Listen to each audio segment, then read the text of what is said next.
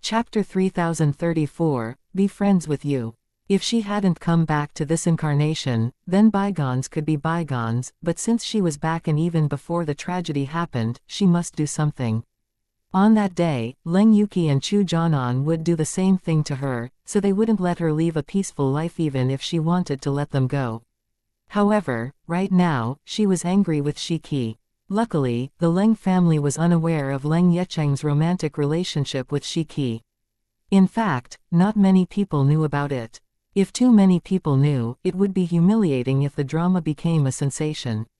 Now, they could deal with it secretly to prevent Leng Yecheng's reputation from being damaged. Leng Xiaoyao's leave was over, so she had to go to school the next day. The majority of the school had lost interest in her total score in the monthly test, but some were still discussing it. Especially when Leng Xiaoyao showed up, they would bring it up. At the gate of their school, Leng Xiaoyao met An Chenmeng. Actually, An Chenmeng waited there for her. The moment Leng Xiaoyao walked over, An Chenmeng said, "Leng Xiaoyao, I gave up. I don't want to join you, but I want to be friends with you. You can't turn me down this time." "Why can't I?" "No, I don't agree," Leng Xiaoyao said at once. Hearing that, An Chenmeng was embarrassed, but she wasn't surprised. However, that wasn't the answer she wanted to hear. "Why?" she argued. "It's up to me whom I want to make friends with. It's not up to you," Leng Xiaoyao said. An Chenmeng was struck dumb for a moment. She understood that she couldn't force Leng Xiaoyao to be friends with her, but she really wanted to be close to her. "What will make agree to be friends with me?" An Chenmeng asked. "I don't know. It depends on my mood. I don't want to be forced to do it. The more you force me, the more I will dislike it," Leng Xiaoyao said. Afterwards, she ignored An Chenmeng and directly walked away. An Chenmeng wanted to say something else, but eventually said nothing, because Leng Xiaoyao plainly said that she disliked being forced to do anything. The more she forced Leng Xiaoyao to be friends with her, the more Leng Xiaoyao would dislike her. "Boss, she completely ignores you. Why do you still want to get her attention?" Lin Xiaoxiao couldn't stand it any longer and criticized An Chenmeng. "Right. Boss, since she's unwilling to accept you, you'll only make a joke out of yourself if you continue," another girl agreed. The other girls said nothing, but they had the same thought. They admired Leng Xiaoyao because she was good at fighting and studying, but that didn't mean they were willing to regard her as their leader. Since Leng Xiaoyao didn't hesitate to embarrass An Chenmeng, they became angry at An Chenmeng. "All right, it's my business. You don't have to judge." An Chenmeng was in a bad mood, and was even more irritated when they criticized her, so she interrupted them and left. "Boss." Lin Xiaoxiao and the other girls immediately chased after her. They were displeased that An Chenmeng shouted at them, but they were angrier with Leng Xiaoyao. It was all because of Leng Xiaoyao that An Chenmeng shouted at them angrily. Even though they were mad at An Chenmeng, they didn't dare to show it. Besides, An Chenmeng always vented her anger on them, and they were already used to it. Because Leng Xiaoyao carried a laptop with her all the time, it aroused other people's curiosity. "Boss, why are you carrying a laptop everywhere?" Shang Mengson asked. "Right, do you want to play games?" Wu Minmin asked. "I need to collect some information," said Leng Xiaoyao. She didn't tell them details, so they stopped asking. In the morning class, Leng Xiaoyao helped her classmates review as usual. When they had the morning classes, their head teacher directly let her do the job. Shang Mengson and the other girls were slightly worried. "Boss has been teaching us for a long time. Can her throat bear that? Why don't we go buy some medicine that is good for the throat for our boss after the classes?" Wu Minmin suggested. "Great." Gao Lele agreed. It didn't damage Leng Xiaoyao's throat at all when she explained the questions to her classmates, but she was still very touched by her friend's care. During the break after the third class, Leng Xiaoyao called Mu Yufan. She asked him whether he had time at 12:30 p.m. If he had, they could meet in a cafe. In order to prevent other students from seeing her, Leng Xiaoyao chose a cafe further from school. It took 5 minutes to get there by taxi. Mu Yufan was waiting for Leng Xiaoyao's call, so he was undoubtedly free and immediately agreed. After the morning classes were over, Leng Xiaoyao directly walked out of school. Because she couldn't help them review that afternoon, she told them beforehand. At 12:20 p.m., Leng Xiaoyao arrived at the cafe, where Mu Yufan was already waiting for her. Although the appointed time was 12:30 p.m., Mu Yufan couldn't wait. He arrived at 12:10 p.m., then went to a private room. At 12:15 p.m., Mu Yufan sent Leng Xiaoyao a message and told her the number of the private room he was in. So as soon as Leng Xiaoyao arrived, she went to the private room. Mu Yufan didn't come alone. There was another partner, Zhou Yongkai, with him. They were both 27. They were still young and graduated from the same university. They were also classmates. Because they were very close, they decided to build a company together after working in other companies for a while. Leng Xiaoyao knocked on the door. Mu Yufan and Zhou Yongkai knew that it was the potential buyer, so Mu Yufan got up to open the door at once. Zhou Yongkai also stood up and turned to look at the door. If he stayed seated when the guest arrived, it would be impolite. When Mu Yufan opened the door, he saw a young girl. He was surprised, and thought that she must have knocked on the wrong door. Chapter 3035, Takeover Fengyang Technology. He couldn't believe that the potential buyer was a girl who looked younger than 20 years old. Looking at Mu Yufan's shocked face, Leng Xiaoyao understood that he didn't think she was the potential buyer because of her age, so she opened her mouth right away. Manager Mu, I'm Leng Xiaoyao. I'm here to talk about acquiring your company. Hearing that, Mu Yufan rounded his eyes in shock. He thought this girl must have knocked on the wrong door, but unexpectedly she was here to talk with him about business. Although she was surprisingly young, he didn't shut her out because she sounded to be the same person on the phone. Therefore, Mu Yufan immediately moved away and invited Leng Xiaoyao inside. Please, Miss Leng. Then Leng Xiaoyao walked into the room. When Zhou Yongkai saw Leng Xiaoyao, he was also surprised, but he heard their conversation, so he knew that she came for business. Therefore, he didn't ask her questions. However, because of her age, they didn't think today's talk would achieve anything. They didn't take Leng Xiaoyao lightly because she was young, but it was hard for a young girl to manage a company. Though if she was a rich heiress and bought a company for fun, that would make sense, but since she was already here, they would treat her politely. Zhou Yongkai greeted Leng Xiaoyao with a smile. Miss Leng, nice to meet you. Please have a seat. Leng Xiaoyao gave a nod, then sat down. Mu Yufan then asked, Miss Leng, have you eaten yet? Mu Yufan was sure that she was still a student, so she should have come right after their morning classes were over. Not yet, I came as soon as our classes were over, but I only need a simple meal. How about you? If you haven't eaten either, I can buy a meal for you, Leng Xiaoyao said. No, we can't let you pay the bill. We'll do that. We haven't eaten either. Mu Yufan declined at once. A simple meal only cost a few dozen yuan. They weren't stingy, so they wouldn't let Leng Xiaoyao pay the bill. Great. It was little money, so Leng Xiaoyao agreed. She ordered spicy fried beef over rice. She loved spicy food, so she wanted it to be the hottest. In addition to that, she also ordered a glass of kumquat lemon tea. Mu Yufan and Zhou Yongkai ordered slightly spicy meat and vegetables over rice and 2 glasses of kumquat lemon tea. After the waiter walked out, Leng Xiaoyao decided to be straightforward, so she directly said, I know you might be doubtful because of my age. You don't think I have the abilities and money to take over your company, but first, I need to let you know that I have the ability and money. In addition, I want to buy your company, not for fun, but for serious business. When a teenager said that, most people would think she was joking and bragging, but they somehow felt Leng Xiaoyao was being very serious. In fact, they could see Leng Xiaoyao's determination and confidence.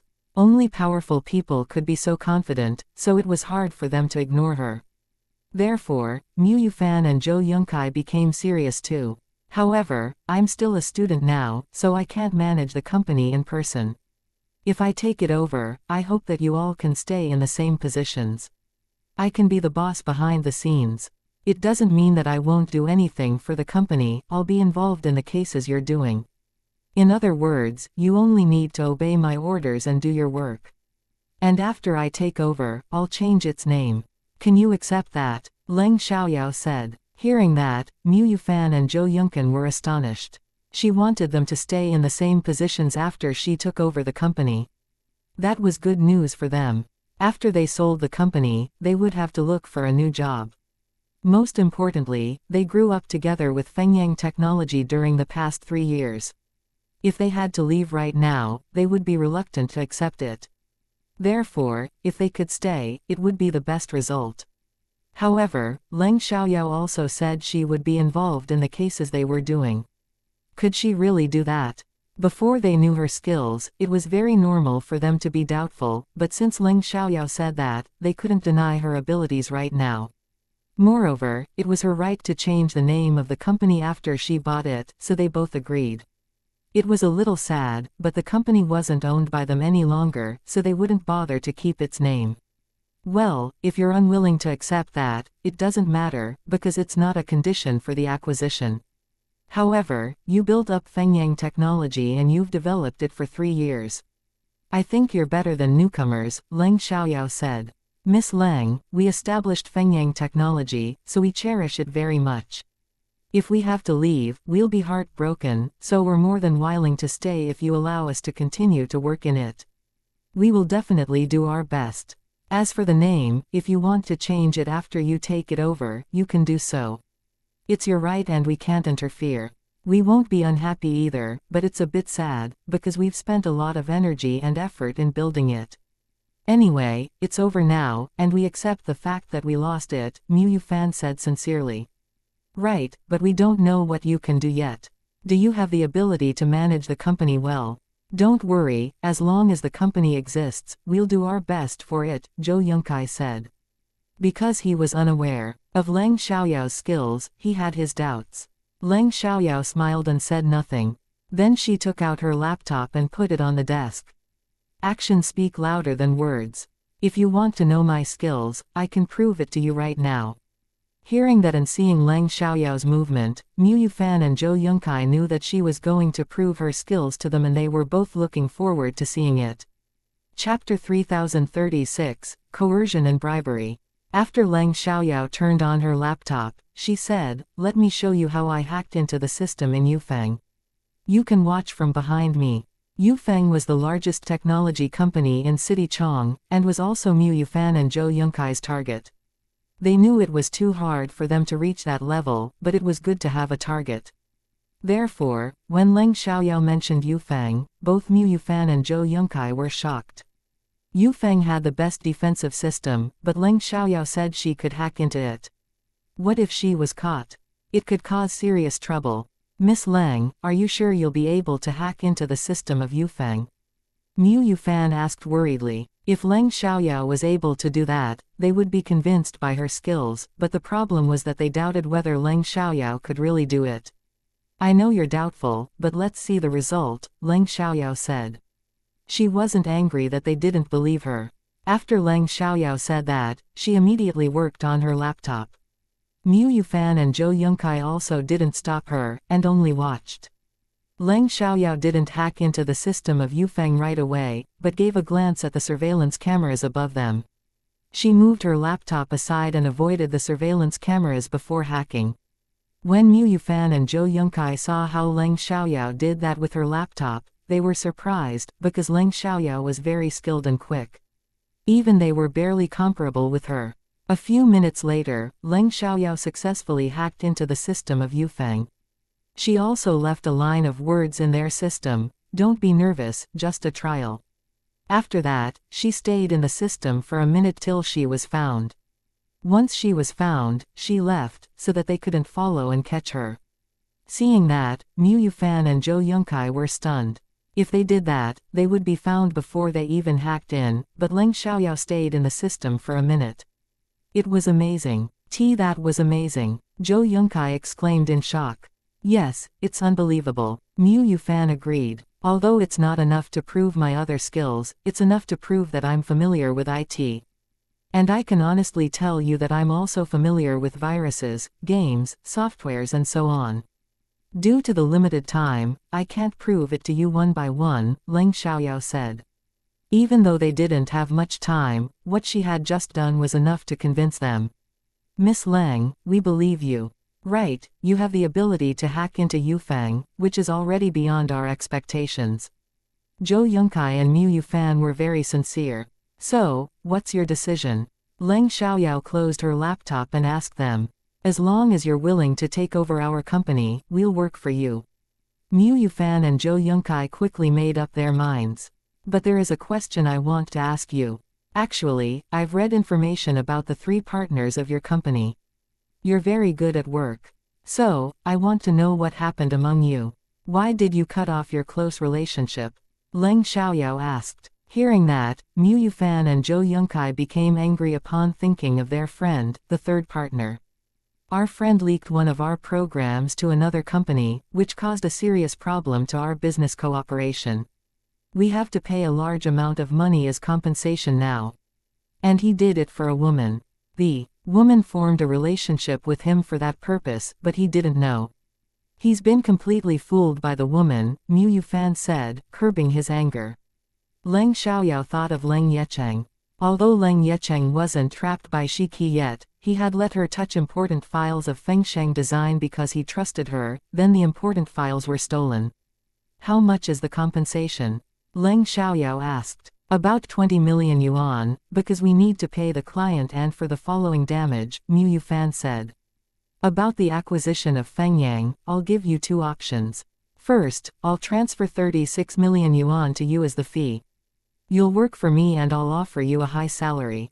Second, I'll give you 26 million yuan and 20% shares. You can have a high salary and dividends every year. I'm going to invest 50 million yuan in Fengyang, so it's a great deal if you can exchange 10 million yuan for 20% shares. I believe I can manage this company very well, and you'll get more than just that at that time. As long as you're loyal to me, I promise I'll be very generous, Leng Xiaoyao said. Hearing that, Mu Yufan and Zhou Yongkai were excited. They didn't hesitate and chose the second option.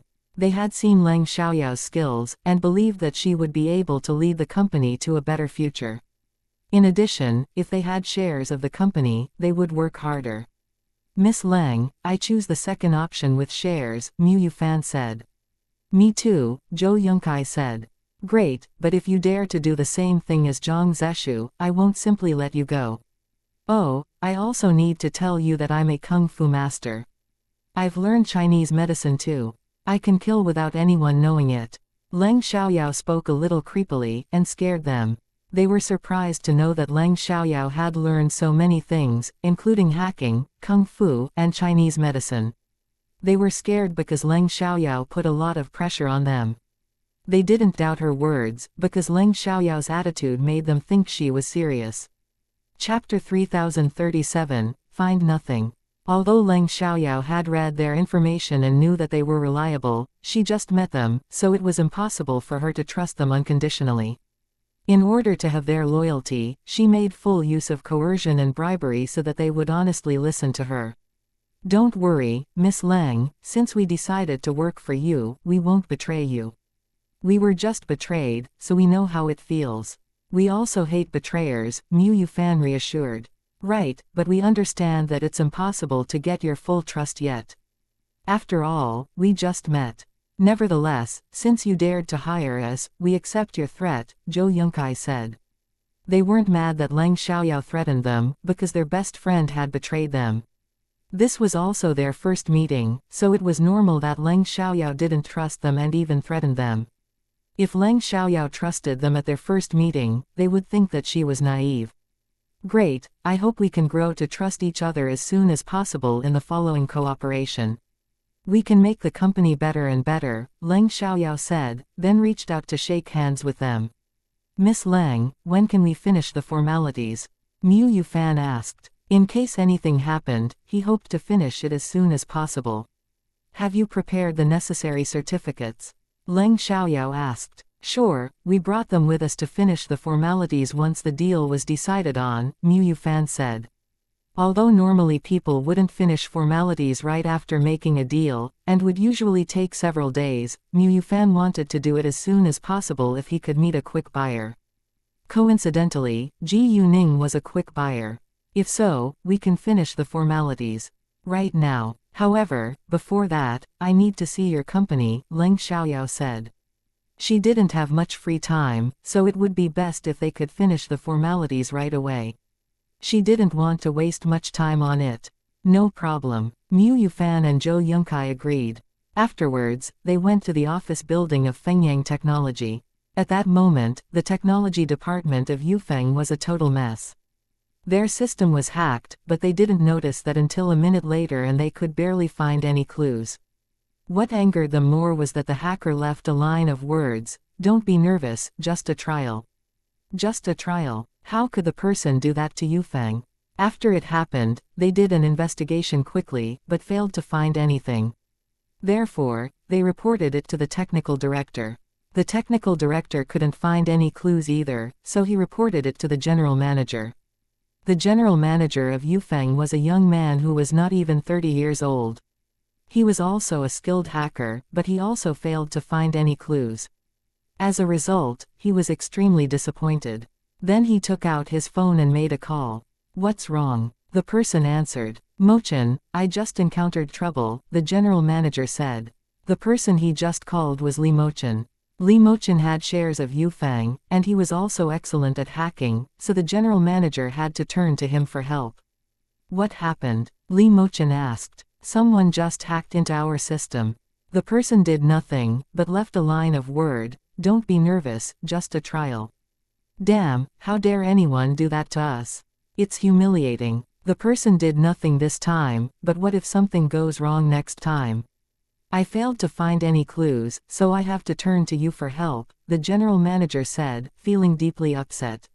Even though he wasn't the best hacker, he was skilled and hadn't lost in a long time, but today, he felt frustrated. Hearing that, Li Mochin was angry too. It sounded like a time bomb, so he had to stop it from happening. "I just arrived at City Chong. I'll come to you right now. See you in half an hour," Li Mochin said.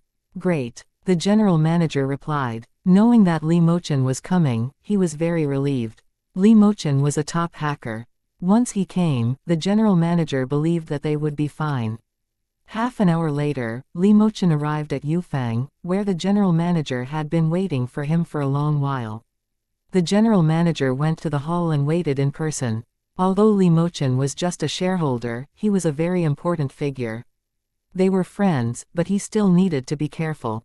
As soon as Li Mochin arrived, the general manager took him to the technology department. "I had great confidence in my hacking skills, but now I feel heavily hit." "Why didn't you have that feeling when you lost to me?" Li Mochin asked. "Because I knew you were better than me," the general manager said. He admitted that Li Mochin was better than him, so he didn't feel upset. In the technology department, Li Mochin conducted an investigation at once, but he also failed to find any clues. "The hacker is extremely skilled, leaving no clue, so we can't find anything. We must reset the firewall in case the hacker hacks in again. Mine is already broken. You can do it this time," the general manager said.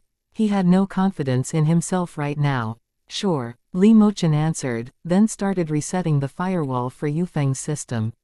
Li Mochin's skills amazed all the professionals, because he was even better than their general manager. They didn't dare to say it aloud, and didn't know Li Mochin's title. They only knew that he was their general manager's friend. At the same time, Leng Xiaoyao and the others arrived at Fengyang. Currently, only a few employees were there, because many left after Fengyang was put on sale. There were 8 employees who had a close relationship with Mu Yufan or Zhou Yunkai. Actually, they wanted to fight along with Mu Yufan and Zhou Yunkai, but it was useless. However, even though they failed, they didn't want to leave and decided to stay till the last moment. Chapter 3038, Not Afraid of Being Overloaded. On their way to the company, Mu Yufan introduced the situation to Leng Xiaoyao. Leng Xiaoyao felt the 8 employees were reliable. When Mu Yufan and Zhou Yunkai walked over with a girl, the staff were confused. "Executive Mu, who is this? Everyone, please gather. I need to introduce someone to you," Mu Yufan said to them, then they surrounded them. "This is Leng Xiaoyao, Miss Leng. She's going to take over Fengyang. She plans to invest 50 million yuan in us. And we can stay and continue to work here. Miss Leng will also give us high salaries. She's also excellent at hacking. Yunkai and I have seen it with our own eyes. We believe Miss Lang can lead our company to a better future. Yunkai and I have made the decision to stay. We'll continue to be the general manager and general supervisor. If you trust us, you can stay with us. If you have a better choice, you can leave as you want, Mu Yufan said. Hearing Mu Yufan's words, all 8 employees were shocked. What? This young girl was going to take over Fengyang. She also decided to invest 50 million yuan in it. Mu Yufan and Zhou Yunkai had seen her hacking skills and agreed that she was at a very high level. Mu Yufan and Zhou Yunkai decided to stay.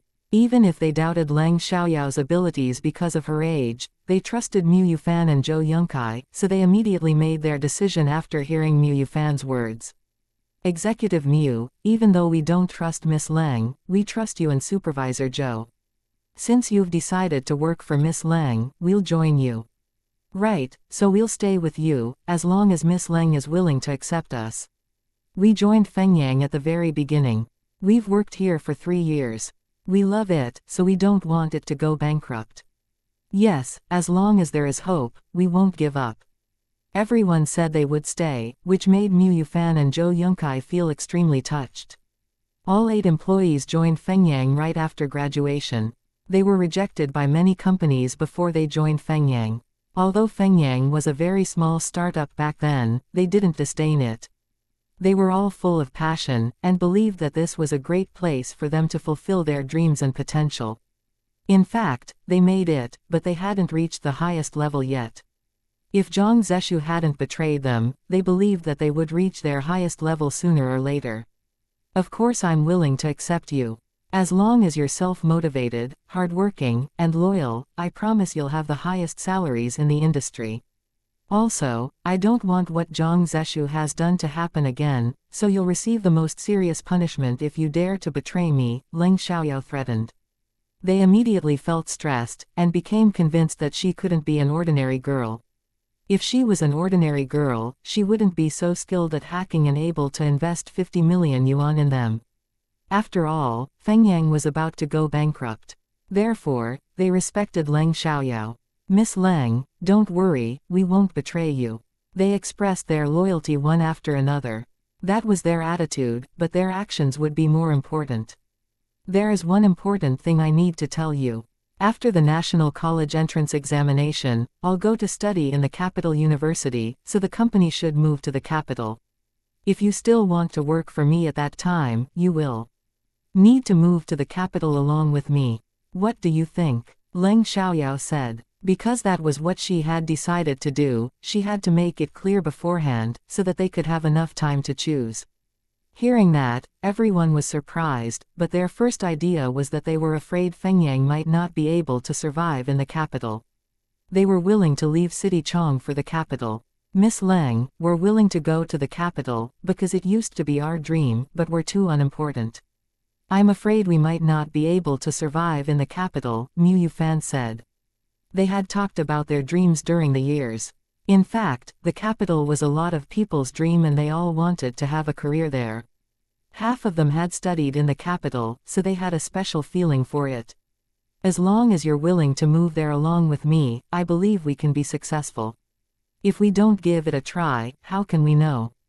Leng Xiaoyao said. Great, we'll go with you. They were excited and couldn't wait to go to the capital. Afterwards, Leng Xiaoyao had a tour around the company, then went to the Administration for Industry and Commerce to finish the formalities. Because Mu Yufan had all the necessary files, it was done within a short time. They spent the afternoon on it, because it was a little complicated. After that, the owner of Fengyang became Leng Xiaoyao, while its name became Xiaoyao Technology. After that was done, Leng Xiaoyao transferred the money to Mu Yufan. They would sign the shareholders' agreement privately. Therefore, after they finished the transfer procedures, they returned to Fengyang and signed the shareholders' agreement. All of them needed to sign a new contract. The others didn't have any disagreements when they heard that Fengyang became Xiaoyao. They were the staff, so they had no power to interfere. Their salaries were raised by 5,000 yuan, which filled them with excitement. Their new boss was really generous. Don't be so excited yet. I raised your salaries, because you're going to have more work. I don't have a plan to hire more people, so we need to do many things on our own, Leng Xiaoyao said, warning them to be prepared. Boss, we're not afraid of being overloaded. We're afraid of losing our jobs. They started calling Leng Xiaoyao boss now. Great. Currently, we don't need new deals. We should pay more attention to maintaining our good relationship with our current clients, but I don't think there will be new deals for the time being, Leng Xiaoyao said. It was true that no one dared to work with Feng Yang again after what had happened. They were afraid that more dramas would occur and that the new boss might not be able to manage the company well. Chapter 3039, Successful Beginning. After all, the drama just happened and Feng Yang was seriously affected. It would take a long time to recover. If they did a new project and it became popular, they might gain people's trust again. So, I plan to do a new project to make Xiaoa known to more people. I want it to be famous once the new project is out, Leng Xiaoyao said seriously. At the beginning, they still felt it was normal, but they lacked confidence when Leng Xiaoyao said that she wanted their company to become famous in the industry. They didn't think Leng Xiaoyao was bragging, because that was also their dream, but they felt it would be very difficult. Leng Xiaoyao understood what they were thinking, so she said, I know your worries, but it's an idea I have had in mind for a long time. I wonder whether you can help me. What is it? They asked her. How much do you know about programming games? Leng Xiaoyao asked. Upon hearing that, they realized Leng Xiaoyao wanted to make a game, but that wasn't easy at all, so they were shocked. We've done several website games, but we've never succeeded in making mobile games, Mu Yufan said. They were involved in the technology industry, so they could make games, but they weren't skilled enough to make a good one. It's not a problem. I can do the programming, and you only need to maintain it. I'll teach you how to do it later. I'll write down the story and characters later. You can get familiar with it first, Leng Xiaoyao said. Hearing that Leng Xiaoyao would do the programming, everyone was surprised and amazed. Boss, can you do that alone? You'll be exhausted, Zhou Yunkai said worriedly. It took a long time to finish a single character in the game. And there would be at least a dozen main characters and some unimportant characters in a game. It was a lot of work. It's fine. Actually, I'm already doing it. Within a month I will finish all the characters. The programming should take about a month. After I take the National College Entrance Examination, it can be released, Leng Xiaoyao said. Hearing that Leng Xiaoyao could finish all the characters and release the game within 2 months, they were astonished. Even a team could barely do the work that quickly, but Leng Xiaoyao was alone. What surprised them more was that Leng Xiaoyao was still a student and that she was going to write the National College Entrance Examination soon. In that case, how did she have enough time to make the game? Normally, senior high school students would feel they didn't have enough time to review. Even though Leng Xiaoyao told them that she was already coding the game, they still felt it was unrealistic to finish it within 2 months. Boss, if you're going to take the National College Entrance Examination, do you have enough time to make the game? Mu Yufan asked. Yeah, you need to go to class and review. You can't neglect the exam because of the game, Zhou Yunkai said. He was worried about Leng Xiaoyao's study. No need to worry about that. Even if I don't review, I can easily get a total score of 700 points. And I study hard in class. I only make the game after class. You don't need to worry about me. I know how to handle it, and I never do things if I don't have the confidence, Leng Xiaoyao explained. If she was an ordinary girl, she wouldn't dare to say that, but she was a cultivator. It wouldn't affect her at all even if she stayed up all night. In fact, Leng Xiaoyao stayed up all night to make the game after the evening class was over. Sometimes, she asked for leave. She could also stop helping her classmates with reviews on weekends once in a while, then she had 2 more days to make the game. The others were still worried, but since Leng Xiaoyao said that, they said nothing else. After all, she was the boss. If they argued against her, it would be disrespectful. All right, it's late now. You can get off work and go home now. Manager Mu, you can pull me into your WeChat group. If you have any questions, you can mention me on WeChat when I'm absent. I'll reply to you once I read it, Leng Xiaoyao said. Sure, Mu Yufan agreed. After that, Leng Xiaoyao left after Mu Yufan gave her the key to the office building. When Leng Xiaoyao was gone, the staff didn't leave right away. Instead, they cleaned the floor and left an office for Leng Xiaoyao. Mu Yufan used to be the general manager, so he had the largest office. Without hesitation, he moved out and left it for Leng Xiaoyao. Then he moved into the office of the deputy manager, where Zhang Zeshu used to be. After that, they talked about what Leng Xiaoyao had told them. Hey, do you think the boss can really do what she said? I can't believe it. Yeah, I trust her, but I don't think it's possible. I also think so I'm slightly worried. Alright, no need to be so worried. I believe our boss can do it. She's so impressive. Even if we fail, we can try again till we succeed. I don't think we'll lose anything if we can't finish the game within 2 months. We can just postpone it, Mu Yufan said. Hearing that, the others agreed and stopped being worried. The boss said that she'll give us high salaries as long as we work hard and stay loyal, but if any of you dare to betray the company, I believe she'll punish you seriously. I hope you can keep it in mind. Yunkai and I will do the same thing. If the company can develop better and better, it'll be good for all of us. Otherwise, we won't be able to live a good life. Anyway, we need to work for our future, Mu Yufan said. Manager Mu, we'll do our best. We'll never betray the company.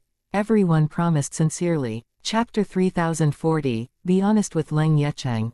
After Leng Xiaoyao left, she didn't go to school, but to the hospital. Anyway, she had asked for leave. At this time, it was about 6 p.m., so she had a meal before going to the hospital. There was a nurse taking care of Leng Yecheng, so Leng Xiaoyao didn't need to worry about him. Leng Yecheng was on the phone with Shi Qi. Leng Xiaoyao didn't fear she would interrupt them and directly walked inside.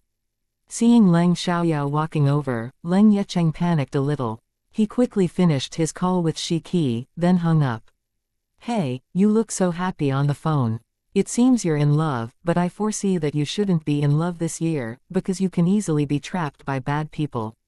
You might be ruined by a woman. Leng Xiaoyao joked, but suddenly became serious. At the beginning, Leng Yecheng felt a little guilty and thought Leng Xiaoyao noticed that he was different. If she continued to ask him about it, he wouldn't keep it a secret from her any longer, but in the end, Leng Yecheng was upset. However, he wasn't mad at Leng Xiaoyao and simply thought she was joking. Oh, you can foresee what will happen in the future? Leng Yecheng asked curiously. Of course, so I'm not joking with you, Leng Xiaoyao said. Hearing that, Leng Yecheng was unhappy. He understood that Leng Xiaoyao wouldn't lie to him. Was there really a problem between him and Shi Qi? If you don't believe it, I can elaborate on that. Shi Qi is your girlfriend, right? You've been in a romantic relationship for 2 months and a week, Leng Xiaoyao said straightforwardly. Leng Yecheng was surprised. It turned out that Leng Xiaoyao knew everything. Since she knew, there was no need for him to keep it a secret. In addition, he wanted to know why Leng Xiaoyao said that. Yes, how did you know that? I told you I can foresee things, so I foresaw it too. And I know you met each other at a party. In the beginning, you were merely strangers. You got familiar during the events afterwards. You exchanged phone numbers and WeChat accounts. Gradually, you were attracted to her. You felt as if you had a lot of things in common. As time went by, you fell in love with her and you started dating. 3 months later, you confessed your feelings for her, Leng Xiaoyao said. Right, but Leng Yecheng didn't think Leng Xiaoyao foresaw all of this because she told so many details. It seemed as if she knew something, so he asked, "Are you sure you foresaw everything instead of knowing something beforehand?" "Fine, I didn't foresee that, but I found it out. You know I'm good at hacking. When I met her the day before yesterday, I knew there was a special relationship between you," Leng Xiaoyao said.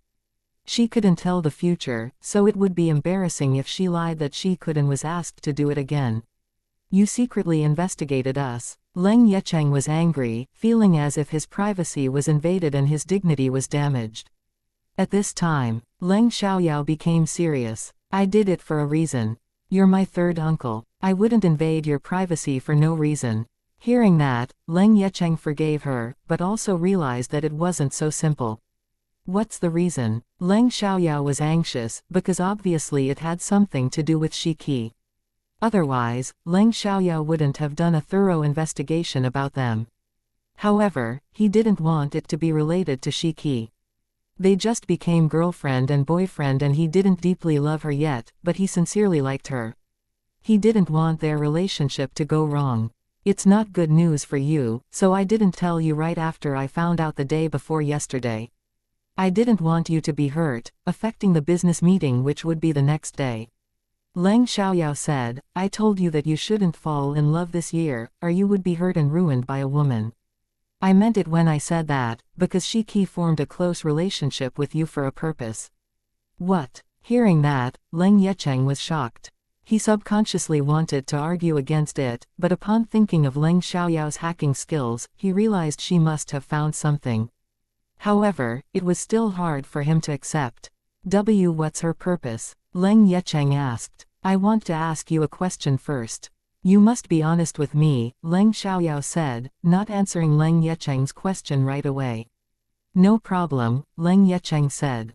Have you had sex with Shiki yet? Leng Xiaoyao asked. Facing his niece, Leng Yecheng felt embarrassed, but still answered honestly. Not yet. Knowing that, Leng Xiaoyao was relieved, then she continued. You didn't want to, or did she not want it? I didn't want to do that yet, because I didn't feel our relationship was stable enough yet, Leng Yecheng said. In that case, Leng Yecheng was a real man. What's your relationship with Song Shuyan? Asked Leng Xiaoyao. Upon hearing Song Shuyan's name, Leng Yecheng was displeased. We had a fight over a girl during the last semester in university. I broke one of his ribs, but he started it. I tolerated him again and again, but couldn't stand it any longer, so I fought against him. Although his rib was broken, I also had a concussion. I lay in bed for 3 months before I made a full recovery. After he finished, Leng Yecheng suddenly realized that Shiki might have a relationship with Song Shuyan, so he immediately asked, does Shiki have a relationship with Song Shuyan? Yes, Shiki works in Song Shuyan's company. She's his mistress and pawn, Leng Xiaoyao said. Shiki was Song Shuyan's mistress because Song Shuyan was already married. Therefore, their relationship couldn't go public. What? Leng Yecheng was extremely hurt. It was impossible for him to accept that. He had no idea how it became like this. It had been years, but now it seemed that Song Shuyan harbored a grudge against him and even arranged for Shiki to form a close relationship with him in order to get revenge. Chapter 3041, A Bright Future. Why? Why would they do that to me? Leng Yecheng couldn't accept it, but didn't question Leng Xiaoyao, because he believed that Leng Xiaoyao had no reason to fool him. Even though Leng Xiaoyao didn't want Leng Yecheng to be hurt, it was necessary for her to tell him the truth. I discovered that Shiki and Song Shuyan regularly meet in Shiki's apartment, so I spied on Song Shuyan. When I saw him go to see Shiki at the company, I followed him, then took a video of them having sex. Shiki's apartment. She lives outside alone. Leng Yecheng was surprised. He didn't know that Shiki lived outside alone, because she always told him that she stayed at home. He believed it. Every time he drove her home, he stopped his car outside the block. Now it turned out that Shiki lived outside to have an affair with Song Shuyan and she kept it a secret from him. Where is the evidence? Let me see it, Leng Yecheng said at once. Although he believed Leng Xiaoyao, he still wanted to see it with his own eyes. Leng Xiaoyao took out her phone and played the video, then handed her phone to Leng Yecheng. When Leng Yecheng watched the video, he was furious. He almost lost control of himself and smashed the phone, but he still curbed his anger and calmed down. After making sure that the man and the woman in the video were Song Shuyan and Shiki, Leng Yecheng stopped watching it before he really lost control of himself. He was sad, furious, and humiliated. He was trapped by a woman, and he noticed nothing wrong. If it hadn't been for Leng Xiaoyao, he could have lost everything, including Fengsheng design. Thinking of that, he felt scared. Even though he was extremely hurt that Shiki cheated on him, he didn't love her deeply, so it wasn't difficult for him to get over it. Uncle, I know you're heartbroken since you were hurt by the woman you like, but I hope you can get over it as soon as possible. After leaving the hospital, I want you to live a good life as usual, Leng Xiaoyao said, "Don't worry, I'm fine," Leng Yecheng said, though he was still very upset. Anyway, he would get over it. He was a sensible man, and wouldn't immediately devote himself to a romantic relationship. After all, there wasn't deep love between him and Shiki yet. In addition, he had principles. If Shiki became his girlfriend for a purpose and had cheated on him, he would definitely hate and disdain her. He wouldn't punish himself for other people's faults. "Oh, you can leave their affair to me. I won't let them go easily since they dare to hurt my family. So, I hope you won't stop me," Leng Xiaoyao said. Although Shiki formed a close relationship with Leng Yecheng for a purpose and Leng Yecheng now knew about it, Leng Xiaoyao was afraid that Leng Yecheng would forgive her because he hadn't suffered any losses yet. However, in Leng Xiaoyao's eyes, her family suffered a loss. Leng Yecheng was extremely hurt. In the previous incarnation, Shiki and Song Shuyan's scheme succeeded, but it didn't mean they could get away with it in this incarnation. She was reincarnated to deal with these things. Although Leng Yecheng was indeed furious and sad after finding out that Shiki cheated on him, he had really liked her and was unwilling to punish her. After all, he was only hurt and sad, but didn't lose anything. Anyway, Leng Xiaoyao was so protective of him, so he didn't want to disappoint her, so he decided to leave it to her. If he stopped Leng Xiaoyao, she would be upset. Anyway, Shiki and Song Shuyan had hurt him, so he ought to pay them back. That night, Leng Xiaoyao stayed in the hospital to be with Leng Yecheng. She knew he wouldn't do anything to hurt himself, but she didn't want to leave him alone. In order to distract him, Leng Xiaoyao chatted with him. Leng Yecheng indeed felt better when Leng Xiaoyao talked with him. "Uncle, if I want to start up a company in the technology industry, what do you think?" Leng Xiaoyao asked. "You'll have a bright future. You're so good at hacking and you're a quick learner. I think you can easily learn new skills even if there is something you're not familiar with," Leng Yecheng said. He didn't doubt Leng Xiaoyao's abilities at all. "I had the same idea, so I've decided to start up a technology company," Leng Xiaoyao said. "If you want to start up a company, I can give you money, but it's not easy." "How much do you know about management?" Leng Yecheng asked. He wouldn't stop Leng Xiaoyao from having her own career, but it wasn't easy. He hoped she could be prepared. "I've learned a lot about it. Otherwise I wouldn't have thought of having my own company, but I'll do it after the National College Entrance Examination," Leng Xiaoyao said. She didn't want Leng Yecheng to be worried. "As for the money, I can make money by myself. After all, I have great confidence in the stocks we bought." "Oh, I didn't remember that." Leng Yecheng suddenly remembered the stocks he had bought and immediately took out his phone to check them out. When he saw the stocks were declining, he was shocked. "Yao, uncle, trust me. It's fine. After a few days, the prices will be lower. Many people will sell them. Then we can buy them back," Leng Xiaoyao said confidently. Leng Yecheng wasn't very confident, but still chose to believe Leng Xiaoyao. Although he was distracted when Leng Xiaoyao talked with him, he was still sad when he was alone with his thoughts. Afterwards, Leng Xiaoyao hacked into the surveillance cameras around Shiki's apartment again. Song Shuyan stayed there again. Then Leng Xiaoyao sent the video of them having sex to Song Shuyan's wife.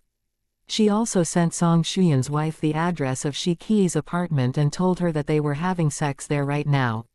Chapter 3042, Lose Everything. Leng Xiaoyao did that with her phone, but hid her phone number using her hacking skills. She also deleted the record. Even if Song Shuyan's wife wanted to find out who she was, it was impossible for her to find any clues. A few minutes later, Song Shuyan's wife read the messages and instantly became furious. No woman could stand her husband betraying her, unless they were in an open relationship. Song Shuyan's wife couldn't accept it either. Without delay, she turned to her two older brothers for help, and they went to Shiki's apartment at once. Without surprise, they caught Song Shuyan in Shiki's apartment. His two brothers-in-law beat him heavily. His wife also beat Shiki. Both Song Shuyan and Shiki were struck dumb. They couldn't believe that Song Shuyan's wife found them and even came over. They thought they hid their affair very well. Given what Song Shuyan had done, his wife was determined to divorce him. In fact, Song Shuyan got his current job through his connection with his brother-in-law, so his career would be ruined after they divorced. The next morning, Song Shuyan received a call from the company and was told that he was fired. Shiki also lost her job. The news that Song Shuyan and Shiki were caught immediately became a hot topic on the entertainment news. After all, Shiki had some fame, so she gained a lot of attention after the news spread. Song Shuyan's wife intended to ruin them, so she paid an internet water army to make the news popular. Because Song Shuyan and Shiki were manager and subordinate, their affair aroused a lot of criticism. Leng Yecheng read the news right away, because Leng Xiaoyao told him about it before going to school that morning. Perhaps their affair will be exposed this morning. During my investigation, I learned that Song Shuyan's wife isn't weak. She will definitely ruin their careers and reputation.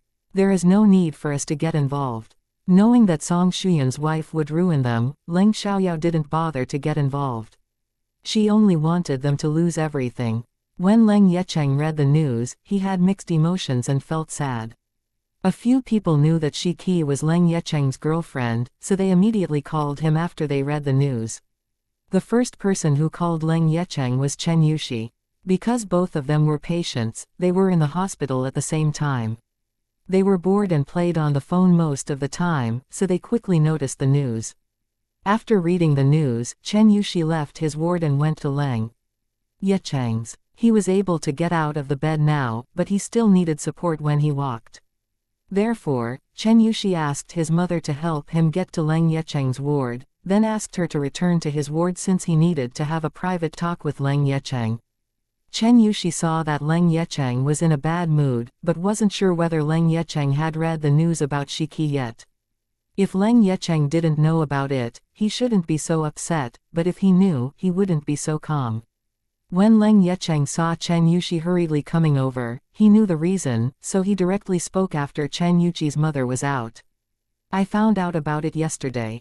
It was Yao Yao who told me. And she took the video and sent it to Song Shuyan's wife. Hearing that, Chen Yushi was astonished. He didn't expect it to have been done by Leng Xiaoyao, but he appreciated Leng Xiaoyao for doing that and admired her more than before. He was curious about how Leng Xiaoyao did it, but he knew it wasn't the right time, so he asked nothing. Even though Leng Yecheng would be hurt if it was exposed, he would only hurt more deeply if it was left a secret. After all, it was better to deal with painful things quickly. I know no one likes this, but it's a good thing that you found it out earlier, Chen Yushi said. He didn't want to comfort Leng Yecheng with meaningless words. Talk was cheap. Only Leng Yecheng knew how it felt when one was betrayed. Chen Yushi also understood that Leng Yecheng had his own principles, so he would get over it after a while. Sure, you can go back and rest. I'm fine. I just need some time alone, Leng Yecheng said. He had his own principles, but he still needed time to get over it. Great. Chen Yushi didn't bother Leng Yecheng any longer, and walked out. After the news went out, Song Shuyan hid in his own apartment outside, while Shiki didn't dare to go anywhere. She also hid in her apartment. The moment Shiki's family heard the news, they called her and seriously criticized her. It was a shame that they had such an amoral daughter. After that, many friends called Shiki too, but Shiki directly turned off her phone. She knew none of them really cared about her. It was true. They only wanted to make fun of her now that she was in trouble. Shiki didn't dare to contact Leng Yecheng. She had no idea whether he had heard the news yet. Even if he didn't know yet, he would sooner or later. What she didn't know was that Leng Yecheng had directly deleted all ways of contacting her, because it would be humiliating if he left her in his contacts. Only people Leng Yecheng trusted was aware of his romantic relationship with Shiki, so they called him because they really cared about him. Therefore, Leng Yecheng answered their calls. If he refused to answer their calls, they might think he was too heartbroken to talk to anyone. In that case, they would be even more worried about him. After knowing that Leng Yecheng was fine, the people who cared about him were very relieved. Han Yu was doing much better now. After making sure that he was totally fine, he called Leng Xiaoyao and transferred 50 million yuan to her. Chapter 3043, Xiaoyao isn't ugly at all. She didn't lack money, though it was in the previous incarnation to be specific. She could make money at a very young age. In her past life, she had over 100 million yuan savings, but now she badly needed money, a lot of money. Therefore, she was excited when she saw such a large sum of money being transferred into her account. Without hesitation, she invited her friends to have a big meal. "Boss, why are you so happy?" Everyone could see that Leng Xiaoyao was extremely happy, so Xiang Mengxin asked curiously. "Right, did you pick up money on the streets?" Wu Minmin asked. Jokingly, "I think boss must have won the lottery," Tong Xiaobei chimed in. "None of what you said. Stop guessing. I've invited you for a meal many times before. There is no need to think of a reason," Leng Xiaoyao said. The other girls agreed, not thinking much of it. Although they were going to have a big meal, they would normally eat all kinds of delicious food, so it wasn't really a big meal. It was just a regular meal that they would usually eat. "Boss, you know what, my younger uncle won't stop talking about you these days. My grandparents even think he might have fallen in love with you. They even asked him to bring you home. It's so amusing," Xiang Mengxin said. Because Xiang Mengxin and Leng Xiaoyao were close friends, the Xiang family and the Ling family had heard a lot about Leng Xiaoyao. They didn't have a good impression of Leng Xiaoyao in the past, but now they were totally amazed by her. "Oh, do they know that I'm ugly?" Leng Xiaoyao was also amused and joked. "Boss, you're not ugly at all. Only people with a bad aesthetic will think you're ugly. You only have some freckles on your face. After the National College entrance examination, you can remove them. Right, you have delicate features. As long as the freckles are removed, you will be prettier than Leng Yuki." "Yes. So, boss, you shouldn't say you're ugly. You're not ugly at all." The other girls denied it at once, because they clearly knew that Leng Xiaoyao wasn't ugly. Leng Xiaoyao only had some freckles, but her features were very beautiful. Therefore, they didn't want to hear anyone say that Leng Xiaoyao was ugly. They didn't allow Leng Xiaoyao to say that. In fact, they had taught many people a lesson in the past for saying that Leng Xiaoyao was ugly. "I'm just saying, don't be so emotional. I know I'm a great beauty. My father is handsome, and my mother is very beautiful. It's impossible for me to be ugly. I've made up my mind. After the National College entrance examination, I'll remove all the freckles on my face." Leng Xiaoyao was touched to see that her friends were so protective of her. Actually, in this incarnation, her appearance was no different from the previous incarnation. She was indeed a great beauty. When she put on makeup before going to the casino last time, everyone was stunned by her beauty. "Great, we're looking forward to it. Right, you'll amaze all the people who said you're ugly. They will be stunned and many people will be jealous of you. Ha ha, I can't wait to see their jealous faces." Because many teachers now let Leng Xiaoyao help the students with reviews during their classes, she didn't have to do it during the break. However, it was up to her whether she wanted to. It was tiring for Leng Xiaoyao to help her classmates review, so they couldn't occupy all her time. Therefore, Leng Xiaoyao and her friends spent a long time eating, before returning to the classroom. In the classroom, Leng Xiaoyao didn't help them review right away. Instead, she rested for a while first. After all, the first afternoon class was the head teacher's class, and he would let her do the reviews then. Leng Xiaoyao also didn't start reviewing at once, but took out her phone and checked the situation in the stock market. The stocks she had bought were all declining, but they were not to the bottom yet. However, Leng Xiaoyao found many people were already buying those stocks in bulk. Quickly, she felt threatened. It seemed she wasn't the only one who knew the real value of the stocks. In that case, she couldn't wait any longer, or the stocks would all be bought by other people. Then she couldn't make any money. Without delay, she sent Leng Yecheng a message and told him to buy the stocks. After reading Leng Xiaoyao's message, Leng Yecheng immediately took action. Although he still doubted whether it would be successful, he chose to believe Leng Xiaoyao. Ji Yuning bought some stocks with her phone, and decided to investigate it with her laptop after the classes were over. She wanted to know who was buying the stocks in bulk. Finally, the afternoon classes were over. Leng Xiaoyao didn't eat with Xiang Mengxin and the other girls. She said she needed to deal with something, then left school with her laptop. Leng Xiaoyao went to the cafe outside their school, then sat in a corner. She needed to hack into the buyer's account with her laptop, so she didn't want other people to see what she was doing.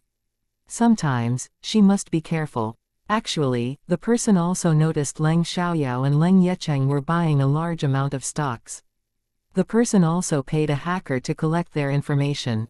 As a result, when Leng Xiaoyao logged in, she found someone had hacked into her account. She was instantly mad. Luckily, the person did no damage, but Leng Xiaoyao decided to hack into the person's account at once. The person's account was under tight security, so it was hard for people to hack into it. Nevertheless, Leng Xiaoyao was a master at hacking, so she quickly hacked into it. The moment she hacked into the account, the person noticed it and followed her.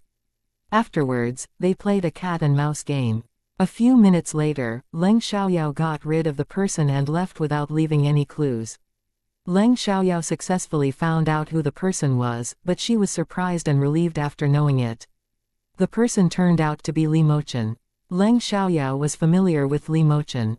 She knew he was good at hacking, but unexpectedly his level was much higher than she had thought. Chapter 3044, Be suspicious of Leng Xiaoyao. However, that wasn't strange. After all, she had never tried to learn about him. Li Mochen was also surprised after he found out that Leng Xiaoyao and Leng Yecheng were buying the stocks. He didn't know it was Leng Xiaoyao who just hacked into his account, but he thought it must be Leng Xiaoyao or Leng Yecheng. He hacked into their accounts a short time ago, and his account was hacked afterwards. In addition, he hacked into their accounts in order to see why they were buying the stocks. He bet they must have the same idea. After all, only the three of them were doing that. In that situation, he was surely targeted. Normally, no one would buy stocks that were declining rapidly. Did Leng Xiaoyao and Leng Yecheng know something secret, so they bought the stocks? Moreover, he was surprised by their hacking skills. Even he failed to catch them. He believed they were better than him at hacking. After that, Li Mochen wondered whether they were the ones who had hacked into Yufeng before, but there was no evidence, so he wouldn't jump to conclusions. Neither Leng Xiaoyao nor Li Mochen had the intention of causing the other trouble. They were both relying on their own abilities to buy stocks. Leng Xiaoyao bought stocks of 3 companies, while Li Mochen targeted only one company, which was highly likely to make a fortune. Leng Xiaoyao wondered whether Li Mochen had a relationship with the company. Otherwise, why was he buying its stocks? Or, an idea dawned on Leng Xiaoyao. Was it possible that Li Mochen traveled in time or was reincarnated like her? However, if Li Mochen had the same experience as her, why did he treat her like a stranger? Did he not want to have any relationship with her? Leng Xiaoyao felt a little upset. She knew that she owed Li Mochen a lot. She even caused his death. She didn't think anyone could accept that, including herself. If that was the reason, she wouldn't bother him again, but she still needed to do what she ought to. Because she wasn't sure whether Li Mochen had the same experience as her, she needed to make sure of it first. After all, perhaps Li Mochen had a close relationship with the company, and they might have an inner problem which caused the turmoil. It was also possible that he was trying to save the situation. It was hard to tell which was the truth. After staying in the cafe for a while, Leng Xiaoyao went back to school for the evening class. By accident or by intention, when Leng Xiaoyao sat in the Leng family's car going back home, she saw Li Mochen's car once more. And they met each other's eyes. Because Leng Xiaoyao was thinking about Li Mochen, she looked a little guilty when Li Mochen saw her. Seeing that, Li Mochen was sure that the hacker who had hacked into his account must be Leng Xiaoyao or Leng Yecheng. He felt it was more likely to be Leng Xiaoyao. He had spent time with Leng Xiaoyao. At a young age, she was very outstanding among her peers. She was as skilled as him at racing cars and fighting. Moreover, she behaved a lot more maturely than her age. Given what he knew about Leng Yecheng, he didn't think Leng Yecheng was good at information technology.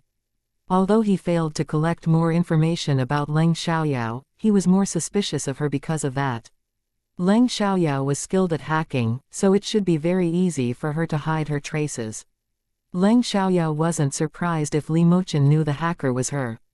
She felt guilty because she had her own thoughts. She thought it was a quick meeting, but unexpectedly an accident happened when they were 5 meters away from each other. The car behind Li Mochen's car suddenly exploded and it was very powerful. Because Leng Xiaoyao's car was only 2 meters away from the car, it was affected by the explosion and hit the cars nearby. If there hadn't been cars around them, they would have been pushed a few meters away. The car windows were broken in the explosion. Luckily, Leng Xiaoyao reacted quickly and released her magical energy to fight against the blast, so they weren't hit by the pieces of broken glass. Uncle Lu and Leng Yuki, however, were struck dumb.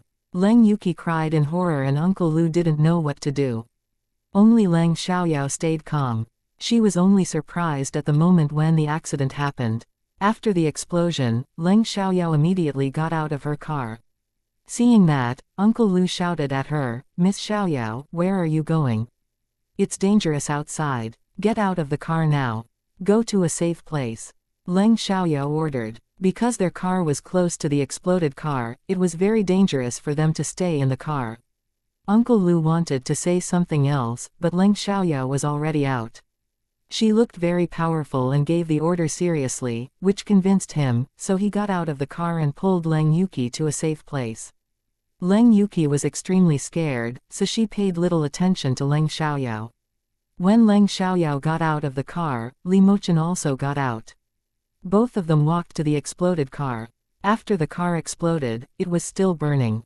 When Leng Xiaoyao got out of her car, she took a cushion. She needed to put out the fire, otherwise it would cause more serious damage. Because there was a lot of traffic on the road, cars moved slowly even though there wasn't a traffic jam. After the explosion, all the cars got pushed by the blast and knocked against one another. They had to help the crowd disperse and stop another crash or explosion from happening. Chapter 3045, Put out the fire and rescue people.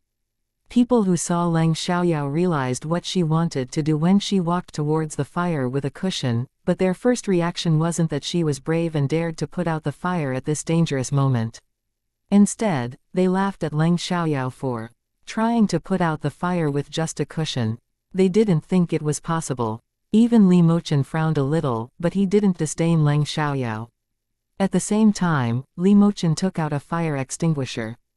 However, because the fire was too powerful, one fire extinguisher was barely useful. As a result, even though Li Mochen wasn't optimistic about Leng Xiaoyao's actions, he didn't stop her.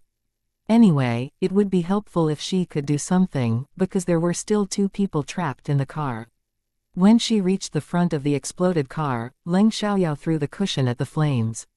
Onlookers waited to see a drama, but unexpectedly the fire was put out the moment it was covered by the cushion. In an instant, everyone was surprised, including Li Mochen. It was really unbelievable. If other people needed to put out the fire, it would be very difficult, but Leng Xiaoyao used her magical energy, so the fire was quickly extinguished. This time, no one dared to make fun of her again. After she put out the fire, she won their respect.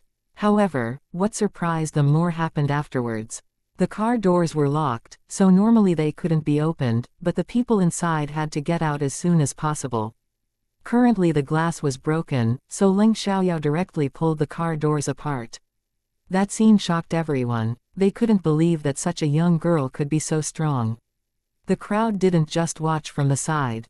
They were also busy calling the police and the hospital. Not only the people in the exploded car were injured, other people nearby were also hurt. At that moment, some people took pictures of the scene. After Leng Xiaoyao removed the car doors, she turned to Li Mochen and said, "Help them out." She asked Li Mochen to rescue the people in the car. The moment Leng Xiaoyao finished speaking, she hurriedly went to the driver's seat and used the same way to remove the door. Once Li Mochen heard Leng Xiaoyao's words, he gave the fire extinguisher to his subordinate and told his subordinates to continue putting out the fire. Afterwards, he ran to rescue people. He wasn't mad that Leng Xiaoyao ordered him to do it, because they had to make full use of the time. Moments later, Li Mochen carried a person out of the car, which shocked the crowd. The person was seriously injured, but was still alive, so Li Mochen quickly placed the person down at a safe place, then ran back. When Li Mochen ran back, Leng Xiaoyao was about to carry someone out of the car. Li Mochen stopped her at once. "Leave it to me. As soon as he finished, he ran in front of Leng Xiaoyao to carry the driver, then move the driver to the safe place. Leng Xiaoyao and Li Mochen's subordinate continued to put out the fire. The driver was also badly injured, but luckily he was still alive. After Li Mochen moved them to a safe place, he immediately returned to put out the fire with Leng Xiaoyao. This time, someone gave him a fire extinguisher. With 2 fire extinguishers and Leng Xiaoyao's cushion, they put out the fire faster. From the beginning to the end, they completely put out the fire within 3 minutes. Uncle Lu watched everything, and was amazed by Leng Xiaoyao, but he was also scared by the scene because it was very easy for Leng Xiaoyao to be injured. At the beginning, Leng Yuqi paid no attention to Leng Xiaoyao, but she soon noticed her. She was jealous of Leng Xiaoyao for being so brave, but she also wanted Leng Xiaoyao to be injured in the fire. They were bitter enemies now, so she had no sympathy for Leng Xiaoyao even if Leng Xiaoyao was injured. After Leng Xiaoyao put out the fire, she immediately ran towards the sidewalk to check on the injured people's condition. The injured people were wounded all over their bodies, and were bleeding badly, but there were no bandages. However, there were too many people, so Leng Xiaoyao couldn't directly put magical energy into their bodies to help them recover. Right when Leng Xiaoyao was thinking about what to do, she raised her head and saw a silk scarf store. Without delay, she walked towards it and asked about the price. Because it was a street store, the silk scarves weren't expensive and cost 50 yuan each. Leng Xiaoyao grabbed about 7 silk scarves, then gave the store owner 500 yuan and quickly went back to the injured people. Seeing what Leng Xiaoyao was doing, the store owner felt extremely embarrassed. He shouldn't have taken the money. But he was a businessman, not a philanthropist, so he had to make money. However, he knew Leng Xiaoyao paid him more than the total price. Given the emergency, he couldn't take more money from her even though he wouldn't give them to her for free. Therefore, he took out 5 silk scarves and ran towards Leng Xiaoyao, then gave them to her. Leng Xiaoyao understood why he did that, so she accepted the silk scarves and gave him a grateful smile. The store owner didn't think that Leng Xiaoyao was beautiful, but her smile warned him. It was indeed pleasant to do good deeds. Getting back to the injured people, Leng Xiaoyao wrapped the driver's wounds first, because he was more seriously injured.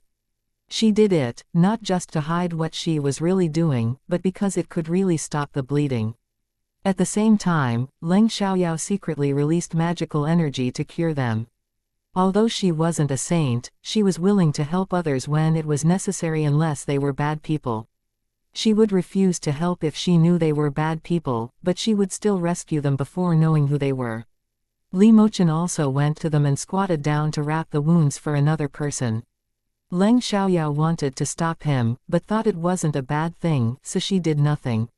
She would secretly put her magical energy into the person's body afterwards.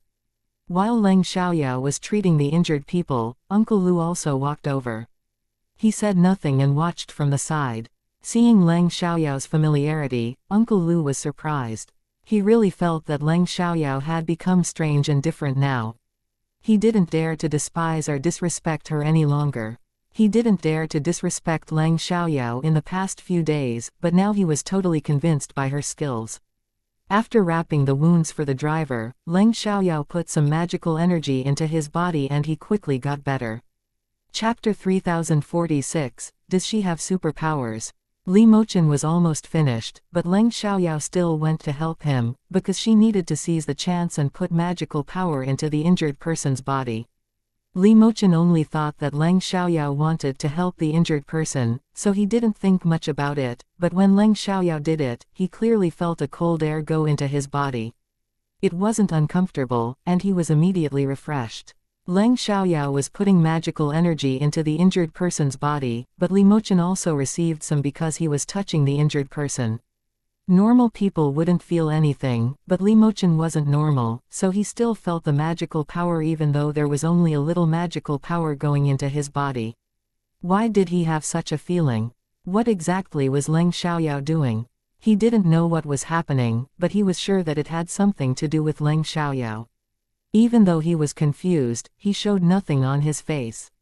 Leng Xiaoyao didn't think much about it and focused on putting magical energy into the injured person's body. In addition, Li Mochen didn't show anything abnormal, so she didn't realize that he knew there was something different. Because Li Mochen had almost finished wrapping the wounds for this injured person, Leng Xiaoyao was quickly done, but she still placed her hand on the injured person and continued to put magical energy into his body. She didn't move her hand away till she was sure that he was fine. Li Mochen's hands were also placed on the injured person's body. When Leng Xiaoyao removed her hand, he felt the comfortable feeling go away. It made him believe the cold feeling must have something to do with Leng Xiaoyao. What exactly had happened? Did Leng Xiaoyao have superpowers? Li Mochen understood that ordinary people weren't the only things in the world. There were some people who had superpowers too, but they were rare and not easy to meet. He knew that because he had met them before, and he wasn't exactly ordinary either. However, he hadn't verified what exactly was special about him. If so, Leng Xiaoyao must have reminded him to be careful last time for a reason. She didn't fool him. Thinking of that, Li Mochen decided to believe Leng Xiaoyao. There might really be a connection between them, and it might be true that he would encounter danger. However, he wondered if the connection was good or bad, and whether Leng Xiaoyao reminded him to be careful out of kindness or bad intention. Although she seemed very nice when she rescued people without hesitation today, she might not be friendly to him. "Miss, are you all right?" Uncle Lu asked with concern. Although he could see that Leng Xiaoyao was fine, he was still worried. After all, the scene from earlier was really scary. Even though Leng Xiaoyao wasn't injured, it must have taken a lot of energy to put out the fire and rescue people. "I'm fine," Leng Xiaoyao said. Hearing that, Uncle Lu was relieved. A while later, an ambulance and the traffic police came. The injured people were sent to the hospital at once, while the traffic police stayed to deal with the accident. They had to find out the cause of the explosion. After Leng Xiaoyao and the others' help, the exploded car wasn't completely destroyed, so it was possible for them to find out the truth. Some traffic police went to investigate the explosion, while some went to deal with the cars that were affected by the explosion. "Miss, let me call Master Leng. We need another car to send you and Miss Yuki back home." "I'll stay to deal with it," Uncle Lu said. "Great, but Leng Yuki can go home." "I'll stay," Leng Xiaoyao replied. She also wanted to know the cause of the explosion. In addition, Li Mochen was here. But Uncle Lu didn't think it was a good idea. He could handle it alone. "All right, I'll make the call," Leng Xiaoyao said. Then she took out her phone and called Master Leng. After Master Leng heard what happened, he was frightened and said, "What?" "A car exploded." Because Leng Yahua and Song Meiyu were with him, they were scared too once they heard that. "A car exploded? What car exploded? Whose car exploded?" Leng Yahua and Song Meiyu stared at Leng Chengyuan. They wanted to ask about it, but were afraid that he might get annoyed at being interrupted. Did the car Leng Yuki was in explode? Thinking of that, Leng Yahua and Song Meiyu were horrified and couldn't wait to find out what exactly had happened. "Grandpa, don't worry, only the car is damaged a little. We're all fine," Leng Xiaoyao reassured. Leng Chengyuan was relieved. "Great, great." Leng Yecheng and Song Meiyu were also relieved. "What's the situation now?" Leng Chengyuan asked. He was relieved, but he was still worried since such an accident had happened. "The traffic police are dealing with it, but we can't come back right now." "Grandpa, can you arrange for a car to pick up Leng Yuki and take her home?" Leng Xiaoyao asked. She did that, not because she cared about Leng Yuki, but because she didn't want Leng Yuki to cause any trouble. "How about you? Why don't you come home together?" "Lu can handle it," Leng Chengyuan said. Hearing that, Leng Yahua and Song Meiyu were sure that Leng Yuki was fine, but they were still anxious. "I want to stay and investigate it," Leng Xiaoyao said. "Fine." Leng Chengyuan couldn't persuade Leng Xiaoyao, so he had to give in. Anyway, Leng Xiaoyao was strong enough to protect herself now, and Lu was with her. Once Leng Chengyuan hung up, Song Meiyu asked, "Dad, how's Yuki?" "A car exploded on their way home. The car they took is slightly damaged, but they're fine. I'll send a car to bring Yuki home," Leng Chengyuan said. "I'll go." Leng Yahua stood up. He was very worried about Leng Yuki, so he would go to pick his daughter up by himself. "I'll go with you." Song Meiyu didn't want to wait at home, so she decided to go with him. After that, Leng Yihua and Song Meiyu went to pick Leng Yuki up together. Leng Xiaoyao stood outside, so Li Mochen didn't return to the car. Leng Xiaoyao really aroused his curiosity, so he wanted to know more about her. Miss Leng, did you do your best when you sparred against me last time? Li Mochen asked jokingly yet serious. Uncle Lu was surprised. He didn't expect Leng Xiaoyao to know this man.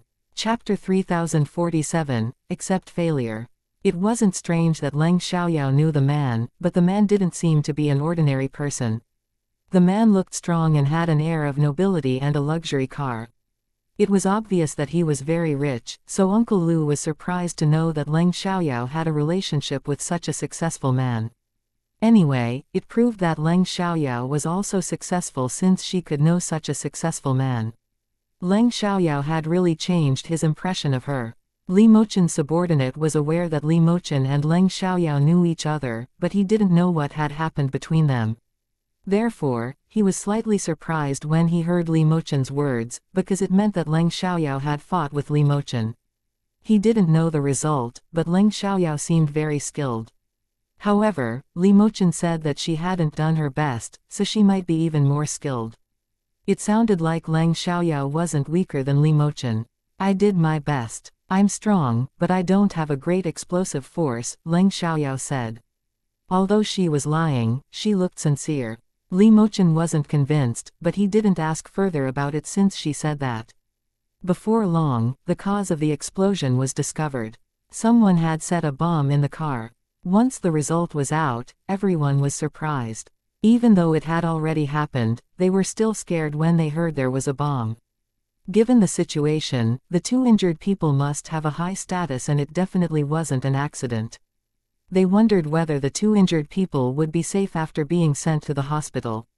Both Leng Xiaoyao and Li Mochen had the same worry, so they turned to look at each other. Leng Xiaoyao went back to her car, then took out her laptop and said to Uncle Lu, "Uncle Lu, you can stay here and deal with it. I need to leave for a while." Leng Xiaoyao wanted to go to the hospital to investigate this case. "Miss, be careful." Uncle Lu didn't know what Leng Xiaoyao was going to do, but he couldn't stop her, so he only reminded her to be careful. When Li Mochen saw Leng Xiaoyao taking out a laptop, he was sure the hacker was her. "I will," Leng Xiaoyao said, then walked away. Li Mochen told his subordinate to stay and deal with it, then also left with Leng Xiaoyao because he wanted to know what exactly had happened. Leng Xiaoyao saw him following her, but didn't say anything. She just silently allowed him to follow her. She understood that he must want to know the cause as well. Although she didn't know his background, he seemed to have a relationship with the military. "Mr. Li, are you going with me?" Leng Xiaoyao asked. "I think we have the same idea," Li Mochen said. "Well, it seems we're both smart people. Let's go together," Leng Xiaoyao said with a smile. After that, she flagged down a taxi. After getting into the car, Leng Xiaoyao gave the driver an address and immediately turned on her laptop, then started investigating the exploded car. She didn't avoid Li Mochen, because she knew that he had already realized that she was the hacker. There was no need for her to hide now. Even though Li Mochen knew the hacker was her, he was still surprised when he saw Leng Xiaoyao familiarly working on the laptop. Before long, Leng Xiaoyao found the information about the car and the people in it. After the investigation, she was astonished by the result. Leng Xiaoyao guessed the people in the car must be important, but she was still amazed after knowing their identities. One of the two people in the car was a leader who was just transferred here, Lu Chengwei. He was in the position for less than a month. The driver was Lu Chengwei's chauffeur. After knowing Lu Chengwei's background, the purpose of this scheme couldn't be more obvious. Either Lu Chengwei or his position was the target. "Mr. Li, what do you think of my IT skills?" Leng Xiaoyao turned to look at Li Mochen and asked him. "It's impressive. I think you're better than me," Li Mochen admitted. If he was better than her, he would have caught her last time. "But if I continue, will I get in trouble?" Leng Xiaoyao asked worriedly. If only she was involved, she wouldn't be afraid, but the Leng family would also be affected because of her. In this incarnation, the Leng family wasn't so powerful. They were rich, but only at a normal level, so they could be easily ruined. Miss Lang, if you don't mind, you can leave it to me after you have the result, Li Mochen said. He had no worries at all. Great, Leng Xiaoyao answered. If Li Mochen could handle it, she could avoid unnecessary trouble. Leng Xiaoyao didn't care if she gave what she had found out to Li Mochen, even if it was a big thing. Actually, even if Li Mochen didn't show up, she had no plan to take the credit after finding out the cause. Sometimes, she needed to rake the credit, but some credits were just a burden. If other people knew she found out the cause, she would be paid back. Before long, they arrived at the hospital. Leng Xiaoyao and Li Mochen got out of the car together. Will you please pay the bill? It's not convenient for me to get money right now, Leng Xiaoyao asked. There was a laptop in her hands, so it wasn't convenient for her to get her money. Anyway, it wasn't expensive, so she asked Li Mochen to pay the fee. No problem. Even if Leng Xiaoyao didn't ask, Li Mochen wouldn't ask her for the taxi fee. When they had almost arrived, he had already prepared change. Leng Xiaoyao saw that a new Li Mochen wouldn't let her pay the fee, but out of courtesy, she still needed to ask him for his opinion. Otherwise it would seem as if she took it for granted. Li Mochen and Leng Xiaoyao quickly found where the two injured people were. They were having a medical exam. Because they were badly injured, it would take a long time. After that, Leng Xiaoyao went to a corner and continued her investigation. This time, she checked the surveillance cameras. She watched the surveillance videos from the explosion back to where the exploded car came from. About 10 minutes later, Leng Yihua and Song Meiyu reached the accident scene. The moment they saw it, they were stunned. Although they knew it was a car explosion, they didn't expect it to be so serious. Chapter 3048, Who Humiliates the Leng Family? What was most frightening was how close the Leng family's car had been to the exploded car. Before long, Leng Yihua and Song Meiyu saw Leng Yuki, and immediately walked towards her. Leng Yuki didn't see them until Song Meiyu called her when they reached her side. Yuki, are you all right? Song Meiyu pulled Leng Yuki's hands and checked her from head to toe to see whether she was injured. Mom. Leng Yuki burst into tears. There was no one she could rely on before her parents came, so she had to tolerate it, but as soon as she saw her parents, she was relaxed and cried in Song Meiyu's arms. All right, Dad and Mom are here. Don't cry, my daughter. Song Meiyu comforted her at once. Where is Leng Xiaoyao? Leng Yihua asked. He disliked Leng Xiaoyao, but he ought to care about her in such a situation. I don't know, Leng Yuki said. Get into the car with Yuki. I need to see Lu, Leng Yihua said. Sure, Song Meiyu replied, then she went back to the car with Leng Yuki. Leng Yihua walked to see Lu and told him that they would take Leng Yuki back home first. At the same time, Leng Yihua also asked where Leng Xiaoyao was now. Uncle Lu told him that Leng Xiaoyao left to deal with something. She left to deal with something. It was late at night. She was a young girl. What did she need to deal with? Leng Yihua was instantly angry and immediately criticized Uncle Lu. It's late now. Why did you allow a young girl to leave alone? Why didn't you stop her? What if she does something wrong and humiliates the Leng family? Leng Yihua didn't care about Leng Xiaoyao's safety, just her behavior. Honestly, he didn't care about what Leng Xiaoyao did either, he simply wanted to defame her. Uncle Lu was displeased, not because Leng Yihua shouted at him, but because Leng Yihua defamed Leng Xiaoyao. Mr. Yihua, I don't think Miss Xiaoyao will humiliate the Leng family. Uncle Lu defended Leng Xiaoyao. In fact, Leng Xiaoyao had humiliated the Leng family many times before, but she was completely different now. She won't. Isn't she humiliating the Leng family all the time? Leng Yihua was even angrier since Uncle Lu defended Leng Xiaoyao. I believe what Miss Yushi has done humiliated the Leng family much more than Miss Xiaoyao's deeds, Uncle Lu said, implying that Leng Yuki had stolen Leng Xiaoyao's fiancé, which was totally unacceptable. If the news went abroad, the Leng family would be extremely humiliated. Leng Yihua didn't know what to say. Because he felt guilty, he didn't continue to talk about it. He snorted, then turned around and left. He didn't ask further about what Leng Xiaoyao had left to do.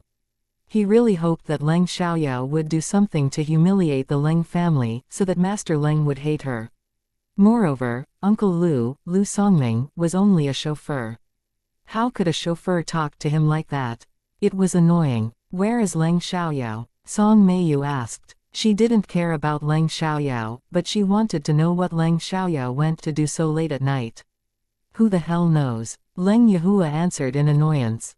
Seeing that Leng Yahua was so mad, Song Meiyu was confused, but didn't dare to ask about it.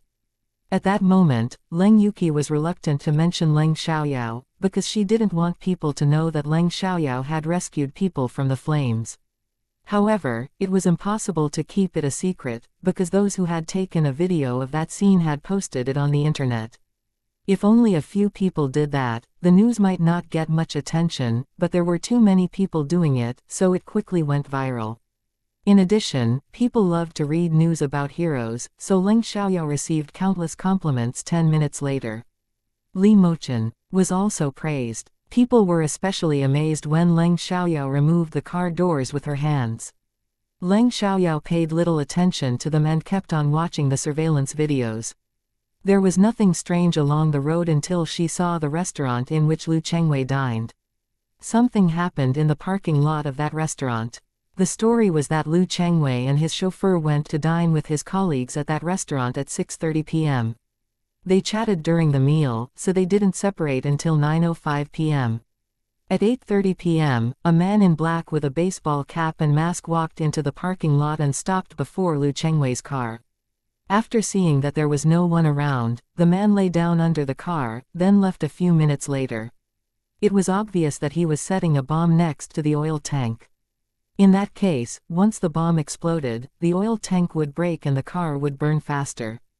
It seemed that the man's aim was to kill Lu Chengwei. Coincidentally, Leng Xiaoyao and Li Mochen showed up halfway and rescued them, but the credit should go to Leng Xiaoyao. Although they were still alive when they were moved out of the car, without Leng Xiaoyao's magical energy, they wouldn't have survived. After all, the explosion was very powerful. After Leng Xiaoyao saw the man who set the bomb, she began to collect his information. About 10 minutes later, she learned that the man was called Jin Dao. He was a wanted criminal. He was previously arrested, but he successfully escaped from jail half a month ago. Shortly after Jin Dao escaped from jail, he targeted Lu Chengwei. There must be grudges between them, because he tried to kill Lu Chengwei right after escaping from jail. Otherwise there must be a mastermind who used Jin Dao as a pawn. If so, it must have been planned that Jin Dao would escape from jail. As for the truth, Leng Xiaoyao still needed time to find out, but she already had information about Lu Chengwei and his chauffeur, so she could stop for the time being. Even though she wasn't sure whether Lu Chengwei was a good man, she would investigate to the end since she was already involved. Chapter 3049, You have a big surprising change. If he was a good man, it would be good if she continued the investigation. On the other hand, if he was a bad person, it still wouldn't be bad if she found out the truth. Looking at Leng Xiaoyao, Li Mochen also observed the surroundings to see whether anyone wanted to hurt Lu Chengwei again. Leng Xiaoyao didn't know whether Lu Chengwei was a good man, but Li Mochen knew. He just hadn't met him before. In his eyes, Lu Chengwei was a good man. He was a good man, but no one was perfect. He couldn't satisfy everyone and leave a good impression on everyone. Besides, in his position, he had to do many things that he didn't want to do. Left with no choice, he had to play dirty tricks sometimes. Anyway, he hadn't done any illegal or unacceptable things yet. Moreover, Lu Chengwei belonged to his friend's faction, so Li Mochen would be involved in this case. When Leng Xiaoyao discovered the criminal, he saw it too, but he wasn't sure that Jin Dao was the mastermind. Perhaps there was someone else behind Jin Dao. After knowing Lu Chengwei's position, Li Mochen called his friend at once. He told his friend about what had happened to Lu Chengwei and asked them to contact Lu Chengwei's family or other reliable people. After hearing the news, his friend thanked him at once. They didn't talk for long. Li Mochen's friend asked him to take care of Lu Chengwei for a while, then hung up.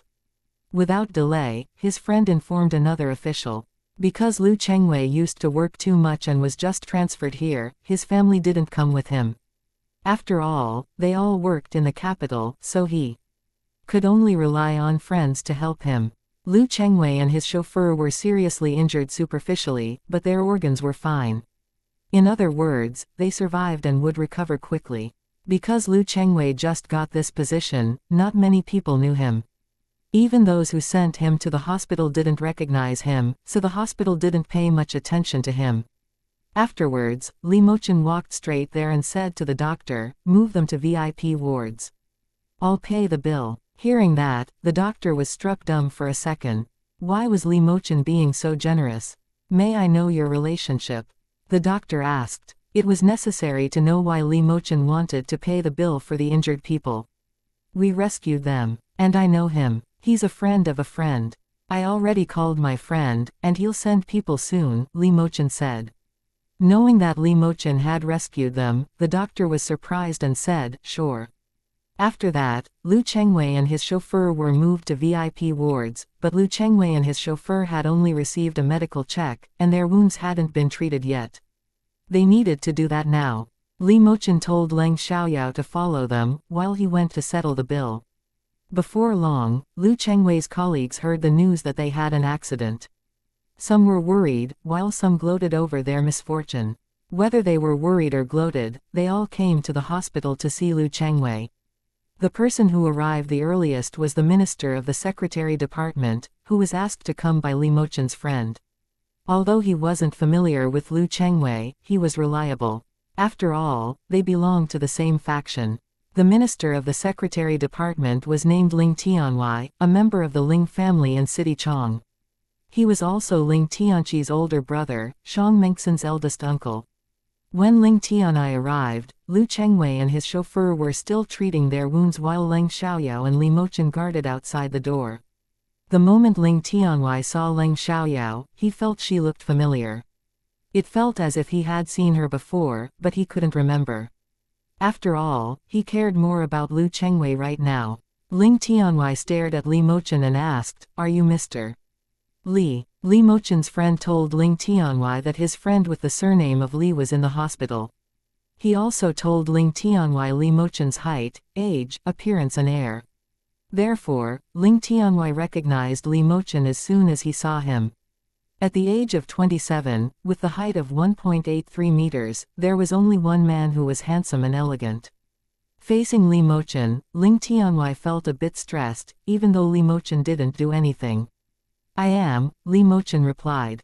"Mr. Mu told me to come here." "How is Secretary Lu now?" Ling Tianwai asked. "He's badly injured superficially, but his organs are fine. His life is also safe," Li Mochen said. Knowing that Lu Chengwei was safe, Ling Tianwai was relieved. Afterwards, Ling Tianwai waited outside the door with Li Mochen and Leng Xiaoyao. Ling Tianwai glanced at Leng Xiaoyao once in a while. He really felt that she looked familiar, but somehow couldn't remember her. Leng Xiaoyao didn't want to say anything, but she had to greet Ling Tianwai since he was trying to figure out who she was. "Minister Ling, I'm Leng Xiaoyao, Mengxin's friend." Hearing that, Ling Tianwai realized who she was. She was Leng Xiaoyao. No wonder she looked so familiar. Even though he hadn't seen Leng Xiaoyao in person, he had seen her photos and heard a lot about her, especially recently since Ling Tianqi talked about her all the time. When Ling Tianqi mentioned Leng Xiaoyao, she was full of admiration and respect for her. She said that Leng Xiaoyao was excellent at car racing, fighting, and studying. Leng Xiaoyao was even the top scorer in the monthly test. "Oh, you're Leng Xiaoyao. No wonder you look so familiar. I didn't remember who you were earlier. Mengxin has spoken about you many times. And Tianqi is talking about you these days as well. I can't believe how much you've changed." Ling Tianwai exclaimed. He had heard about Leng Xiaoyao because of her bad deeds, and he had even told Shang Mengxin to stay away from her, but after hearing about her change, he felt she could be a good friend. He wasn't snobbish, but Leng Xiaoyao used to be notorious for her bad deeds, so it wasn't wrong that he didn't want Shang Mengxin to be friends with her. In the past, Leng Xiaoyao was really a bad person. Although Shang Mengxin was also naughty, her family still hoped that she could become better. Therefore, her family wanted her to stay away from bad people. Chapter 3050, ask for Li Mochen's phone number. Leng Xiaoyao smiled and said nothing else, because she didn't know what to say. A while later, Ling Tianwei suddenly became curious about Leng Xiaoyao's relationship with Mr. Li. Although he didn't know Mr. Li's status, Mr. Li couldn't be an ordinary person since he was Mr. Mu's friend. Unexpectedly, Leng Xiaoyao had a relationship with such an important figure. "Oh, why are you here?" Ling Tianwei asked, trying to figure out Leng Xiaoyao's relationship with Li Mochen. However, he had no ulterior motives, he was simply curious. Leng Xiaoyao understood what Ling Tianwei wanted to know, but she wasn't unhappy. She explained, "When Secretary Lu's car exploded, my car was only 2 meters away, so I was affected.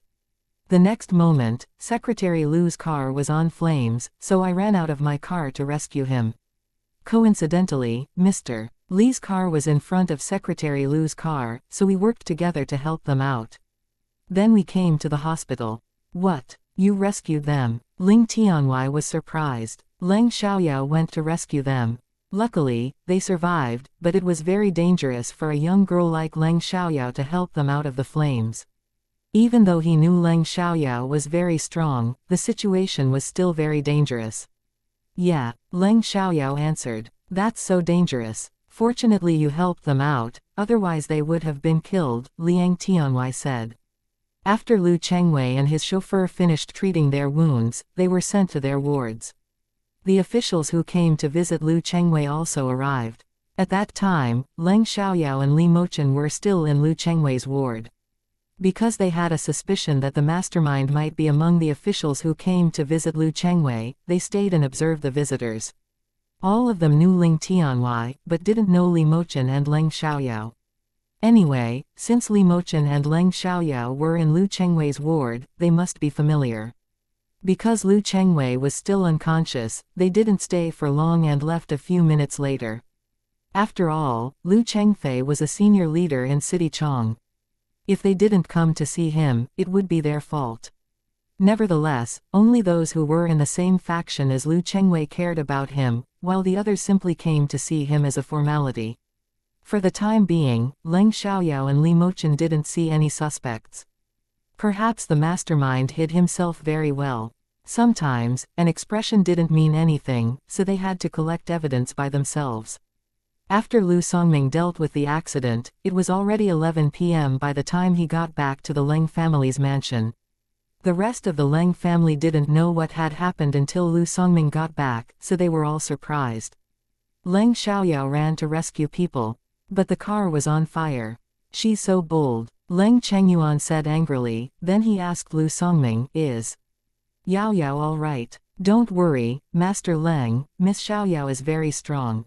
She's fine," Lu Songming said. Hearing that Leng Xiaoyao was fine, Leng Chengyuan was relieved. However, it was late now, but Leng Xiaoyao was still absent, so he called her at once. Leng Xiaoyao immediately answered his call. "Yao Yao, where are you? Why are you not home yet? When will you come home?" Leng Chengyuan asked. It was impossible for him not to be worried. No matter how strong Leng Xiaoyao was, she was a young girl. What if she encountered trouble? "I'm at the hospital now to see the 2 injured people. I'll be back home soon," Leng Xiaoyao said. "I'll ask Lu to pick you up," Leng Chengyuan offered. "No need, I can get home on my own." Leng Xiaoyao declined. "Fine, get back home quickly. It's late now," Leng Chengyuan said. Since Leng Xiaoyao didn't need anyone to pick her up, he didn't insist. It was late and there weren't many people coming to see Lu Chengwei today, so after everyone was gone, Leng Xiaoyao and Li Mochen also left. In regard to the mastermind, before they had the final result, they decided to leave it to the police. Ling Tianwei didn't need to stay there in person. He contacted the police and the leader from the same faction as him sent several reliable policemen to guard outside the ward. Nevertheless, although Ling Tianwei left, he asked his secretary to stay. After Leng Xiaoyao and Li Mochen left, Li Mochen's subordinate, Ji Yuan, was already waiting for them outside the hospital. "Miss Leng, if you don't mind, I can send you home," Li Mochen said. Normally, he wouldn't send people home, especially women, but Leng Xiaoyao was different. Given what they had been through, he felt it was necessary for him to send Leng Xiaoyao home since they went to the hospital and investigated this case together. In addition, he wanted to know more about Leng Xiaoyao. In order to do that, he needed to get close to her, so he needed to send her home. Thanks. Leng Xiaoyao didn't mind. Even if Li Mochen didn't offer, she would have asked him to send her home. Anyway, she didn't regard Li Mochen as a stranger. Mr. Li, if you don't mind, can we exchange phone numbers? After I find out the truth, I'll contact you. Or, do you want to do it on your own? Leng Xiaoyao asked. She knew Li Mochen's phone number, but she needed to ask him for it in order to not arouse his suspicions. Miss Leng, I think you're better than me at it. And you've already found out a lot of information, so please continue. My phone number is, Li Mochen agreed. He could do the investigation by himself, but he wanted to get Leng Xiaoyao's phone number. No problem, my phone number is, Leng Xiaoyao said, exchanging phone numbers with Li Mochen. Ji Yuan was surprised to see that Li Mochen was willing to give a girl his phone number. Usually, even if Li Mochen needed to contact anyone, he wouldn't give the person his own phone number, and would instead give Ji Yuan's. Mr. Li, do you think Jin Dao is more likely to be the mastermind, or do you think the mastermind is someone else? Leng Xiaoyao asked. Because she knew Ji Yuan was Li Mochen's henchman, she didn't avoid him. Chapter 3051, Feeling. I think the mastermind is more likely to be someone else, Li Mochen said. And the mastermind could be their enemy. Sometimes, an official was harmed, not because he did something wrong, but because of the faction he belonged to. Lu Chengwei was an important member in their faction, so it was understandable if their enemies targeted him. Li Mochen wouldn't tell Leng Xiaoyao much about it, because it wouldn't do her any good.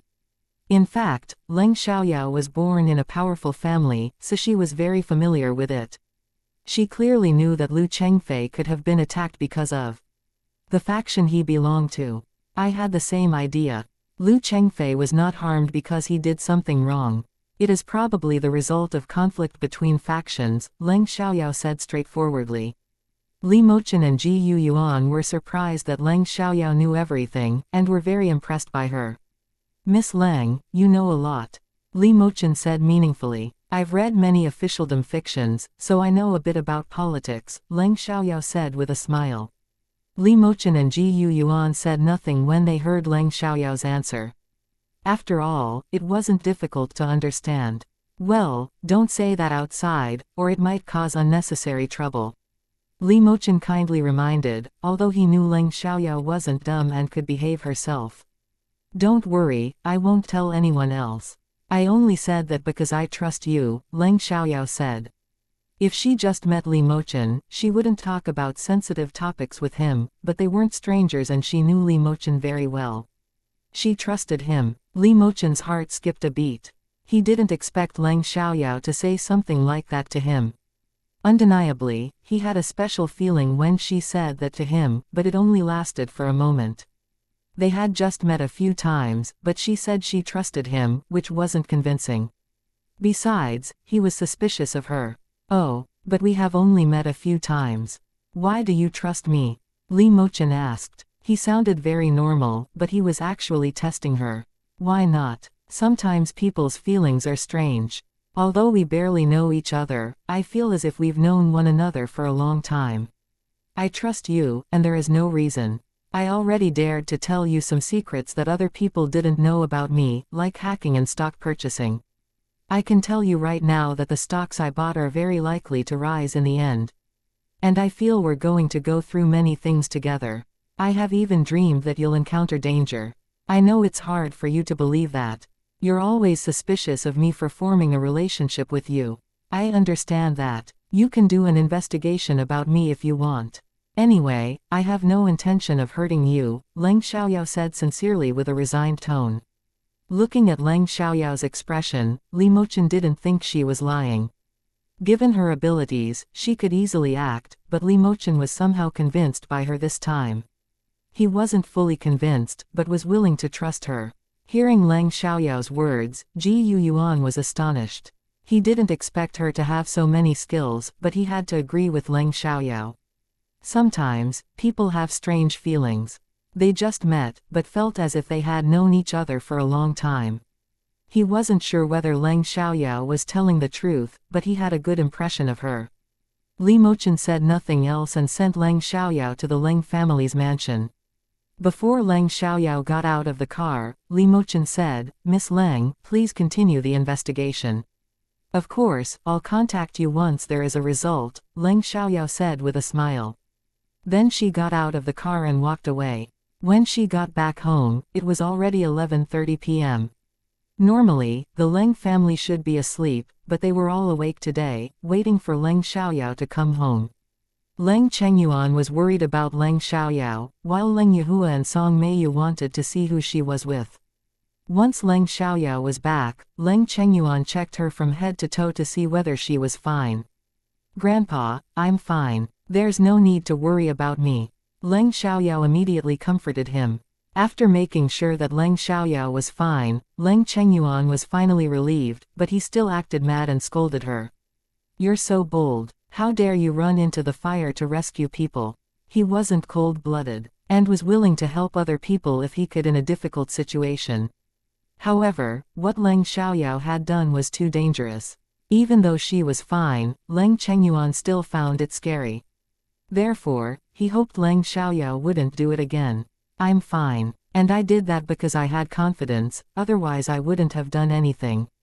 I wouldn't risk my life to save other people," Leng Xiaoyao said. She was honest and indeed only did things when she had confidence. Leng Chengyuan wanted to say something again, but didn't know what to say. In the end, he gave a sign. "Keep it in mind. Don't take such a risk again in the future.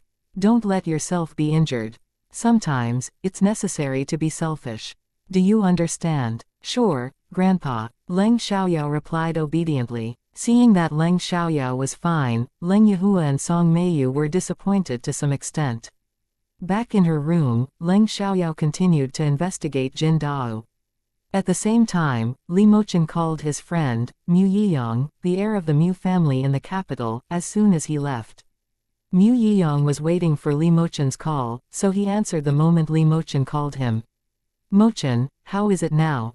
Mu Yiyang asked. Because it was an emergency, Li Mochen hadn't told Mu Yiyang much when the accident just happened. He simply said that Lu Chengwei's car suddenly exploded and that he would call Mu Yiyang again when he had time. Therefore, Mu Yiyang was waiting for Li Mochen's call. Chapter 3052, Invite her to have a meal. Given what I know right now, a man named Jin Dao set a bomb in Lu Chengwei's car. Jin Dao used to be a criminal, but he escaped from jail half a month ago. He might have targeted Lu Chengwei for several reasons. First, there are grudges between them. Second, someone in City Chong wants Lu Chengwei dead. Third, it was an order from an important family in the capital. I think the third reason is most likely to be the truth, Li Mochen said. He was very honest with Mu Yiyang. I agree. Even if someone in City Chong wants him dead, it must have something to do with an important family in the capital, Mu Yiyang said.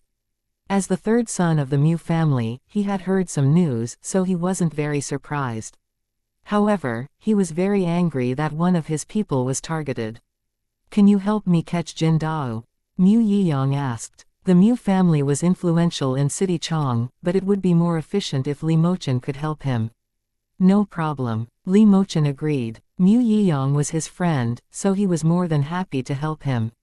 Thanks, bro. Mu Yiyang thanked Li Mochen. Although they were too close to be so polite, Mu Yiyang felt it was necessary for him to thank Li Mochen. Leng Xiaoyao investigated Jin Dao till about 2 a.m., before she finally got what she wanted to know. There was indeed someone else behind Jin Dao. The mastermind who ordered Jin Dao to kill Lu Chengwei was the deputy warden of the prison in City Chong. The deputy warden had support from the Zhang family in the capital. The Zhang family was the most powerful family in the capital, the leading family in control of a faction. Therefore, the Zhang family and the Mu family were enemies. Because Leng Xiaoyao guessed it might be a scheme planned by a powerful family, she wasn't surprised when she found out the truth. At the same time, Leng Xiaoyao collected information about the Zhang family and other important families in the capital. After the result was out, Leng Xiaoyao directly called Li Mochen. She didn't care that it was late and Li Mochen might be woken up by her. After all, it was a very important case and they couldn't delay it, otherwise she wouldn't have investigated it till so late at night. Although Li Mochen had already gone to bed, he opened his eyes the moment Leng Xiaoyao called. Without hesitation, he picked it up, guessing that she must have found out the information. Thinking of that, he felt slightly guilty. It was so late now, but Leng Xiaoyao was still up and investigating. "Hi, Miss Leng," Li Mochen greeted. "Mr. Li, I have the result. Give me your email address. I'll send it to you," Leng Xiaoyao said. Because there were some files, it was hard to be clear on the phone. "Thank you, Miss Leng, for doing the investigation so late into the night. I'll send a message to you." Li Mochen thanked Leng Xiaoyao sincerely. "Great," Leng Xiaoyao answered. When she was about to hang up, Li Mochen said, "Miss Leng, you've done a lot to help us. Can I buy you a meal when you have time?" "Sure, I have time tomorrow afternoon." Leng Xiaoyao accepted his invitation. After all, she needed chances to get close to Li Mochen. "Great, Miss Leng, what's your favorite food?"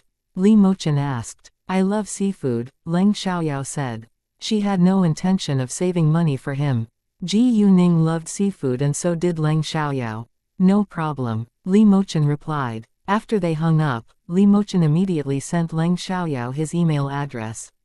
Once Leng Xiaoyao received Li Mochen's email address, she sent him the evidence she found. When Li Mochen read the evidence, he wasn't surprised. Instead, he was quite calm. Afterwards, Li Mochen called Mu Yiyang and told him what they had found. Because it wasn't Li Mochen who found it, he didn't steal the credit and said that it was found by his friend. In order to protect Leng Xiaoyao, he didn't mention her name. He only needed Mu Yiyang to know that he wasn't the person who collected the evidence. Mu Yiyang told Li Mochen to pass his thanks to the friend. The next day, the news about Leng Xiaoyao's brave actions went abroad in her school and went viral on the internet. Shang Mengxin and the others heard about it the next morning and were all amazed by Leng Xiaoyao. In their eyes, she was a hero now.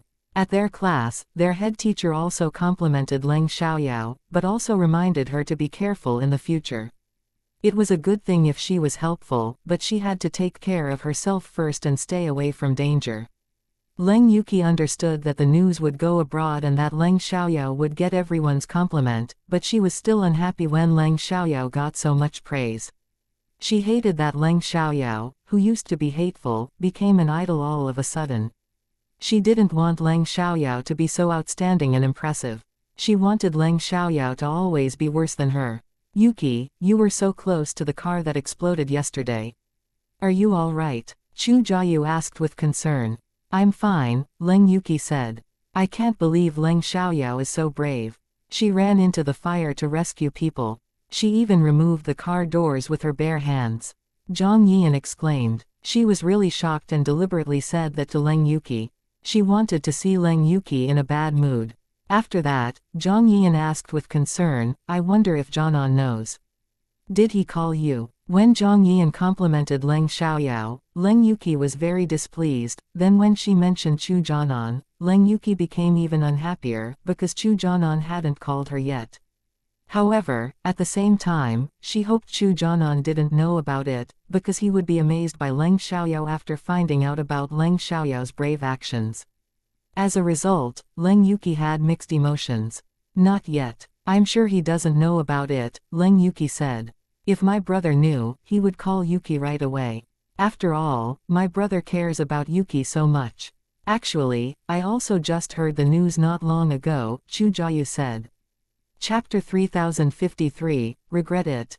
Chu Zhanan cared so much about Leng Yuki. It might have been true in the past, but now it was different. After all, Chu Zhanan has changed his mind.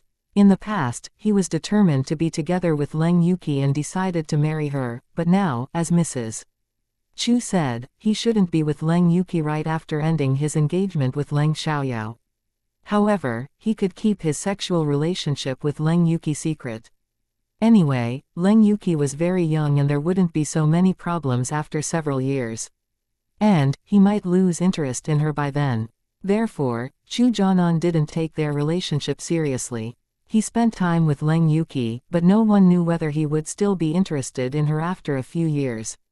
Once he changed his mind, he paid little attention to Leng Yuqi. Loyal men were very rare. Men would only treat a woman to their best when they were in love. As soon as they were distracted, the woman was doomed to lose.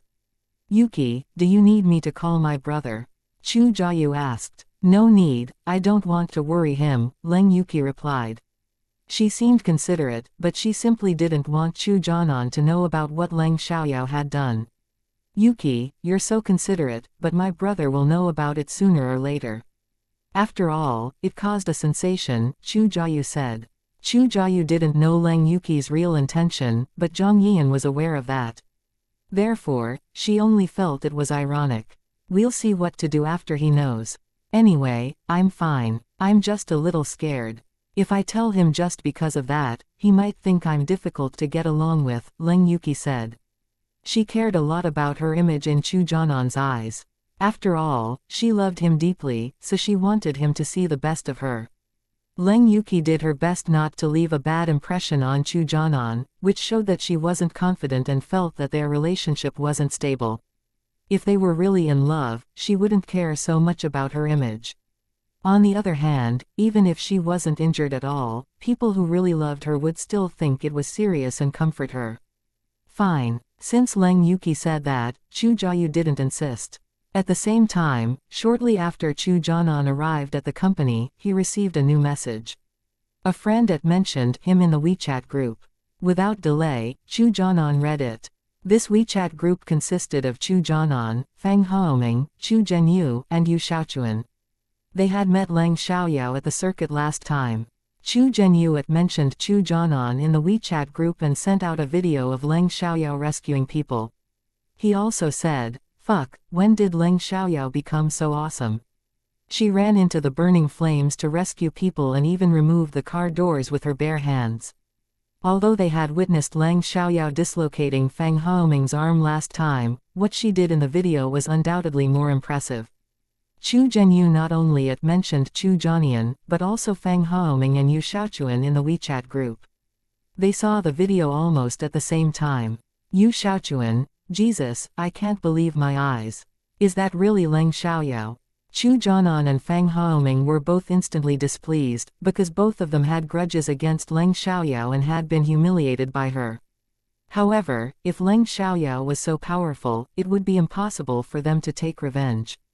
How could Leng Xiaoyao be so powerful? How was it possible? Chu Zhenyu, "Oh, I just heard from my cousin that Leng Xiaoyao is the top scorer in the monthly test this time. Her total score was 747 points, which is unbelievably high." Chu Zhenyu's cousin was also studying in the #1 high school, but his cousin was a junior. However, the news about Leng Xiaoyao went abroad, so all the students heard it. Now all of them were extremely surprised. Chu Jianan, "How is it possible? Leng Xiaoyao is notorious for her poor performance at studying." Yu Xiaochuan, "Right, did she cheat?" Chu Zhenyu, "I don't know, but she's indeed different now. Perhaps she's actually really good at studying." The other boys agreed, but it was still hard for them, especially Chu Jianan, to accept the fact that Leng Xiaoyao had become so outstanding. Chu Zhenyu, "Jianan, Leng Xiaoyao is so outstanding right now. Do you regret breaking up with her?" Chu Jianan, "Why should I regret it? No matter how excellent she is at studying and fighting, she's ugly." Although he said that, Chu Jianan had to think twice about it. If Leng Xiaoyao was so excellent in the past, would he still have ended their engagement? Perhaps he wouldn't do that easily even if he disliked her. Yu Xiaochuan, "Right, she's so ugly that she doesn't deserve Jianan." Chu Zhenyu, "She's ugly. There are freckles on Leng Xiaoyao's face, but her features are delicate. As long as she has money, she can easily remove them. Even if she doesn't do that, she can put on makeup to cover them. After all, she's only a high school student now and can't wear makeup. I think she might be prettier than Leng Yuqi after removing the freckles." Leng Xiaoyao is also a member of the Leng family. Her parents are beautiful. I don't think she can be ugly. Chu Zhenyu was the kind one among them, so he didn't bother to judge Leng Xiaoyao although he disliked Leng Xiaoyao. Anyway, he didn't approve of Leng Yuqi's behavior either. When Chu Zhenyu pointed that out, the other boys realized it was true, so Chu Jianan suddenly regretted breaking up with Leng Xiaoyao to some extent. However, their engagement had already ended, so he couldn't let the others know even if he really regretted it. After all, he cared about his face. Chu Jianan, so what? No matter how she has changed, I will never regret it. I don't like her. Yuki is my only love. Chu Zhenyu, fine, it's already gone.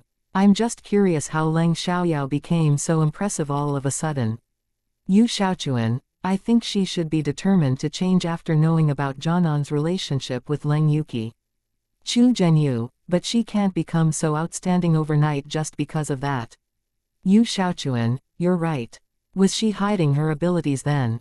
Chu Zhenyu, I think it's possible, but not convincing. Didn't she like Jianan very much? Why did she bother to hide her abilities? There is no reason for her to let herself be hated by Jianan. She ought to show her advantages to attract Jianan. Chapter 3054, Mu Yiyang. Yu Xiaochuan, right. Then what's the reason? Is it possible that Leng Xiaoyao didn't actually like Jianan, and was just acting in the past? She deliberately disgusted Jianan and went back to normal after ending her engagement with Jianan.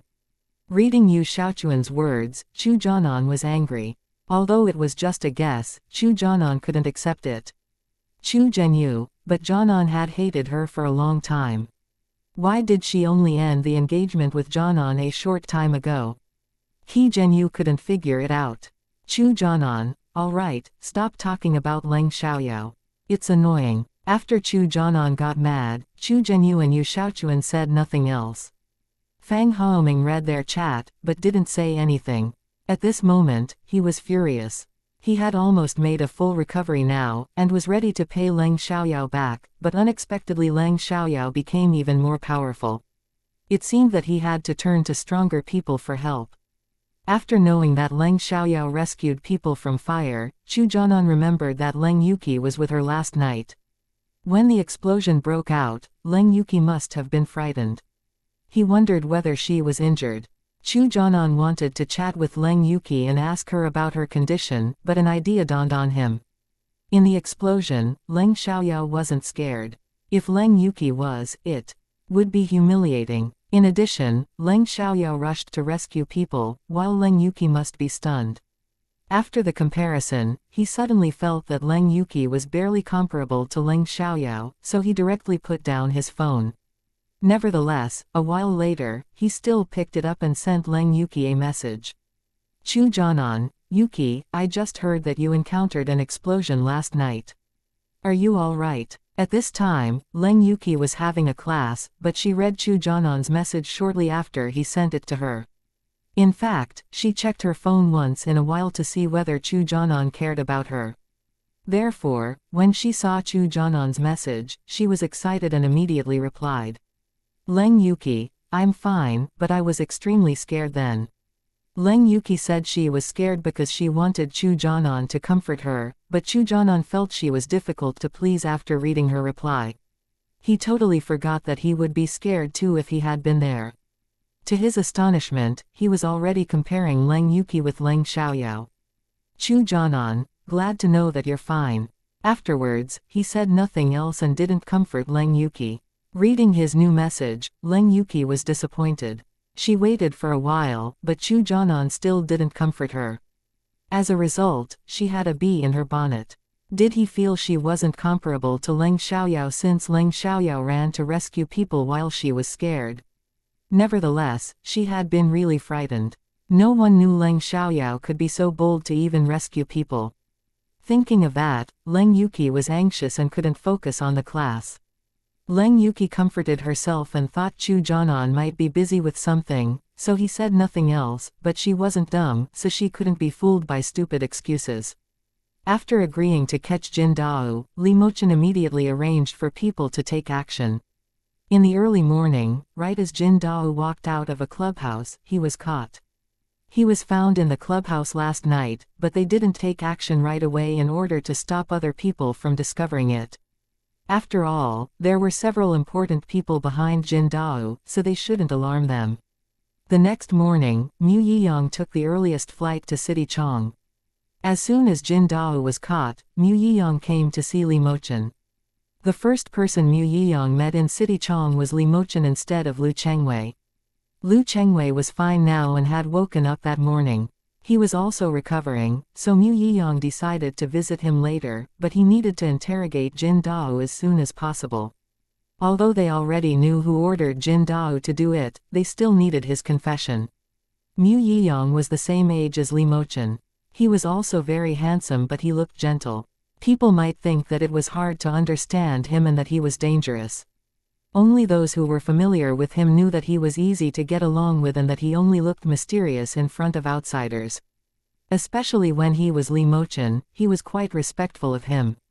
"Mochen, where is he?" Once Mu Yiyang saw Li Mochen, he asked urgently. "He's in the underground room," Li Mochen said. Li Mochen was in a house in a remote mountain currently. The house wasn't owned by him, and was actually his friend's. Normally, it was empty and was only used for vacation. Li Mochen needed to stay in City Chong for a while, so he directly moved into the house. It wasn't convenient for him to stay in a hotel after all. He was a businessman and was very rich, but he didn't have the habit of buying houses everywhere. He only had houses in cities he often visited. "Take me to see him," Mu Yiyang asked. Then Li Mochen took Mu Yiyang to the underground room. Jin Dao was a man about 40 years old. He was tall and strong. He used to be a professional enforcer, but was put in jail after raping a girl and disabling her boyfriend. He wasn't sentenced to death, but was sentenced to life imprisonment. Therefore, when the deputy warden, Zhang Zhengxu, came to ask him for help, he quickly agreed. After he did it, it was up to him whether he would be caught again or successfully escape. Anyway, he was sentenced to life imprisonment. He couldn't leave the prison if he didn't agree. If he agreed, he could have a chance to be free. He wasn't dumb and knew which was the better choice. However, Jin Dao was addicted to sex and didn't escape right away. He still went to a clubhouse in City Chong for fun. Perhaps he thought the most dangerous place was the safest place. Honestly, even if he ran away, he would still be caught by Li Mochen sooner or later. Now, Jin Dao was tied to a chair in the underground room. His mouth was sealed with tape and he could barely move. Chapter 3055, What did she do? Jin Dao didn't know the man before him, but he figured out the reason why he was caught. It must have something to do with Lu Chengwei. However, he couldn't believe that they found him so quickly and caught him already. It was unbelievably efficient. Jin Dao wasn't scared, but he was reluctant to accept the result. He had only been out of jail for half a month. He hadn't enjoyed himself enough yet. Mu Yiyang went ahead and removed the seal on Jin Dao's mouth, then asked straightforwardly, "Jin Dao, do you know why we caught you?"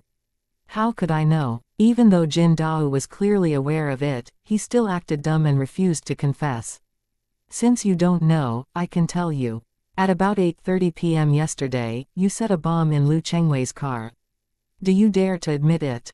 Mu Yiyang asked. "You can't put the blame on me. Where is the evidence?" Jin Dao denied. Although Mu Yiyang directly pointed it out, he wasn't surprised at all. "Evidence? Of course I have it, otherwise why would we bother to catch you?" Mu Yiyang said before taking out his phone and playing the surveillance video of Jin Dao setting a bomb and the video of him changing clothes. This time, Jin Dao couldn't deny it. "So, will you admit it now?" Mu Yiyang asked. "So what? I think the result won't be different whether I admit it or not," Jin Dao said airily. "You're right. Whether you admit it or not, you'll be sentenced to death, but there are ways of death. It's impossible for you to have a quick one, because it's not enough to release my anger. So, I'll torture you to death as slowly as possible. Anyway, I already know who let you out of jail, so your confession doesn't matter to us," Mu Yiyang said. He looked extremely creepy when he said that, and Jin Dao was scared. He could feel that Mu Yiyang wasn't joking and he believed that Mu Yiyang would really do what he said. Although he didn't know who wanted to kill Lu Chengwei, the person must be important since Lu Chengwei was targeted.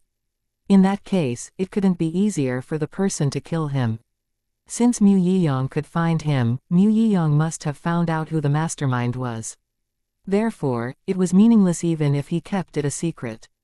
Only he would be tortured because of it. Besides, there was no close relationship between him and Zhang Zhengxu. It was merely a deal, and he wasn't so keen to keep it a secret for him. It's the deputy warden, Zhang Zhengxu, who came to me for help. He asked me to kill Lu Changwei, then he let me go, saying it's up to me whether I can survive afterwards. I was sentenced to life imprisonment, so it's impossible for me to say no. I agreed and he gave me a chance to escape from prison. Jin Dao told them everything he knew. Although he didn't want to die, he would rather die quickly without pain than be tortured to death. There were cameras in the underground room, so Jin Dao's confession was recorded. After interrogating Jin Dao, Mu Yiyang and Li Mochen left the underground room. Even if Jin Dao were to be killed, he wouldn't die yet. After all, they still needed him to be the witness of Zhang Zhengxu's crime. They didn't plan to punish him privately. If they did that, Lu Changwei might not have a fair result. I need to see Lu Changwei, then we can have lunch together. Si Yiki can join us, Mu Yiyang said. Sure, Li Mochen agreed. He had time at noon and would be busy in the afternoon. Oh, thank you so much for your help this time. Otherwise Lu Changwei might have been killed, Mu Yiyang said. He was very grateful to Li Mochen. Even though he had already thanked him, he felt it was necessary to do that again. Even if I wasn't there, Lu Changwei would still have survived, because I'm not the only one who stood out to help, Li Mochen said. He passed by that place coincidentally, but Leng Xiaoyao had to go home using that road. Therefore, even if he hadn't been there, Leng Xiaoyao would still have rescued Lu Changwei. She would be slower, but Lu Changwei would still have survived. But I know you must have played a very important role, Mu Yiyang said. In that dangerous situation, ordinary people couldn't do anything. Only strong people like Li Mochen could rescue them at the fastest speed. Obviously, you haven't seen the videos of the event yet. Why don't you search for the videos on the internet? You'll know what I'm talking about, Li Mochen said. He hadn't done more than Leng Xiaoyao. Instead, he felt the credit should go to Leng Xiaoyao, so he couldn't steal it. Oh, hearing that, Mu Yiyang realized Li Mochen hadn't done much in rescuing Lu Changwei. Filled with curiosity, Mu Yiyang took out his phone and searched for videos of the explosion yesterday. When he saw a girl dashing to put out the fire and even removing the car doors with her bare hands, he was shocked. Fuck, what did she do? I can't believe my eyes. Mu Yiyang swore in surprise. At this moment, he couldn't care less about his image. It was rare to see such an amazing girl. After watching the video, he was sure that the girl had done a lot in the rescue. In addition, after moving the injured people to a safe place, she bought silk scarves to wrap their wounds. This girl looks so young.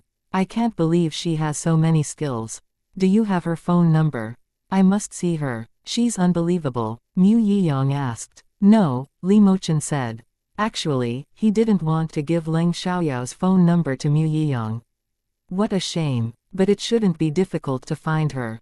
I'll arrange for some people to find her later. I must see her, Mu Yiyang said. He wouldn't give it up just because Li Mochen didn't have Leng Xiaoyao's phone number. In fact, he wasn't surprised if Li Mochen didn't have it. Li Mochen frowned a little, but said nothing. After staying there for a while, Mu Yiyang left for the hospital. Coincidentally, Lu Changwei woke up right as Mu Yiyang arrived. Because he just woke up, he wasn't fully conscious. He didn't know what had happened, and only felt that his entire body was in pain. The moment he moved, someone stopped him. He shouldn't move right now, or his wounds would be reopened. Chapter 3056, Do You Have to Go? The pain made him realize something had happened, then he remembered that his car suddenly exploded on his way home. Afterwards, he lost consciousness, then he found himself in the hospital when he woke up. Thinking of that, Lu Changwei immediately became clear-headed and angry. In retrospect, he was horrified. When Mu Yiyang saw Lu Changwei horrified and mad, he asked with concern, "Uncle Lu, are you all right?" Hearing Mu Yiyang's voice, Lu Changwei finally saw him and was surprised. To his astonishment, Mu Yiyang came in person. Mr. Mu, when did you arrive?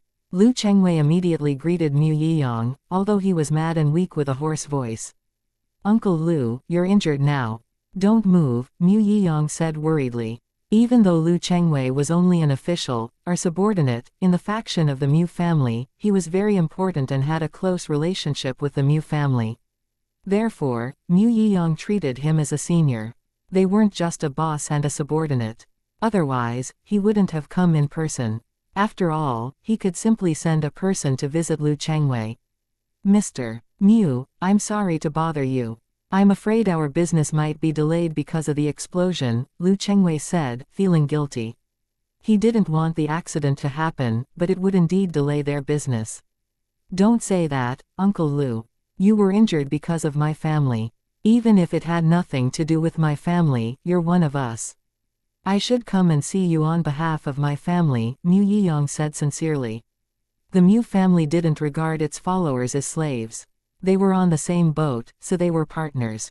The Mu family cared about its people. The Mu family had its tactics. If they didn't listen to the Mu family's advice and hurt the Mu family's benefits, they would be abandoned. Well, I knew things like that would happen after I got this position. We should stop talking about it. Oh, do you have any clues about the explosion? Lu Chengwei asked. The result is out. It was the Zhang family's order. You can stay in the hospital to make a full recovery. Just leave it to me. Since it's the Zhang family's order, you should avoid their people whether they know about it or not, Mu Yiyang advised. Of course I will. Mr. Mu, thank you for doing the investigation. Lu Chengwei thanked. It was impossible for him to handle the case right now. If Mu Yiyang could deal with it, it would be much more efficient. It's not a big deal. Not only you, but my family is also involved, said Mu Yiyang. That was true, so Lu Chengwei said nothing else. After staying there for a while, Mu Yiyang left. He was relieved when he saw that Lu Chengwei was fine. It was 11 a.m. when he left the hospital. He had to go to meet Li Mochen and see Yiki now, so he called Li Mochen. On his way to the hospital, Mu Yiyang had contacted Yiki. Yiki had nothing important to do, so he agreed to dine with Mu Yiyang. Because Mu Yiyang wasn't familiar with City Chong, he let Yiki choose the restaurant, then he would go over to meet them. When Mu Yiyang arrived, Yiki and Li Mochen were already there. Yiki, been a while. You never come to the capital to see us. If we don't come to City Chong, we won't ever see you. Once Mu Yiyang walked inside, he complained and knocked against Yiki's shoulder with his fist. Yiki did the same thing and said with a smile, "You're always busy. How could you blame me for that? I've come to the capital several times, but you were occupied with work every time. If I didn't know that you're really busy, I would think you were refusing to see me. Why didn't you tell me beforehand? I can make arrangements. You always sprung a sudden visit on me. How could I have time to see you? But didn't I rush to see you in the end?" Mu Yiyang said, feeling aggrieved. "I was afraid you might not have time to see me. If I told you beforehand but couldn't see you, it would only waste your time," Yiki said resignedly. They all had their own careers, so they were sometimes very busy and rarely met. "All right, we should stop talking about that. Since we have time for a meeting, we should enjoy ourselves." "Oh, I haven't raced cars for a long time. Why don't we go to have fun in your place then? I'm not in a rush to go home today," Mu Yiyang said. He came to deal with the case, but he didn't need to do everything on his own. He could leave it to his subordinates. "Sure," Yiki said. He was also free these days, so he agreed to have fun now that his close brothers were here. "We can have a big seafood meal with some alcohol tonight," Mu Yiyang said. "I need to leave this afternoon, so I can't eat with you," Li Mochen said. He invited Leng Xiaoyao for a meal tonight, so he wouldn't stand her up.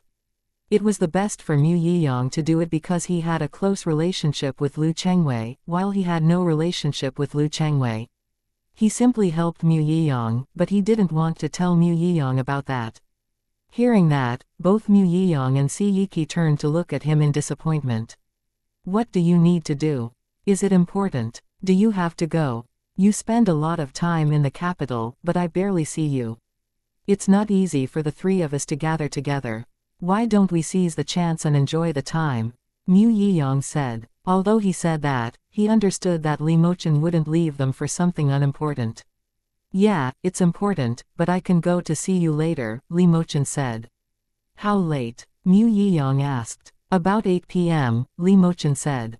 He was going to eat with Leng Xiaoyao at 6:30 p.m. and they would probably finish the meal within half an hour.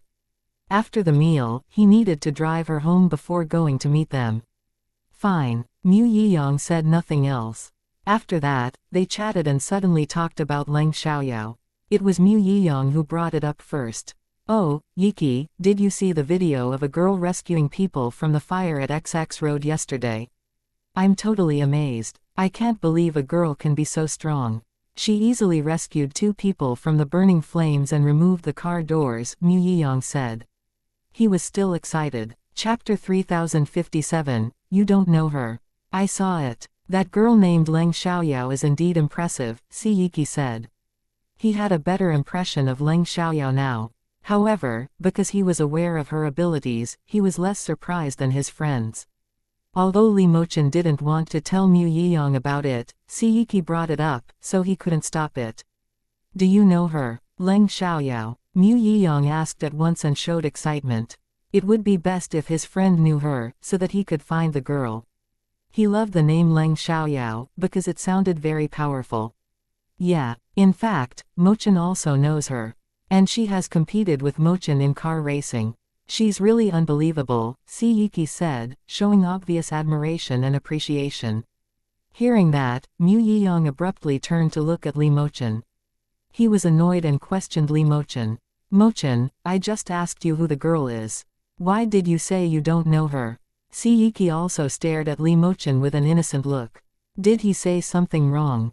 At the same time, he was confused.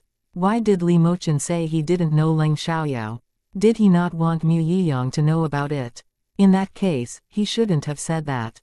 Why didn't Li Mochen stop him? Why did he let him finish? All of a sudden, Yiki couldn't figure out Li Mochen's intention. I didn't want to tell you, Li Mochen said. Mu Yiyang was struck dumb for a second, and didn't know what to say. However, the next moment Mu Yiyang guessed. Do you like her? So you don't want me to find her and stop her from falling in love with me? Yiki subconsciously had the same idea, but didn't think it was possible. Li Mochen gave Mu Yiyang a sideways glance. He didn't feel guilty or mad. He only said in a flat tone, don't think too much. She simply doesn't want to be bothered. Fine. Mu Yiyang stopped blaming Li Mochen for that. But I still want to make friends with her. If you know her, can you ask her out? She's going to have the National College entrance examination, and is always busy with studying. She doesn't have time to spend with you, Li Mochen said. Even if Leng Xiaoyao had time, he wouldn't ask her out. If Mu Yiyang wanted to be friends with Leng Xiaoyao, he would have to do it on his own. Li Mochen refused to do the introduction. What? She's a senior student in high school. Mu Yiyang was surprised. Although he couldn't see her age, he was still astonished after hearing that she was a senior student in high school. Fine, I can wait, Mu Yiyang said. He didn't want to waste Leng Xiaoyao's precious time. Oh, Yiki, you just said Leng Xiaoyao has competed with Mochen in car racing and fighting. What was the result? Mu Yiyang asked curiously, but he didn't think Leng Xiaoyao could be better than Li Mochen, because Li Mochen was extremely skilled in their eyes. If Leng Xiaoyao could be as good as Li Mochen, she must be extraordinary. After all, she was young and a girl. They reached the ending point in the car racing at the same time. In fighting, Leng Xiaoyao was slightly worse than Mochen, Yiki said.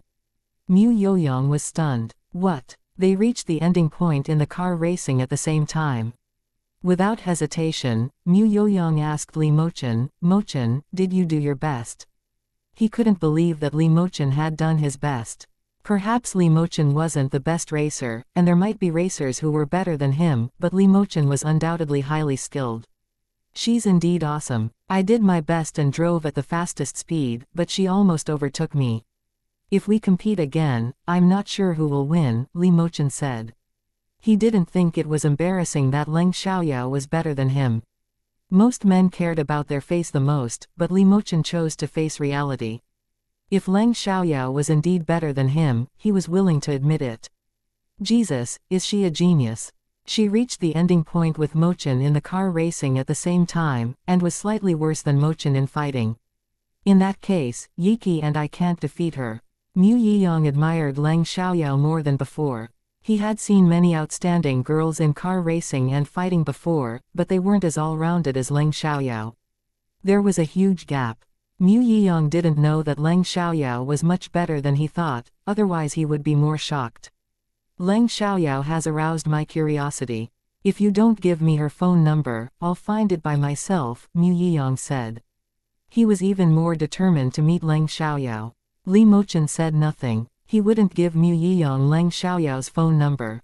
If Mu Yiyang wanted it, he could get it on his own. After having the meal, they rested for a while, then went to the circuit.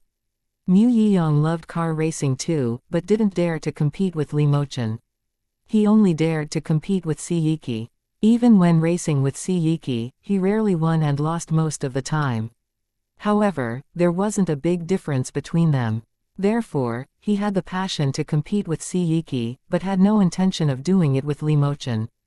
This time, Mu Yiyang competed with Si Yiki, but was 20 seconds late at the ending point. It wasn't the first time, but Mu Yiyang was still disappointed. Si Yiki comforted him. It's understandable that you can't win. After all, you're so busy. You don't have time to drive a racing car. I have some time to do that, so I'm more familiar than you. You're right. I feel much better now, Mu Yiyang said. In fact, he didn't really care about that, and was just a little disappointed. After hearing Si Yiki's words, he didn't think it was a big deal. Come on, we can have a fighting competition. I don't think you can defeat me this time, Mu Yiyang said proudly. You're a major. You're either training or doing tasks every day. I'm obviously not your match, but I want to see how much progress you've made. Are you much better than me now? Si Yiki said. Even if he knew he couldn't defeat Mu Yiyang, he was still interested. Chapter 3058, A Kind Reminder. Mu Yiyang was a major, and he was comparatively young among majors. Afterwards, Si Yiki had a spar against Mu Yiyang.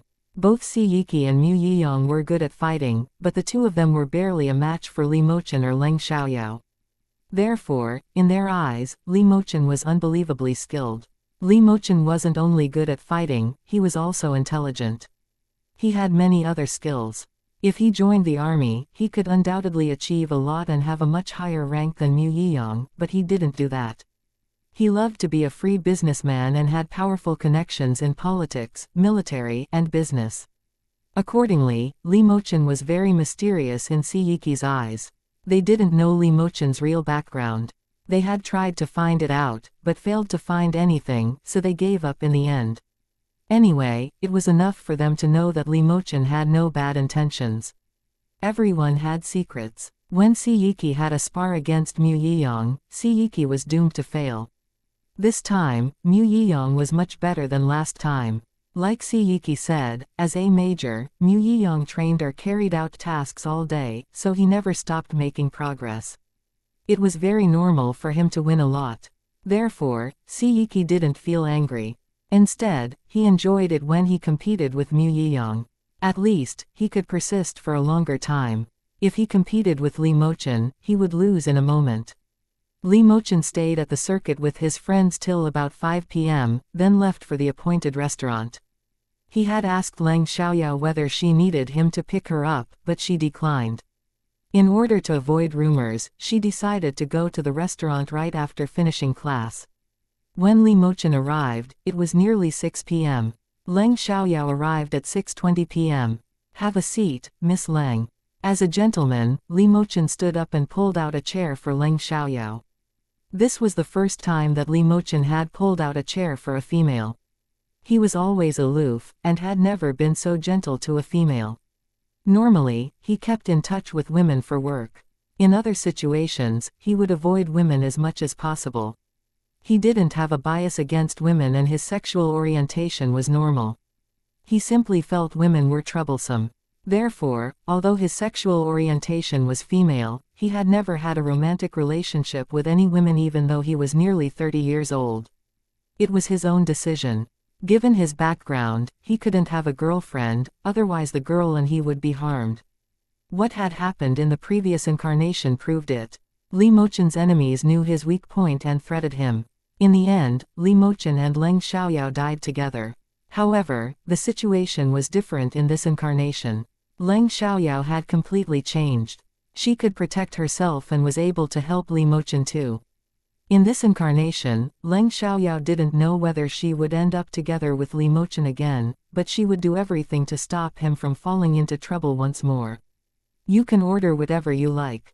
No need to save money for me, Li Mochen said. Sure. Leng Xiaoyao didn't hesitate and ordered 5 dishes. 1 dish of spicy fried crab, 1 of boiled Australian lobster, 1 of steamed fish, 1 of oyster scallop, 1 of shrimp and some crab porridge. That's all. What else do you want to eat? Li Mochen asked. He didn't think it was too much.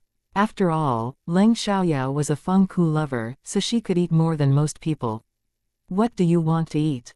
Leng Xiaoyao asked. She had ordered enough for herself. The dishes she ordered were served in large bowls and were even enough for the 2 of them. Li Mochen took over the menu and ordered 3 more dishes. The waiter was amazed by their order.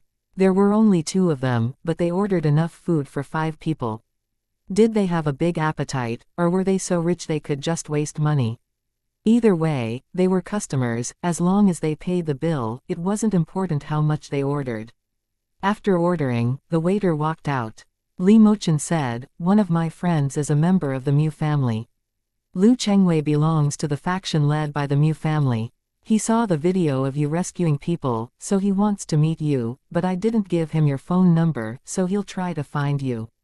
I'm just telling you this because I don't want you to think that I gave him your phone number. I didn't do that, but I can't stop him from searching for you either. Anyway, I believe you can avoid it if you want to." "I know. Thanks for your kind reminder." Leng Xiaoyao thanked him. Since the man was Li Mochen's friend and a member of the Mu family, there was no reason for her to avoid him.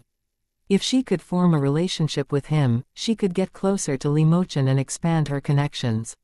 Wherever she built her business, she would need connections if she wanted to be successful.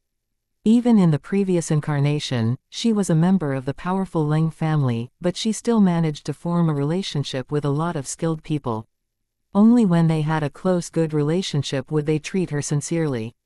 If she only had status without connections, people might not really help her. Leng Xiaoyao was good at socializing, but she somehow didn't know what to say in front of Li Mochen right now. Li Mochen wasn't talkative, so he had no idea what to say either. As a result, both of them were silent.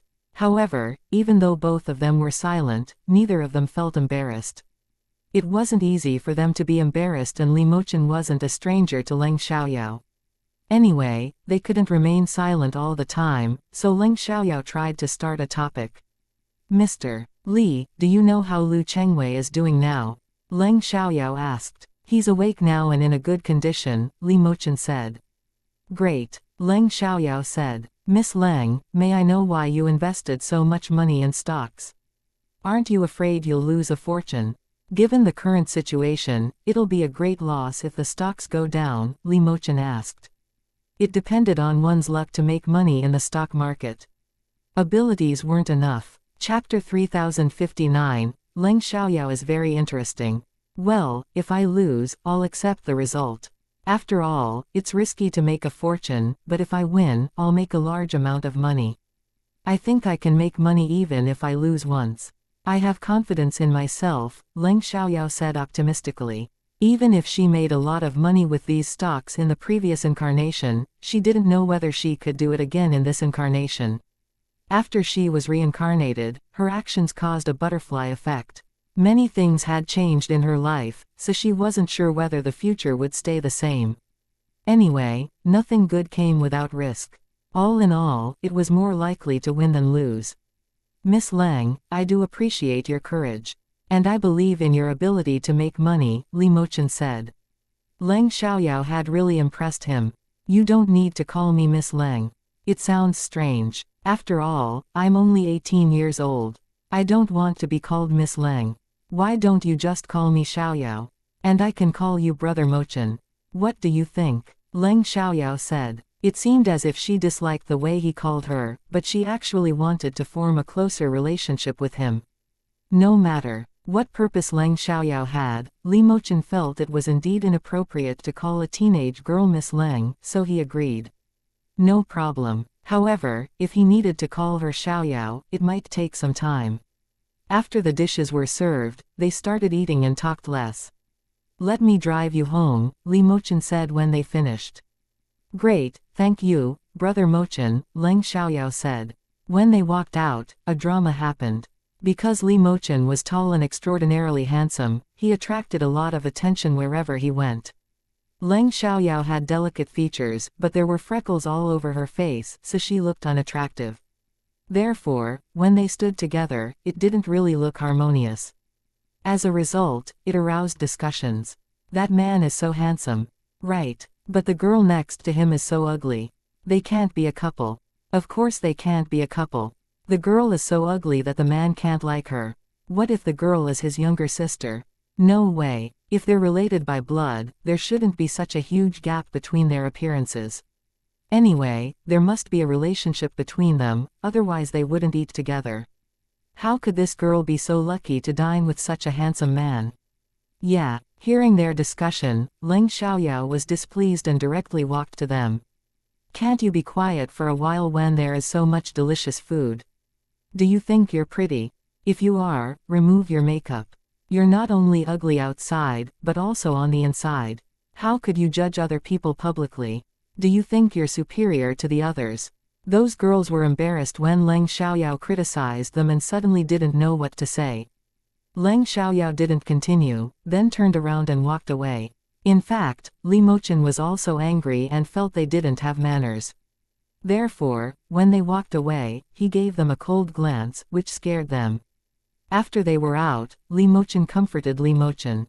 No need to take their words seriously. What can you expect from a hog but a grunt?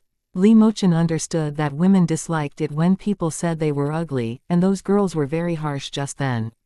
He bet Leng Xiaoyao must be hurt. He wasn't good at comforting people, but Leng Xiaoyao was judged because of him, so he ought to do something. Ha ha. Hearing Li Mochen's words, Leng Xiaoyao laughed. You look aloof. I'm surprised that you know how to comfort people. Don't worry, I'm not that weak. And it's not the first time that people say I'm ugly. I'm already used to it. It's just annoying, so I argue against them sometimes. Seeing that Leng Xiaoyao indeed looked fine, Li Mochen was relieved, but he felt a bit sorry for her when she said she was already used to it when people said she was ugly. However, he said nothing. Leng Xiaoyao continued. To be honest with you, I'm not ugly at all. I think I'm pretty. Although there are freckles on my face, they can be removed. Even if they can't be removed, I can cover them with makeup. Li Mochen agreed with Leng Xiaoyao on that, because he could see that she had delicate features. Even with the freckles, she still wasn't ugly. She simply wasn't beautiful. However, he didn't care about one's appearance, because it had nothing to do with him. He valued a person's abilities much more. When I went to a casino last time, I put on makeup to make myself look mature.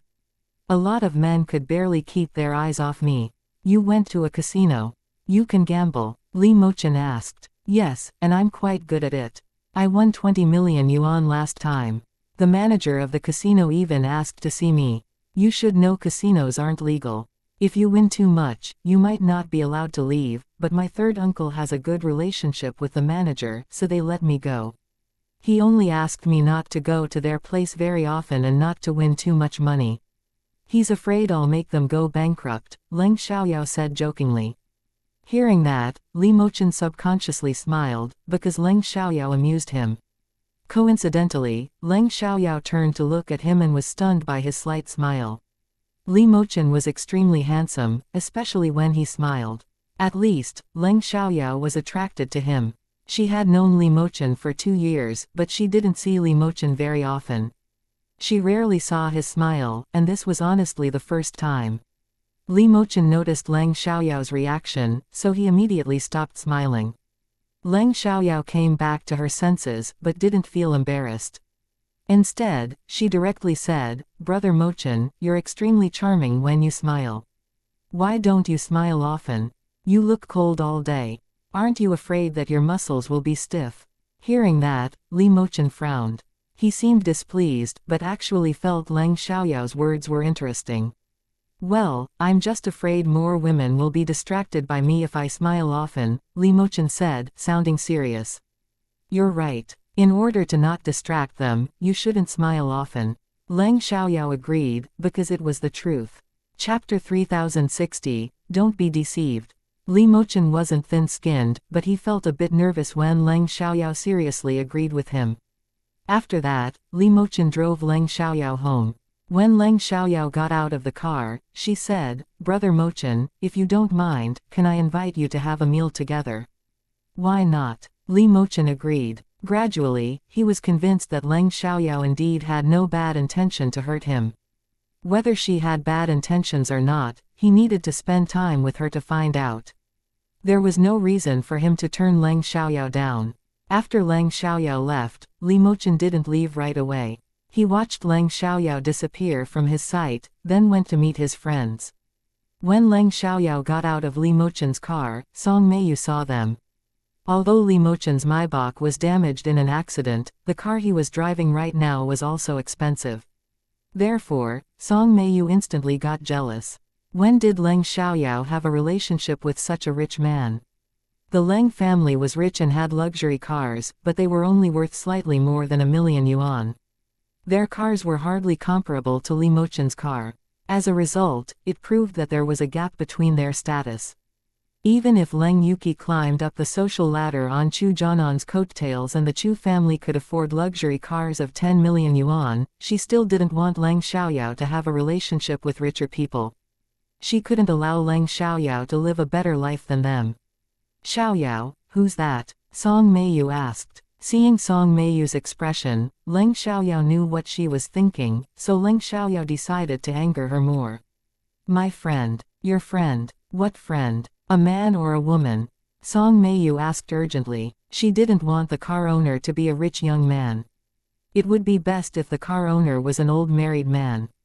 In that case, Leng Xiaoyao would be a shame. "A man. He's young, handsome, and rich. He's much better than Chu Jianan," Leng Xiaoyao said, showing affection for Li Mochen. Song Meiyu got even more jealous. A young, handsome, and rich man. A man who was much better than Chu Jianan. Looking at Leng Xiaoyao's face, Song Meiyu didn't think the man would choose her, so she felt better. Even Chu Jianan abandoned her. It was impossible that a man who was better than Chu Jianan would like her. Besides, it might not be true that the man was really young, handsome, and rich. Even though Song Meiyu didn't think it was possible, she was still curious about it. "Oh, is he chasing you?" "Not really. We just met, but he said he appreciates my abilities. In his eyes, I'm different from other girls. I'm very special and attractive to him," Leng Xiaoyao said. Song Meiyu was nervous. How could she forget that Leng Xiaoyao had outstanding abilities even though she was ugly? It was possible that someone might be impressed by her skills. Thinking of that, Song Meiyu had a premonition. Was the man impressed by Leng Xiaoyao's abilities? Didn't he care about her appearance? No, she wouldn't allow it to happen. Therefore, Song Meiyu acted kind and said to Leng Xiaoyao, "Xiaoyao, I really respect you, but the truth is that men all like beautiful women nowadays. Don't be deceived." Leng Xiaoyao smiled and said, "Some men like beautiful idiots, while some prefer smart girls. And, I don't think I'm ugly. There are just some freckles on my face. Medicine is so advanced nowadays. I can easily remove them with a little money. Even if they can't be removed, I can cover them with makeup. Aunt Meiyu, you're also a woman. You should know that, right? With makeup, there is no such thing as an ugly woman. My mother is so pretty and my father is also very handsome. I can't be ugly. After all, I was born in the Leng family. There is no reason for me alone to be ugly." Song Meiyu didn't realize that until now. She totally ignored Leng Xiaoyao's delicate features and the effect of makeup because of the freckles. It was true that Leng Xiaoyao's parents were both attractive. It was impossible that Leng Xiaoyao was ugly. In addition, when Leng Xiaoyao didn't have freckles on her face, she was actually prettier than Leng Yuki. Song Meiyu became anxious. If Leng Xiaoyao removed the freckles or put on makeup, Leng Yuki would be totally overshadowed. Now Leng Xiaoyao was already better than Leng Yuki at studying and fighting. If she was prettier than Leng Yuki as well, Chu Jianan might change his mind when he saw her again. Song Meiyu refused to think further about that. It was the last thing she wanted to see. As a result, she had to stop Leng Xiaoyao from becoming beautiful. She must do something about it. When Song Meiyu came back to her senses, Leng Xiaoyao was already gone. Leng Xiaoyao walked away once she finished speaking. The moment Leng Xiaoyao entered the house, Leng Chengyuan said, "Yao Yao, come here. Do you know who the person you rescued yesterday is?" "Sure, the new secretary of the City Chong Municipal Party Committee," Leng Xiaoyao said. Since Leng Chengyuan asked her about that, he must be aware of the man's title. It was true that Leng Chengyuan heard Lu Chengwei was rescued from the explosion yesterday afternoon. Not only Leng Chengyuan, but the whole Leng family learned about that. Therefore, both Leng Yihua and Song Meiyu lost their balance. If Leng Xiaoyao formed a close relationship with Lu Chengwei, they would be left behind. Even though it would do the Leng family good if Leng Xiaoyao could successfully form a close relationship with Lu Chengwei, they didn't want Leng Xiaoyao to be the one who made that happen. In that case, Leng Xiaoyao would become more and more powerful. In the afternoon, Secretary Lu called me in person. He is very grateful to you. After he recovers, he'll visit us and thank you in person, Leng Chengyuan said. Leng Chengyuan heard the news from Lu Chengwei. When Lu Chengwei woke up, he needed to learn about the situation. After watching the video of Leng Xiaoyao and Li Mochen rescuing people, he was astonished. He couldn't believe a young man and a girl saved his life. Because Li Mochen was a man, Lu Chengwei wasn't too surprised, but he was totally amazed by Leng Xiaoyao, who was a girl. Chapter 3061, He Doesn't Comfort You. Women were usually weak, but Leng Xiaoyao was really strong. Lu Chengwei had gratitude to Leng Xiaoyao, so he ordered his secretary to find out Leng Xiaoyao's and Li Mochen's identity. However, before his secretary did that, Ling Tianwei came to see him and told him their identities. Ling Tianwei was familiar with Leng Xiaoyao, but he didn't know much about Li Mochen. He only said that Li Mochen was Mu Yiyang's friend. After that, Lu Chengwei called Mu Yiyang and asked Mu Yiyang to help him pass on thanks to Li Mochen. Then he asked Ling Tianwei to ask for Leng Chengyuan's phone number and called Leng Chengyuan. Although Leng Chengyuan already retired, he used to be the vice mayor. And Leng Chengyuan was the grandfather of his lifesaver back in her room. Leng Xiaoyao continued to check the stocks. Currently the stocks fell rapidly. Leng Xiaoyao and Leng Yecheng had bought a lot. Leng Yecheng trusted Leng Xiaoyao, but he was always nervous. After all, he had invested 5 million yuan in it. What he didn't know was that Leng Xiaoyao had invested over 10 million yuan in it. He had no idea that Leng Xiaoyao was so rich.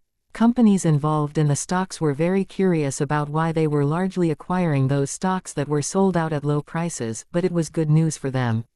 If no one bought their stocks, they would suffer a great loss. However, in their industry, the stocks could barely do anything. Leng Xiaoyao estimated that it should be done within the next few days. Therefore, it was the key moment right now. At about 9 p.m., Leng Xiaoyao received Ling Tianqi's call. Ling Tianqi told her that he was challenged to race at 10 a.m. tomorrow. He asked her whether she wanted to go.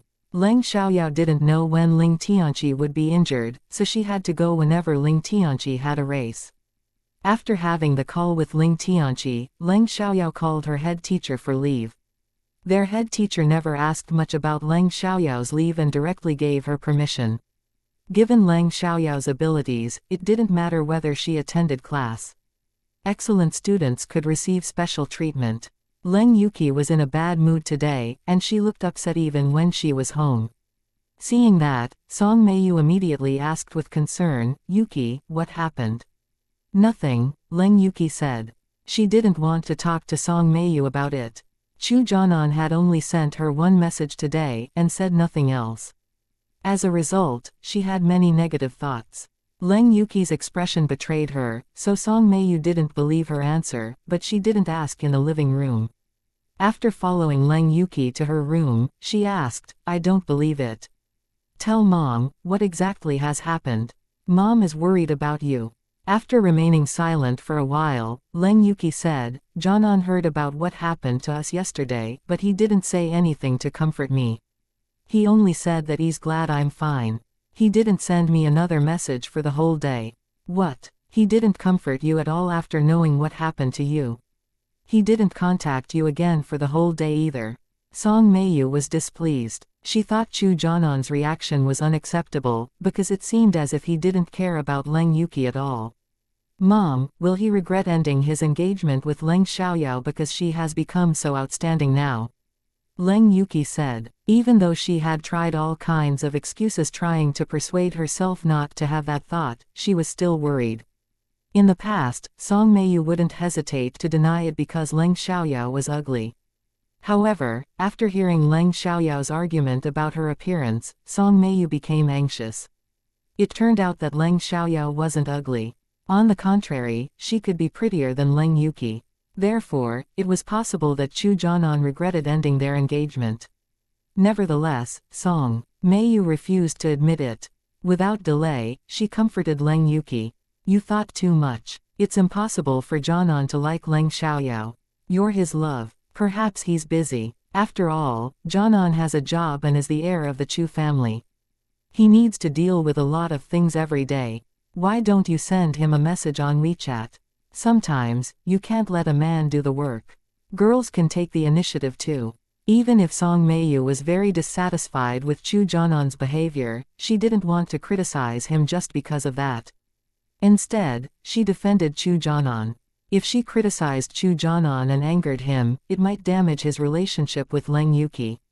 That wasn't what she wanted. Anyway, as long as Chu Jonan didn't use violence against Leng Yuki or cheat on her, they could tolerate it.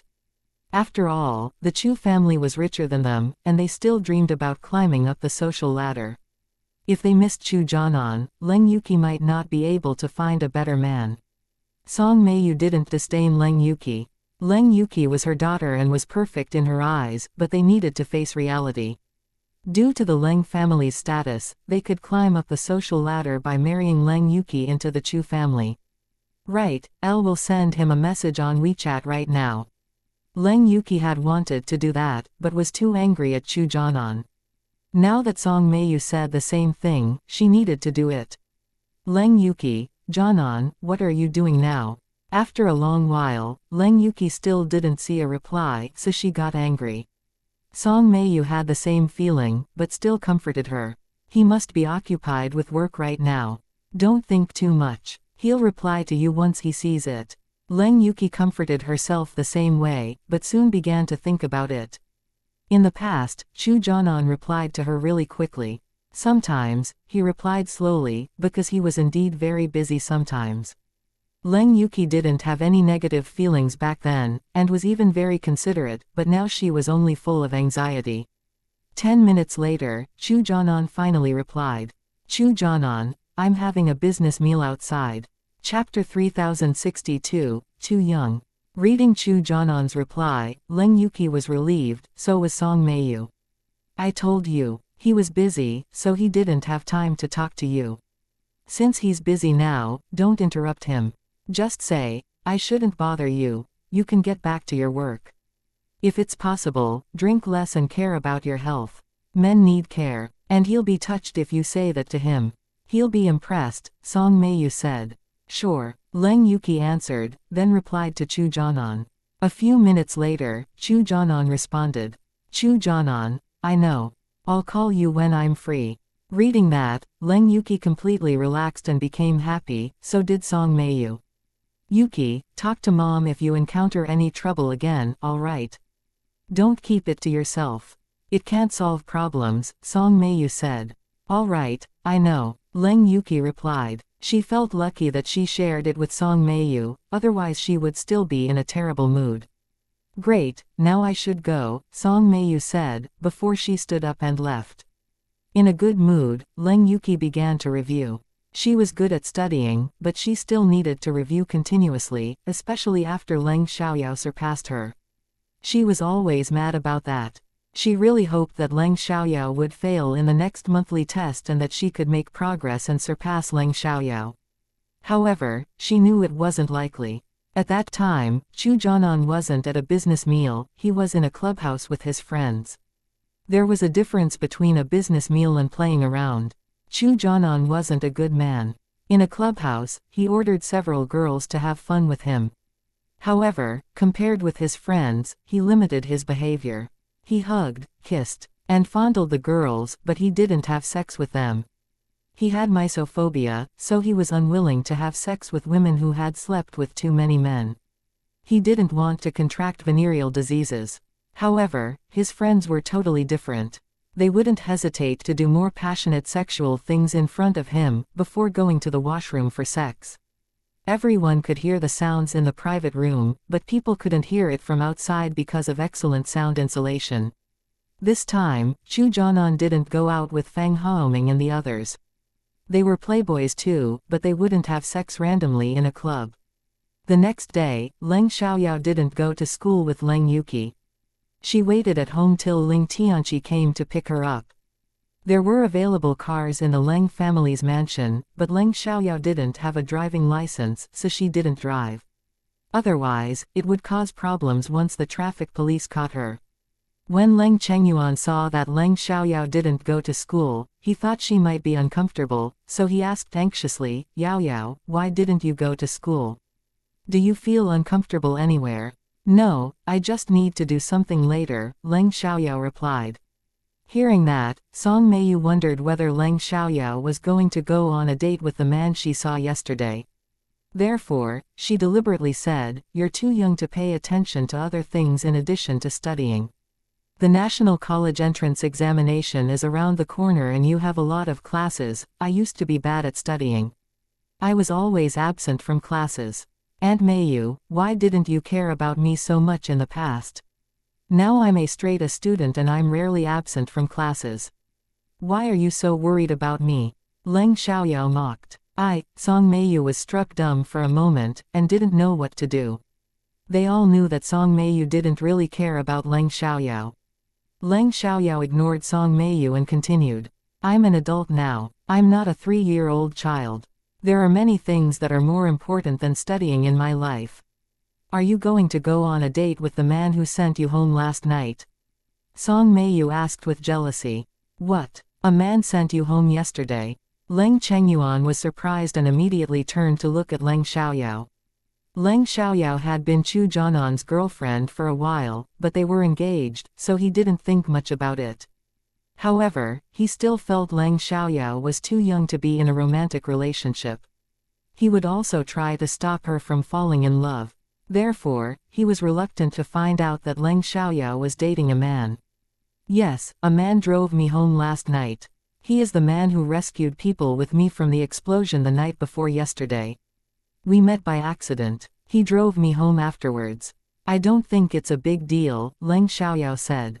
She didn't want to explain, but she didn't want Leng Chengyuan to be worried. "Is there a problem with a man sending me home? If I see Aunt Meiyu talking with a man alone, is there something abnormal between them as well?" Leng Xiaoyao said. Song Meiyu was mad. "All right, stop it. Yao Yao can do whatever she wants. I didn't say anything. Why did you judge her?" Leng Chengyuan snapped at Song Meiyu. Now he had a deep trust in Leng Xiaoyao. Since Leng Chengyuan said that, Song Meiyu didn't dare to say anything else. When Ling Tianqi came to pick up Leng Xiaoyao told him to stop outside the block she lived in. Therefore, once Ling Tianqi was about to arrive, Leng Xiaoyao left. When she reached the entrance, Ling Tianqi arrived. Once Leng Xiaoyao opened the car door, Xiang Mengxin abruptly jumped up from a seat. "Surprise. Hey, boss, I'm also here. Why didn't you go to school?" asked Leng Xiaoyao. She didn't expect to see Xiang Mengxin in Ling Tianqi's car. "You're a girl. It's not appropriate for you to be alone with a man, so I came to go with you," Xiang Mengxin said. She didn't want any rumors to be made which could damage Leng Xiaoyao's reputation. In fact, Leng Xiaoyao already had a bad reputation, so she didn't care about that at all. Anyway, she didn't do anything wrong, so she wasn't afraid of people's discussions, but if it was possible, she wanted to avoid any rumors. If other people badmouthed her, she wouldn't care if she didn't hear it. However, if she heard them, she wouldn't tolerate it. Anyway, she felt touched that Xiang Mengxin cared about her. How is it? Am I considerate? Xiang Mengxin seemed very proud. Yes, it's very considerate of you. Leng Xiaoyao smiled. Then she got in the car, and they set off. Chapter 3063, I don't know either. Xiaoyao, when you ran to rescue people from the fire, weren't you afraid at all? What if the car exploded again? Ling Tianqi asked. I wasn't afraid. Actually, I didn't have time to think so much back then. It was the most important thing to rescue people at that moment, Leng Xiaoyao said. Well, I feel ashamed in front of you. If I were you, I would run away fast. I don't want to be injured. Ling Tianqi sighed. He was amazed by Leng Xiaoyao's courage. He felt that even a girl could be better than him. It's human instinct to stay away from danger. If I hadn't had the confidence to succeed in rescuing people, I wouldn't have dared to stand out. One should do things within his capabilities. Otherwise it might not be helpful and could cause more trouble instead, Leng Xiaoyao said. She didn't think Ling Tianqi's thoughts were wrong. Hearing that, Ling Tianqi felt much better. In fact, he didn't think he was wrong either, but Leng Xiaoyao's reaction impressed him. Boss is right. If you have no confidence in rescuing people, you shouldn't. I would stay away from danger as well. There are few people who could do the same as my boss. Xiang Mengxin said. She didn't think they were the same as Leng Xiaoyao. Leng Xiaoyao was an almighty god in her eyes, while she was merely a mortal. Mortals could never do the things that gods could. Oh, you shouldn't stand out when there is danger. Don't get into trouble. Sometimes, it's necessary to be selfish. Do you understand? Leng Xiaoyao said. Xiang Mengxin was a close friend, so she cared about her safety. She hoped that Xiang Mengxin would protect herself well when there was danger. Boss, you're so nice. You care about me so much. I will definitely listen to you. Xiang Mengxin was touched by Leng Xiaoyao's words and immediately hugged her arm to act cute. Leave me alone. Leng Xiaoyao pushed her away and said, don't be so close. Fine. Xiang Mengxin understood that Leng Xiaoyao disliked it when she acted cute, so she didn't feel aggrieved when Leng Xiaoyao showed her disdain. After all, her boss was always powerful. Oh, brother Tianqi, who challenged you? How likely are you to win? Leng Xiaoyao asked. It's Qin Wentao, the Qin family's third son. We never get along and often compete with each other in car racing and fighting. In March last year, we had a race. The loser had to kneel down in front of the winner and call the winner grandfather. He lost, but he refused to do it. I wouldn't allow that, so we fought. Haoran's leg was broken and it became serious trouble. Their parents learned about it. Qin Wentao's parents paid a visit and apologized. In the end, it was done, but after that, Qin Wentao was sent abroad. He was gone for a year. Now he's back for a few days and challenged me again. He's reluctant to be the loser, so he wants to win. I had confidence a year ago, but many changes can happen within a year. I don't know about the result now, Ling Tianqi said. He had worried about whether he could win, but he couldn't turn it down. He had his pride, so he wouldn't let people think he was a coward. If he challenges you this time, he must be confident too.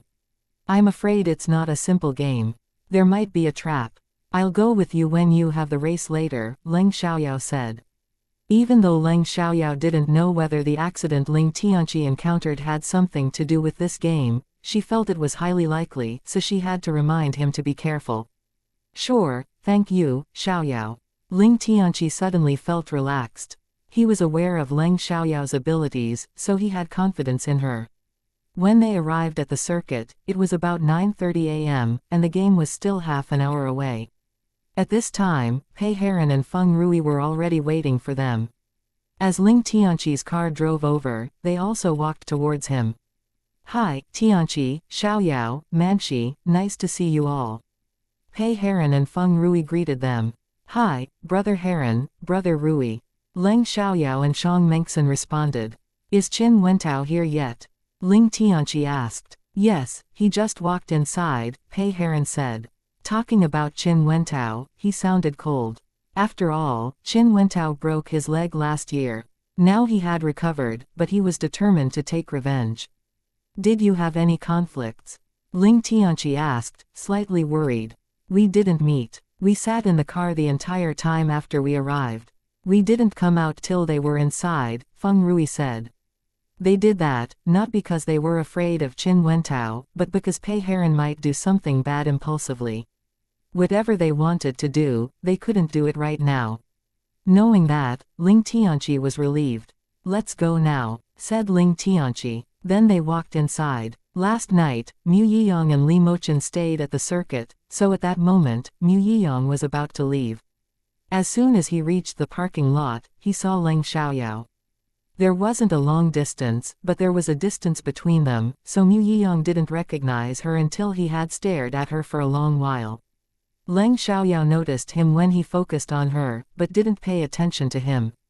However, Mu Yiyang got excited once he recognized Leng Xiaoyao. Without delay, he got out of his car and rapidly walked towards her. Leng Xiaoyao had to look at him. Seeing a young handsome man walking towards her, she didn't think she knew him. Nevertheless, the man looked excited, so he must know her. Therefore, Leng Xiaoyao thought he might be her fan.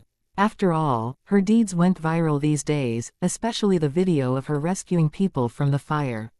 Leng Xiaoyao wasn't narcissistic, but many people indeed became her fans after watching the video. Leng Xiaoyao, I finally found you. Oh, no, I finally met you. Mu Yiyang approached Leng Xiaoyao. Chapter 3064, Mr. Mu. Hearing that, the others turned to look at Mu Yiyang, but they all thought he was Leng Xiaoyao's friend, so they said nothing. However, Shang Mengxin got excited again when she saw it was a handsome man. She could barely take her eyes off Mu Yiyang. Ling Tianqi felt very embarrassed. He didn't understand why his niece had a strong interest in handsome men. Even if she liked handsome men, she could keep it in her heart. Why did she show it so obviously on her face? Didn't she know she should behave herself in public? While Shang Mengxin showed great interest in him, Mu Yiyang looked at Leng Xiaoyao with anticipation. Would she be amazed by his appearance as well? However, Mu Yiyang was disappointed. Leng Xiaoyao had no reaction and kept a polite distance from him. May I help? Mu Yiyang didn't see that Leng Xiaoyao had any interest in him, so he felt hit to some extent, but he didn't think much about it, and kindly introduced himself. Nice to see you, my name is Mu Yiyang. I'm from the capital and am Mochen's friend. In order to not leave a bad impression on Leng Xiaoyao, Mu Yiyang clearly mentioned his friendship with Li Mochen. Hearing that, Leng Xiaoyao realized that he was the person Li Mochen had told her about. Oh, nice to meet you too, Mr. Mu. Leng Xiaoyao politely responded. Do you have time now? Can I buy you a meal? I want to thank you for rescuing Lu Chengwei, Mu Yiyang said. Actually, it was just an excuse, because it would be more appropriate for Lu Chengwei to do that on his own. Mi Yiyang simply wanted to have a chance to form a relationship with Leng Xiaoyao. Upon hearing that, the others were surprised. Mu Yiyang just called Secretary Lu's full name and said he wanted to buy Leng Xiaoyao a meal in order to thank her on behalf of Lu Chengwei. What was his background? He said he was from the capital, so he must have a high status. As a result, they didn't dare to disdain him. Mr. Mu, there's no need to do that. Secretary Lu told me that he would visit me in person after he has made a full recovery. There is no need for you to buy me a meal. And I have something to do later. I'm afraid I'm not free. Leng Xiaoyao declined, because she didn't have time and it was unnecessary. Mu Yiyang suddenly realized that they were in the circuit, so he asked, what do you need to do? Is it about car racing? Yeah, Leng Xiaoyao answered. Mu Yiyang instantly got excited. I heard from Si Yiki that you have competed with Mochen in car racing. You arrived at the ending point at the same time. I saw the video of your race. You're really amazing. I think I'm no better than you, but I really hope to compete with you if there is a chance. Mr. Mu, thank you so much for your compliment. If there is a chance, I'm more than willing to compete with you, Leng Xiaoyao said. Great, but if you're going to do car racing today, can I go over and watch? Mu Yiyang asked. It wasn't easy for him to see Leng Xiaoyao in the circuit, so he couldn't miss it. Of course you can, but I'm not going to race today. It's a game which my friend is participating in. I only came to encourage him, Leng Xiaoyao explained. Oh, Mu Yiyang was immediately disappointed, but he could still spend time with her since she was in the circuit. Therefore, he decided to stay. Since there is a car race going on, I'm going to watch it with you. No problem. Leng Xiaoyao agreed. She didn't own the circuit anyway, so she had no power to stop him. In fact, Mu Yiyang and Si Yiki were friends, and he was much more at ease than Leng Xiaoyao.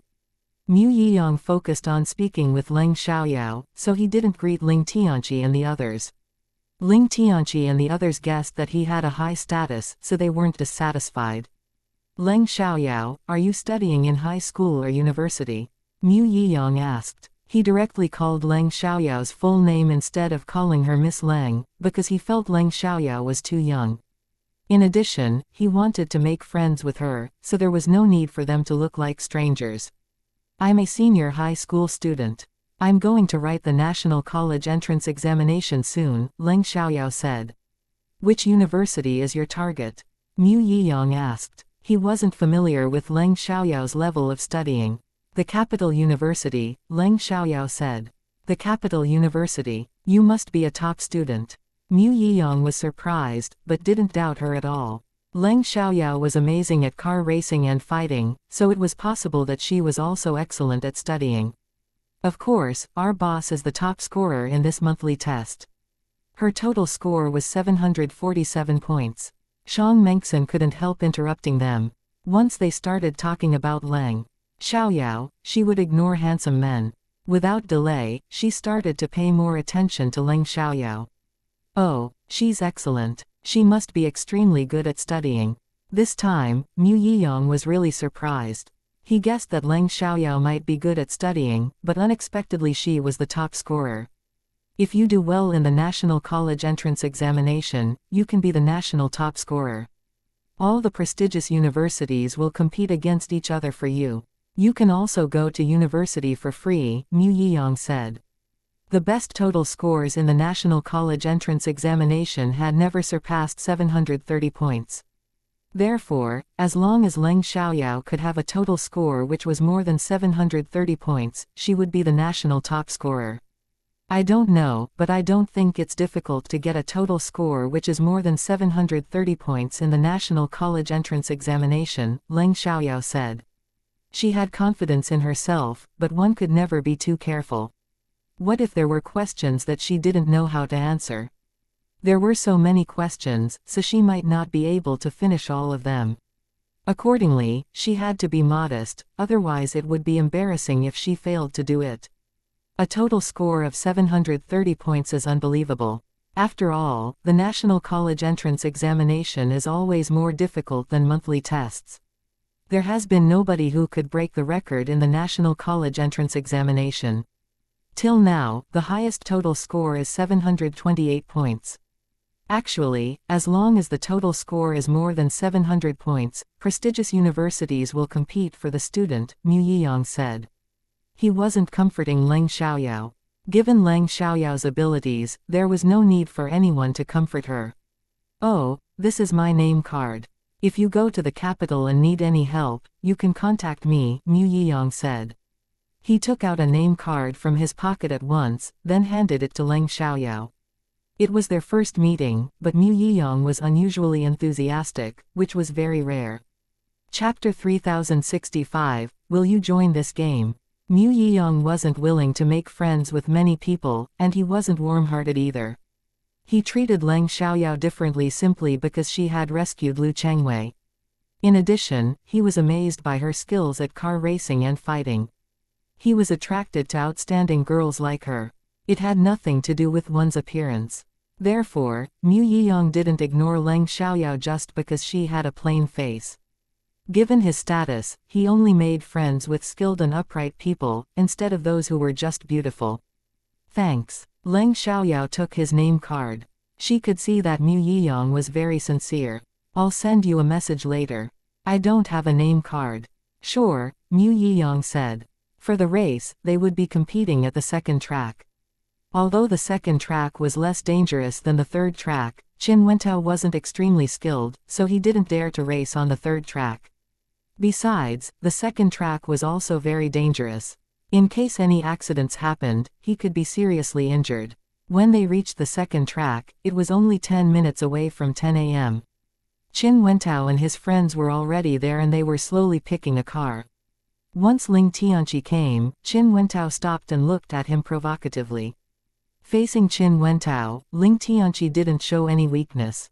He also looked down his nose at Qin Wentao. No matter who would win, they both refused to be the coward at this moment. When Ling Tianqi was near, Qin Wentao said arrogantly in a lazy tone, "Mr. Ling, been a while. I missed you. Sorry, I only like women." "I'm afraid you'll be disappointed," Ling Tianqi retorted.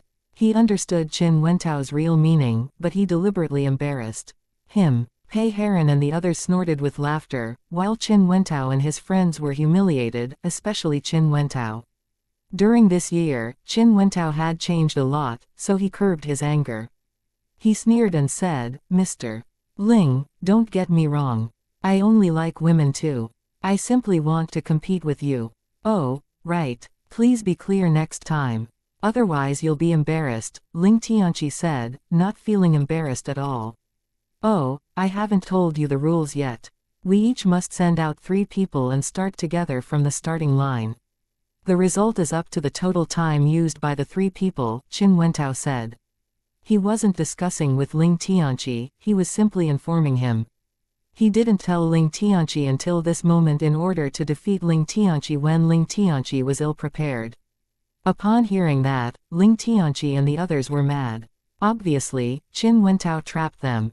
However, Pei Heron and Feng Rui weren't good at car racing, while Qin Wentao's friends were much better. Although they weren't familiar, they knew each other, so they were aware of their skills. "Qin Wentao, did you do that on purpose?" Pei Heron questioned him angrily. "It couldn't be more obvious." "Mr. Pei, how could you say that? I didn't do it on purpose. I simply want to increase the difficulty of our game. Are you afraid, Mr.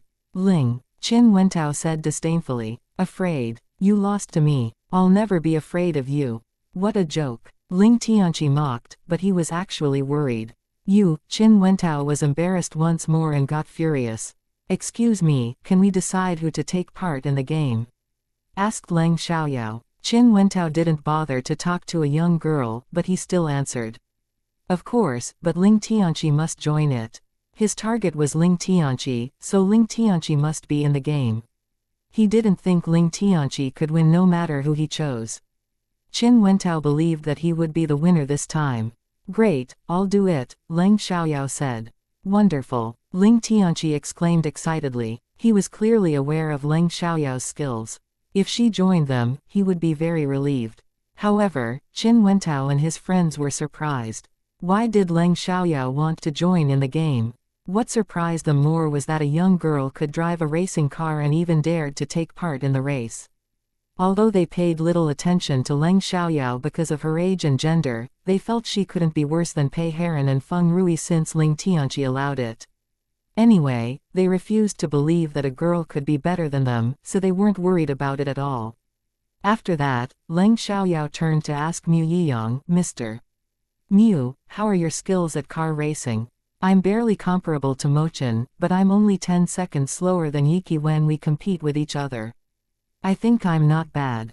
Anyway, Mochen and you are too rare," Mu Yiyang said. He understood Leng Xiaoyao's intention, and was excited to join them. If he was only 10 seconds slower than Si Yiki, he was professional too and was much better than Ling Tianqi.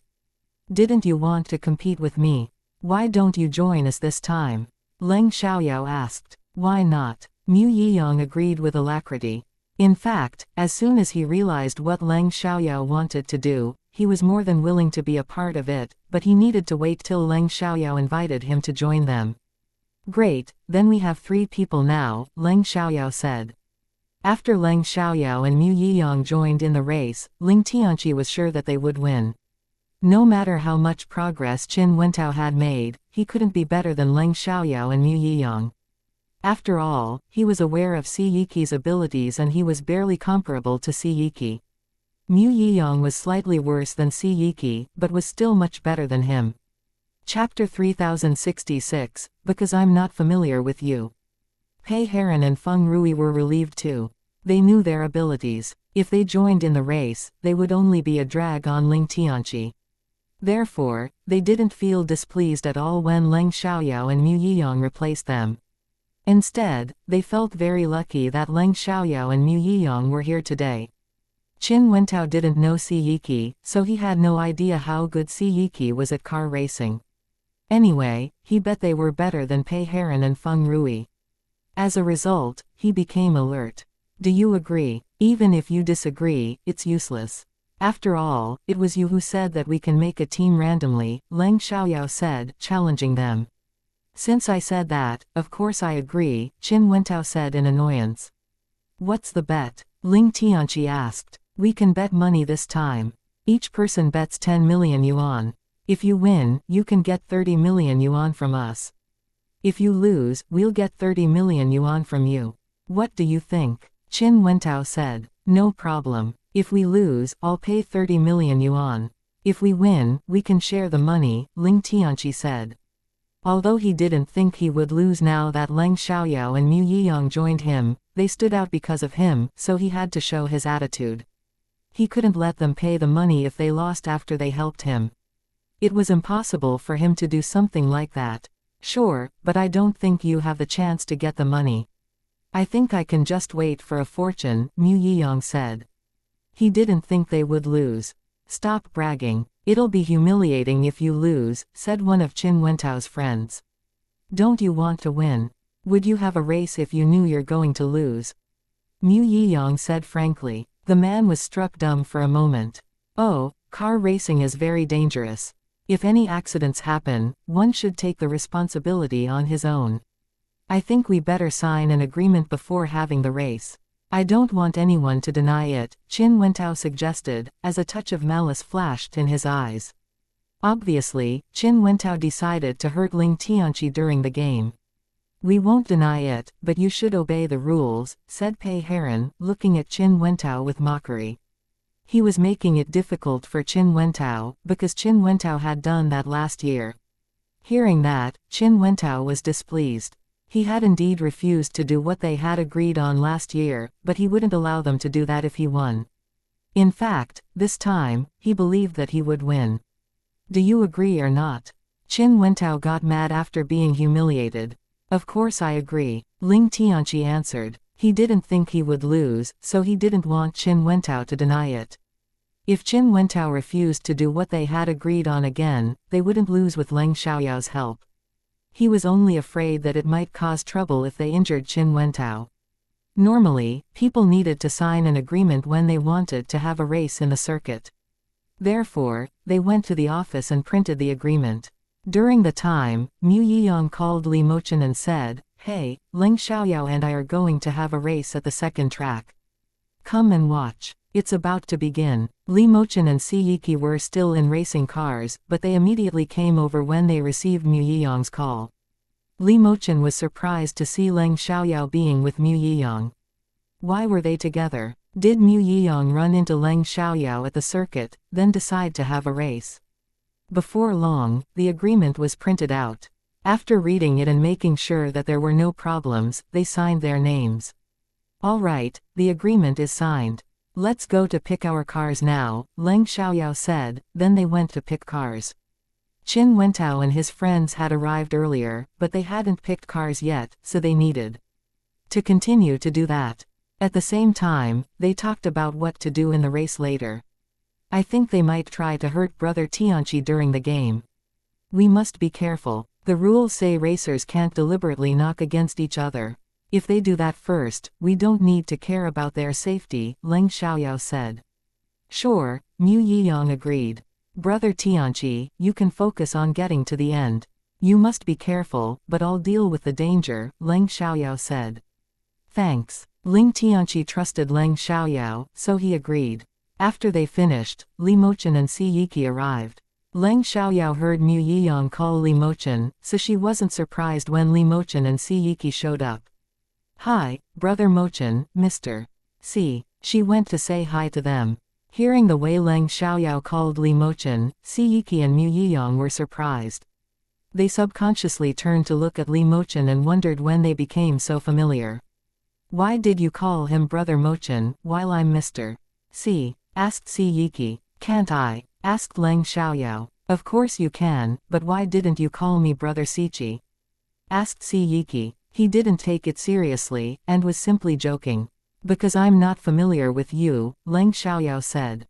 "But you're not familiar with him either," Si Yiki retorted. "I've met him more times than I've met you," Leng Xiaoyao said. Suddenly, Si Yiki didn't know what to say. The race was about to begin, so Leng Xiaoyao stopped arguing with them and went to have the race. Leng Xiaoyao and Mu Yiyang needed to protect Ling Tianqi so they didn't overtake him. In addition, they needed to stop their enemies from hurting Ling Tianqi so that he could have an open road to drive ahead. After a few minutes, Ling Tianqi reached the front, followed by Leng Xiaoyao who blocked Qin Wentao who wanted to overtake Ling Tianqi. Every time Qin Wentao wanted to overtake them, Leng Xiaoyao blocked his way. In his fury, Qin Wentao wanted to knock into her, but it would break the rules, so he had to calm down. After all, it wasn't difficult to find out whether a crash was an accident or a scheme. Chapter 3067, You Totally Impressed Me. If Leng Xiaoyao continued to block his way, it would be impossible for Qin Wentao to overtake them. Filled with anger, Qin Wentao swore at her. At the same time, he was amazed by Leng Xiaoyao's driving skills. Unexpectedly, the girl he disdained was so excellent. Before long, Qin Wentao's friend caught up. They had reached an agreement privately. If they were blocked, one of them would knock the car away. Anyway, the driver would be injured after being knocked, so he or she couldn't continue. Even if they broke the rules, they got rid of a competitor. It was even. Therefore, when Qin Wentao's friend saw that he couldn't overtake them, he immediately sped up to knock into Leng Xiaoyao's car. Ling Tianqi's speed was limited and Leng Xiaoyao couldn't overtake him, otherwise Ling Tianqi would be in danger. She joined him this time in order to protect him, so she wouldn't allow him to take the risk.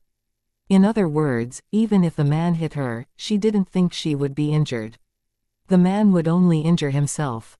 Accordingly, Leng Xiaoyao saw the man knock into her. The audience watched the race from the screen.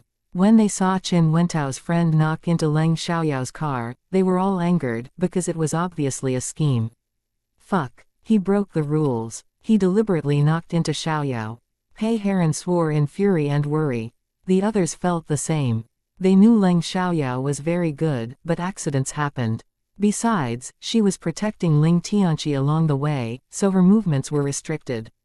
Damn it. How dare he knock into my boss? Shang Mengxin was also angry. She couldn't wait to go up and beat the man. Will Leng Xiaoyao be in trouble? Si Yiki was also anxious. She won't, Li Mochen replied. He believed more than anyone that Leng Xiaoyao would be fine, but he was still slightly worried.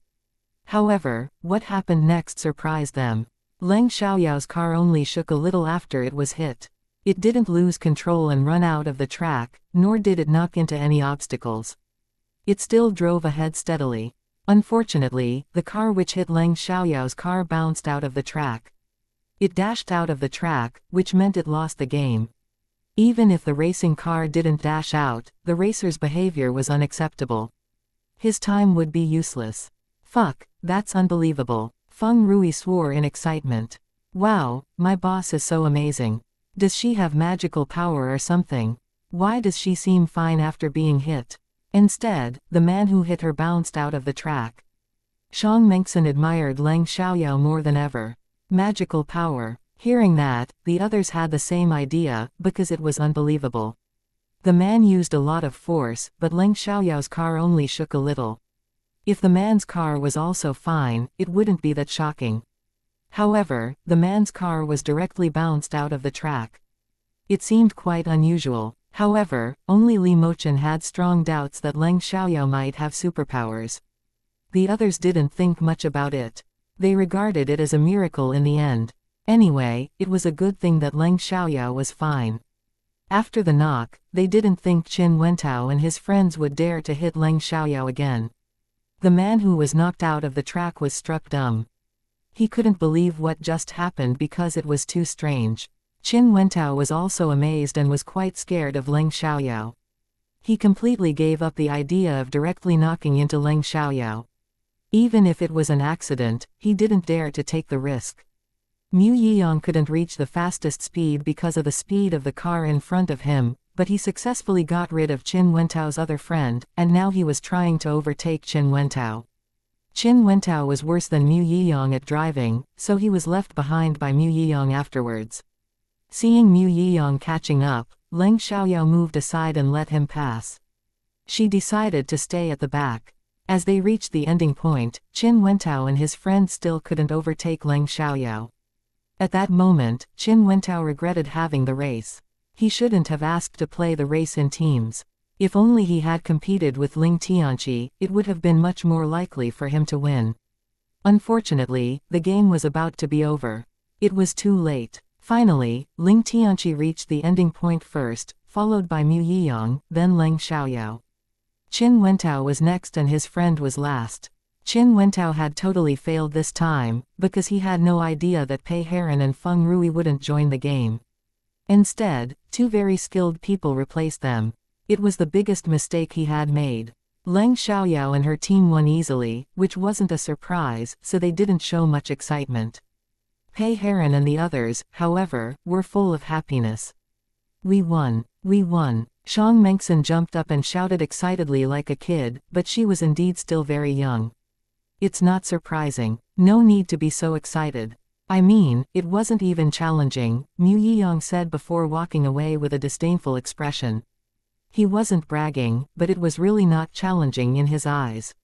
He thought that they were good at driving, but it turned out that they were much worse than he thought. Anyway, when he saw Qin Wentao's friend knock into Leng Xiaoyao's car, he was frightened. Back then, he was very worried about Leng Xiaoyao's safety. Unexpectedly, the result shocked him completely. Leng Xiaoyao was really impressive. After the heavy hit, she wasn't injured at all. On the contrary, the man was out. Leng Xiaoyao, you really impressed me. Mu Yiyang said to Leng Xiaoyao, showing his obvious appreciation. Be prepared to be impressed more by me, because I have many more skills that you don't know about. Leng Xiaoyao joked, half serious. It was the truth. Great, I'll see, Mu Yiyang said, becoming more curious about Leng Xiaoyao. She was a girl full of surprises. Given his knowledge about Leng Xiaoyao right now, he believed that Leng Xiaoyao would only become more impressive. Chapter 3068, Buy a Meal. Qin Wentao, you lost. Looking at Qin Wentao and his friends, Ling Tianqi was full of pride. He knew that he relied on Leng Xiaoyao and Mu Yiyang's help to win, but he was the winner. Especially when he faced Qin Wentao, it was hard for him not to be proud. Don't worry, we won't deny it. I'll order someone to transfer the money to you right now, Qin Wentao said. He was reluctant to accept the result and wanted to deny it. After all, 30 million yuan wasn't little. However, he knew it wouldn't do him any good if he denied it. They had signed an agreement and there would undoubtedly be a fight if he denied it. Ling Tianqi had more people than him, so he would be injured again during the fight. Therefore, he could only wait for another chance to pay Ling Tianqi back. Xiaoyao, Mr. Mu, I'll get the money first, then I'll share it with you. What do you think? Ling Tianqi asked. He didn't want Qin Wentao to know much about Leng Xiaoyao and Mu Yiyang. No problem, Leng Xiaoyao said. Sure, Mu Yiyang replied. They wouldn't say that they didn't want the 10 million yuan. No one could have enough money, and 10 million yuan was a lot. Even if it was 1 million yuan, they wouldn't hesitate to accept it.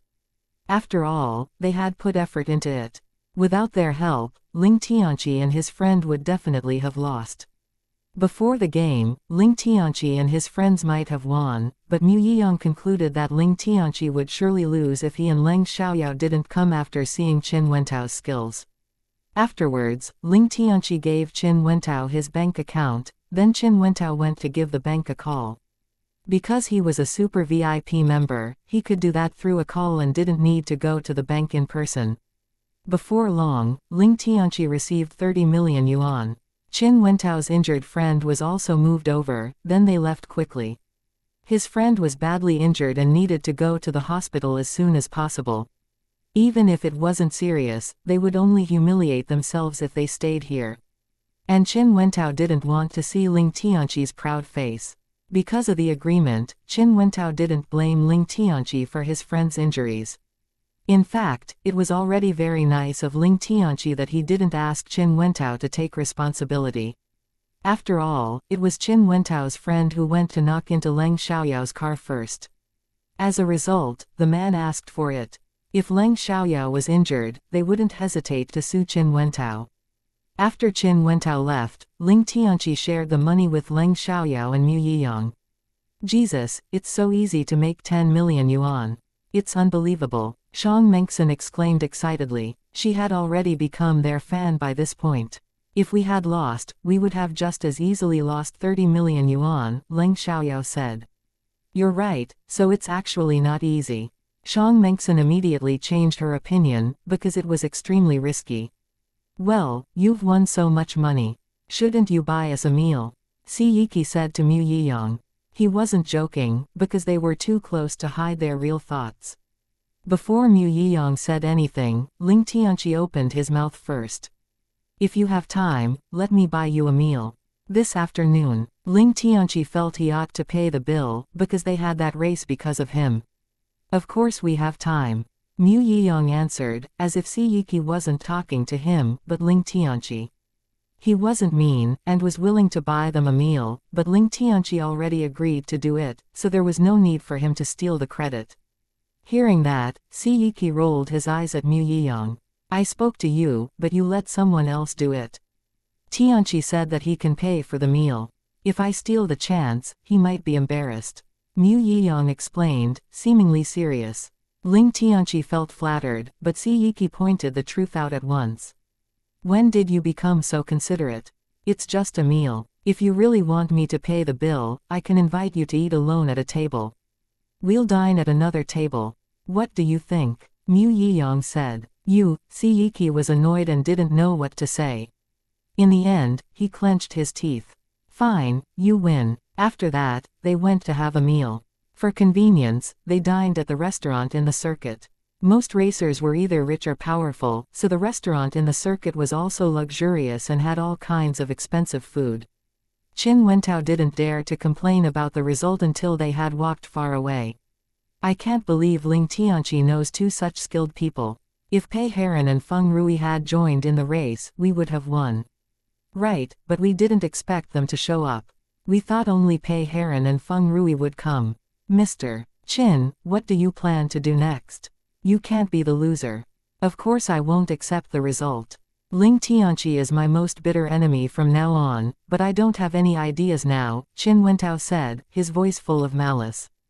Qin Wentao challenged Ling Tianqi this time in order to take revenge for his failure last year, but he failed and lost 30 million yuan. It was impossible for him to accept the result.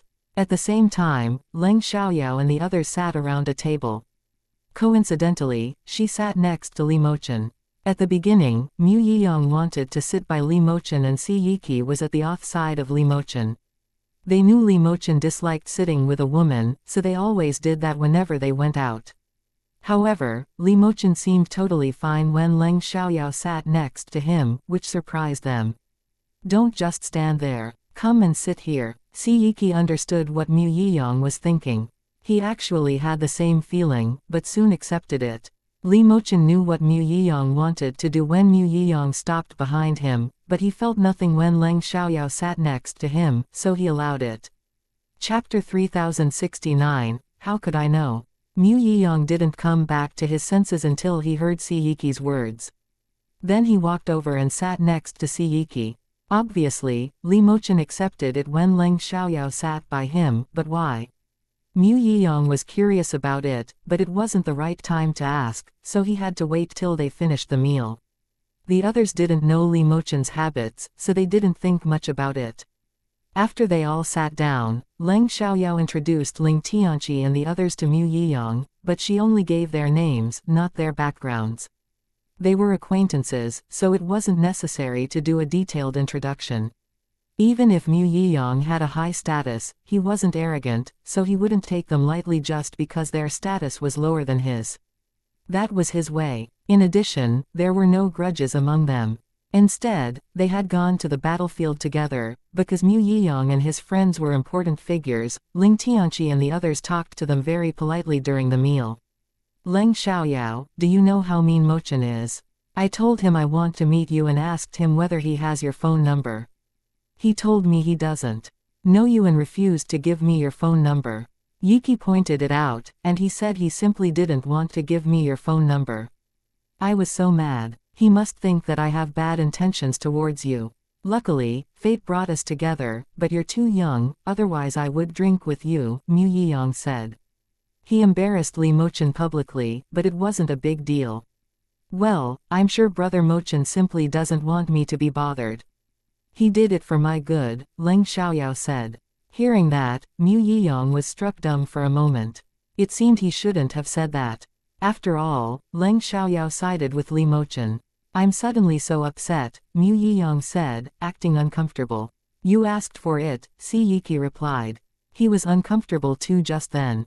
Because Mu Yiyang and the others were leaving, they asked Leng Xiaoyao where she was going and whether they could give her a ride. I need to go to the number 3 hospital. If it's convenient, can you drive me there?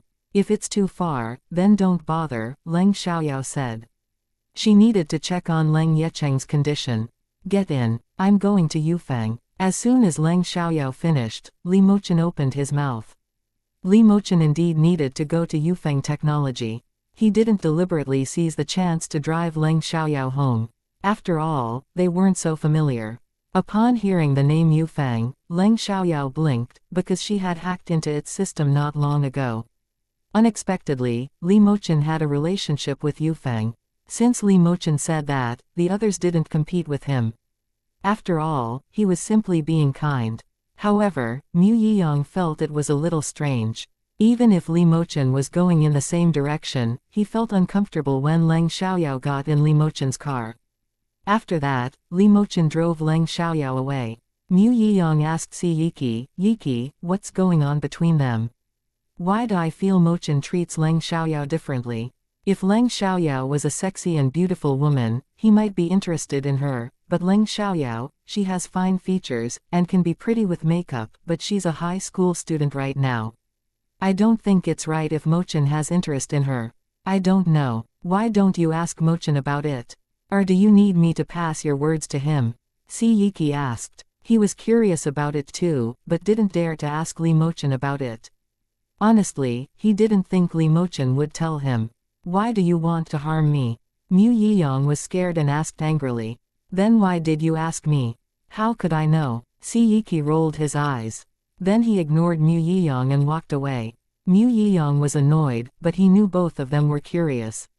However, neither of them dared to ask Li Mochen about it.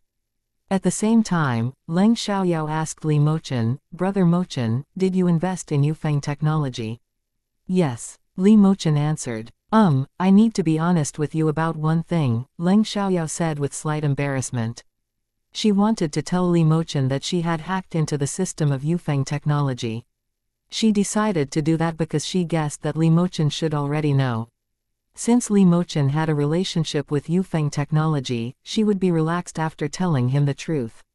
If she didn't know about Li Mochen's relationship with Yufeng, it would be fine, but she felt guilty after finding out about it. Li Mochen understood what she wanted to tell him, but he didn't point it out. He simply asked, what is it? Isn't Yufeng the largest technology company in City Chong? In order to persuade several people to believe in my abilities, I hacked into its system, but I didn't aim to do any harm, Leng Xiaoyao said. Because Li Mochen was already aware of that, he wasn't surprised after hearing that. I know. Once I heard that you're good at hacking, I was suspicious of you. We were indeed afraid it might be an enemy who hacked into our system, but it's not a problem if the hacker is you. Leng Xiaoyao knew that Li Mochen had already found out that it was her, so she wasn't surprised either. She only apologized. I'm sorry. All right, apologies accepted, Li Mochen said. After all, what Leng Xiaoyao had done really worried them, so Li Mochen accepted Leng Xiaoyao's apology on behalf of the staff. After telling him the truth, Leng Xiaoyao was very relieved. When they arrived at the hospital, Leng Xiaoyao got out of the car and thanked Li Mochen before walking away. Li Mochen didn't drive away immediately. Instead, looking at Leng Xiaoyao's back, he had mixed emotions. Gradually, he was becoming convinced that Leng Xiaoyao had no intention of hurting him. The news about Shi Qi lost attention, and Leng Yecheng was almost mentally stable. He didn't spend much time thinking about Shi Qi these days, and focused on the stocks instead. Chapter 3070, They Didn't Give Up. Watching the collapsed stock prices, he was still anxious even though Leng Xiaoyao said it was fine. After a few days of recovery, Leng Yecheng was much better and could soon leave the hospital. Leng Yecheng couldn't wait to leave, because he had been gone from the company for a few days now, so he was worried. There were people he trusted in the company and they were reliable. Whenever there was any news, they would report it to him. However, he couldn't be at ease when he was absent. Therefore, when Leng Xiaoyao came to see him, Leng Yecheng asked her whether he could leave the hospital now. "What did the doctor say after checking on you?" Leng Xiaoyao asked. She thought Leng Yecheng had almost made a full recovery, but they still needed to listen to the doctor's advice. "The doctor said I'm fine now, but he advised that I stay in the hospital for 1 or 2 more days for observation. I badly want to go back to the company, so I'm afraid the hospital simply wants to get more money from me by asking me to stay here for longer," Leng Yecheng said. He was willing to pay for his health, but it was unnecessary. "Since you're fine now, we can leave today," Leng Xiaoyao said. Like Leng Yecheng said, the hospital simply wanted to make more money from him. There were unpleasant things in hospitals too after all. Leng Yecheng trusted Leng Xiaoyao a lot now, so he agreed to leave the hospital now no matter what the doctor said. After that, Leng Xiaoyao went to see Chen Yushi. Chen Yushi had also almost made a full recovery and could leave the hospital as well, but the doctor advised that he stay for 1 or 2 more days too. Therefore, Leng Xiaoyao asked for his opinion. Chen Yushi had stayed in the hospital for long enough, and couldn't wait to leave. Most importantly, he felt much better now and he could walk on his own. He only felt a little pain after walking for a long while. However, it was unnecessary for them to stay in the hospital for any longer. They could directly go home.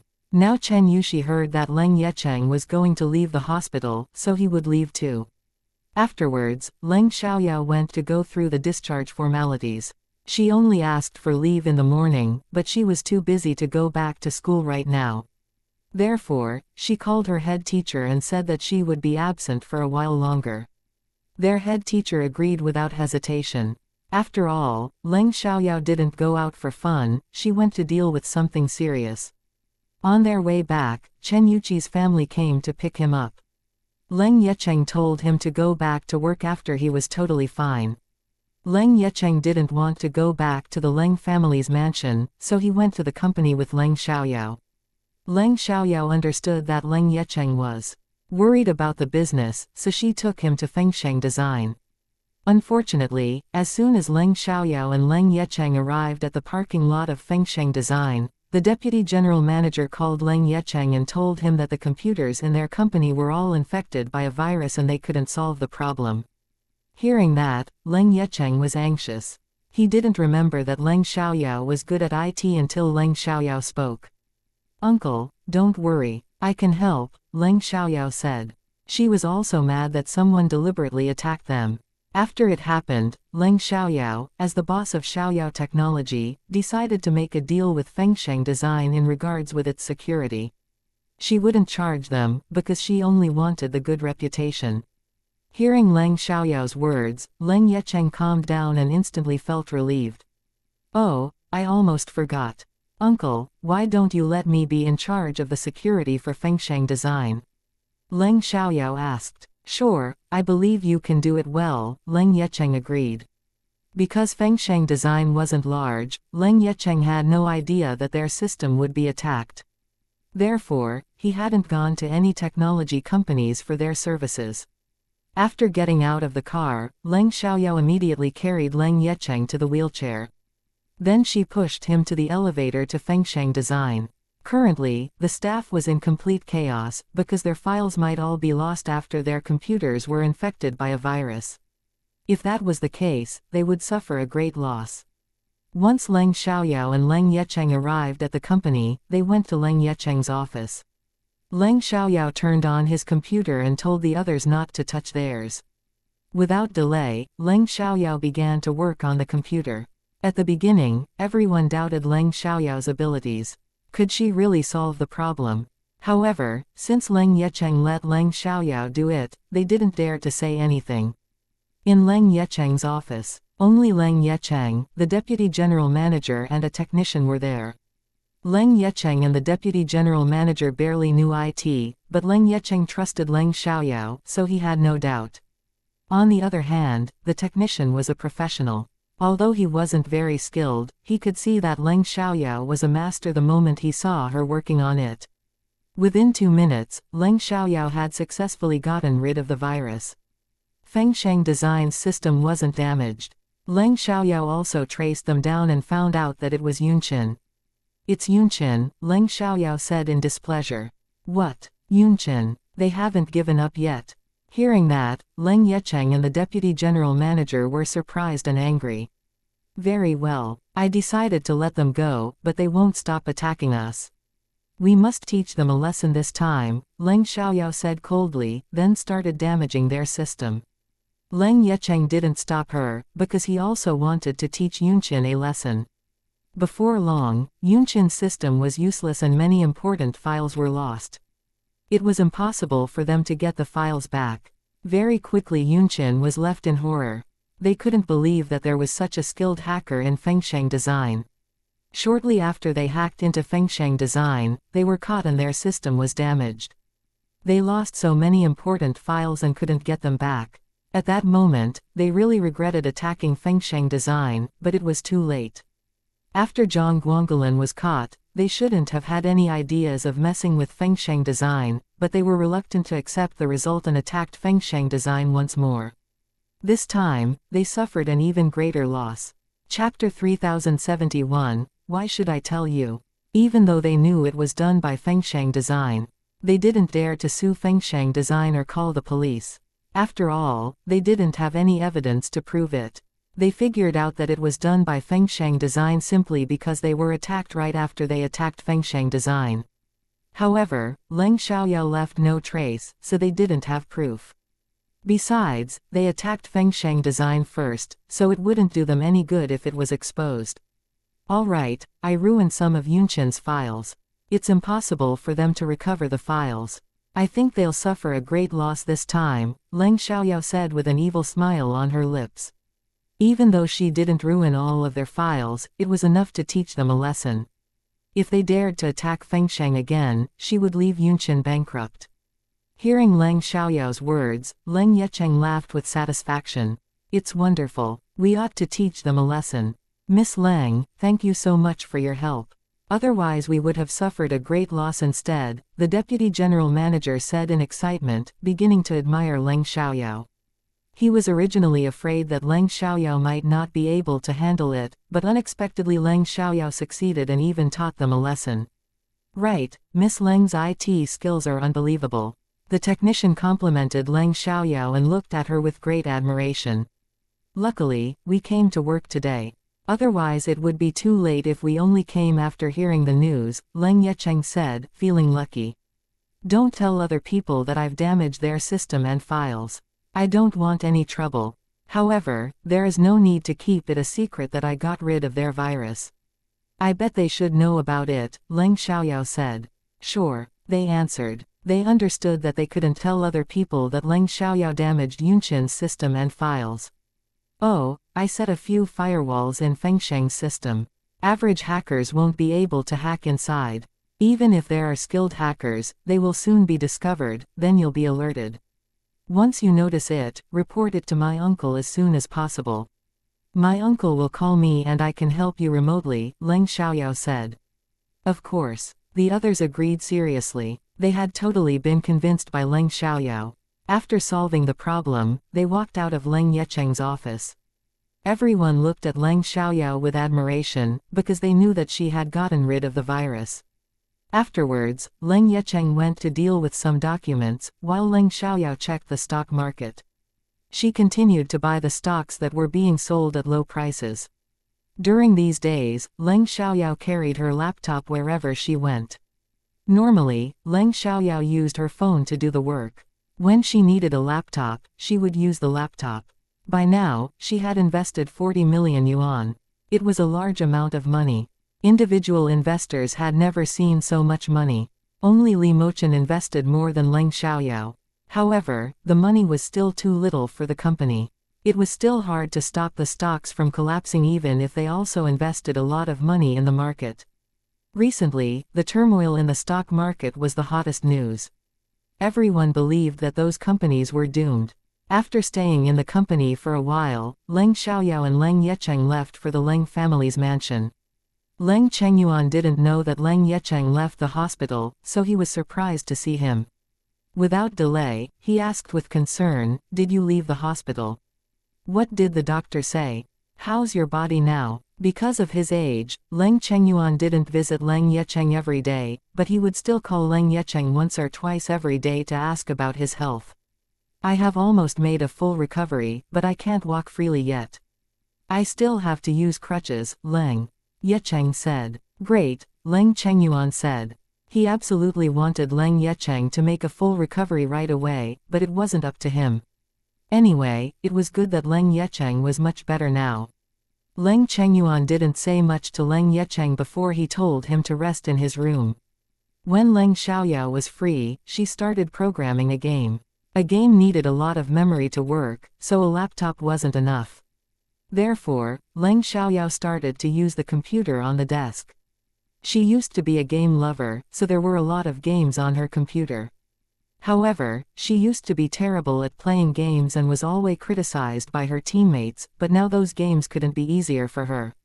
The games that Kay made were a lot more exciting. They weren't in the same time space after all, so she had to steal his idea in order to make money. She believed Kay wouldn't blame her, because he spoiled her. In that month, Leng Xiaoyao decided to draw the characters first. She had a lot of time, so she planned to play a few rounds. Her name was Queen Xiaoyao in the past. It matched her character very well, whether in the past or now. Leng Xiaoyao logged in and saw many messages from other players. They harshly criticized her for her terrible skills and said that she shouldn't play this game. In the past, she would reply to them angrily too, but now she directly ignored them. After all, they weren't wrong. After logging in, Leng Xiaoyao joined a team with teammates who were all at higher levels than her. Therefore, they disdained her very much and refused to talk to her. They always left her at the side. Leng Xiaoyao didn't care about that.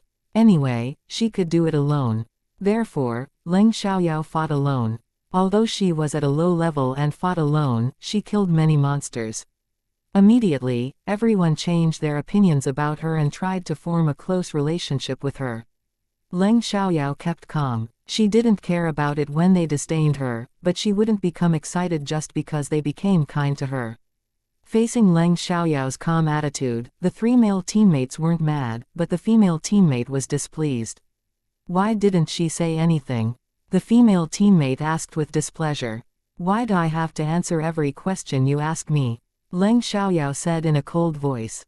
The female teammate was struck dumb for a moment. Chapter 3072, We Only Need to Make Money. Because Leng Xiaoyao was extremely skilled, the three male teammates sided with her. One of them said, "Drizzle, we didn't work together with Queen Xiaoyao just now. You can't blame her for that. Right, there is nothing wrong with her attitude. Why did you criticize her for no reason?" Another male teammate chimed in. The female teammate was even angrier and even wanted to log out and leave them. She didn't want to play with them any longer, but it would affect her level if she logged out all of a sudden, so she didn't dare to do that. In the end, she had to tolerate it and say nothing. They followed Leng Xiaoyao and passed many levels. Watching Leng Xiaoyao getting to higher and higher levels, they admired Leng Xiaoyao more and more. During the game, they ran into players who had teamed up with Leng Xiaoyao before. After seeing Leng Xiaoyao's record, they were all surprised. Someone directly asked whether it was Leng Xiaoyao. Are you Queen Xiaoyao? Weren't you terrible before? When did you become so excellent? Yeah, it's me, Leng Xiaoyao answered. Did you hire a master to help you? It's just a game. I don't think masters will have interest in it. It's not difficult, Leng Xiaoyao said disdainfully. What? The player was struck dumb for a moment and didn't know what to say. Although he agreed with Leng Xiaoyao, she had made a big change. Leng Xiaoyao ignored them, then logged out after she was done and began to draw the characters in her game. However, when the others heard Leng Xiaoyao's reply, they complained and doubted whether she was really Queen Xiaoyao.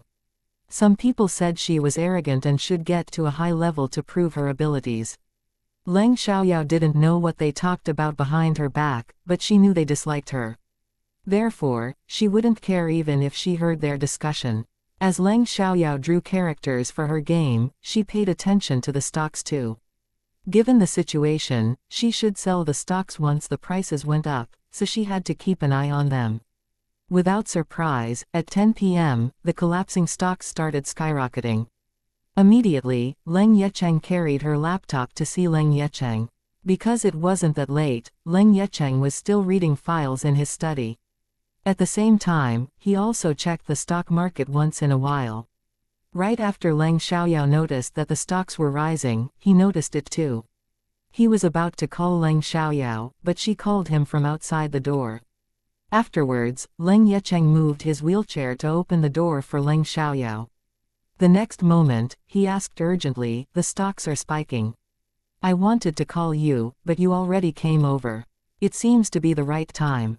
We can focus on them for a while, then sell them when I tell you," Leng Xiaoyao said. Although many people sold the stocks after they collapsed, some still waited and observed the market. The stocks weren't declining all the time. They sometimes rose, so many people decided to wait. If all the individual investors sold their stocks, Leng Xiaoyao wouldn't be able to buy all the stocks alone. In other words, even if she wanted to make money, she must do it according to her abilities. Besides, Leng Xiaoyao was still worried that the situation might be different. Therefore, she should know where to stop. Sure, Leng Yecheng answered. Although he was filled with excitement, he was also nervous. After all, accidents could happen before the end. In addition, the stocks were rising at an unusual speed, so Leng Yecheng asked Leng Xiaoyao, "Yao, is this being done by insiders?" "I don't know. Perhaps," Leng Xiaoyao said. She wasn't sure of it either. "It doesn't matter. We only need to make money." "You're right. We only want to make money." Leng Yecheng agreed with Leng Xiaoyao, but he was afraid that they might not be able to make much money. Watching the total number rapidly increasing and gradually succeeding his investment, Leng Yecheng was so nervous that his palm became wet. A while later, he had more money than he had invested and he was finally relieved. Even if he sold them right now, he wouldn't lose. However, the number was still rapidly increasing and Leng Yecheng got even more excited as time went by, because he was going to make a fortune like that. One time, 2 times, 3 times, there were 30 million yuan in his account, while he only had invested 10 million yuan in the market. In an instant, Leng Yecheng turned to look at Leng Xiaoyao, feeling that this was a great moment to sell the stocks. If the prices went down later, he would suffer a great loss. Be patient. Before Leng Yecheng said a word, Leng Xiaoyao understood what he wanted to say. Because of the result, Leng Yecheng fully trusted Leng Xiaoyao. Since she said they needed to be patient, he would wait patiently till Leng Xiaoyao told him to sell. When Leng Xiaoyao watched the stocks rising, she thought of Li Mochen. She wondered whether he noticed the big change. Without delay, she took out her phone and called Li Mochen. Before long, Li Mochen answered it. His voice wasn't excited, but wasn't cold either. "Anything up? I just want to know whether you're looking at the stock market. I'm afraid you might be too busy to check the market. It'll be a shame if you miss the best time to sell, so I decided to give you a call." "I hope I'm bothering you," Leng Xiaoyao said. Hearing that, Li Mochen was struck dumb for a moment.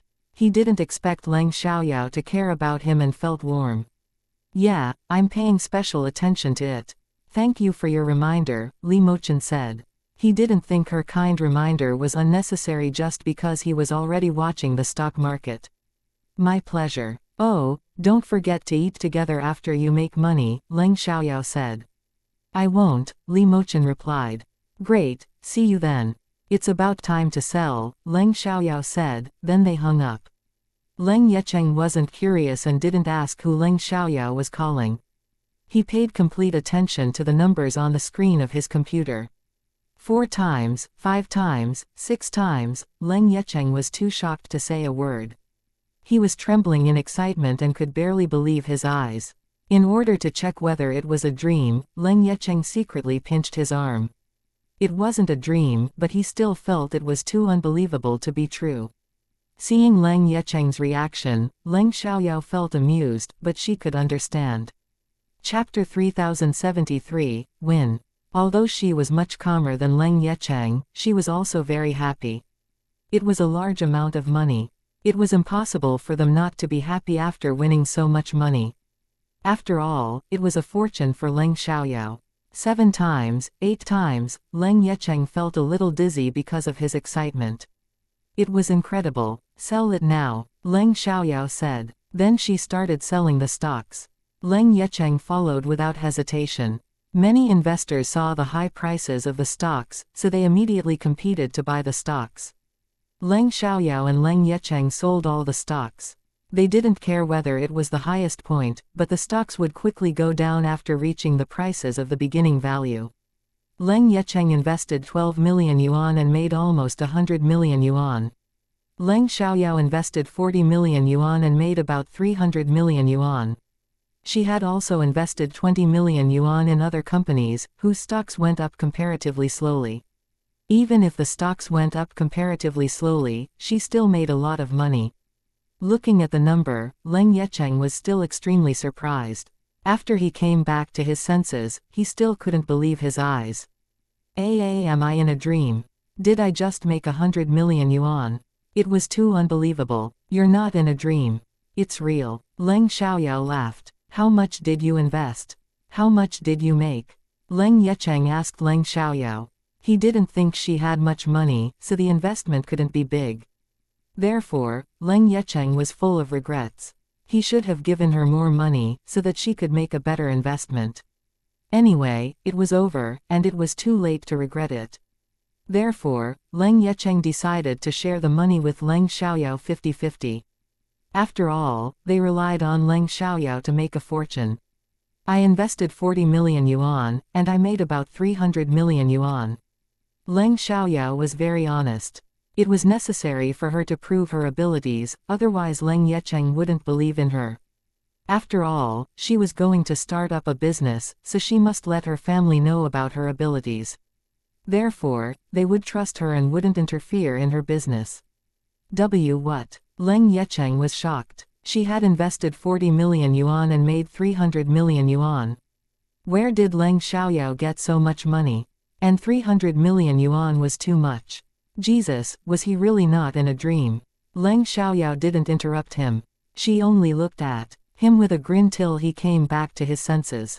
After a long while, Leng Yecheng was finally sure that it was real, but it was still hard for him to digest. Yao Yao, did you say you invested 40 million yuan and made 300 million yuan? When did you get so much money? Leng Yecheng asked. He was curious to know how Leng Xiaoyao got the 40 million yuan, but he didn't think she managed to do it inappropriately. Since Leng Xiaoyao told him that she had invested 40 million yuan, she didn't plan to keep the source a secret.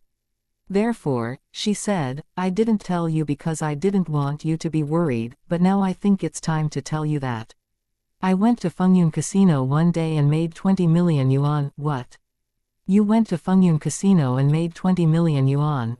Upon hearing that, Leng Yecheng interrupted Leng Xiaoyao in amazement. He couldn't believe that Leng Xiaoyao went to gamble in Fengyun Casino and won 20 million yuan. It was amazing. Why didn't Xianxia tell him? Obviously, Leng Xiaoyao stopped Xianxia from doing that. Yeah, and they didn't want me to go with so much money. So they asked me to gamble with them. I agreed. Then I met Han Yu. After they heard that I'm your niece, they didn't cause me any trouble, but Xianxia begged me to not go there very often. They don't want me to win too much money, otherwise they can't run the casino, Leng Xiaoyao said, shrugging with a resigned look. Leng Yecheng snorted with laughter.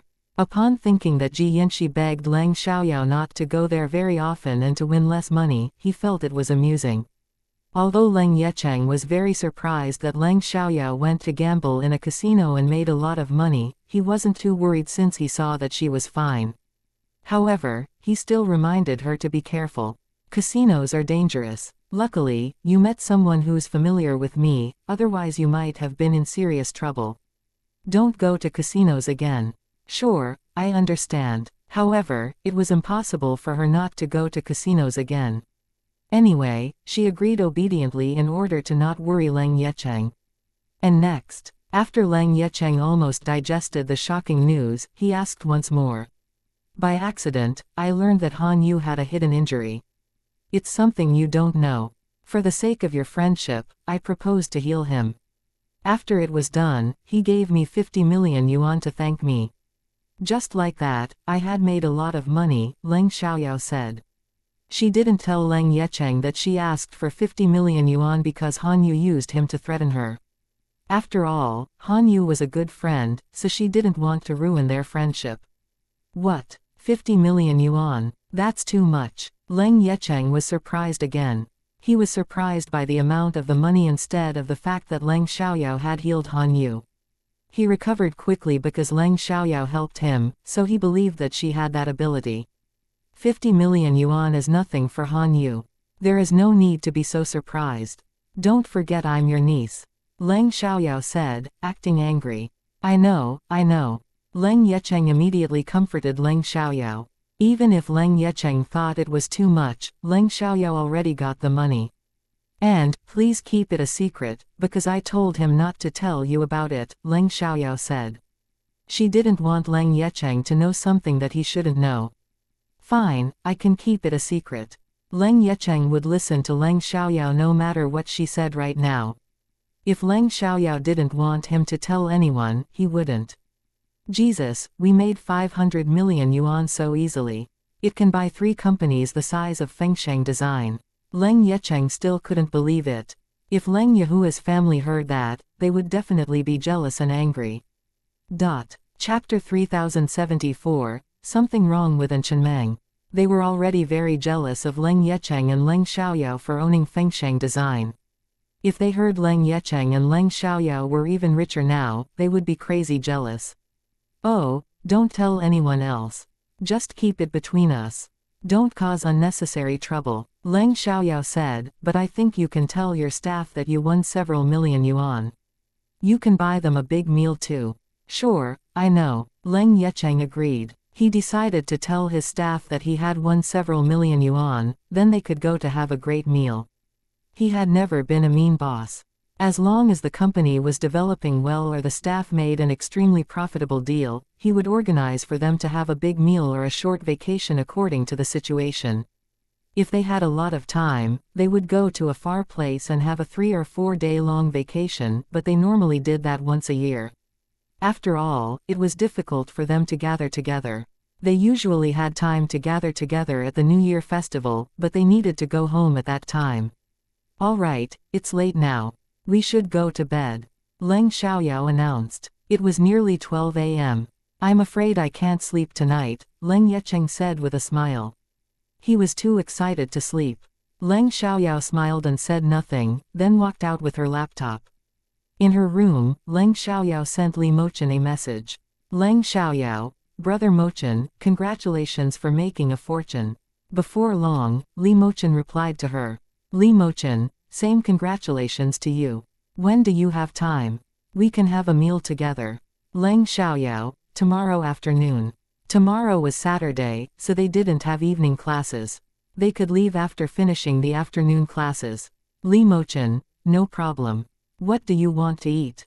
Leng Xiaoyao, no idea yet. We can talk about that tomorrow. Li Mochen, sure. After that, Leng Xiaoyao didn't rush to go to bed. Instead, she continued to work till 3 a.m. However, when she got up the next day, she was still full of energy. At 5:30 a.m., she even went to run in the yard for half an hour. Because they all knew that Leng Xiaoyao was good at kung fu, they weren't surprised when they saw her running in the morning. After running, Leng Xiaoyao went back to her room. She had a shower and changed her clothes, then went downstairs to have breakfast. After having breakfast, she went to school. From the beginning to the end, Leng Xiaoyao paid no attention to Leng Yuqi, but Leng Yuqi took her as an enemy. Every once in a while, Leng Yuqi would glare at Leng Xiaoyao. It didn't affect Leng Xiaoyao, but she was unwilling to tolerate it. Therefore, after Leng Yuqi did it for a long while, Leng Xiaoyao spoke. I noticed you glare at me once in a while. I know you're jealous of me and hate me. If you dare, you can directly challenge me. I hate it when you secretly glare at me. Leng Yuqi was scared when she was caught, and immediately became furious. She refused to admit it and argued. I'm not jealous of you. I don't hate you either. Don't pin the blame on me. Although she denied it, everyone knew she was lying. I know your feelings clearly. You're simply hiding when you try to clear your name, Leng Xiaoyao said. Leng Yuqi was mad, but didn't know what to say, because Leng Xiaoyao was right. Given their family relationship, Leng Xiaoyao clearly knew what she was thinking. When she tried to deny it, she was simply hiding her real feelings. Therefore, Leng Yuqi stopped embarrassing herself in front of Leng Xiaoyao. She said nothing else even though she was really upset. At school, they got out of the car. Leng Xiaoyao ran into An Chenmeng and An Chenmeng also saw her, but this time, An Chenmeng didn't rush to her excitedly and repeatedly asked to join her. After giving Leng Xiaoyao a glance, An Chenmeng lowered her head. An Chenmeng's face was deathly pale. Her eyes couldn't focus and she seemed to be in a very bad condition. Most importantly, Leng Xiaoyao saw evil power in An Chenmeng's body. There was evil power. Whenever Leng Xiaoyao encountered such a situation, she had to do something, so she directly walked towards An Chenmeng. Hey, why did you walk away once you saw me today? I thought you would persist in trying to join us. Leng Xiaoyao joked. At the same time, she observed An Chenmeng to see whether she was being possessed by anything evil. Afterwards, Leng Xiaoyao saw An Chenmeng wearing a jade pendant which released evil power. She remembered that An Chenmeng didn't wear it till recently. And she hadn't seen An Chenmeng for 3 days. In that case, An Chenmeng put it on during these days. Hearing that, An Chenmeng gave Leng Xiaoyao a glance and said without any energy, isn't that what you want? Why are you bothering to ask me? An Chenmeng could barely sleep now. She woke up in horror from nightmares every night. Because she couldn't sleep well, she was in no mood to talk to Leng Xiaoyao. Yeah, that's what I want, but not what I really want. I don't want you to join us, but if you persist, I might agree. I'm just afraid that you won't take it seriously, Leng Xiaoyao said. An Chenmeng put on a wry smile and said, I have no energy to do that right now. Oh, why? Can you tell me? Leng Xiaoyao asked. I just don't feel well, An Chenmeng admitted. She didn't say much, because she wasn't clear about it. I didn't see you wearing this jade pendant. Who sent it to you? It's beautiful, Leng Xiaoyao asked. Hearing that, An Chenmeng gave a glance at the jade pendant on her chest, then said, my future sister-in-law sent it to me. Leng Xiaoyao squinted. Future sister-in-law. The woman hadn't married into the An family yet. Why would she harm An Chenmeng? What was the reason? Was it a scheme or coincidence? Did An Chenmeng's future sister-in-law send gifts to other people as well? Leng Xiaoyao didn't ask An Chenmeng further about that, at least not right now. In front of the teaching building, they separated. Leng Xiaoyao didn't go to the classroom right away, but to the washroom first. She turned on her laptop, then began to read information about An Chenmeng's older brother, An Chenjin. She decided to conduct an investigation from An Chenjin, so that she could find out about his girlfriend's background. Chapter 3075, She's Indeed Sick. Before long, Leng Xiaoyao found information about An Chenjin, then his girlfriend. An Chenjin's girlfriend was called Shen Ziyin. She was from City Yun, Province Yun. Her family was involved in the jade jewelry industry, but they weren't the developer or seller. Her family was only a franchisee. Anyway, her family was rich in the local city and had 1 billion yuan in wealth. Shen Ziyin and An Chenjin went to the same university in the capital. As soon as they graduated, they became boyfriend and girlfriend. They had been together for 2 years, and Chenzhen brought Shen Ziyin home when they had time the other day. Leng Xiaoyao did a further investigation about Shen Ziyin. She found out the record of Shen Xian's use of her ID card to see where Shen Ziyin had been and what Shen Ziyin had done. She also read Shen Xian's call record, message record, and chatting record. It was very easy for a hacker, but now Leng Xiaoyao didn't have much time to do all of that, so she went to class first. She planned to continue when they had a break at noon. In the classroom, Leng Xiaoyao said to Xiang Mengxin and the others, "I won some money in the stock market. Let me buy you a meal this afternoon. You can order whatever you want to eat." "What? Boss, you know how to make money with stocks." Knowing that, they were all surprised. But they were aware that Leng Xiaoyao was good at many things, so it wasn't very shocking. "Boss, how much did you make?" Wu Minmin asked curiously. It was not only Wu Minmin, the other girls were curious about it too. "Tell us, how much did you win?" 500,000 yuan, Leng Xiaoyao said. She didn't tell them that she had actually made 300 million yuan. After all, it was too much, and she might get in unnecessary trouble if the news spread. She wasn't afraid of trouble, but she disliked it. "Jesus, 500,000 yuan. The girls exclaimed. Other students heard them at this moment, and turned to look at them. However, they only heard 500,000 yuan, and didn't know what exactly Leng Xiaoyao and her friends were talking about. Wu Minmin and the others realized that they shouldn't have shouted so loudly once the other students turned to look at them. They immediately stared at Leng Xiaoyao with a guilty expression. They didn't want to cause her any trouble. "Boss, we didn't do that on purpose." Wu Minmin apologized at once. "Boss, Gao Lele and the others were also sorry about that." "It's fine. They don't know what we're talking about," Leng Xiaoyao said. The other students only gave them a few glances, then withdrew their sight. Xiang Mengxin was surprised, but wasn't as surprised as Wu Minmin, because she had watched Leng Xiaoyao make 10 million yuan at a time. However, Leng Xiaoyao told her to keep it a secret, so she couldn't share the news with them. After having their morning classes, Leng Xiaoyao saw Chengmeng again on their way to the canteen. "Boss, why didn't Chengmeng come to ask you to accept her after she met you this time? Did she give up?" Wu Minmin asked. "Wait a moment. Her face is so pale and her eyes can't focus." "Is she sick?" Xiang Mengxin asked. "I think so. She looks ill," Gao Lele said. "Perhaps she's too uncomfortable to bother Xiaoyao," Gao Ziyan said. "You're right." Tong Xiaobei agreed. "She's indeed sick. I met her when I came to school this morning," Leng Xiaoyao said. "Oh," the others nodded. Although they didn't want to accept Chengmeng, they wouldn't stop it if Leng Xiaoyao agreed. After all, Leng Xiaoyao was their boss, so they all listened to her. At the canteen, they went to a table at the corner, because Leng Xiaoyao didn't want other people to see what she was doing. "Boss, you carry a laptop with you everywhere. Is it because of the stock market?" Xiang Mengxin asked. She remembered that Leng Xiaoyao carried her laptop to the circuit as well. "Yes," Leng Xiaoyao said. Because she couldn't tell them that she was a hacker, she had to make up an excuse. "Order whatever you want to eat. I need to do some work." As Leng Xiaoyao said that, she turned on her laptop and continued to investigate Shen Ziyin. "Sure," the other girls answered and started ordering. They didn't pay much attention to what Leng Xiaoyao was doing. They knew what respect was.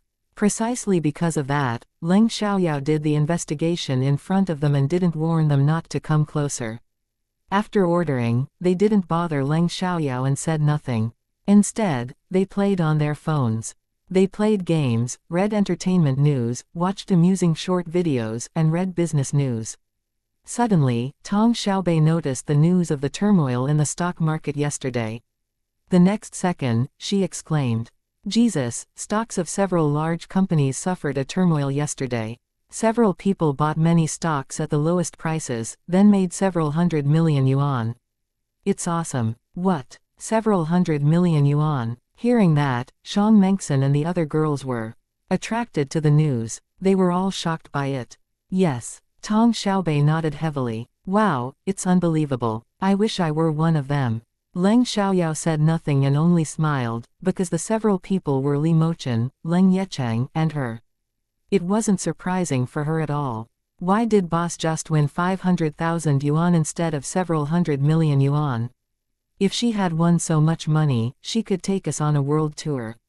At least, we can travel abroad or out of the province, Shang Mengxin said, feeling that it was a shame that Leng Xiaoyao wasn't one of the winners. Leng Xiaoyao rubbed her nose, feeling slightly guilty, because she had indeed won several 100 million yuan, but she couldn't tell them. Forget about traveling around the world or abroad, but it's easy to travel out of the province. I promise, after the National College entrance examination, we can have a journey. As for the destination, you can choose. We can decide the date by then, Leng Xiaoyao said. She didn't think it was a big issue if they traveled together. After all, she had indeed made a fortune. In addition, it would only cost her a few thousand yuan if they took a trip for several days. Even if she had only made 500,000 yuan, it was enough. Really, the other girls were excited. Of course, I would never lie to you, Leng Xiaoyao said. Chapter 3076, prettier than he thought. Boss, we were just joking. We can cost you a lot of money on a trip. We can pay by ourselves, Shang Mengxin said. They didn't want to take advantage of Leng Xiaoyao. Right, no matter how much you've won, it's your money. We're close friends, but we can't take your generosity for granted, Wu Minmin said. Right, the other girls agreed at once. Leng Xiaoyao knew them very well, so she understood that they wouldn't accept her money for no reason. Even if she invited them for a meal very often, they often bought her a meal too. However, this time, Leng Xiaoyao wasn't joking. She was serious. I know, but I'm serious. After the National College entrance examination, we'll separate. We might not meet so often at that time. So, I thought that we can go on a trip after the exam. Since I'm your boss, I should behave like a boss. All right, that's it. After the exam, we'll take a trip for 4 or 5 days. I'll pay all the expenses. If you want to buy anything, you can settle the bill on your own, Leng Xiaoyao said. They were her close friends, so she was willing to do more for them. Upon hearing that they would separate after the National College entrance examination, they suddenly felt very upset. After all, Leng Xiaoyao's target was the capital university, which was hard for them to get into. Even if they enrolled in other average universities in the capital was a very large city. There was a long distance between the universities, so it wouldn't be easy for them to meet up. Well, I'm suddenly really sad upon thinking that we won't see each other again after the National College entrance examination. Wu Minmin sniffed, feeling sad. Me too. The other girls agreed at once. Boss, it's all your fault. Why did you suddenly say that? Shang Mengxin complained. If I didn't bring it up, would we be together forever? Leng Xiaoyao asked. The other girls didn't know what to say. So, what do you think? If you want to travel with me, I'll pay the expenses. If not, I won't force you to go with me, Leng Xiaoyao said. She deliberately said that, if they didn't accept her plan, they shouldn't go with her. Of course we want to go with you. The other girls answered without hesitation. They obviously wanted to go with Leng Xiaoyao. Although they felt they should pay the expenses on their own, they were left with no choice if they wanted to travel. With Leng Xiaoyao. Deal. Leng Xiaoyao was satisfied. After that, the dishes were placed on the table. They started eating and Leng Xiaoyao stopped investigating Shen Ziyin. She had investigated Shen Ziyin for a few minutes earlier, and had collected some information. However, it wasn't enough, so she would continue after eating. After Leng Xiaoyao finished, she excused herself and continued to collect information about Shen Ziyin. Given the result, there was nothing wrong with Shen Ziyin. Leng Xiaoyao couldn't see any grudges between Shen Ziyin and Chenmeng or the An family. Therefore, Leng Xiaoyao didn't know whether it was a scheme or a coincidence that Shen Ziyin gave the jade pendant to Chenmeng. It seemed that she had to spend some time with Shen Ziyin. In the afternoon, Leng Xiaoyao and Li Mochen had an appointment, so she didn't go home with Leng Yuki. She directly told Lu Songming that she was going to hang out with her classmates. Leng Yuki lost her calm when she saw that Leng Xiaoyao could go anywhere, while she had to ask for Song Meiyu's permission. The easiest way for her to go out was when Chu Jianan asked her out, but Chu Jianan seldom asked her out recently. They rarely even spoke. Tomorrow was Sunday, so she wondered whether Chu Jianan would call her out. Although the National College entrance examination was around the corner and she should focus on her reviews, she felt that a day off wouldn't affect her schedule. After telling Lu Songming what she needed to do later, Leng Xiaoyao took a taxi and left. The place where they would eat together was booked by Li Mochen. He told her the address, so she could go directly there. However, Leng Xiaoyao didn't go to the restaurant right away. Instead, she went to the shopping mall nearby. She didn't want to meet Li Mochen with a plain face. Although Li Mochen didn't care about that, she should pay more attention to it. Therefore, Leng Xiaoyao went to buy makeup at the shopping mall first, then put on light makeup. She mainly covered the freckles with foundation, then did her brows and eyes. In the end, she also used some blush and lipstick. Leng Xiaoyao did all of this on her own. She was very skilled, and finished within a few minutes. Looking at Leng Xiaoyao's change, even the saleswomen were all stunned. They didn't disdain Leng Xiaoyao because there were freckles on her face, and they could see that she could be beautiful with makeup, but they were still surprised after Leng Xiaoyao put on makeup. Walking away from the cosmetics department, Leng Xiaoyao went to buy a simple yet elegant dress and a pair of simple shoes. Leng Xiaoyao had medium-length hair. She had never done her hair before, and always tied it up high. Now she made it a bun and looked completely different. When she walked out of the shopping mall, she attracted a lot of attention. Leng Xiaoyao wasn't only beautiful, she was also elegant, so she naturally became the focus of people's attention. When Leng Xiaoyao arrived at the restaurant, Li Mochen was already waiting for her. And he had already been waiting for her for half an hour. Normally, other people had to wait for Li Mochen, and Li Mochen rarely waited for other people. Li Mochen rarely waited for other people, but not because he didn't have any patience, so he didn't lose his patience when he had to wait for Leng Xiaoyao. Somehow, he felt as if they were on a date. The moment he had that idea, he got rid of it. What was he thinking? How could he have such an idea? Was it because he had never eaten alone with a girl before? When Leng Xiaoyao pushed the door open and walked inside, Li Mochen was struck dumb. At first glance, he recognized Leng Xiaoyao. He knew that Leng Xiaoyao could be pretty after putting on makeup, but the truth was that Leng Xiaoyao was much prettier than he had expected after dressing up. Chapter 3077, Why It Can't Be Me. Li Mochen was only struck dumb for a few seconds, then quickly came back to his senses. He was surprised, but could still calm down. Nice to see you. Have a seat, Li Mochen greeted. Thanks. Leng Xiaoyao smiled, then sat down opposite Li Mochen. I thought I shouldn't forget my manners, so I put on some makeup to cover the freckles on my face before coming. I don't think it's important. You can just be yourself, Li Mochen said.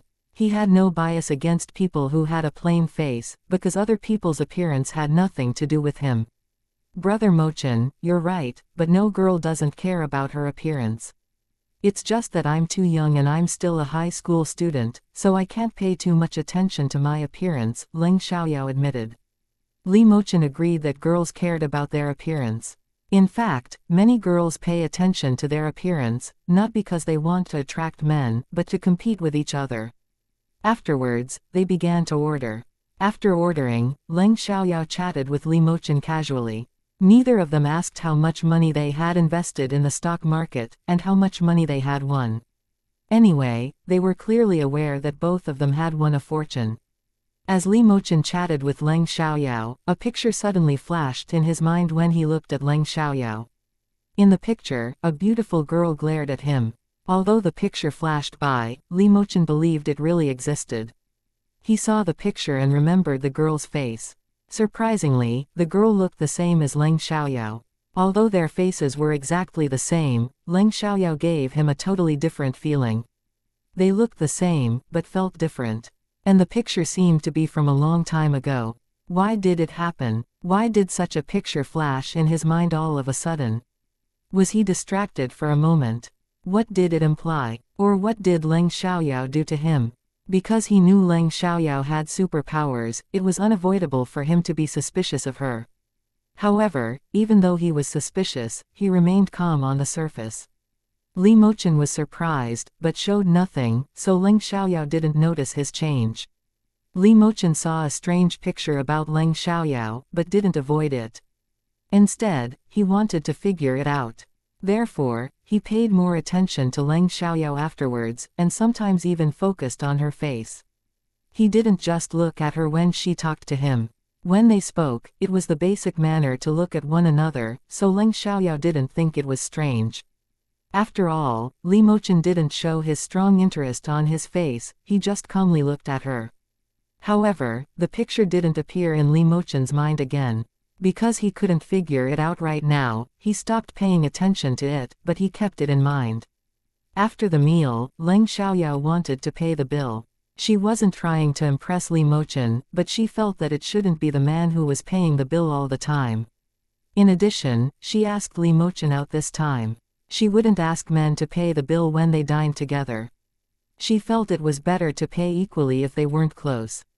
Even if they couldn't pay equally, she didn't want to cost him too much money. However, Li Mochen did it before her in the end. In Li Mochen's eyes, he would never let a female pay the bill when they dined together, no matter what their relationship was. It was just a matter of a man's dignity. Anyway, a meal didn't cost much. Li Mochen insisted, so Leng Xiaoyao yielded. If she continued to compete with him, he might be embarrassed. When they walked out, they ran into Chu Jianan. Fang Haoming left the hospital today, so they were celebrating it by having a meal here. At that time, they had also finished their meal, so they met Leng Xiaoyao and Li Mochen by chance. The moment they saw Leng Xiaoyao, they were all amazed. What a beautiful girl she was. They had seen countless pretty girls before, but they were rarely amazed. Especially when such a beauty stood with a very handsome man, they were a perfect couple. However, they somehow felt that the girl looked familiar, but couldn't remember where they had seen her before. Chu Jianan and the others didn't recognize Leng Xiaoyao. After all, they had only seen her with a plain face, but now she was really stunning. Looking at their expressions, Leng Xiaoyao was amused. Although they didn't recognize her, she had no intention of avoiding them. Instead, she faced them and told them who she was. "What? Don't you recognize me? You always disdain me. Why are you so amazed now? Don't you feel embarrassed?" Leng Xiaoyao laughed mockingly. Upon hearing the familiar voice, Chu Jianan and the others realized who she was. All four of them were shocked. Leng Xiaoyao. Why was it her? When did she become so beautiful? Although they knew that Leng Xiaoyao had delicate features and could be pretty with makeup after hearing what Chu Zhenyu said, they didn't expect her to be so stunning. However, the next moment, they were all upset, especially Chu Jianan. At that moment, Chu Jianan was full of regrets. He couldn't believe that Leng Xiaoyao could be so beautiful. If he had known that earlier on, he wouldn't have ended their engagement. Chu Jianan had to admit that he honestly regretted it. Precisely because of that, Chu Jianan was furious when he saw Leng Xiaoyao with a man who was more handsome than him. "Leng Xiaoyao, what are you doing here?" Chu Jianan questioned angrily. He didn't want this beautiful girl to be Leng Xiaoyao. "None of your business," Leng Xiaoyao retorted. Chu Jianan was struck dumb for a moment. After all, their engagement had already ended, so he had no position to judge her. Chapter 3078, Ride on Another Man's Coattails. Nevertheless, he was reluctant to quit, so he said, "Leng Xiaoyao, no wonder you asked to end the engagement with me. It turns out that you've ridden on another man's coattails. I ended the engagement with you because I rode on another man's coattails." Ridiculous. Hearing that, Leng Xiaoyao felt amused. "Chu Jianan, you're the most shameless person I've ever seen. Didn't you think I'm arrogant and stupid with a plain face? You fell in love with Leng Yuki and had an affair behind my back. In order to be together with her publicly, you forced me to end the engagement." Chu Jianan was even more displeased, because Leng Xiaoyao was right, but now he refused to believe it. He insisted on saying that Leng Xiaoyao agreed to end their engagement because she rode on another man's coattails. "There is no relationship between us right now. It's none of your business no matter who I'm with. You have no position or right to criticize me," Leng Xiaoyao said. After being lectured by Leng Xiaoyao, Chu Jianan felt greatly embarrassed. However, Leng Xiaoyao was right, so he didn't know how to retort. After that, Leng Xiaoyao said nothing else. She sneered at him, then walked away. She deliberately let Chu Jianan see her stunning side, so that he would always regret leaving her. She wanted to see him filled with regret, but she couldn't care less about his feelings right now. She disdained and disliked him. From the beginning to the end, Li Mochen was like a guardian, following beside Leng Xiaoyao. He said nothing about her behavior, and didn't think it was wrong. Instead, he felt Chu Jianan didn't deserve Leng Xiaoyao. It was a good decision for Leng Xiaoyao to end their engagement. Given Leng Xiaoyao's quality, whether inside or outside, she deserved a better man, but he knew it wasn't easy to find a good man, and it was up to destiny. Looking at Leng Xiaoyao's back, Chu Jianan and the others didn't come back to their senses until she disappeared from their sight. I told you Leng Xiaoyao has delicate features. Once she dresses up, she can be very pretty and might be even prettier than Leng Yuqi. Did you see her? She's really prettier than Leng Yuqi. Jianan, don't you regret it at all? After she became stunning, the man next to her is also much more handsome. Wait a moment, isn't that man the one who put out the fire with Leng Xiaoyao that day? I remember that his car is a Maybach worth several million yuan. It seems he's very rich, Chu Zhenyu commented. He was too excited to care about Chu Jianan's feelings. Hearing Chu Zhenyu's words, Chu Jianan became more and more unhappy. Finally, he couldn't stand it any longer and lost his temper. Enough. Aren't you my friend? Why did you compliment Leng Xiaoyao like that in front of my face? Do you want to embarrass me? Will you laugh at me if I regret dumping her? Tell you what, I'll never regret it. I don't regret it at all. I don't like her, and it won't change even if she's beautiful now. Saying that, Chu Jianan quickly walked out, leaving them behind. He didn't regret it at all. He was lying. He wasn't loyal and was actually quite shallow. In the past, Leng Xiaoyao was ugly, bad at studying, and stupid, so he hated her and turned to Leng Yuqi, who was pretty, gentle and an excellent student, but now Leng Xiaoyao was completely different, so it was impossible for him to not regret it. However, he wouldn't allow anyone to know that, otherwise he would be humiliated. Chu Zhenyu realized that Chu Jianan was embarrassed when he said that, so he wasn't mad when Chu Jianan shouted at him. I didn't mean to offend him. Chu Zhenyu turned to look at Fang Haoming and Yu Xiaochuan and said resignedly. He had just been surprised, so he didn't think much about what he was saying. Fang Haoming said nothing. He only gave Chu Zhenyu a glance, then walked out. Because Fang Haoming had a grudge against Leng Xiaoyao, he disliked that Chu Zhenyu complimented Leng Xiaoyao. All right, we're close brothers. He won't really blame you. He'll be fine after his anger goes away. Yu Xiaochuan patted Chu Zhenyu's shoulder and comforted him. He felt the same as Chu Zhenyu. There was no grudge between him and Leng Xiaoyao, so he didn't lose his calm when Leng Xiaoyao became so outstanding. After all, it had nothing to do with them. Fine, I guess they won't go drinking tonight.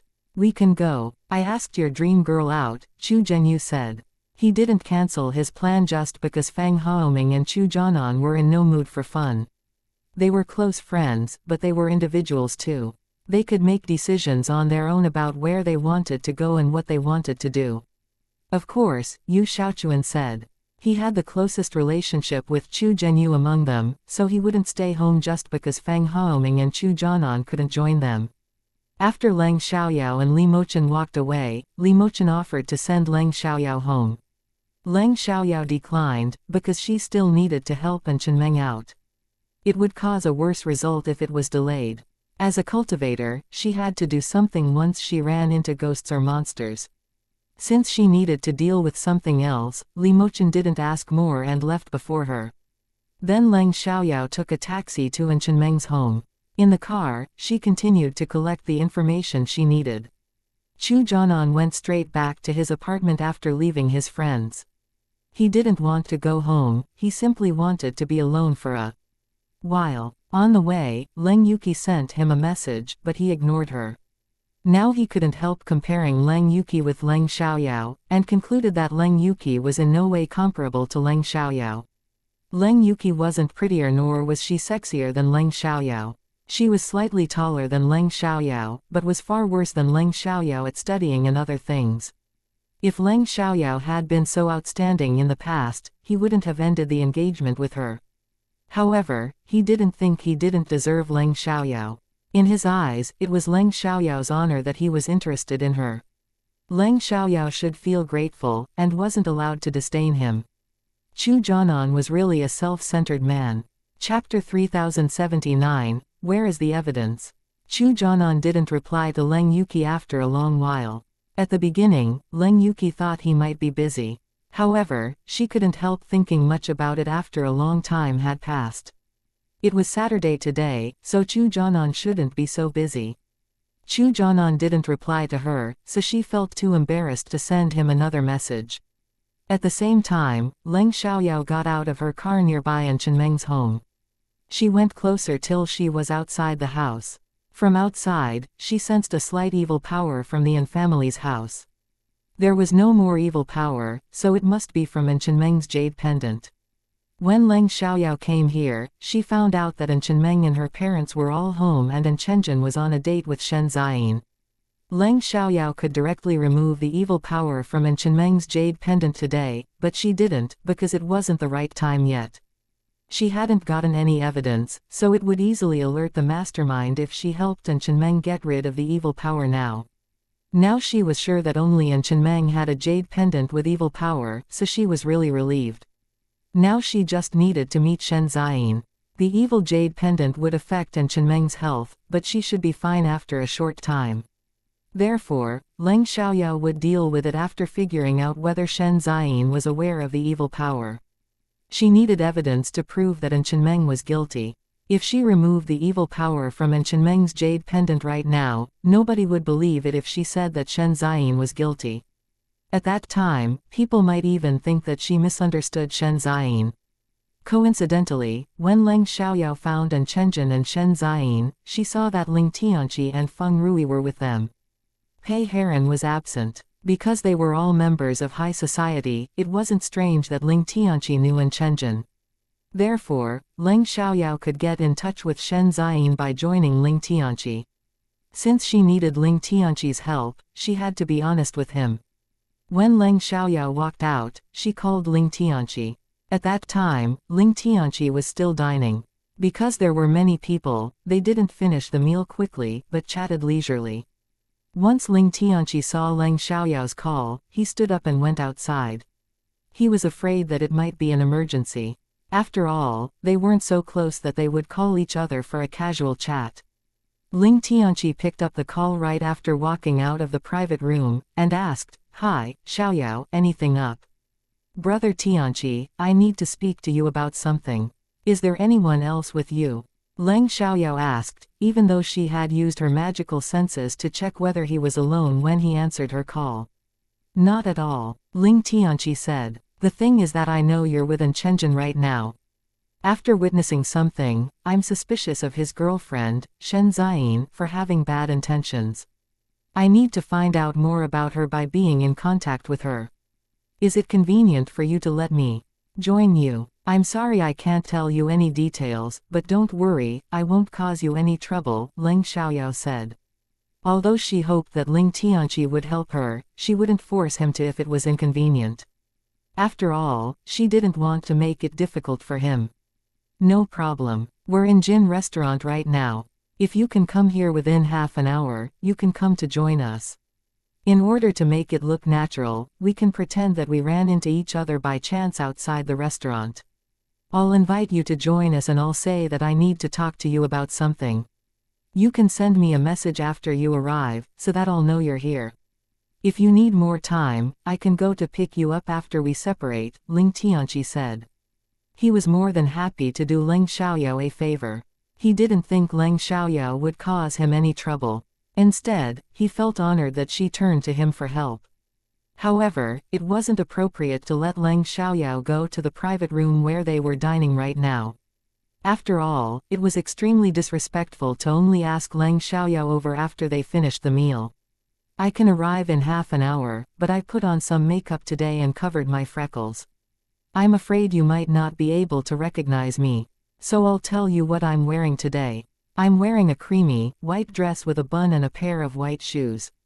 I have a black laptop bag in my hand, Leng Xiaoyao said.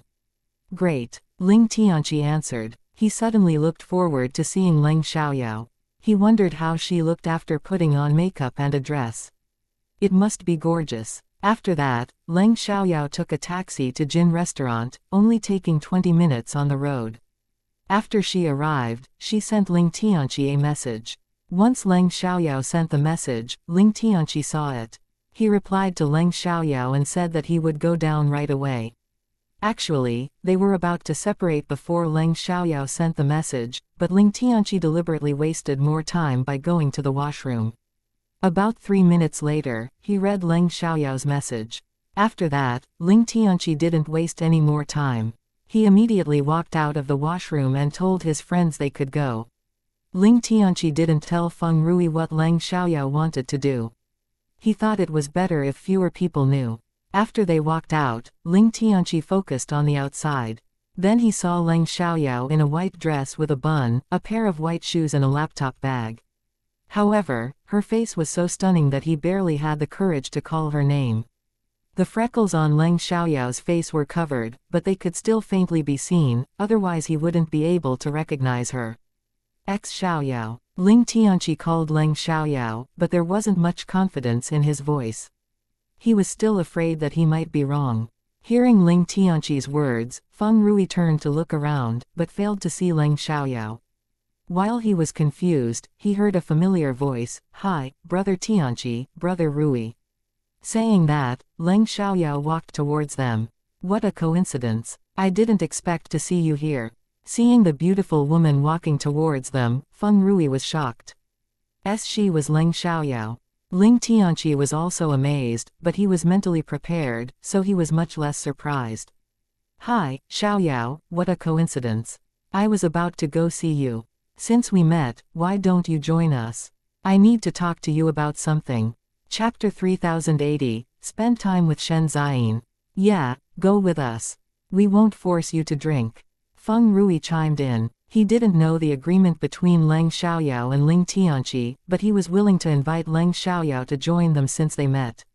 And Chenjin and the others also walked over when they saw that Ling Tianqi met a familiar person. As soon as they looked at Leng Xiaoyao, they were amazed by her beauty, but they weren't playboys, so they had no bad intentions. They were only impressed by Leng Xiaoyao.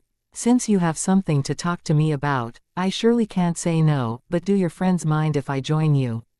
Leng Xiaoyao asked. Of course not. The others replied at once. There weren't many of them. There should be just 6 people, including Ling Tianqi and Feng Rui. In addition to Ling Tianqi and Feng Rui, there were 2 couples. The 2 couples wondered whether Ling Tianqi was chasing Leng Xiaoyao. They didn't know Leng Xiaoyao's background, but she looked beautiful and elegant. She and Ling Tianqi could be a perfect couple. Ling Tianqi was born in a rich family and had an outstanding appearance. He was also mature and good at dealing with people. Nevertheless, even though they had that thought, they wouldn't say it, in case Leng Xiaoyao was embarrassed. After that, Ling Tianqi introduced Leng Xiaoyao to them. Oh, please let me do the introduction. This is one of my friends, Leng Xiaoyao. After introducing Leng Xiaoyao, he introduced the others. This is An Chenjin, and his girlfriend, Shen Ziyin. And this is Tang Minglang, and his fiancé, Zhang Yi. After the introduction, they exchanged greetings. When Leng Xiaoyao greeted them, she didn't pay special attention to Shen Ziyin. She only gave her a glance, but she didn't feel any evil power from Shen Xian's body. However, it wasn't enough to prove that Shen Ziyin was innocent. She still needed to conduct a more in-depth investigation. Afterwards, Leng Xiaoyao left with them. She got into Ling Tianqi's car along with Feng Rui, while the others got into their own cars. They would meet at the clubhouse later. On the way, Leng Xiaoyao chatted with Feng Rui, but didn't tell him her intention. She simply pretended it was a coincidence. Xiaoyao, I knew you would be pretty with makeup, but I didn't expect you to be this beautiful. I was stunned. Feng Rui complimented sincerely. Thank you for your compliments, Leng Xiaoyao said. No need to thank me. I'm just telling the truth, Feng Rui said. Oh, Tianqi, how did you recognize Xiaoyao? You didn't tell me what Xiaoyao looked like after putting on makeup, Feng Rui asked. Even if Ling Tianqi had seen Leng Xiaoyao with makeup before, he might not tell them, but they were so close that Feng Rui believed that Ling Tianqi should tell him after seeing Leng Xiaoyao with makeup. When I came for a meal in the afternoon, I saw her outside XX shopping mall by chance. I didn't recognize her at that time, but she greeted me. After coming here, everyone was chatting, so I couldn't bring Xiaoyao up suddenly. I planned to tell you on our way to the clubhouse, but then we ran into Xiaoyao as soon as we walked out, Ling Tianqi explained. Since Ling Tianqi said that, Feng Rui believed it and stopped thinking about it. Before long, they arrived at the appointed clubhouse. Because they arrived at the same time, they waited to go inside until everyone had parked their cars. When they entered the private room, Leng Xiaoyao deliberately sat next to Shen Ziyin. No one knew Leng Xiaoyao's purpose except for Ling Tianqi, so they didn't know that she did it on purpose. Xiaoyao, what do you want to drink? Ling Tianqi asked Leng Xiaoyao. A glass of wine please, Leng Xiaoyao replied. No problem. Ling Tianqi subconsciously didn't see Leng Xiaoyao as a kid, so he didn't think much when Leng Xiaoyao said she wanted a glass of wine. If Zhang Mengxin were here and asked for a glass of wine, he would undoubtedly criticize her. She was a young girl who should drink juice instead of wine. After coming here, all of them drank wine, including Shen Ziyin and Zhang Yi. You girls can chat with each other, Ling Tianqi said. They were unfamiliar with one another after they came, so they did their own things separately. Ling Tianqi understood that Leng Xiaoyao came to see Shen Ziyin for a purpose, so he decided to help her. Because of Ling Tianqi's words, the three girls began to chat with each other. Because the men were talking with each other too, they could enjoy themselves. The three of them exchanged greetings first, then introduced themselves. Sometimes, they couldn't remember the names after doing an introduction once, so they needed to do it again. Oh, Miss Leng, what do you do? Zhang Yi asked Leng Xiaoyao. Leng Xiaoyao looked young even with the makeup. Honestly, some people always looked younger than their ages. Therefore, they thought that Leng Xiaoyao should have just graduated from university. I'm still a student, Leng Xiaoyao said. Leng Xiaoyao said she was a student, but they weren't surprised because they thought she was a college student. Moreover, they didn't ask further about that. After all, if she was a high school student, she wouldn't dress like that. Besides, she went out late and even drank alcohol. It was precisely because Leng Xiaoyao dressed up that she looked older. Therefore, they didn't think she could be a high school student. Miss Zhang, what do you do? Leng Xiaoyao asked afterwards. I'm starting up a company, a design company, Zhang Yi said. How about you, Miss Shen? Leng Xiaoyao turned to ask Shen Ziyin. I'm a jewelry designer. I'm working in my family's company now, Shen Ziyin said. Did you design the jade pendant you're wearing right now? Leng Xiaoyao asked. Yeah, it's my design and I made it by myself, Shen Ziyin said. It's beautiful. I know a bit about jade. I can see the jade you're wearing as the top king's green, because it has a pure color, high quality, and is shining with a green light, Leng Xiaoyao said. Hearing that, Shen Ziyin was surprised. She didn't expect Leng Xiaoyao to know about jade. Yes, this is the top king's green. Miss Leng, I didn't expect you to know about jade. What's your major? Shen Ziyin asked. Chapter 3081, A Great Beauty. Economics, said Leng Xiaoyao. That was the major she planned to choose in university, but she had no intention of telling them that she actually wasn't a college student yet. Anyway, Leng Xiaoyao had told Ling Tianqi and Feng Rui not to expose the fact that she was a high school student before they came here. Leng Xiaoyao and Feng Rui agreed that it wasn't appropriate to tell other people that Leng Xiaoyao was a high school student. Therefore, they decided to keep it a secret. Shen Ziyin thought Leng Xiaoyao might major in jade or jewelry, but that wasn't right. After further thinking, she understood that not only professionals could recognize types of jade. Some people who saw a lot of jade could know about the types too. Accordingly, Shen Ziyin didn't ask more about it. Leng Xiaoyao chatted with Shen Ziyin about something unimportant. It was not really helpful for her investigation, but she still collected useful information. During the brief chat, Leng Xiaoyao observed Shen Xian's words and behavior. Shen Ziyin didn't seem to be a bad person, and left a good impression on Leng Xiaoyao, but some people were good at disguising themselves, so it couldn't prove that Shen Ziyin was innocent. Leng Xiaoyao couldn't ask some questions straightforwardly, but Zhang Yi did her a favor. "Miss Shen, have you visited the An family yet?" asked Zhang Yi. "Yeah, I have," Shen Ziyin answered and looked slightly shy. "Were you nervous at your first meeting?" asked Zhang Yi. "Of course, but Mr. and Mrs. and were very kind, so I was a lot more relaxed afterwards," Shen Ziyin admitted. "Can you tell me what you prepared when you visited the An family, Miss Shen?" asked Leng Xiaoyao. It was a very normal question, so it wouldn't arouse suspicion.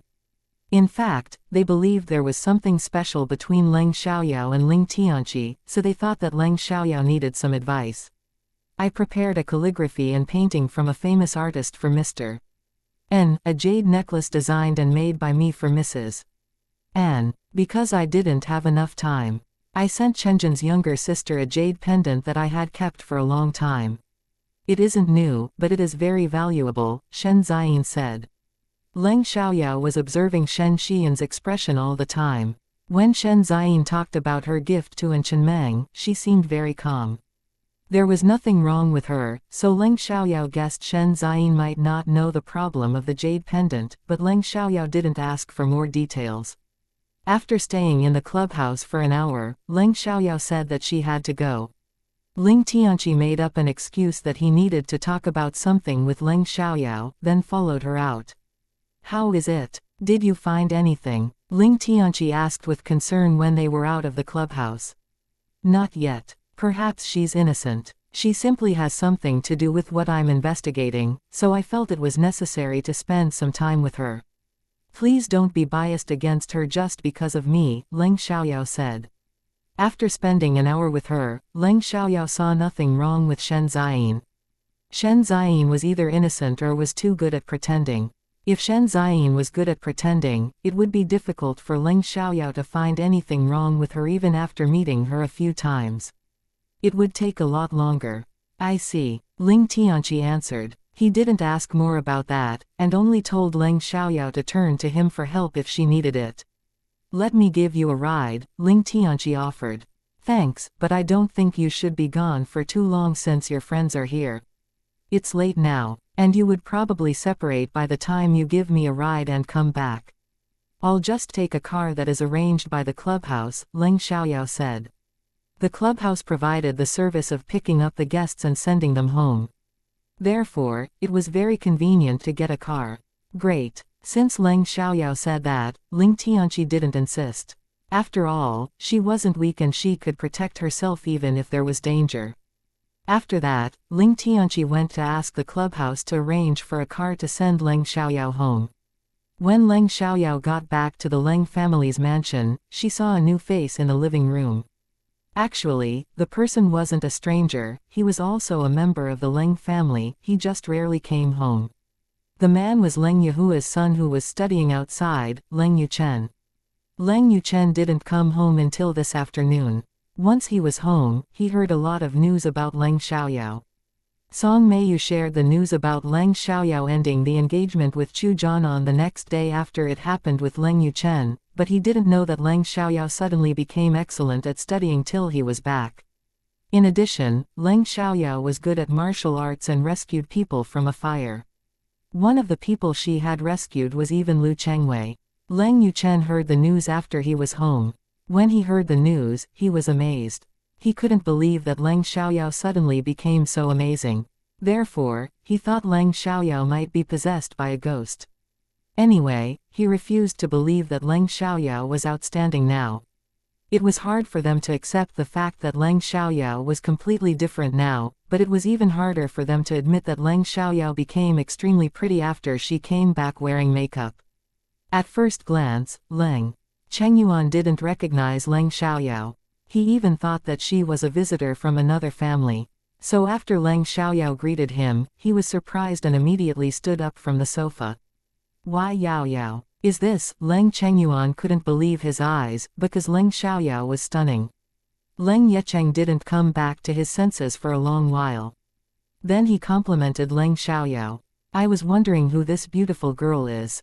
It turns out to be Yao Yao. I knew Yao Yao is a great beauty, but the freckles on her face affected it.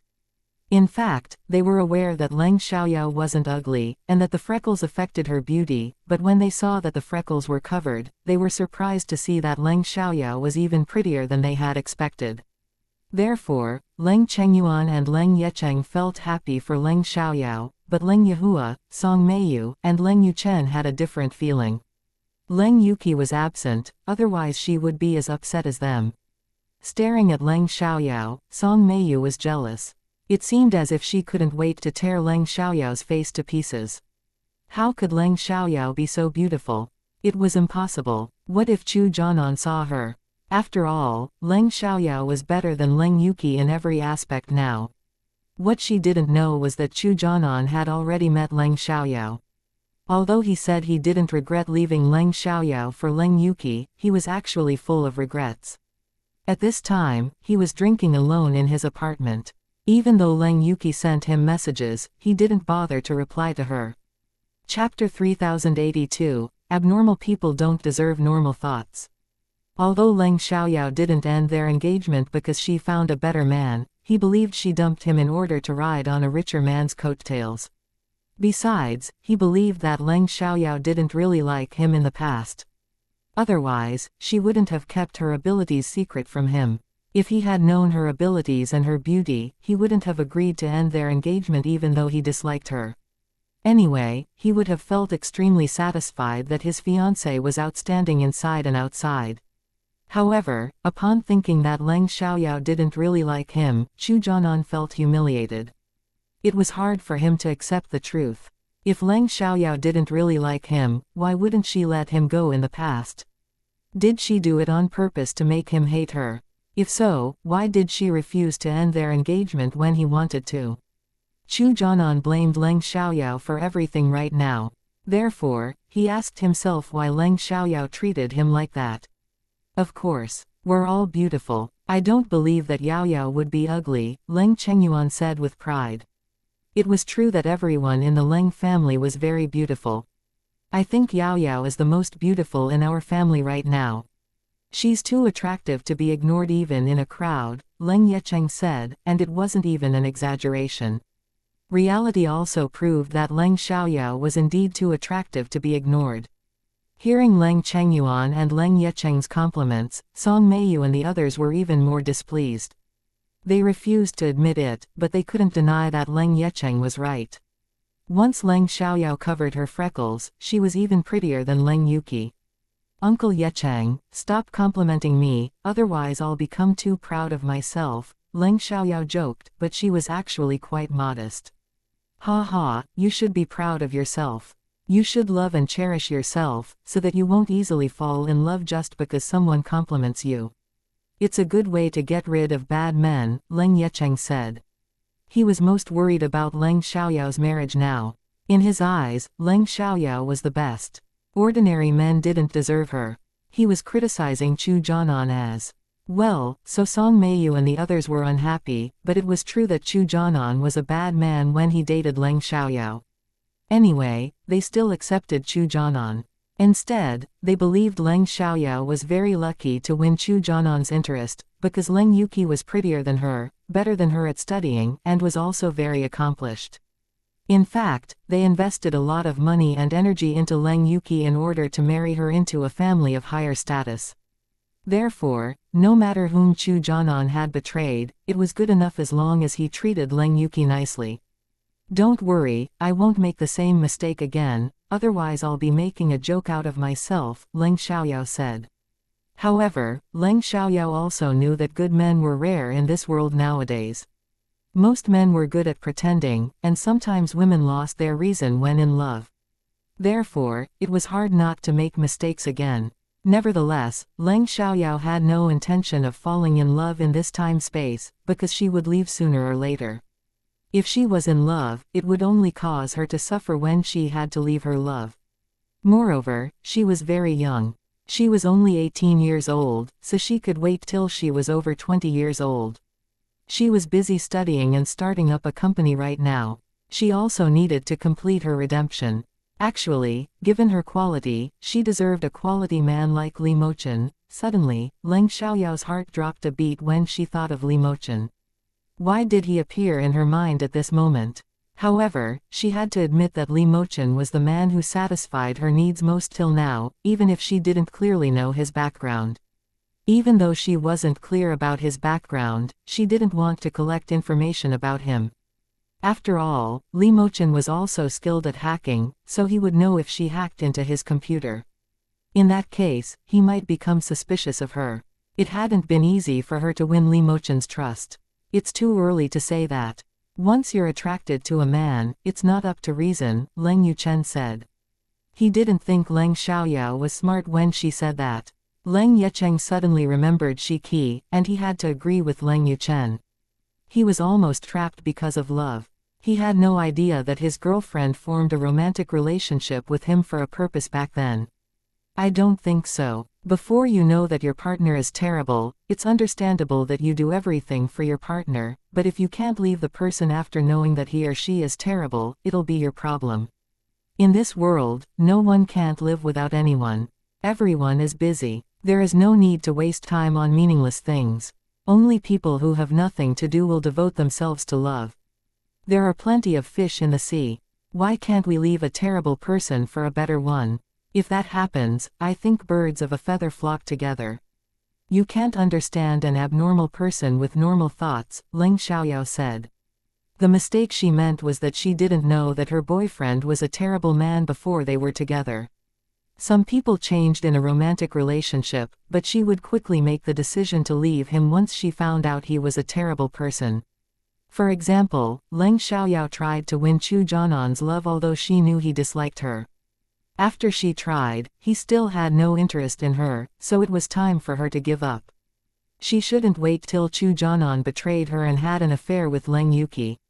Honestly, even Leng Xiaoyao disdained herself for what she had done, but now she would never do such a thing again. Even if she met her Mr. Right, she would still have her own principles. Hearing Leng Xiaoyao's words, both Leng Chengyuan and Leng Yecheng were satisfied. She had finally become mature. In that case, they didn't need to be worried about her life. However, Leng Yuchen's family disagreed. Why didn't you give Chu Jianan up when you knew he disliked you? You wasted a lot of time on him. Leng Yuchen mocked. In his eyes, Leng Xiaoyao wasn't smart, so it was funny when she acted mature now. Chapter 3083, Don't Blame Yao Yao. Upon hearing that, Leng Chengyuan and Leng Yecheng were displeased. Although they agreed that Leng Yuchen was right, it was past. Leng Yuchen brought it up right now simply to embarrass Leng Xiaoyao. However, they understood that Leng Xiaoyao wouldn't be humiliated just like that, so they said nothing. Leng Xiaoyao didn't get mad, and instead mocked. So I said it was a mistake. Precisely because I made a mistake, I learned it's wrong. Aren't you a college student? Why would you go down a dead end? Don't ignore my real intentions. And it sounds as if you think very highly of Chu Jianan. Do you think it's a good thing that Chu Jianan left me for Leng Yuki? He's a terrible man. I don't think you should be proud of that. Leng Yuchen was angry. He indeed intended to embarrass Leng Xiaoyao by ignoring her real intention, and it was indeed wrong for Chu Jianan to betray Leng Xiaoyao for Leng Yuki, so he suddenly didn't know what to say. All right, I think only you would be proud of such a shameless thing. Anyway, it's not easy for them to get together. Even if I didn't separate them, the Chu family would stop them from being together for the sake of their face. Don't think it's over now that Chu Jianan has ended the engagement with Yao Yao, Leng Chengyuan said. He was irritated as soon as it was brought up. Song Meiyu and the others were quite worried when Leng Chengyuan mentioned that. What if the Chu family didn't allow Leng Yuki to marry Chu Jianan for the sake of their face? Leng Xiaoyao ignored them afterwards. After chatting with Leng Chengyuan, she went back to her room. Outside her room, Leng Xiaoyao was about to open the door, but right at that moment, Leng Yuki walked out of her room from the opposite side. Coincidentally, they saw each other. The moment Leng Yuki saw Leng Xiaoyao, she was struck dumb. Who was she? What was she doing here? However, the next moment, Leng Yuki realized who the girl was. The girl was about to open the door of Leng Xiaoyao's room, so she must be Leng Xiaoyao. Luckily, she could still recognize Leng Xiaoyao, otherwise she would think the girl was Leng Xiaoyao's friend. After realizing that it was Leng Xiaoyao, Leng Yuki was astonished. Even if she knew Leng Xiaoyao could be beautiful with makeup, she didn't expect Leng Xiaoyao to be so pretty. Instantly, Leng Yuki showed her obvious jealousy and felt extremely threatened. Leng Xiaoyao was so pretty now. If Jianan saw her, he might regret leaving her. No, Leng Yuki would never allow that to happen. Leng Xiaoyao wasn't surprised that Leng Yuki was so surprised and jealous. In fact, she enjoyed it very much. What? You can't recognize me. I know, I suddenly have a beautiful face and it looks completely different now. It's understandable that you're too shocked to know who I am. Oh, I ran into Chu Jianan today. He didn't recognize me until I greeted him either. Leng Xiaoyao deliberately said with a smile. She intended to fill Leng Yuki with anxiety. In that case, Leng Yuki would have arguments with Chu Jianan. What? You met Jianan today? Leng Yuki was stunned and couldn't accept it. The thing she was most worried about still happened even before she knew about it. Leng Yuki wanted to ask Leng Xiaoyao about Chu Jianan's reaction when they met, but she felt too embarrassed to say it aloud. It was humiliating. Leng Xiaoyao saw through her. Whether Leng Yuki wanted to know it or not, she would tell her.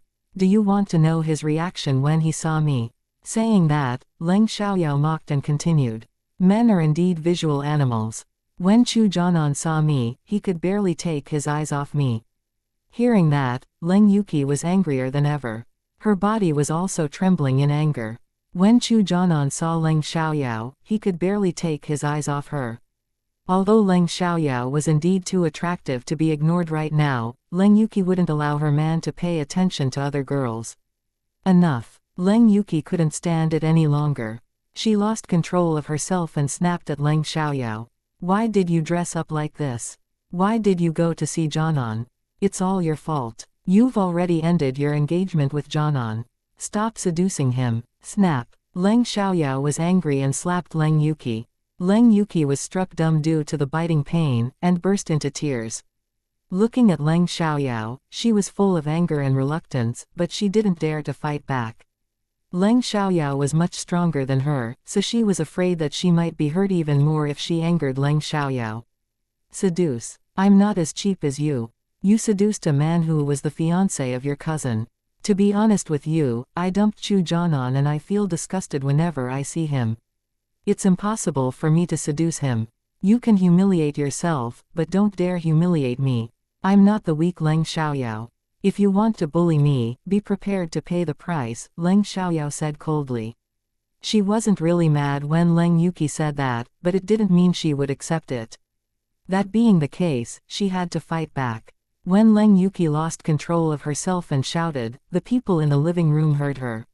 Song Meiyu and Leng Yuchen immediately went upstairs to check the situation, while Leng Chengyuan, Leng Yecheng, and Leng Yehua stayed downstairs. Leng Chengyuan was too old to go upstairs quickly, and he believed that Leng Xiaoyao could handle it no matter what happened. Leng Yecheng hadn't made a full recovery yet, and he also believed Leng Xiaoyao could protect herself, so he didn't go.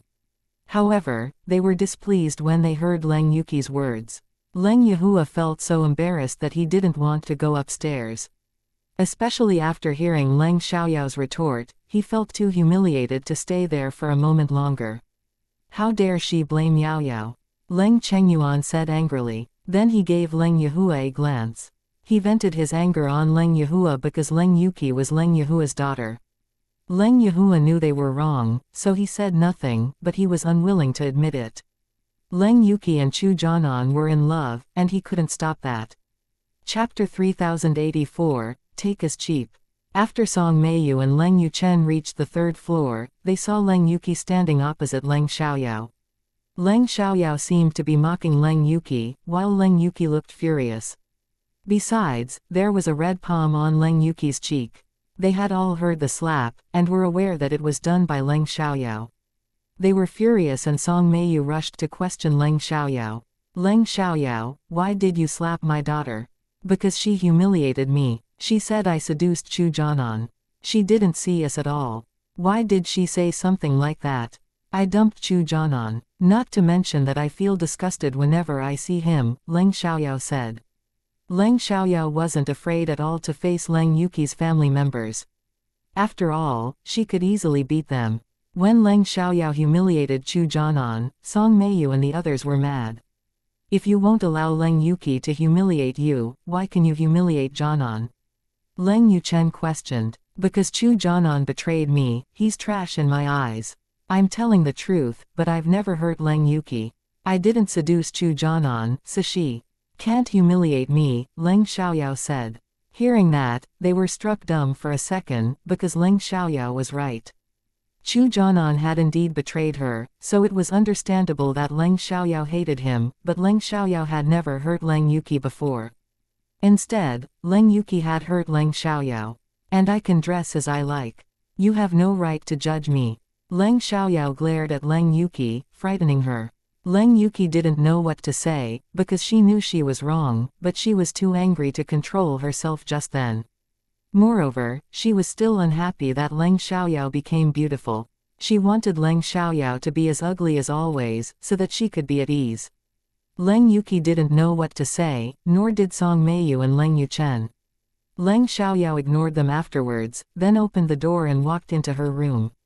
Yuqi, Song Meiyu and Leng Yuchen wanted to comfort Leng Yuqi, but Leng Yuqi was too sad to listen to them. She left them behind and shut them out of her room. Yuqi, open the door. Song Meiyu knocked on the door at once. She knew Leng Yuqi was in a terrible mood now, so she wanted to comfort her. Mom, forget it. She's sad right now. We should give her some room. Just let her be alone for a while. Leng Yuchen stopped Song Meiyu. He knew that Leng Yuqi didn't want to be bothered right now. In fact, most people preferred to be quiet when they were in a bad mood.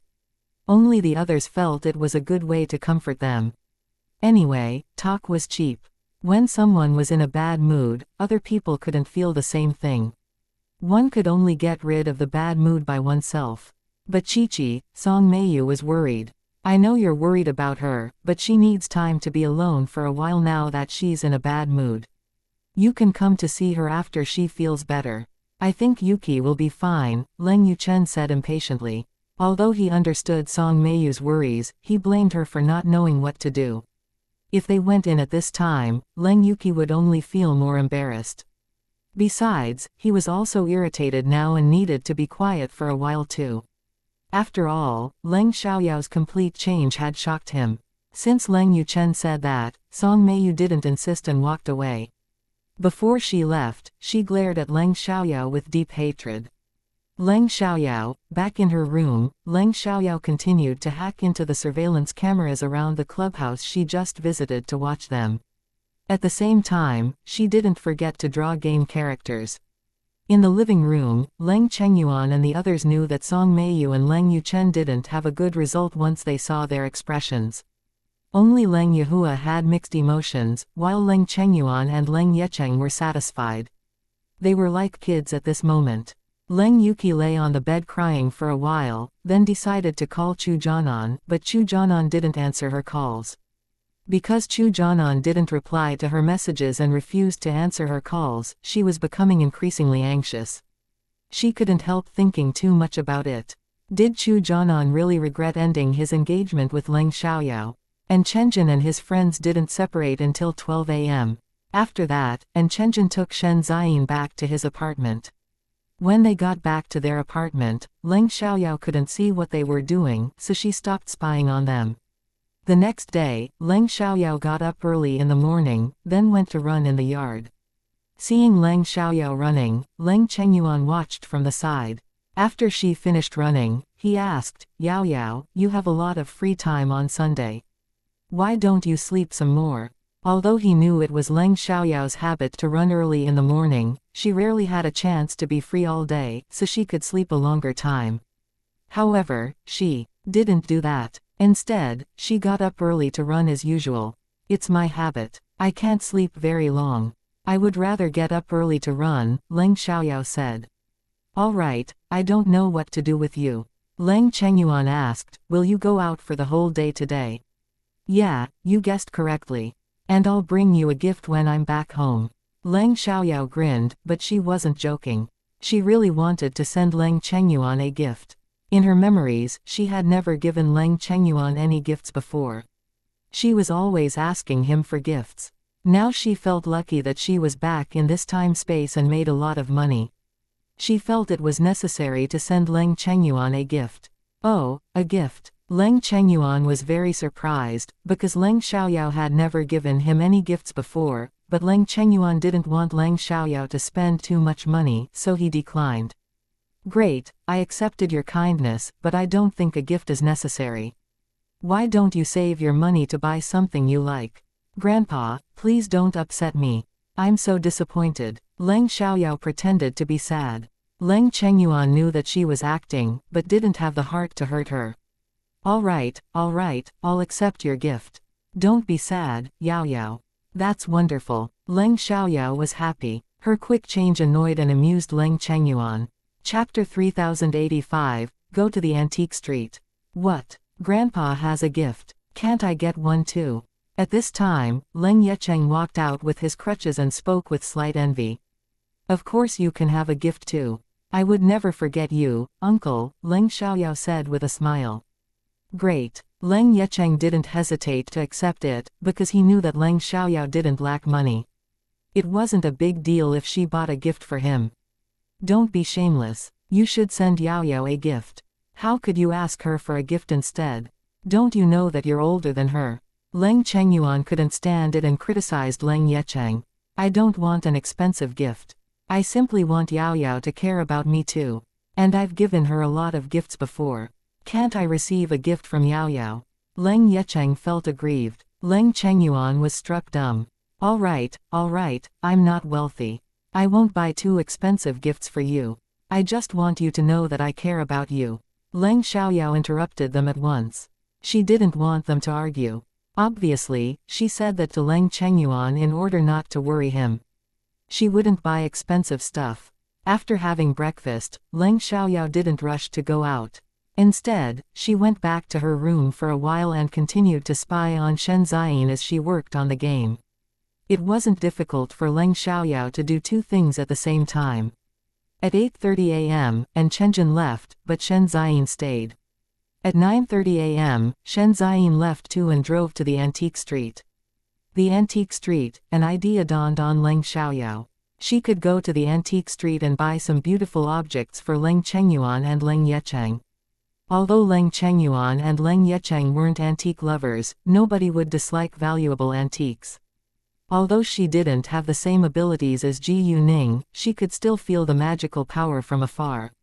Ji Yuning was her mother, so she couldn't be bad at it. Ever since she was little, she had learned a lot from Ji Yuning.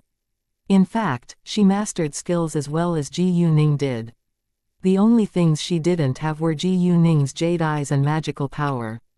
Anyway, Leng Xiaoyao made the decision, then carried her laptop and left. She put on light makeup today. At this time, Leng Yuki was already up and was sunbathing in the yard. Therefore, she saw Leng Xiaoyao walking out of the house.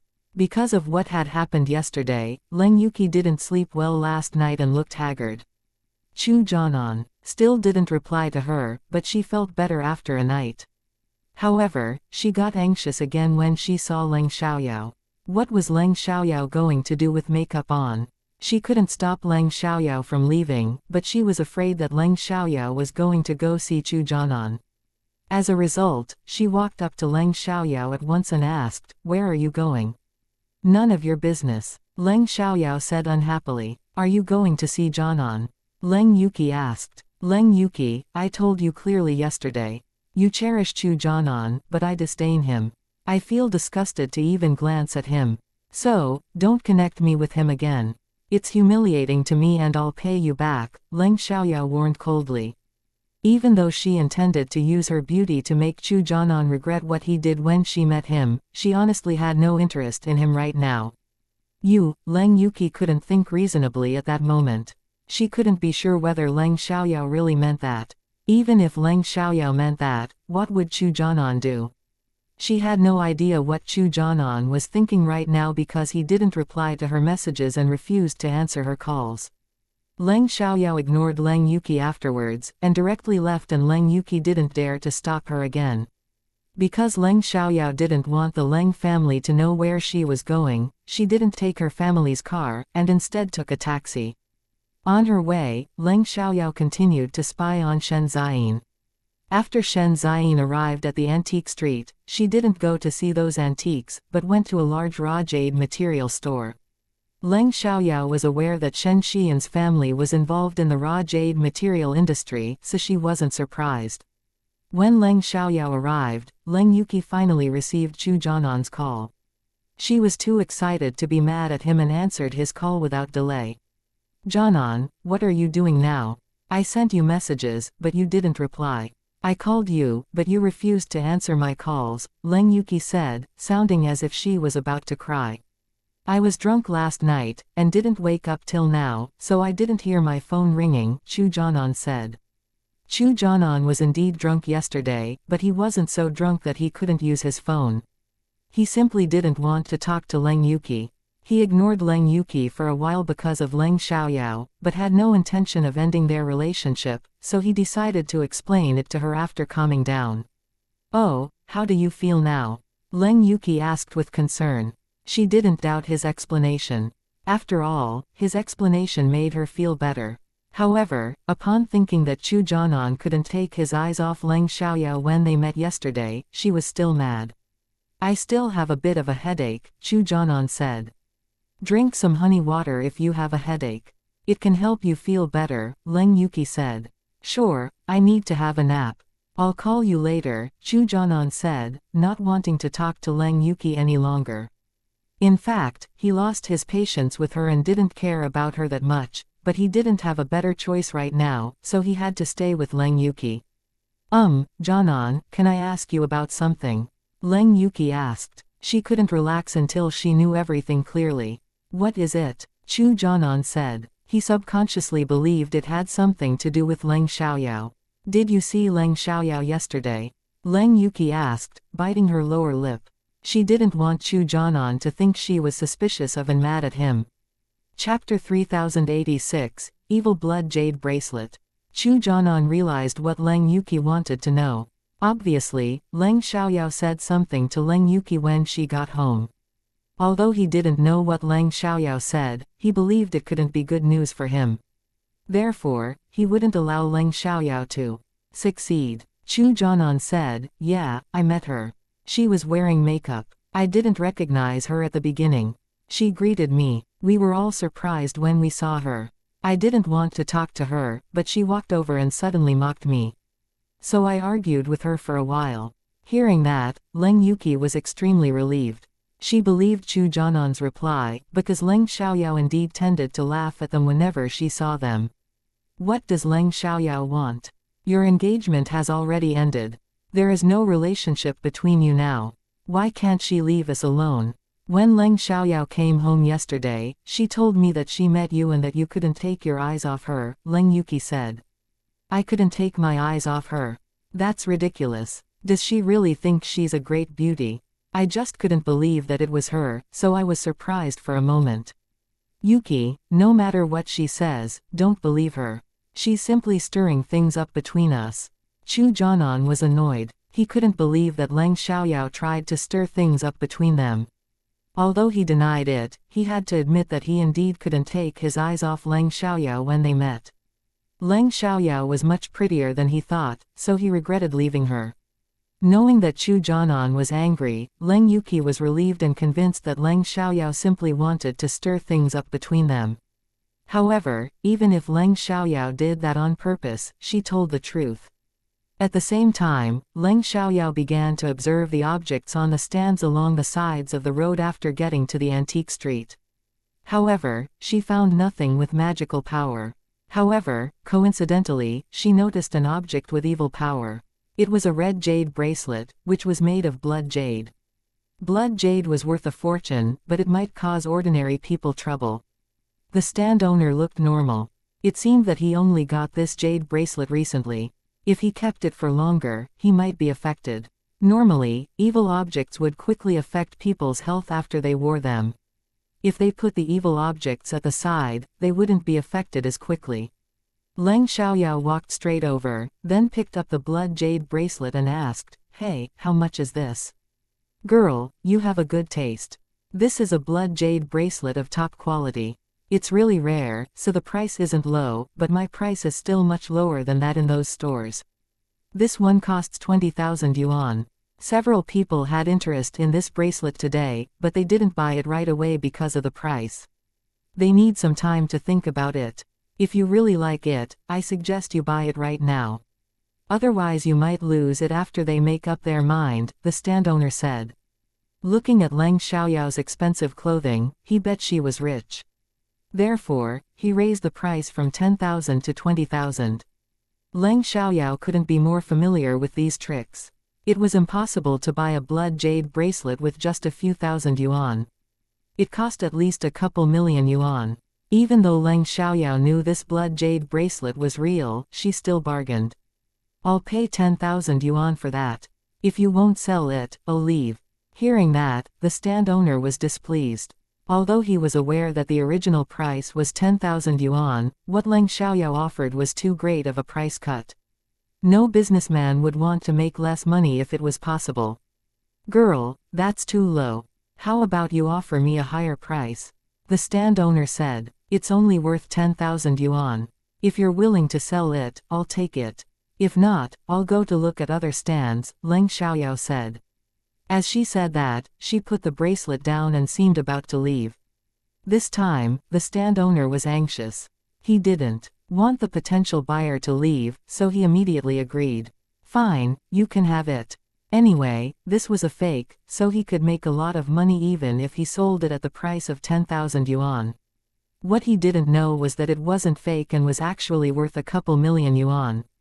Leng Xiaoyao took out 10,000 yuan cash and gave it to the stand owner, then left with the blood jade bracelet. In fact, the stand owner didn't lie.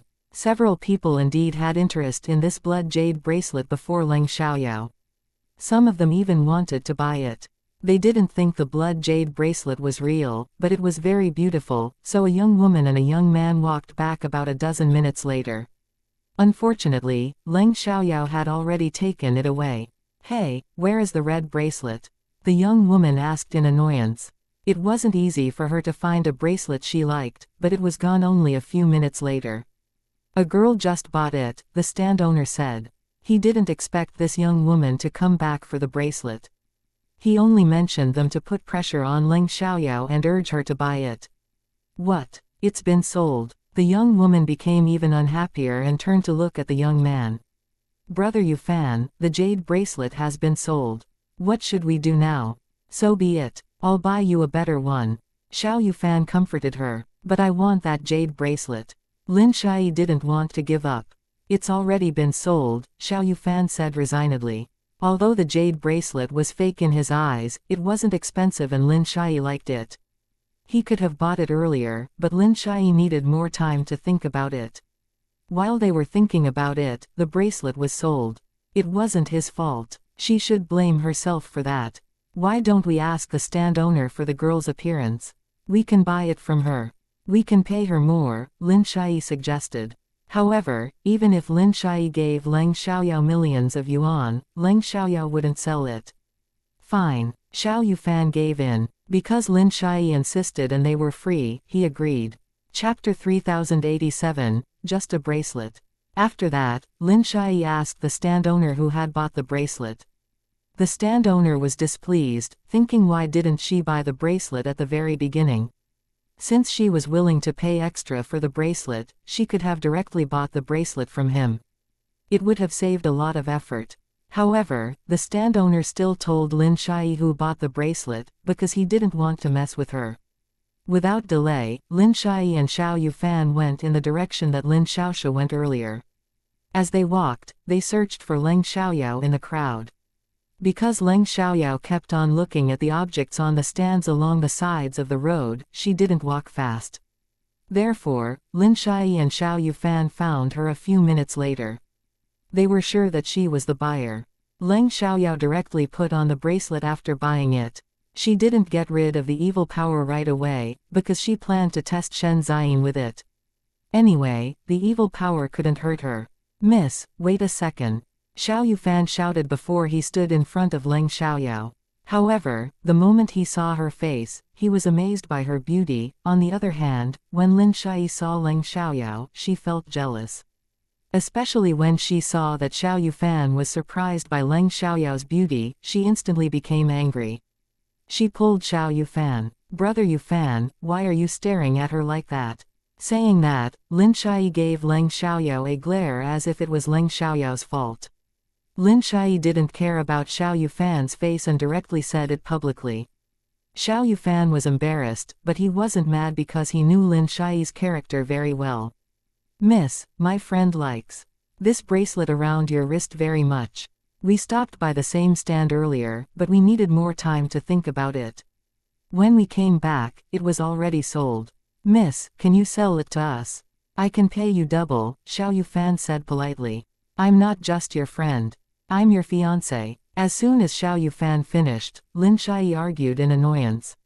She felt Xiao Yufan might have interest in this girl, so he called her his friend. Hearing Lin Shai's words, Xiao Yufan looked displeased, because Lin Shai wasn't really his fiancé. That was just her own wish. Actually, their families wanted them to be together. However, Xiao Yufan didn't want to be in a romantic relationship with Lin Shai even though they were childhood sweethearts. He only treated her as his younger sister. However, it was unnecessary for him to explain that. After all, Leng Xiaoyao was merely a stranger. I'm sorry. I like this bracelet very much as well, so I don't want to sell it, Leng Xiaoyao said. She wasn't mad about Lin Shai's attitude, because they weren't important. Xiao Yufan put on a resigned look after he was rejected, but he had no intention of forcing Leng Xiaoyao to sell the bracelet to him. However, Lin Shai couldn't accept it. She directly asked, do you think it's too little if we give you an extra 10,000 yuan? Don't be so greedy, Shai. Xiao Yufan stopped her at once. No matter why Leng Xiaoyao refused to sell it to them, they had no right to blame her. Miss, I don't lack money. If I don't like it, I can give it to other people even if it's worth thousands of yuan, but if I like it, I won't give it to anyone even if it's only worth a couple hundred yuan. Leng Xiaoyao mocked. She didn't understand why some people felt they were better than other people. Why did she think other people should give her whatever she wanted? Who did she think she was? Lin Shai was mad. She wanted to say something again, but Xiao Yufan stopped her. Enough. Can't you be quiet for a while? Afterwards, Xiao Yufan apologized to Leng Xiaoyao. I'm sorry. She's a spoiled and immature kid. I'm loved by my family too, but that doesn't mean you can forget your manners. You might be a princess in your family, but you're not outside, Leng Xiaoyao said. She disliked Xiao Yufan's explanation, even though he wasn't mean. After that, Leng Xiaoyao turned around and walked away, leaving them behind. Xiao Yufan wasn't mad when Leng Xiaoyao criticized him, because she was right and that was his thought too. However, due to their family's good relationship, he couldn't say it aloud. Brother Yufan, did you see? Lin Shai couldn't stand it and thought Leng Xiaoyao was too arrogant. She felt humiliated. All right, she's right. Do you think you can receive the same treatment outside? Other people are not obligated to please you. Xiao Yufan lost patience. He rarely criticized Lin Shai. Because Lin Shai liked him and often listened to him, she hadn't done anything unacceptable yet. Lin Shai wanted to defend herself, but she didn't want Xiao Yufan to be angry, so she gave in. If other people dared to say that to her, she wouldn't stand it. It's just a bracelet. If you like it, you can buy the same one. And these are all fake antiques. Aren't you afraid other people will laugh at you for wearing a fake? Xiao Yufan said. He didn't disdain Leng Xiaoyao, but he wanted to persuade Lin Shai to give up. Hearing that, Lin Shai had to agree with Xiao Yufan, so she gave up on the jade bracelet. A while later, Leng Xiaoyao reached the raw jade material store where Shen Ziyin was. Shen Ziyin had bought several raw jade materials, and they were being cut open. When Leng Xiaoyao walked inside, she deliberately rolled up her sleeve to show the jade bracelet. She wanted Shen Ziyin to see it. After Leng Xiaoyao walked inside, she didn't walk to Shen Ziyin right away. Instead, she walked around first. She knew a little about stone gambling, but was barely comparable to Ji Yuning. She couldn't see whether there was jade in the raw jade materials with only her eyes. However, she could touch the stones one by one and feel whether there was jade with her magical senses. It only took longer. Anyway, since she was already here, she decided to try it. Perhaps she would have good luck today and could find jade. Chapter 3088, Wasted Kindness. Leng Xiaoyao decided to start from half-cut raw jade materials, because it was more likely to find jade from them.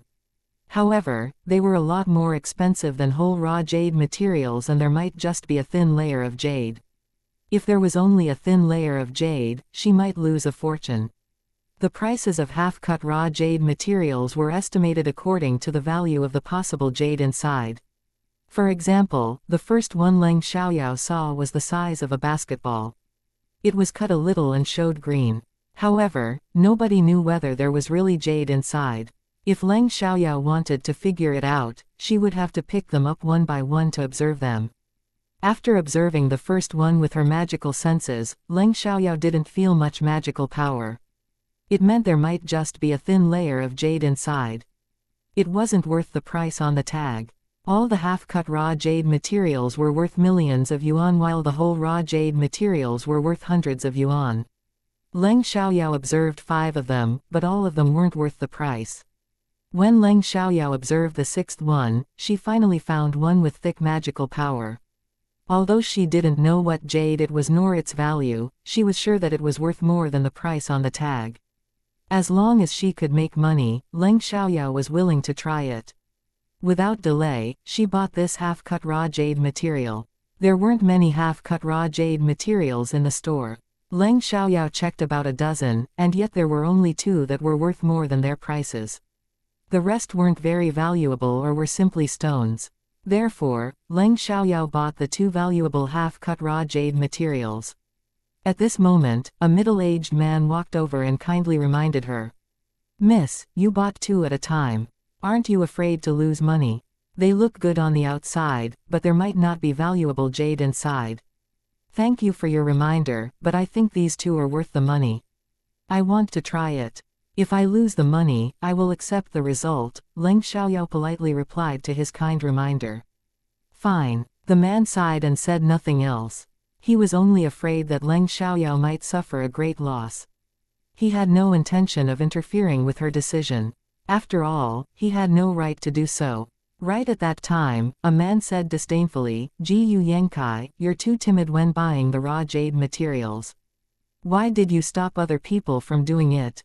What? Are you jealous? Even if you're jealous, you can do nothing about it because you don't have money." Ji Yu Yangkai was the middle-aged man who kindly reminded Leng Xiaoyao to be careful, while the man who interrupted them was a short, middle-aged, fat man. He seemed to be a whale. Behind him were 2 young men in a suit. They were obviously his subordinates. "Nonsense. Lu Pei, I didn't stop the girl from buying the raw jade materials." Ji Yu Yangkai retorted in annoyance. "You didn't stop her. Then why did you bother to say that to her? You said that, which proves that you tried to stop her," Lu Pei said domineeringly. Ji Yu Yangkai was mad.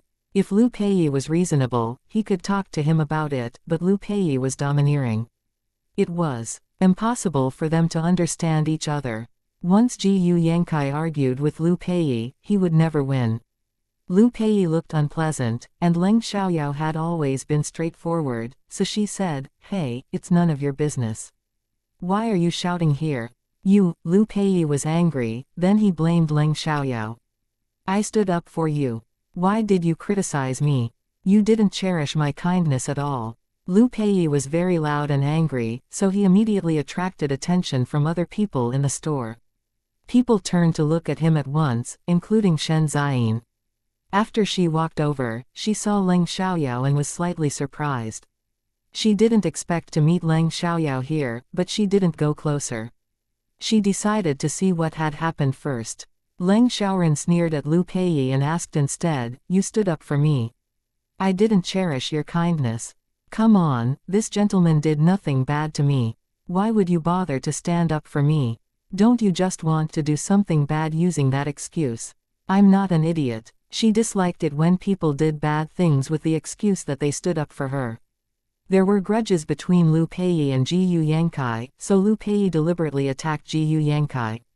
By chance, he saw Ji Yu Yankai reminding Leng Xiaoyao to be careful, so he seized that chance and picked on Ji Yu Yankai. Because Leng Xiaoyao pointed it out, Liu Peiyi felt humiliated and angry. Don't get me wrong. I got you wrong. How did I do that? There is no grudge between you and me. If you hadn't mentioned me all of a sudden, I wouldn't have argued with you. Leng Xiaoyao mocked. All right, I'm busy now. Please stop bothering me. Saying that, Leng Xiaoyao ignored Liu Peiyi and walked to the counter. Liu Peiyi was furious, but he would only cause himself trouble if he continued to bother Leng Xiaoyao.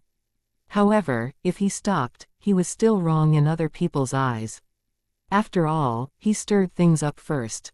Therefore, Liu Peiyi didn't want to stay there any longer. He glared at Leng Xiaoyao's back, then at Ji Yu Yankai before leaving. Actually, he wanted to curse Ji Yu Yankai before he walked away, but he didn't want other people to know that he stirred things up on purpose.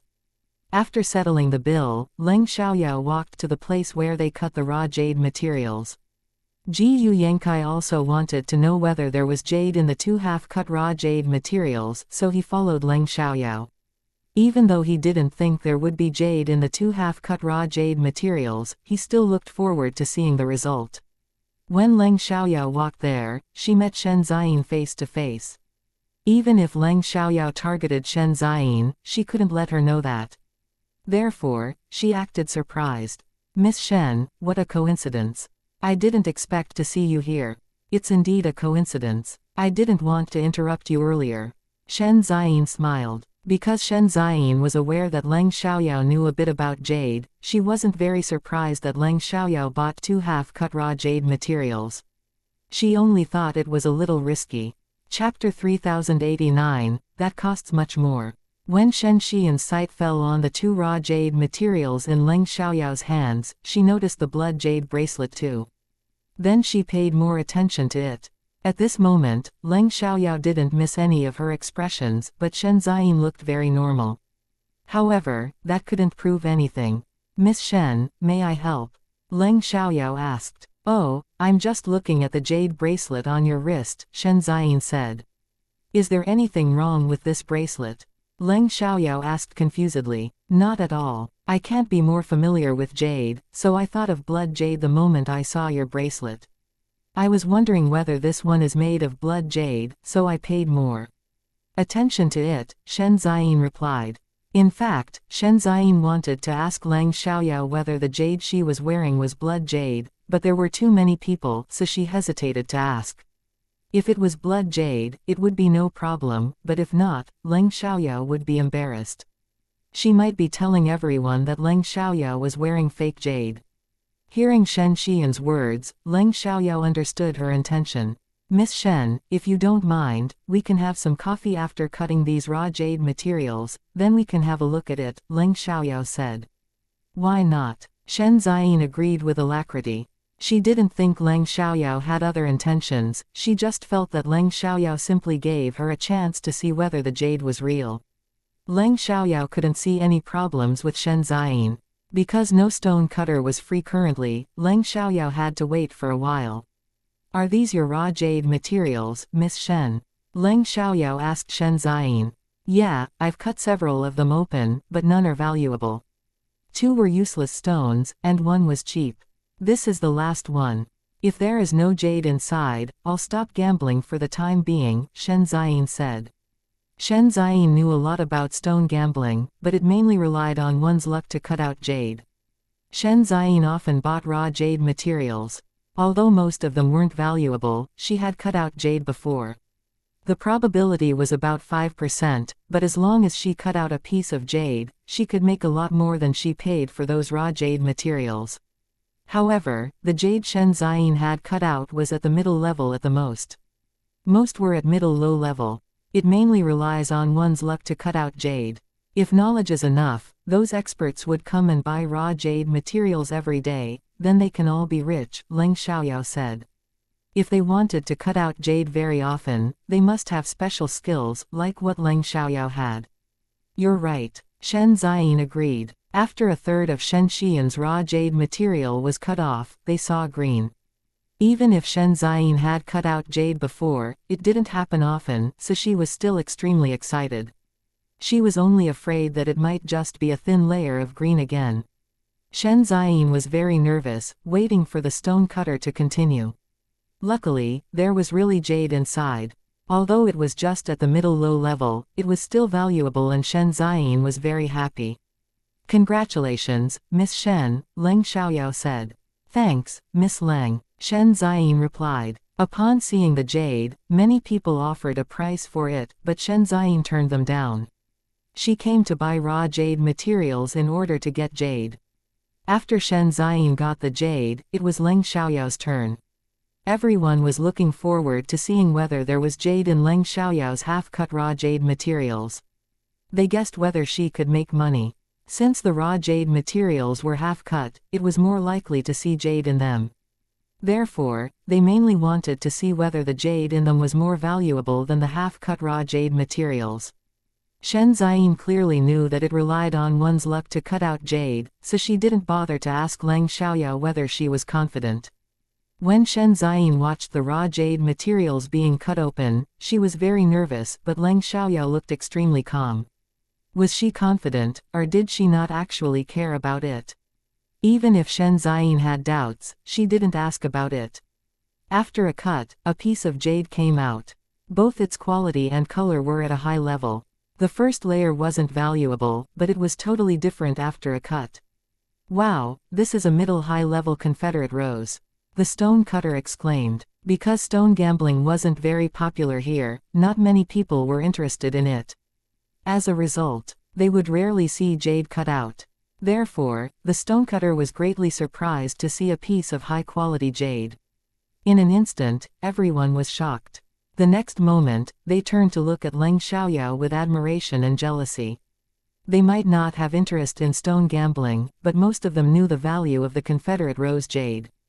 Leng Xiaoyao could make a fortune with it, so it was impossible for them not to be jealous. "Jesus, it's a Confederate rose. That's amazing. Right, I'm so jealous of her. She can make a fortune with it. If I had known there was a Confederate rose in it, I would have bought it." "Stop dreaming. Everyone would have bought it if we had known about it beforehand. Now we're sure there is jade inside, but we don't know the size yet. It's hard to see whether it's worth a lot. Right, perhaps there is only a small piece of jade. After all, this half-cut raw jade material costs a lot. Yeah, if the jade in it isn't worth over 10 million yuan, she will suffer a loss." Some people were very jealous of seeing Leng Xiaoyao make money, but their words made sense, so they weren't criticized. Shen Ziyin and Ji Yu Yankai didn't expect Leng Xiaoyao to cut out jade right away, and the jade was of high quality. They were both surprised and were envious of her, but they weren't jealous. "Congratulations, Miss Leng. You have a piece of very valuable jade," Shen Ziyin said sincerely. However, Leng Xiaoyao didn't look excited at all. Shen Ziyin was very curious about the reason why she stayed so calm. Was Leng Xiaoyao hiding her real emotions? Ji Yu Yankai also wondered the same thing. However, other people were attracted by the jade, so they didn't pay much attention to Leng Xiaoyao's reaction. Chapter 3090, It's Unbelievable. "Thank you, Miss Shen. Please let me buy the coffee for you later," Leng Xiaoyao offered. "Sure, you can pay the bill," Shen Ziyin said. A cup of coffee wouldn't cost much, so Shen Ziyin accepted it. They didn't know the size or the value of the jade yet. If Shen Ziyin turned Leng Xiaoyao down right now, Leng Xiaoyao would be embarrassed. Leng Xiaoyao looked so calm that she shouldn't care about the result very much. In that case, there was no need for Shen Ziyin to be worried. Even if they weren't sure of the size yet, many people asked Leng Xiaoyao whether she was willing to sell it after knowing the type. However, Leng Xiaoyao definitely wouldn't sell it. If she couldn't find real antiques later, she would give the jade to Leng Chengyuan and Leng Yecheng as a gift. The raw jade material was still being cut. After another cut, a larger area of green showed. It was the size of 2 palms. This time, it was highly likely for it to be a valuable jade. No one doubted whether it was big enough to make a lot of money. If they said that right now, they would appear too jealous of Leng Xiaoyao and would be embarrassed by the result. Leng Xiaoyao didn't look excited, but Shen Ziyin and the others felt excited for her, especially since before the jade was fully cut out, anything could happen. However, after another cut, the jade only became larger, so no one thought there would be accidents anymore. At the same time, they became more envious of Leng Xiaoyao. Wow, she can make a fortune today. Right, I'm so envious of her. Why does she have such good luck? I've never been so lucky before. She's not only lucky, she is also very rich. And she has skills and courage too. If someone had told you there is high-quality jade in this raw jade material, would you have the courage and money to buy it? You're right. Money is most important. After all, no one can be brave without money. Ji Yangkai is a great example. Yeah, Ji Yangkai is an excellent master's student. He has cut out several pieces of jade too, but he doesn't have money now, so he can't buy any raw jade materials even if he looks around here all the time these days. He had bad luck and was trapped by his younger brother and mother. Poor thing. Leng Xiaoyao heard their discussion clearly and felt that history was always repeating itself. Among Ji Yuning's subordinates, many failed due to an accident or a scheme, then they met Ji Yuning and their lives totally changed. They never kept it a secret, so it was known to many people. After all, they didn't think it was embarrassing. Instead, they kept it in mind and always felt grateful to Ji Yuning. Ji Yangkai also heard their discussion, and felt extremely awkward. He couldn't stand it any longer and snapped at them. Enough. How could you discuss me right in front of my face? Can't you see me? Actually, his story wasn't a secret in this place and he had heard a lot worse before, so he kind of got used to it, but it didn't mean he could accept it. 3 years had passed, but he could never get over it. Therefore, he cut off his relationship with his mother and younger brother, otherwise he might lose control of himself and kill them. Normally, parents cared about their kids, but some parents were even crueler than strangers. Besides, it wasn't his biological mother, it was his stepmother. Hearing Ji Yangkai's voice, they shut up at once, feeling embarrassed. They saw Ji Yangkai, so they talked about him. If they hadn't seen him, they might not have mentioned him. In fact, they didn't do it on purpose, they only remembered his story. Because most people were attracted to the jade, they paid little attention to Ji Yangkai afterwards. Before long, the jade was cut out. Leng Xiaoyao paid 8 million yuan for this half-cut raw jade material, but the jade in it was worth at least 20 million yuan. In other words, she made a fortune. Jesus, how much is it worth? I think it's worth at least 10 million yuan. After all, it's Confederate rose at middle-high level, so it won't be cheap. I'm so envious of her right now. Everyone was envious of Leng Xiaoyao. Miss Leng, it's incredible. Shen Ziyin complimented. She really admired Lady Ning for her abilities and good luck. Anyway, it was amazing that Leng Xiaoyao could cut out high-quality jade. Thank you, Miss Shen. I have good luck today, Leng Xiaoyao said. She couldn't tell Shen Ziyin that she had magical senses. Whether it's your luck or abilities, you're unbelievable, Miss Leng, Shen Ziyin said. Leng Xiaoyao smiled but said nothing. Miss, will you sell the jade? Someone asked Leng Xiaoyao. I'm sorry. This is a gift for my family. I won't sell, Leng Xiaoyao said. Shen Ziyin also wanted to buy it, but she gave up since Leng Xiaoyao had no intention of selling it. Shen Xian's family was very rich, and they didn't lack money, but it was difficult to cut out jade, so the Shen family didn't have extra jade to give to Shen Ziyin. Then, Leng Xiaoyao's second raw jade material was cut out. Although they didn't think Leng Xiaoyao's good luck could help her get 2 pieces of jade, they were looking forward to seeing the result after the first piece of jade. In addition, they were more nervous at this time. After the raw jade material was cut out, purple jade showed. Violet. The stone cutter was shocked again. He abruptly turned to look at Leng Xiaoyao to observe her. Who was this girl? She was able to find jade and extremely valuable jade at that. It was amazing. Hearing the stone cutter's words, everyone was surprised as well. What? Violet. Everyone subconsciously turned to look at Leng Xiaoyao with admiration and jealousy. Leng Xiaoyao stayed calm as usual. There was only a little smile on her lips. Jesus, it's unbelievable. A piece of Confederate rose was just cut out, and now there is a piece of violet. Chapter 3091, They offer higher prices. Right, this girl has incredibly good luck. I don't think I can be so lucky even once in my life. I'll watch her become rich overnight. Ridiculous. She's already very rich. Otherwise she wouldn't have money to pay over 10 million yuan for these 2 half-cut raw jade materials. If these 2 weren't half-cut, she could make a lot more. But then it's hard to know whether there is jade inside. Miss Lang, I have to admit that you're much better than me at stone gambling, Shen Ziyin said. It was surprising that Leng Xiaoyao got a piece of jade so easily, so she didn't expect to see the second piece of jade. Moreover, both of the 2 pieces of jade were of high quality. She had rarely even seen people do that in City Yun. Because jade originated from City Yun, it was easier to cut out jade there, but even then, it was rare to cut out 2 pieces of jade one after another. It could happen, but what Leng Xiaoyao achieved was still very rare. I'm flattered, Miss Shen, Leng Xiaoyao said politely. The second piece of jade was likely to be valuable, but they weren't sure of its value yet. No one knew whether it was worth 8 million yuan. Even if it wasn't worth so much, it could pay some of the cost. Anyway, Leng Xiaoyao could still make money with it, so no one dared to laugh at her now. After the second raw jade material was completely cut open, they saw a big jade.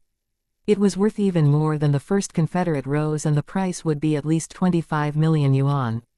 The other people there couldn't be more jealous of Leng Xiaoyao. Miss, are you sure you won't sell? You can sell either of them, someone asked reluctantly. It was hard to cut out jade, so he really wanted to buy it. Sorry, I honestly don't want to sell either of them, Leng Xiaoyao said.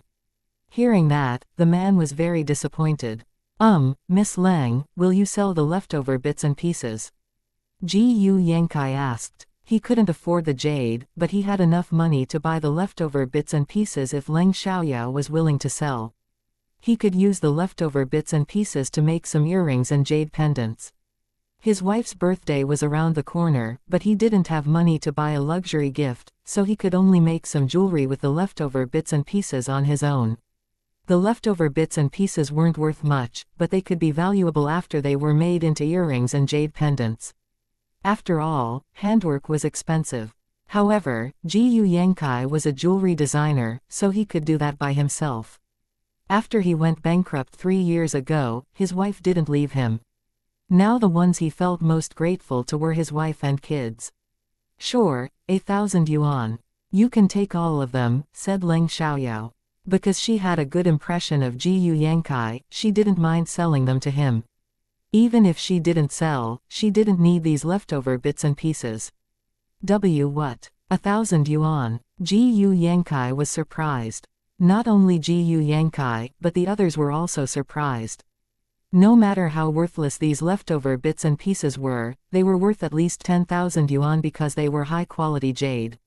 However, this girl sold them for only 1,000 yuan. Actually, Leng Xiaoyao didn't want any money, but she knew it would hurt Ji Yu Yankai's pride if she directly gave them to him. Therefore, she asked for 1,000 yuan in order to protect his face. Miss, I'm willing to pay you 2,000 yuan, said someone at once. I can pay you 3,000 yuan. They began to bid. However, Leng Xiaoyao ignored them. She focused on Ji Yu Yankai and asked, Sir, do you want them if I ask for 1,000 yuan? Hearing that, those who offered higher prices were mad. Why didn't she sell the leftover bits and pieces to them? Why did she sell it at the price of 1,000 yuan to Ji Yu Yankai? Even the onlookers were confused. Didn't she want to make more money? Anyway, it was Leng Xiaoyao's right, so they couldn't say anything. However, some people thought Leng Xiaoyao had made dozens of millions of yuan and didn't lack money at all. Obviously, she deliberately sold the leftover bits and pieces to Ji Yu Yankai at a very low price. But they offered higher prices, Ji Yu Yankai said. He knew that Leng Xiaoyao sold them to him at a very low price on purpose. However, he felt he shouldn't take them. After all, many people offered higher prices for them. If he took the leftover bits and pieces at a low price, he was taking advantage of Leng Xiaoyao. But you asked me first. I gave you the starting price. If you don't want them, I'll sell them to other people. That's my principle, Leng Xiaoyao said. Hearing that, the other people agreed with her and regretted not asking her to buy the leftover bits and pieces first. If they paid only 1,000 yuan for them, they could make several thousand yuan by selling them. However, if they wanted to buy the leftover bits and pieces, Leng Xiaoyao wouldn't give them such a low price. I think I should give you 2,000 yuan, Ji Yu Yankai said. If he was charged only 1,000 yuan for the leftover bits and pieces, he wouldn't be at ease, but he really wanted them, so he was unwilling to leave them to other people. No need, I only want 1,000 yuan. That's my promise. If I increase the price right now, I wouldn't be keeping to my principles, Leng Xiaoyao said. Ji Yu Yankai agreed. He didn't want to give up the leftover bits and pieces, so he accepted the price and repeatedly thanked Leng Xiaoyao. Leng Xiaoyao took 1,000 yuan from Ji Yu Yankai, who immediately packed up the leftover bits and pieces. Afterwards, Leng Xiaoyao and Shen Ziyin also left. Because Leng Xiaoyao's 2 pieces of jade were very valuable, she attracted attention from some unkind people.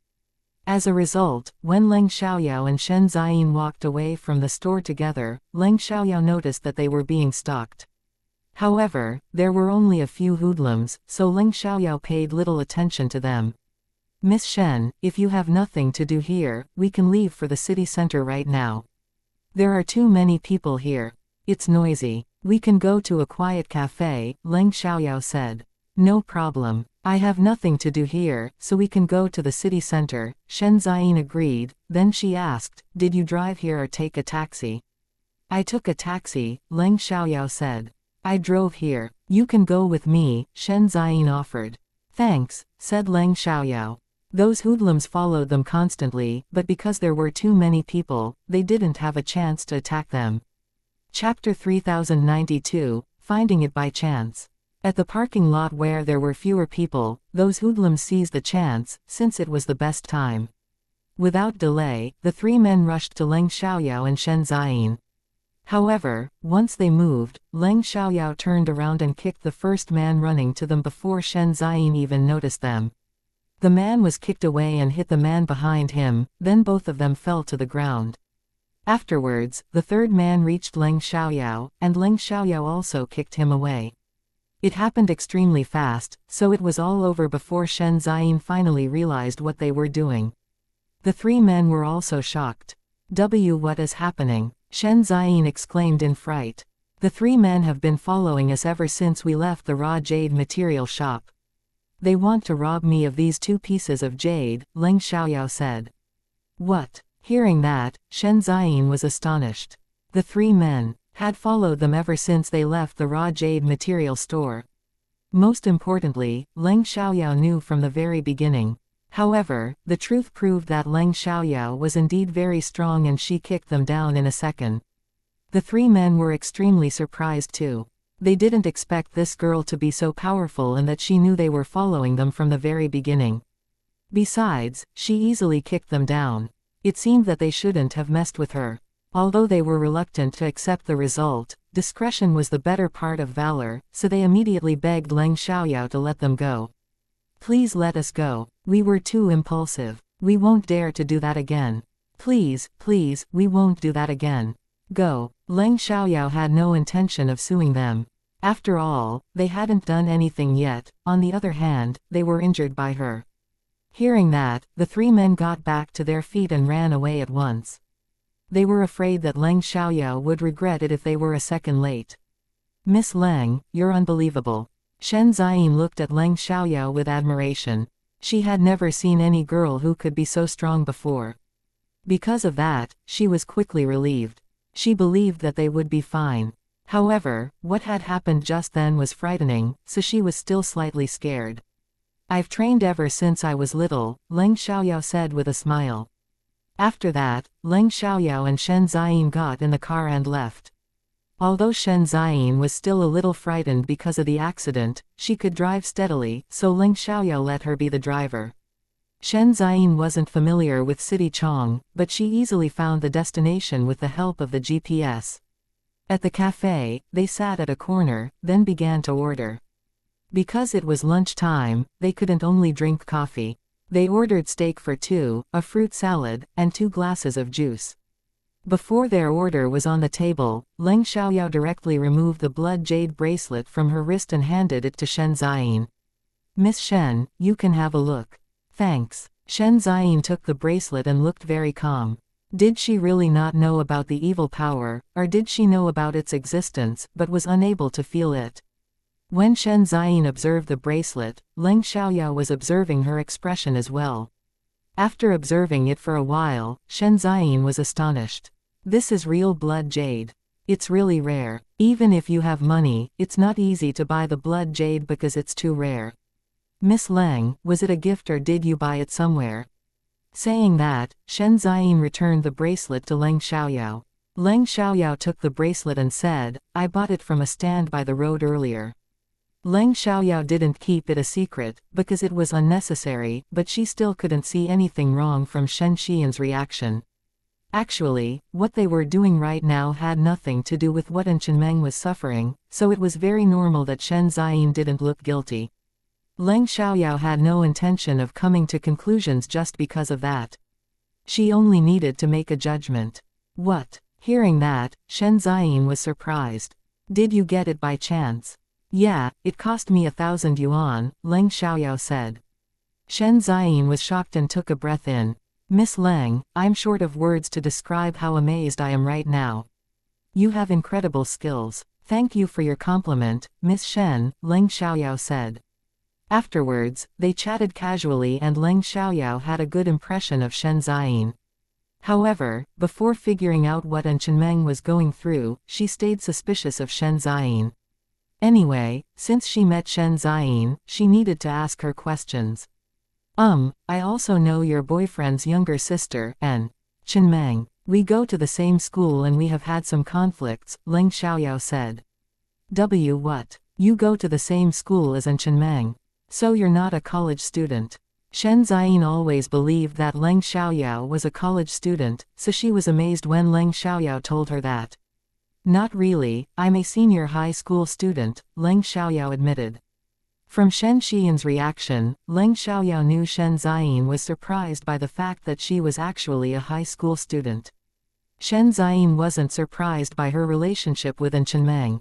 "It's indeed surprising. I didn't expect you to be a senior high school student," Shen Ziyin said.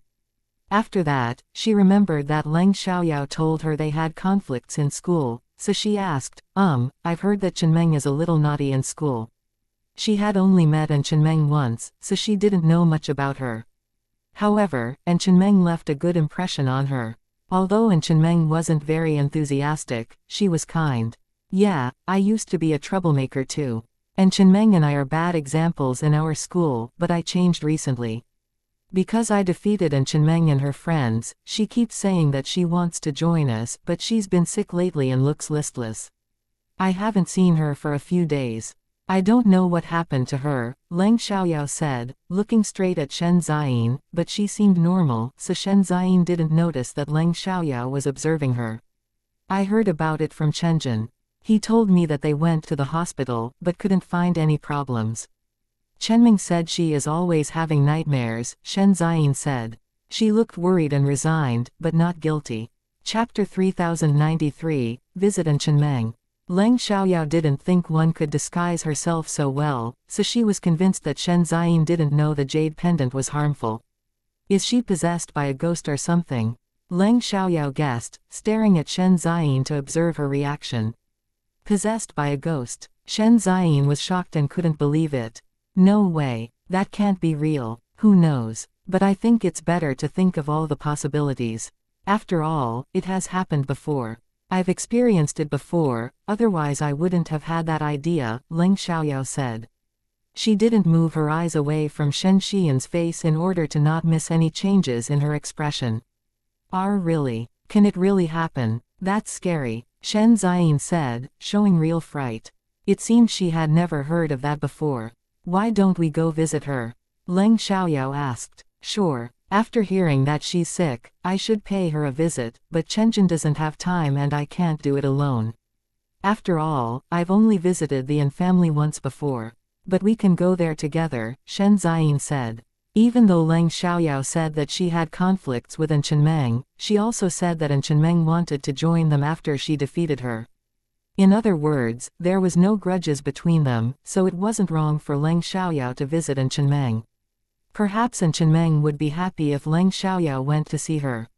Shen Ziyin added. But can I tell Chenjin about it before we go? I think he should know. Of course, Leng Xiaoyao said. Anyway, given Shen Xian's reaction, Leng Xiaoyao was convinced that she was innocent. However, she didn't tell Shen Ziyin that the jade pendant was harmful right away. She decided to wait till they visited Chengmeng. After eating, Shen Ziyin called Chenjin and told him that she would go to visit Chengmeng with Leng Xiaoyao.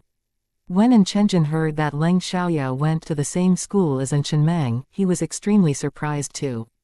He always thought Leng Xiaoyao was a college student, but since she knew Chengmeng, there was nothing wrong if she wanted to see Chengmeng. And Chenjin was only afraid that Shen Ziyin might be nervous if he wasn't with her. After all, during her first visit to his family, she was very nervous even though he was with her. Shen Ziyin undoubtedly would be nervous and uncomfortable, but Chenjin needed to work. She couldn't ask him to leave work, since it would be immature. Since she wanted to go see Chengmeng, she had to be sincere. Therefore, she said she was fine and that she wouldn't go alone. She would go with Leng Xiaoyao. Since she said that, Chenjin said nothing else. Anyway, his parents had a very good impression of Shen Ziyin. They wouldn't make things difficult for her. After that, Leng Xiaoyao and Shen Ziyin went to the An family's mansion. Before going there, they prepared gifts. On their way, Leng Xiaoyao chatted with Shen Ziyin, but she didn't feel Shen Ziyin out this time. It wasn't enough to know Shen Ziyin, she needed to know about her from other aspects. After they reached the An family's mansion, Leng Xiaoyao left her jade in Shen Xian's car. Anyway, they stopped the car in the An family's yard, so no one would steal them. After Chenjin hung up the call with Shen Ziyin, he told his parents that Shen Ziyin would be coming to see Chengmeng. In case they weren't home, it was better to tell them beforehand. Because it was a weekend, Chengmeng and her parents were home. Because Chengmeng wasn't comfortable, she needed to rest at home and her parents stayed to take care of her. Chengmeng's parents were very sad when she was so sick, but they couldn't do anything about it. Knowing that Shen Ziyin and Leng Xiaoyao were coming to see them, Chengmeng's parents were very happy. Although they disliked Leng Xiaoyao before, Leng Xiaoyao had totally changed and they were impressed by her. Chengmeng was also excited when she heard Leng Xiaoyao was coming to see her. However, she felt a little awkward afterward, but she welcomed them. However, if Chengmeng's mother didn't see her excited face, her mother would think she didn't want Leng Xiaoyao to come.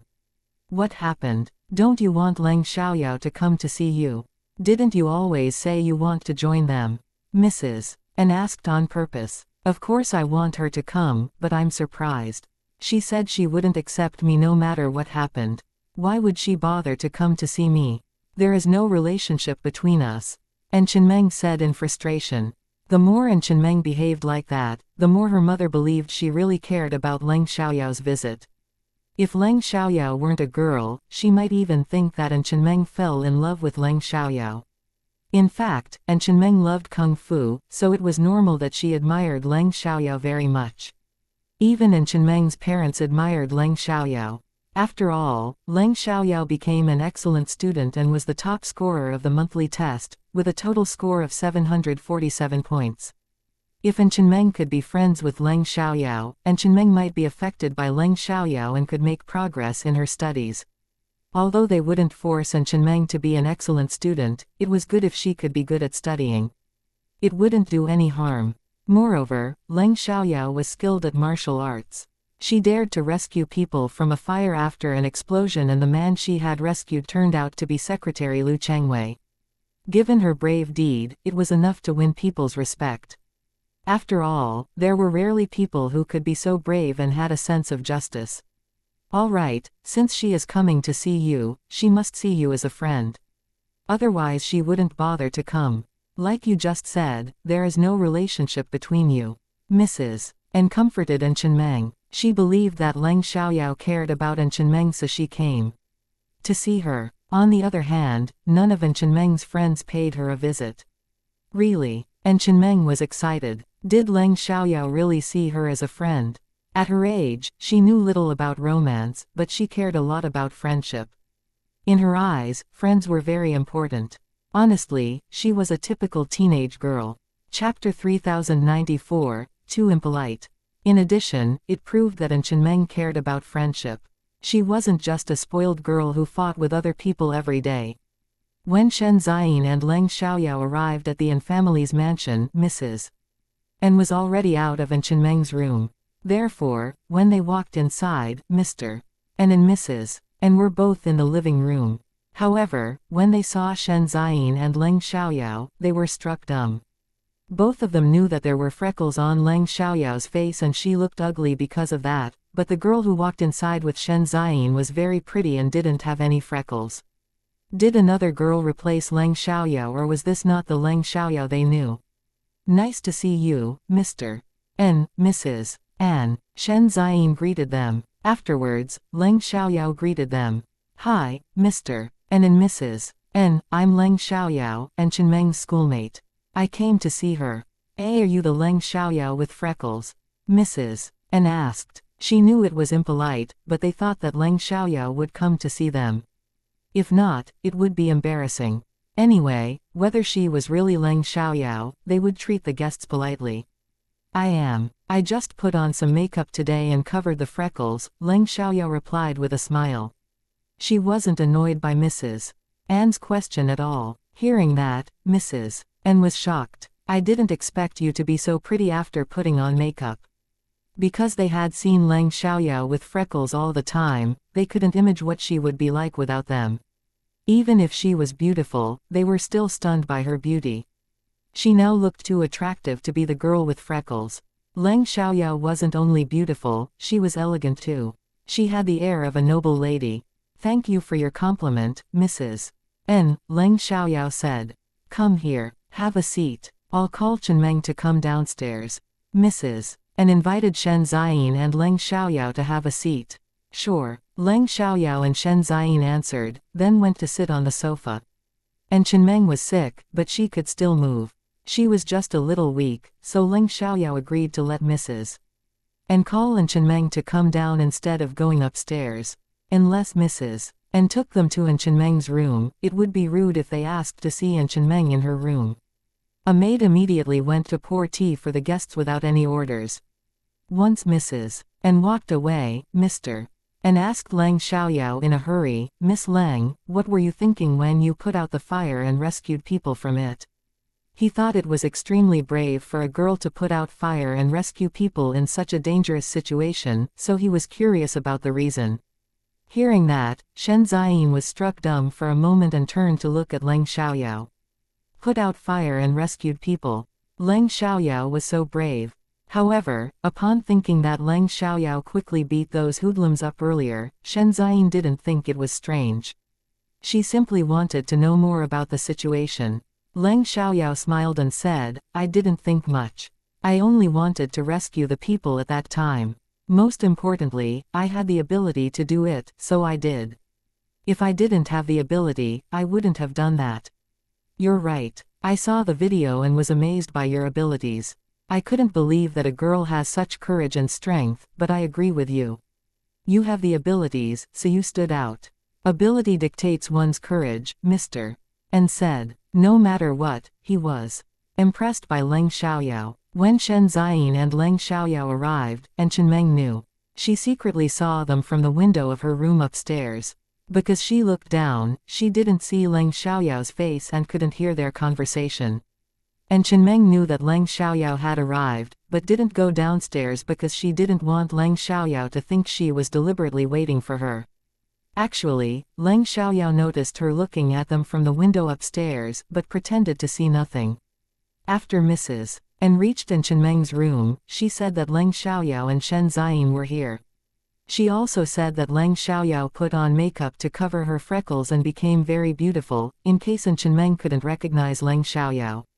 What? Leng Xiaoyao has become beautiful after covering her freckles with makeup.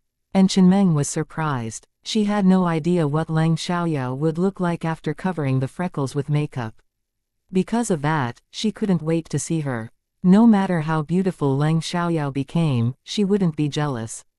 And Chenmeng was fooling around every day, but she wasn't jealous of other girls. If she were, the other beautiful girls in their school would have been harmed by her.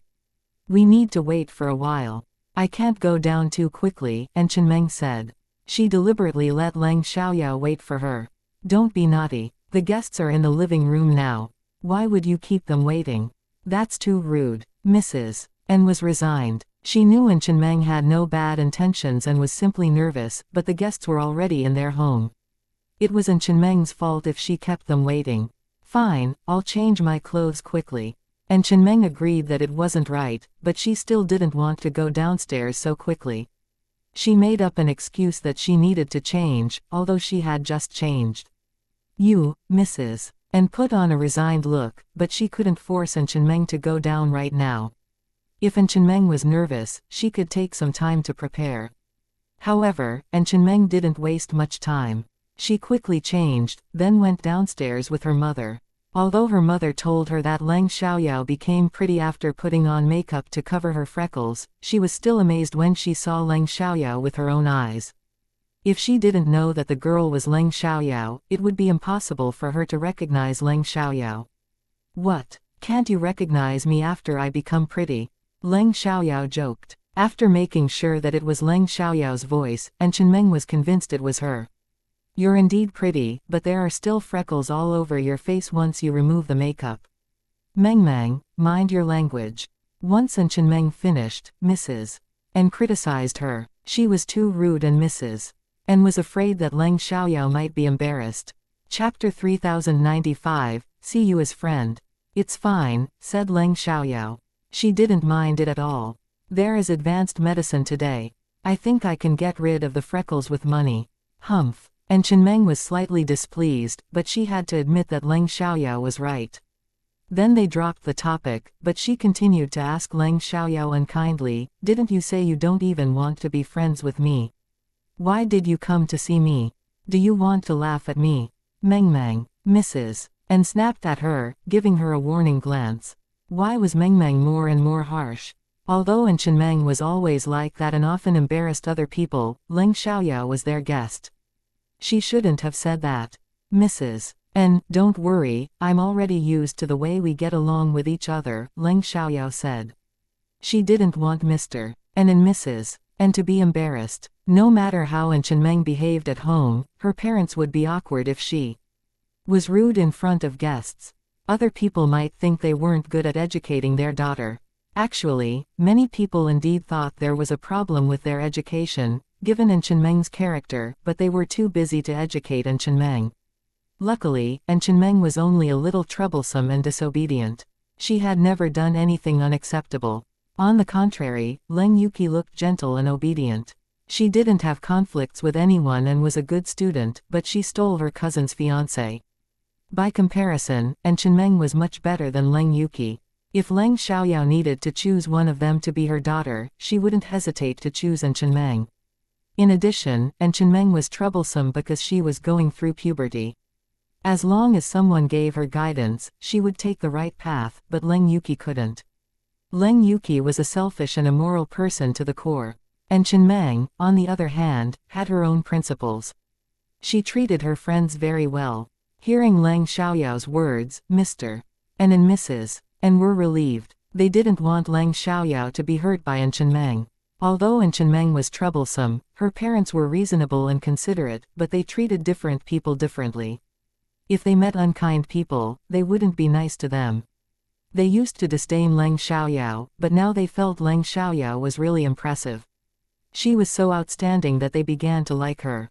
Chenmeng stuck out her tongue a little, then sat down on the sofa. You haven't answered my question yet. Why did you come to see me? She asked Lang Xiaoyao. Chenmeng really wanted to know why Lang Xiaoyao came to see her. Did you forget what I told you in school? I honestly don't want to accept you, but if you persist, I might agree. I'm just afraid you won't take it seriously. I need to know whether you sincerely want to be friends with me. I don't make friends randomly. Since you want to be my friend, I need to know whether you're qualified, Leng Xiaoyao said. After what happened to An Chenmeng, Leng Xiaoyao agreed to take An Chenmeng as her friend. In fact, An Chenmeng wasn't a bad person. It wasn't a bad thing if they could be friends. After all, An Chenmeng's family was very rich. Hearing that, An Chenmeng remembered what Leng Xiaoyao had told her in school. In an instant, she felt uneasy, because she got Leng Xiaoyao wrong. I take it seriously, but I'm sick now. I can't chase you all round. An Chenmeng argued. Once she made up her mind, she wouldn't give in, but her energy was limited. I know, so I came to see you, Leng Xiaoyao said. What does that mean? An Chenmeng asked. Actually, she wanted to know whether Leng Xiaoyao saw her as a friend. She needed a clear answer and didn't want to guess. Of course I see you as my friend. Otherwise I wouldn't come to see you, Leng Xiaoyao said. She knew An Chenmeng wanted to hear her answer. An Chenmeng was satisfied and said proudly, great. I don't have time to treat people who aren't my friends either. Mr. and Mrs. and were embarrassed, but they said nothing since Leng Xiaoyao said this was their way of getting along with each other. It was fine as long as Leng Xiaoyao wasn't mad. Oh, Xian is also here. Don't leave her alone. Xian, come here and have some fruit. Mrs. and remembered that Shen Xian was also here, so she immediately invited her to eat fruits. She even lifted the plate of fruits for Shen Xian. Thank you, Mrs. An. I can do it on my own, Shen Xian said with a smile. She didn't mind that she was ignored for a few minutes.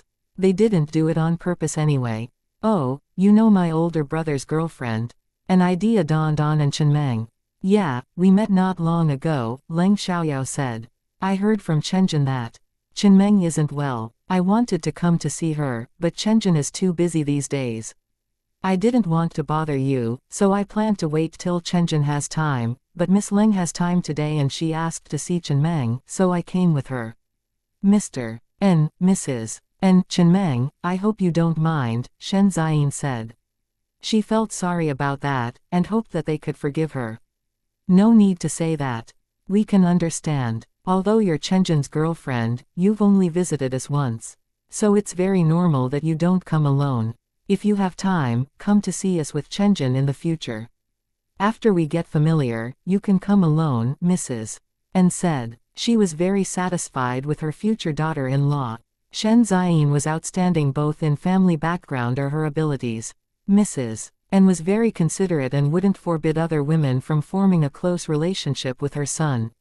Some mothers-in-law, however, took their daughter-in-law as an enemy in love. Mrs. and believed her son should have his own life, while parents should live their life too. They could help each other, but they wouldn't interfere. Sure, I'll come to see you once Chenjin has time, Shen Xian said. Most girls were afraid of the relationship between mother-in-law and daughter-in-law, because it was often difficult. Chapter 3096, Try It For Me. Shen Xian was a considerate girl, so she really hoped that her mother-in-law could be considerate too. Even if they couldn't be as close as biological mother and daughter, she hoped they would be friends and wouldn't make things difficult for each other. However, Mrs. and had left a good impression on Shen Xian till now. She was only afraid that Mrs. and might change in the future. After all, they weren't familiar right now and changes could happen. Anyway, she still wanted to have a good relationship with the An family. Oh, Mrs. N, how's Chenmeng's condition? Shen Xian asked. Although An Chenjin had told her about it, she felt it was necessary to ask Mrs. and again to show that she cared about An Chenmeng. We don't know. We went to the hospital, but there wasn't a result. The doctor said all indicators are normal. Perhaps she's just tired, but I don't think it's so simple. Chenmeng said she has been having nightmares every night. Her body is cold and her face is pale, Mrs. and explained. Upon talking about An Chenmeng's health, she was very worried. What nightmares have Chenmeng had? Asked Leng Xiaoyao. Actually, I'm not sure what nightmares I had, because I couldn't remember them clearly after waking up the next day. I only know that they were very scary. After I woke up, I was still frightened, and Chenmeng said. She looked scared when she talked about the nightmares. Mr. and Mrs. N, I have an idea. Please don't be mad. It's just a guess and I have a reason for that, Leng Xiaoyao suddenly said seriously. Hearing that, Shen Ziyin knew what Leng Xiaoyao wanted to say, but she didn't stop her, because she was convinced by Leng Xiaoyao given and Chenmeng's condition. It's fine. You can continue, mister. And said, I think Chenmeng might be possessed by something evil, because she is always having nightmares these days. Besides, her body is cold and her face is pale, and yet the doctor couldn't find what's wrong with her. I know it's hard for you to believe superstitions, but there are all kinds of unbelievable things in this big world. Science can't explain that, so we can think about ghosts. It's better to believe it than to deny it, Leng Xiaoyao said. Everyone was shocked. And Chenmeng was possessed by a ghost. Mr. and Mrs. and didn't believe it at first, but they were slightly convinced by Leng Xiaoyao's explanation afterwards. And Chenmeng also cold sweat from fear and her body trembled a little. Actually, I've experienced something that can't be explained by science. For example, you should know that I used to be a bad person, right?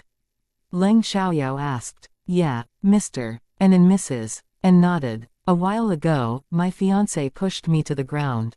I passed out and had a long dream. After I woke up, I suddenly became very smart and clear-headed. I can learn everything quickly. That's the reason why I suddenly became an excellent student from being a bad student. I'm even the top scorer in the monthly test. I wasn't pretending to be dumb in the past, because that couldn't last long. I don't think science can explain what I've experienced. So, we can't jump to conclusions that it is impossible. You perhaps just haven't experienced it, Leng Xiaoyao said. In order to convince them, she told them more about it. Hearing that, everyone was surprised. It turned out that Leng Xiaoyao suddenly became so outstanding for a reason. And the reason was quite unbelievable. Really? It was too strange and unbelievable for them, so it was hard for them to accept it right away. There is no need for me to lie to you, because it won't do me any good, right? Leng Xiaoyao said. They agreed with Leng Xiaoyao. What should we do if Chenmeng is really possessed by a ghost? Mrs. and asked in panic. If it really happened, how to solve the problem. In fact, I've been studying metaphysics recently and I've learned some skills. Perhaps I can help Chenmeng get rid of the ghost. Would you let me try? Don't be worried, I won't let Chenmeng be in danger, but please keep it a secret among us, Leng Xiaoyao said. Leng Xiaoyao knew the black arts because she learned them from Shengguanyang since she was little, but she wasn't good at it. The best she could do was drawing Taoist magic figures. What? Everyone was shocked when Leng Xiaoyao said that she could help Chenmeng get rid of the ghost. Looking at Leng Xiaoyao, they felt they barely knew her and she wasn't like a normal person. I trust you. Please help me. Before Mr. and Mrs. and said anything, and Chenmeng spoke. She didn't fully trust Leng Xiaoyao, and mainly wanted to have an exciting experience. Besides, she was suffering from terrible nightmares. If so, please give it a try, Miss Leng. Since An Chenmeng agreed and Leng Xiaoyao promised to keep An Chenmeng safe, they were willing to try it as long as there was hope. Great, I need to prepare some things. Miss Shen, can you go with me? Leng Xiaoyao asked. Shen Ziyin left with Leng Xiaoyao. Miss N, let me drive the car, because I need to tell you something. You might be too scared to stay calm, Leng Xiaoyao said. Although she didn't have a driver's license, normally the traffic police wouldn't ask to see it. No problem. Shen Ziyin agreed. She was also afraid that she might lose control due to getting a fright. Afterwards, Leng Xiaoyao became the driver, while Shen Ziyin sat in the rear. When they were far away, Leng Xiaoyao said, Miss Shen, what I'm going to tell you might offend you. Please don't be mad. I don't want to make it difficult for you. I just need to figure something out in order to solve the problem. Miss Leng, you can ask me whatever you want to know, Shen Ziyin said. She felt Leng Xiaoyao might have some misunderstandings about her. I heard from Chenmeng that you gave the jade pendant to her. Can you tell me where you got it? Leng Xiaoyao asked. Chapter 3097, I have a plan. Shen Ziyin subconsciously thought this jade pendant might have something to do with Leng Xiaoyao. She didn't think Leng Xiaoyao might have found problems with that jade pendant and was suspicious of her. Yeah, I sent the jade pendant to Chenmeng. It was a gift from my aunt. Actually, I planned to design jewelry myself for Mrs. N and Chenmeng when I came to see them with Chenjin, but I was short of time, so I gave the jade pendant which my aunt gave me to Chenmeng. Shen Ziyin said, Miss Lang, is there something wrong with that jade pendant? Yes, that jade pendant isn't so simple, Leng Xiaoyao said. What's the problem? Shen Ziyin asked. She didn't realize how serious it was. Anyway, since there was a problem, Shen Ziyin became serious too. That jade pendant is covered with evil power, which means it was dug out from an evil grave. So people will have nightmares and become weak with a cold body and pale face after wearing it. And Chenmeng's current condition is exactly the same, Leng Xiaoyao said seriously. What? Shen Ziyin was shocked and frightened. Luckily, Shen Ziyin wasn't driving. If she was, she would definitely have lost control. Besides, there was a lot of traffic. Once she lost control, there would be an accident. Leng Xiaoyao was driving and looking ahead, but she focused on Shen Xian's face through side glances. She could see that Shen Ziyin was extremely frightened, so Shen Ziyin obviously didn't know anything about it. Miss Lang, is that true? Shen Ziyin asked. Even if she still couldn't believe it, and Chenmeng was indeed sick now right after she gave her the jade pendant. Therefore, she was also worried that the jade pendant harmed Chenmeng's health. No matter how much she didn't believe it, she needed to make it clear. She had no intention of hurting Chenmeng, so she obviously didn't want Chenmeng to get sick because of her gift. There is no need for me to lie to you, because it won't do me any good. If you don't believe it, you can wait until after I handle it. To be honest with you, I tried to get close to you because of the jade pendant. I wanted to know whether you were aware of the harm behind the jade pendant. It was necessary for me to know if it was a scheme or an accident. I tested you, but now I'm sure you're innocent, so I told you everything, Leng Xiaoyao said. Miss Lang, I honestly didn't know that jade pendant is evil. There is no grudge between Chenmeng and me. I have no reason to hurt her, Shen Ziyin said emotionally, because she had no idea about the evil power nor did she have the intention to hurt anyone. Therefore, she only cared about the jade pendant and Chenmeng now. She didn't mind that Leng Xiaoyao had investigated her. Leng Xiaoyao investigated her for Chenmeng. After all, Chenmeng was sick because of the jade pendant she gave her. It was reasonable that Leng Xiaoyao was suspicious of her. In addition, if Leng Xiaoyao could solve the problem, Leng Xiaoyao would be helping her too. If Chenmeng got in serious trouble because of the jade pendant sent by her, she would feel guilty for the rest of her life. And it would be impossible for her to be together with Chenmeng. Since you had no idea about the truth of that jade pendant, it should either be an accident or a scheme for your aunt to give you this jade pendant. People in the antique industry all know that evil antiques can harm people's health or luck. It's not really superstitions, Leng Xiaoyao said. No, it's impossible. My aunt would never do something like that. Shen Ziyin denied it at once, but didn't have much confidence, because she remembered something. Miss Shen, as an outsider, I shouldn't ask much about your family affairs, but since I'm involved, I need to remind you to make it clear, otherwise you might be dragged into unnecessary trouble, Leng Xiaoyao said. Thank you so much for your advice, Miss Leng. Shen Ziyin thanked her. Currently she was totally confused. She couldn't be sure whether her aunt giving her the jade pendant was a scheme or an accident. Shen Ziyin had a good relationship with her aunt, but she didn't get along with her female cousin who was a year older than her. They both majored in jewelry design and were competitors ever since they were little. If her aunt gave the jade pendant for a purpose, it might have something to do with her older cousin. If not, she didn't think her aunt would trap her. In other words, she was suspicious of her older cousin. She wasn't naive and wouldn't think that everyone was a good person. She never attacked other people, and had a great sense of self-defense. Therefore, although she didn't think Leng Xiaoyao's guess was possible, she still paid attention to it. Miss Leng, since we know Chenmeng got sick because of the jade pendant, we must take it back.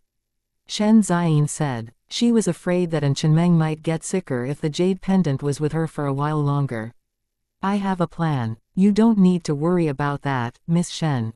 If we take the jade pendant back right now, they might become suspicious, Leng Xiaoran said.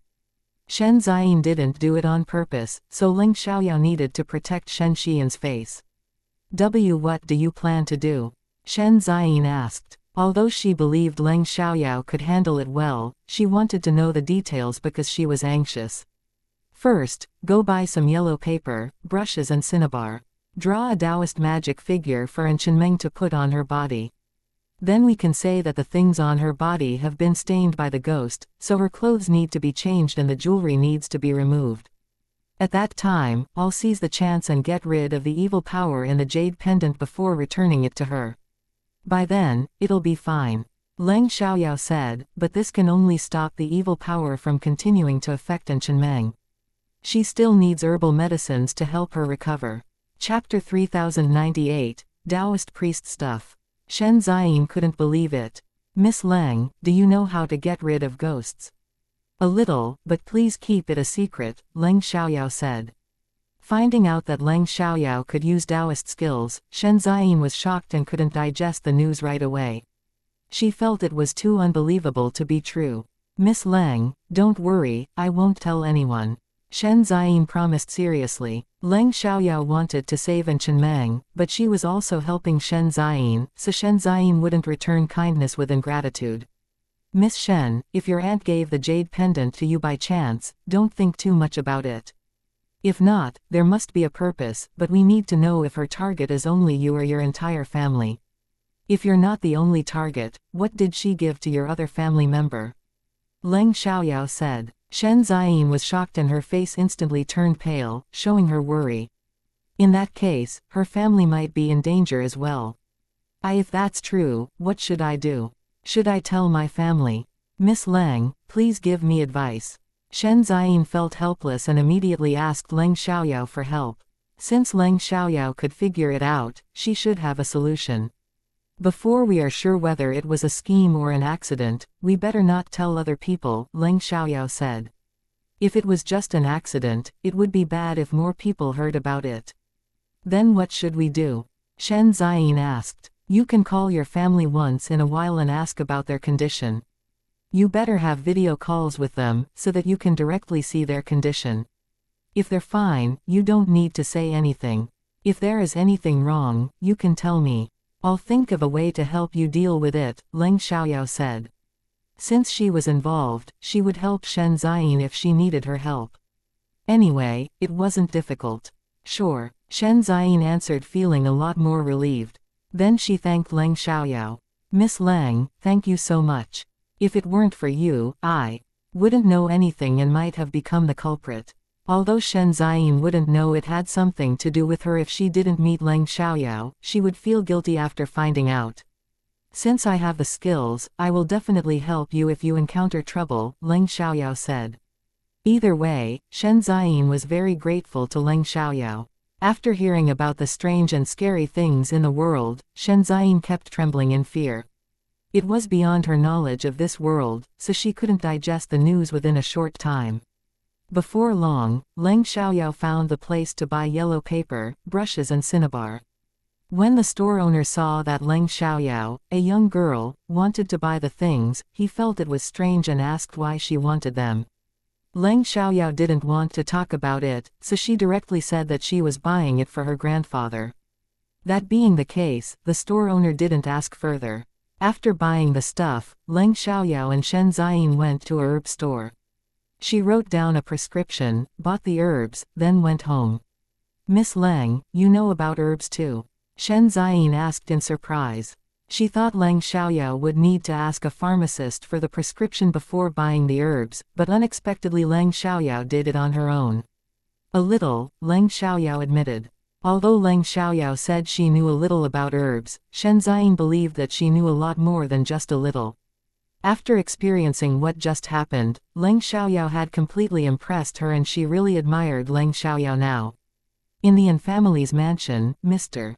and Mrs. N were anxiously waiting for Ling Xiaoyao to come back. Even though they still doubted Ling Xiaoyao's abilities, they were left with no choice. When they were back in the An family's mansion, Shen Ziyin was much calmer, but she still needed time to digest the news. Xiaoyao, you're back. Once Ling Xiaoyao and Shen Ziyin were back, Mrs. N went to welcome them.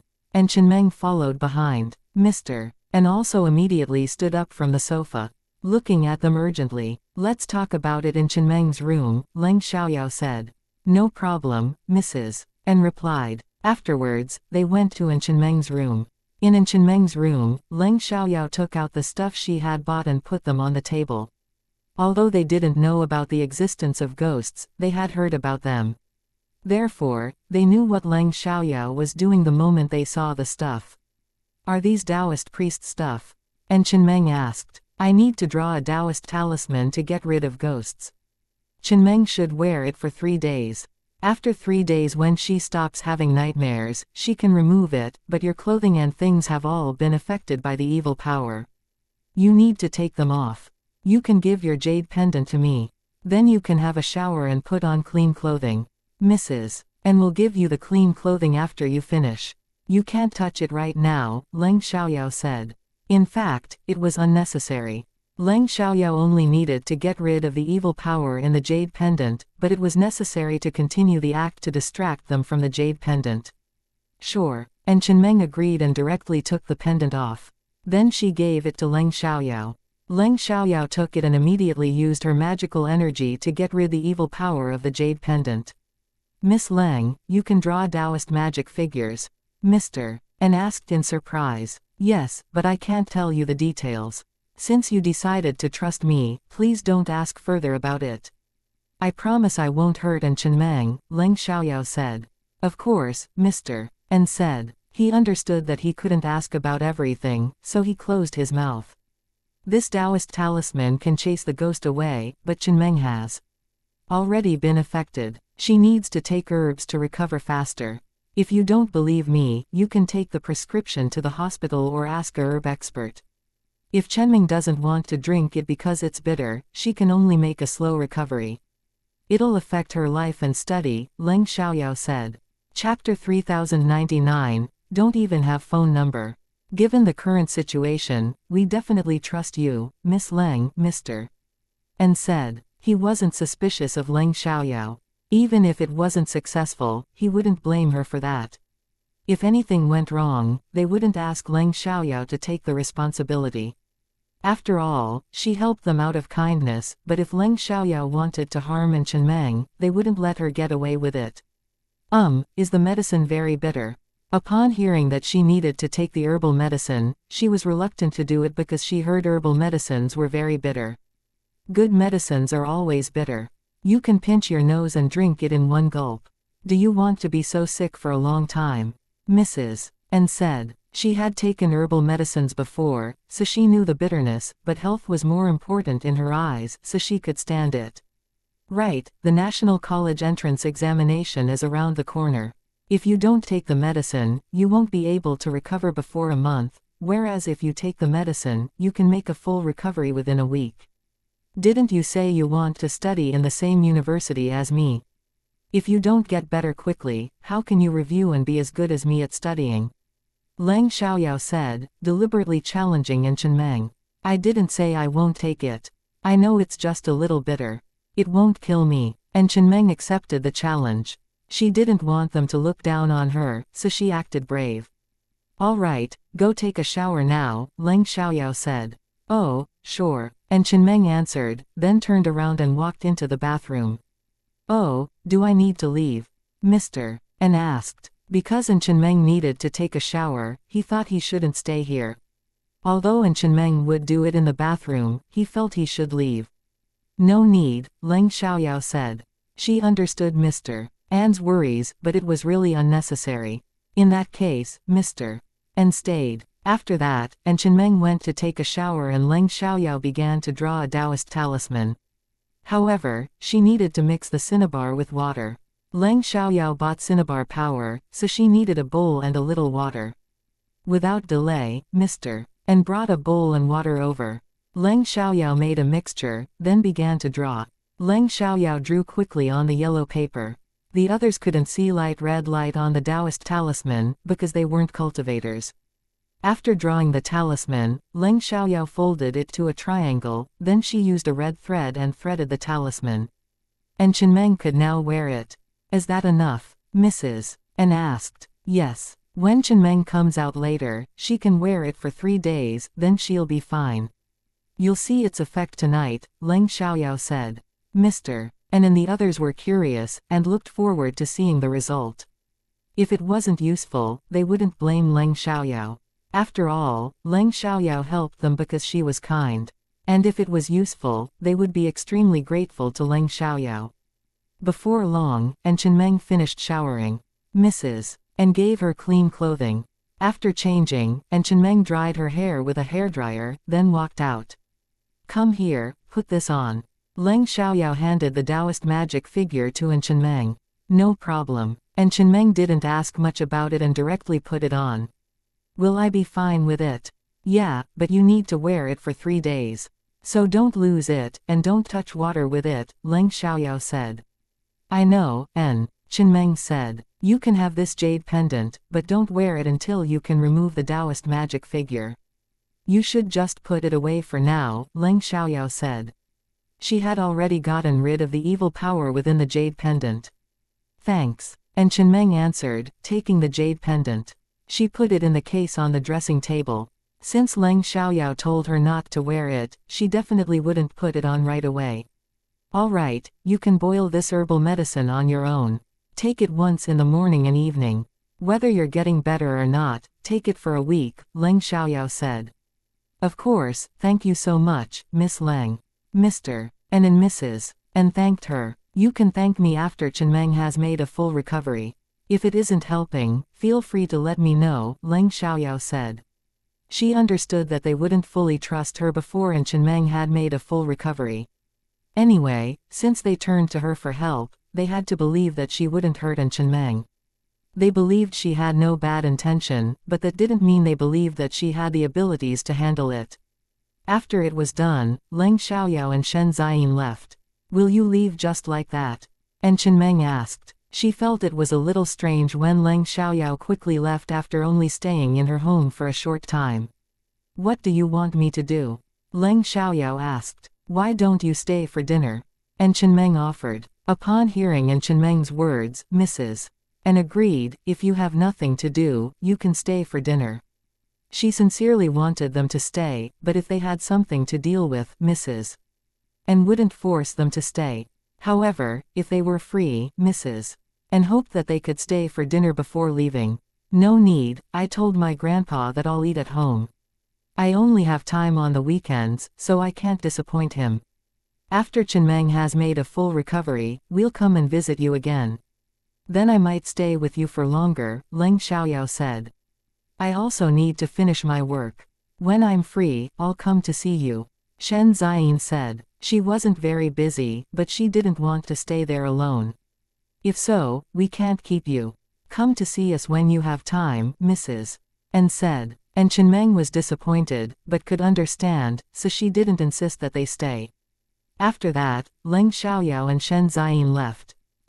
Miss Leng, why don't you drive? You can drive to your home first. Then I'll drive to my home later, Shen Ziyin said. She was still in shock. No problem. Leng Xiaoyao also needed to talk with Shen Ziyin about something, so she didn't refuse. After Leng Xiaoyao and Shen Ziyin left, and Chenmeng suddenly realized something wasn't right. She gave a shout and scared her parents. They thought she was feeling uncomfortable, so they immediately asked, Meng, what's wrong? Didn't Leng Xiaoyao say she sees me as a friend? But we didn't exchange phone numbers or WeChat accounts. And Chenmeng exclaimed. Chapter 3100, to open a jewelry company. Mr. and Mrs. and put on a resigned look. They thought something went wrong, but it turned out that An Chenmeng simply forgot something. You can see her tomorrow in school. You can ask her for her phone number then, Mrs. and consoled. Oh, right, I'll ask her for that tomorrow, An Chenmeng said. Leng Xiaoyao was far away, so she couldn't chase after her. In the car, Leng Xiaoyao asked Shen Ziyin, Miss Shen, you're a jewelry designer now, right? Are you working in your jewelry company or other people's? I'm working in another person's jewelry company right now. I wanted to start up my own jewelry brand at the beginning, but I thought it might not be a good idea after researching the market. It's an intensely competitive business. Only several among tens of thousands of Entrepreneurs can become successful. I don't think I can do that right now. It needs more than just money to manage a successful company. My family is involved in the raw jade material industry, so I don't lack raw jade materials, but it's not easy to cut out jade. I don't want to rely on my family to do everything, xianxia said. Right, many industries are in a saturated period now. If you're not very outstanding, it's indeed difficult to be successful. You also need to advertise the products, otherwise customers won't see or like you. Leng Xiaoyao said, for example, if a person doesn't have a beautiful appearance, no one will bother to find your inner beauty. But I have an idea. I wonder whether you're willing to work with me, Miss Shen, Leng Xiaoyao said. Leng Xiaoyao wanted to work with Shen Ziyin. They just met and Leng Xiaoyao barely knew Shen Ziyin, so it seemed casual and not serious when she offered to work with Shen Ziyin, but Shen Ziyin was a good partner from other aspects. Leng Xiaoyao had seen Shen Xian's designs. They weren't outstanding, but they were excellent. Most importantly, her family was involved in the raw jade material industry. Although they were just a franchisee, the developer they worked with was a major company in their city. In addition, they weren't just partners, they were also relatives. Shen Xian's older brother married the developer's daughter, so they were very close. Therefore, if Shen Ziyin was willing to fill Leng Xiaoyao in, it would be much easier for Leng Xiaoyao to purchase lots of raw jade materials. At the beginning, Leng Xiaoyao didn't have the idea of joining the jewelry industry, because she knew it wasn't easy to start up a business, but an idea dawned on her earlier. She suddenly thought of a good way to promote a jewelry brand. She decided to mix a jewelry brand into a game. In the game, characters wore jewelry and used other kinds of jade tools. As long as the game became popular, the designs would be famous too. Moreover, they were original designs, and it was more meaningful since they were produced by the same company. Once it became popular, people would buy the jewelry. That was the most effective way to promote the brand Leng Xiaoyao thought of for the time being. Therefore, Leng Xiaoyao suddenly had the confidence and wanted to start up a jewelry company. Oh, what idea? Shen Ziyin asked curiously. Because she had seen Leng Xiaoyao's abilities, she was convinced and believed that Leng Xiaoyao's idea must be impressive. I plan to start up a jewelry company. Do you have any interest in joining me? You can be a designer and the design director, but you won't be able to get more than 10% shares. I can do stone gambling on my own, so you don't need to pay for the cost, but I need you to help me form a relationship with the raw jade material developer.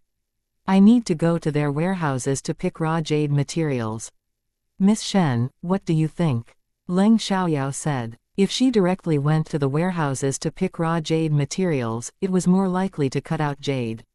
And it would be more convenient to form a long-term cooperation with the help of a close friend. Hearing that, Shen Ziyin was shocked. She didn't expect Leng Xiaoyao to have the idea of starting up a jewelry company. She had seen Leng Xiaoyao's abilities in stone gambling, so she believed that Leng Xiaoyao could do it, but could she do well in business? Miss Leng, is this a thing you've always wanted to do, or is it just a sudden idea? Shen Ziyin asked. If Leng Xiaoyao had that idea for a long time, she would be willing to join her and work for her. After all, she always wanted to start up a company, but her abilities were limited. I have had that idea for a long time, but I just made up my mind to do it. Because I have a good idea for promoting it, Leng Xiaoyao said. Hearing that it was a new idea, Shen Ziyin was slightly disappointed, but she was curious about Leng Xiaoyao's way of promoting. What is it? To be honest with you, Miss Shen, I just took over a technology company and we're currently making a new game. I have great confidence in it. In the game, characters will wear jewelry or use jade tools. We can use our jewelry designs in the game.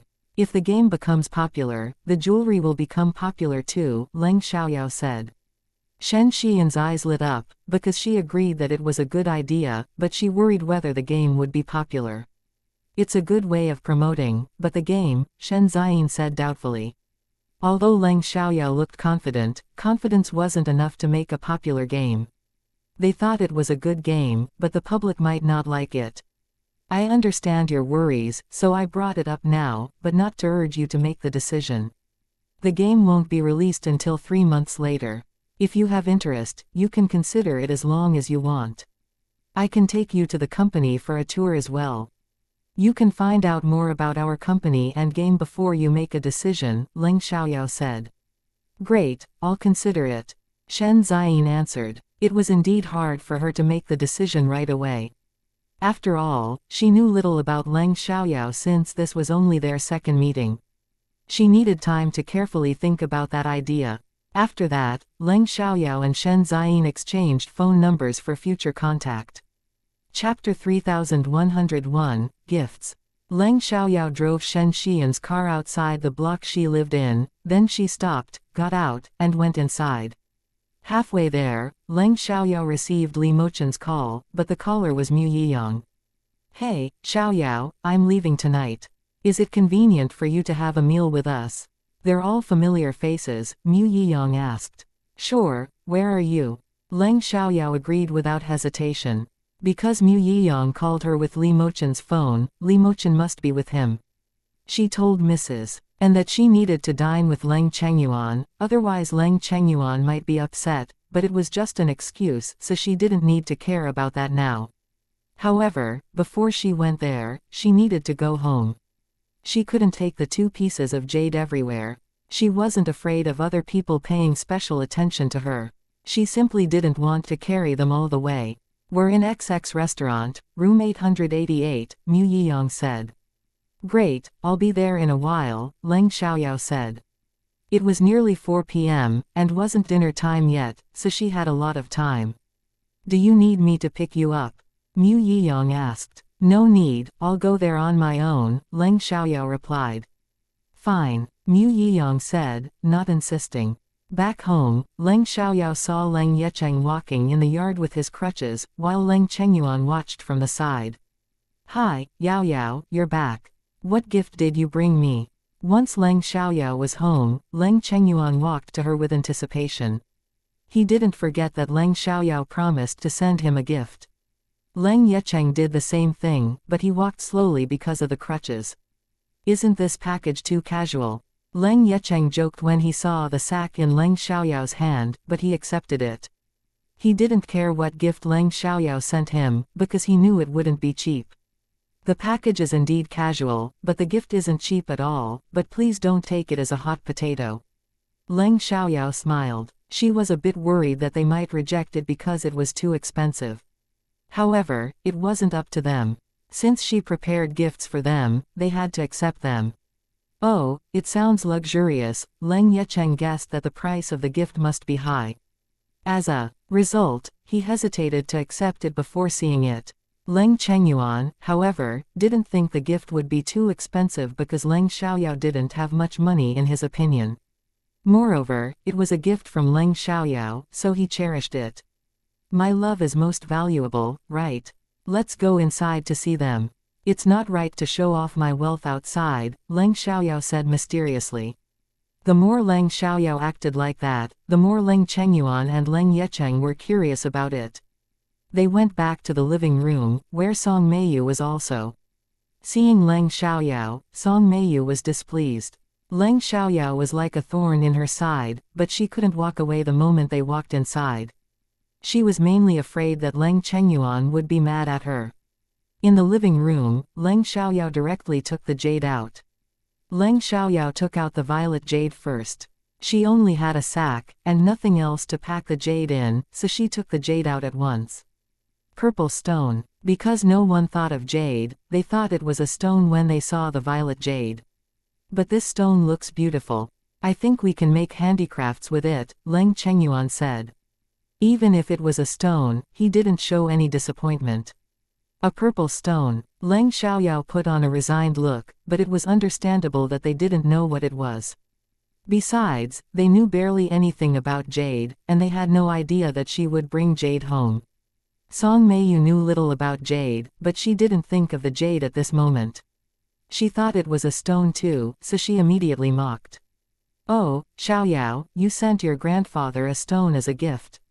So what? This stone is beautiful and I like it.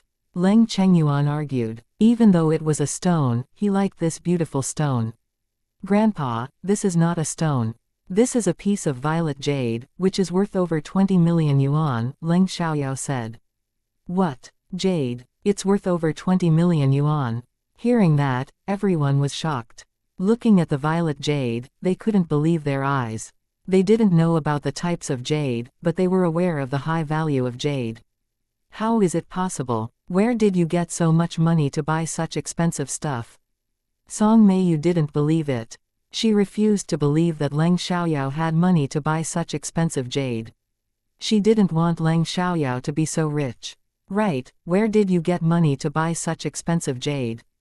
Leng Chengyuan agreed. He didn't doubt Leng Xiaoyao, but he was full of surprise and confusion. Leng Yecheng understood that Leng Xiaoyao was rich enough to buy jade, but he felt the jade wasn't worth 20 million yuan. Most importantly, what was the use of the jade? Everyone liked valuable objects, but they weren't so rich as to keep expensive collections. With 20 million yuan, they could do a lot more meaningful things. I obviously wouldn't pay 20 million yuan for the jade. I went to the antique street today and paid 8 million yuan to buy a half-cut raw jade material. And I cut this violet jade out of it. Uncle Yecheng should know how I got so much money. I joined the stock market with Uncle Yecheng the other day, and I made 20 million yuan. Leng Xiaoyao said. What? You paid 8 million for stone gambling? Everyone was shocked again. They couldn't believe that Leng Xiaoyao paid 8 million yuan for a piece of jade which was worth over 20 million yuan through stone gambling. Leng Xiaoyao knew about stone gambling. She cut out jade. Although they couldn't do stone gambling, they knew about the game.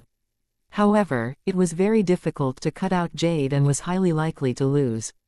However, Leng Xiaoyao successfully cut out a piece of valuable jade. Moreover, Leng Xiaoyao also said that she had made 20 million yuan. With Leng Yecheng from the stock market the other day. That was too unbelievable. Is this true? Leng Chengyuan asked Leng Yecheng. It's true. I made dozens of millions of yuan as well, Leng Yecheng admitted. Since Leng Xiaoyao said it aloud, he would obviously admit it. Since Leng Yecheng admitted it, Leng Chengyuan believed them. Song Meiyu, on the other hand, was extremely jealous. Chapter 3102, Song Meiyu passed out in anger. Why? How could Leng Xiaoyao become so impressive? She made 20 million yuan by buying stocks and cut out a piece of jade which was worth over 20 million yuan. When did you learn to do stone gambling? Leng Chengyuan asked Leng Xiaoyao, looking at her with excitement. His granddaughter was so unbelievable that he even thought it was a dream. I learned it recently, and cutting out jade is mainly up to one's luck. I have good luck, so I was able to cut out jade, Leng Xiaoyao said. She concluded it to be good luck, otherwise she didn't know how to explain it. It was true that cutting out jade mainly relied on a person's luck, so they were impressed by Leng Xiaoyao's good luck. Grandpa, this is for you. You can make whatever you want with it, but you better pay someone you trust to do it, otherwise you might lose a lot, Leng Xiaoyao said as she handed the violet jade to Leng Chengyuan. This is indeed a hot potato. It's too expensive. Why don't you keep it for yourself? Leng Chengyuan didn't take it, because it was too expensive. He would feel uneasy if he took it.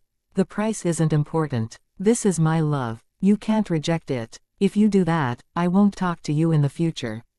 After all, I was very happy when I cut out the jade. And I immediately came to give it to you. Isn't my love more valuable than the jade? Leng Xiaoyao asked, acting angry. Even though Leng Chengyuan knew Leng Xiaoyao was doing it on purpose, he still didn't have the heart to hurt her, so he finally took it. How can you threaten me every time? Leng Chengyuan was amused and very touched. Only close relatives were willing to give such an expensive gift. If I don't threaten you, you wouldn't take it. Leng Xiaoyao was satisfied and showed it on her face.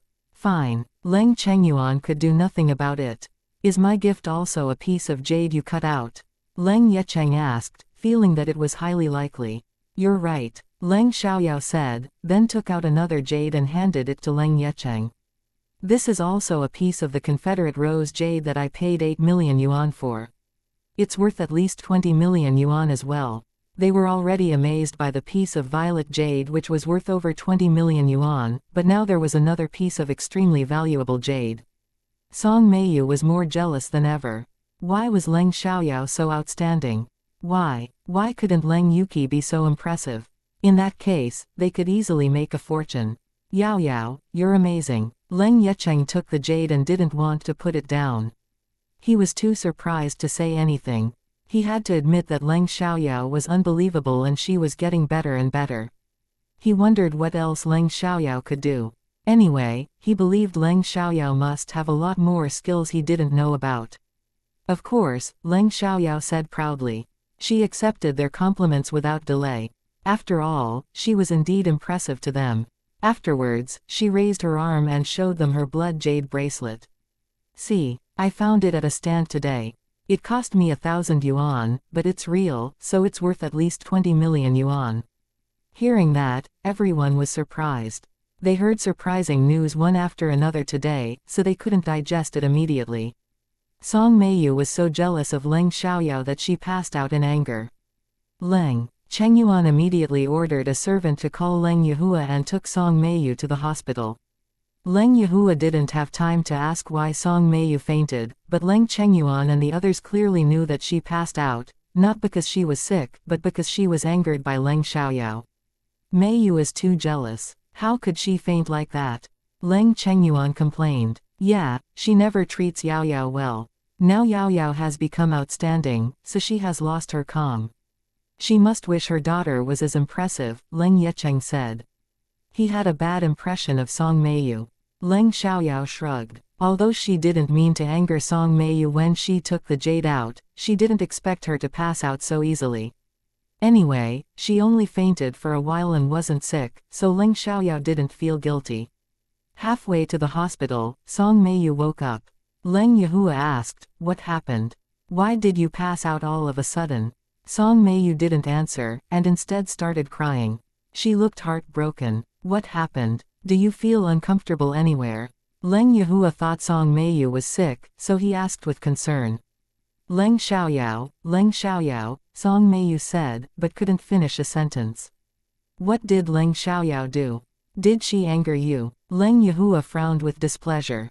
If that was the reason, he couldn't forgive Leng Xiaoyao. Leng Xiaoyao made 20 million yuan from the stock market. And she paid 16 million yuan for 2 half-cut raw jade materials, then cut out 2 pieces of jade which are worth more than 50 million yuan. And she bought a blood jade bracelet which is worth over 20 million yuan by accident. How could she be so lucky? Song Meiyu exclaimed. She was reluctant to accept the truth.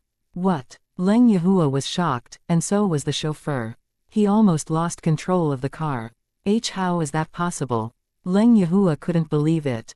Leng Xiaoyao was too unbelievable if that was true. Leng Xiaoyao just took out the jade and told us. I was there. I couldn't accept it, so I passed out, Song Meiyu said. She told her husband the reason why she fainted. She wasn't afraid of making a joke out of herself. She was incredibly angry, so she paid little attention to her image. Song Meiyu was so mad that she passed out. In that case, Leng Yehua couldn't blame Leng Xiaoyao for that, but Leng Xiaoyao was totally beyond their expectations, so he lost his calm as well. In the Leng family's mansion. After staying with Leng Chengyuan and the others for a while, Leng Xiaoyao said that she had an appointment with her friends and needed to go. Leng Chengyuan didn't ask more or stop her. Leng Xiaoyao had won his trust, so he wouldn't restrict her freedom, but he still reminded her to be careful and to come home early.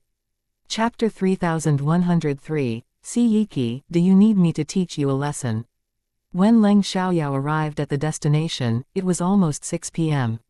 Recently, she paid more attention to her appearance when she was outside school. Therefore, she also put on makeup and dressed up this time. Among them, only Li Mochen had seen Leng Xiaoyao with makeup, so Mu Yiyang, Siyiki, and the general manager of Yufeng Technology, Lu Kei, were angry when Leng Xiaoyao walked in.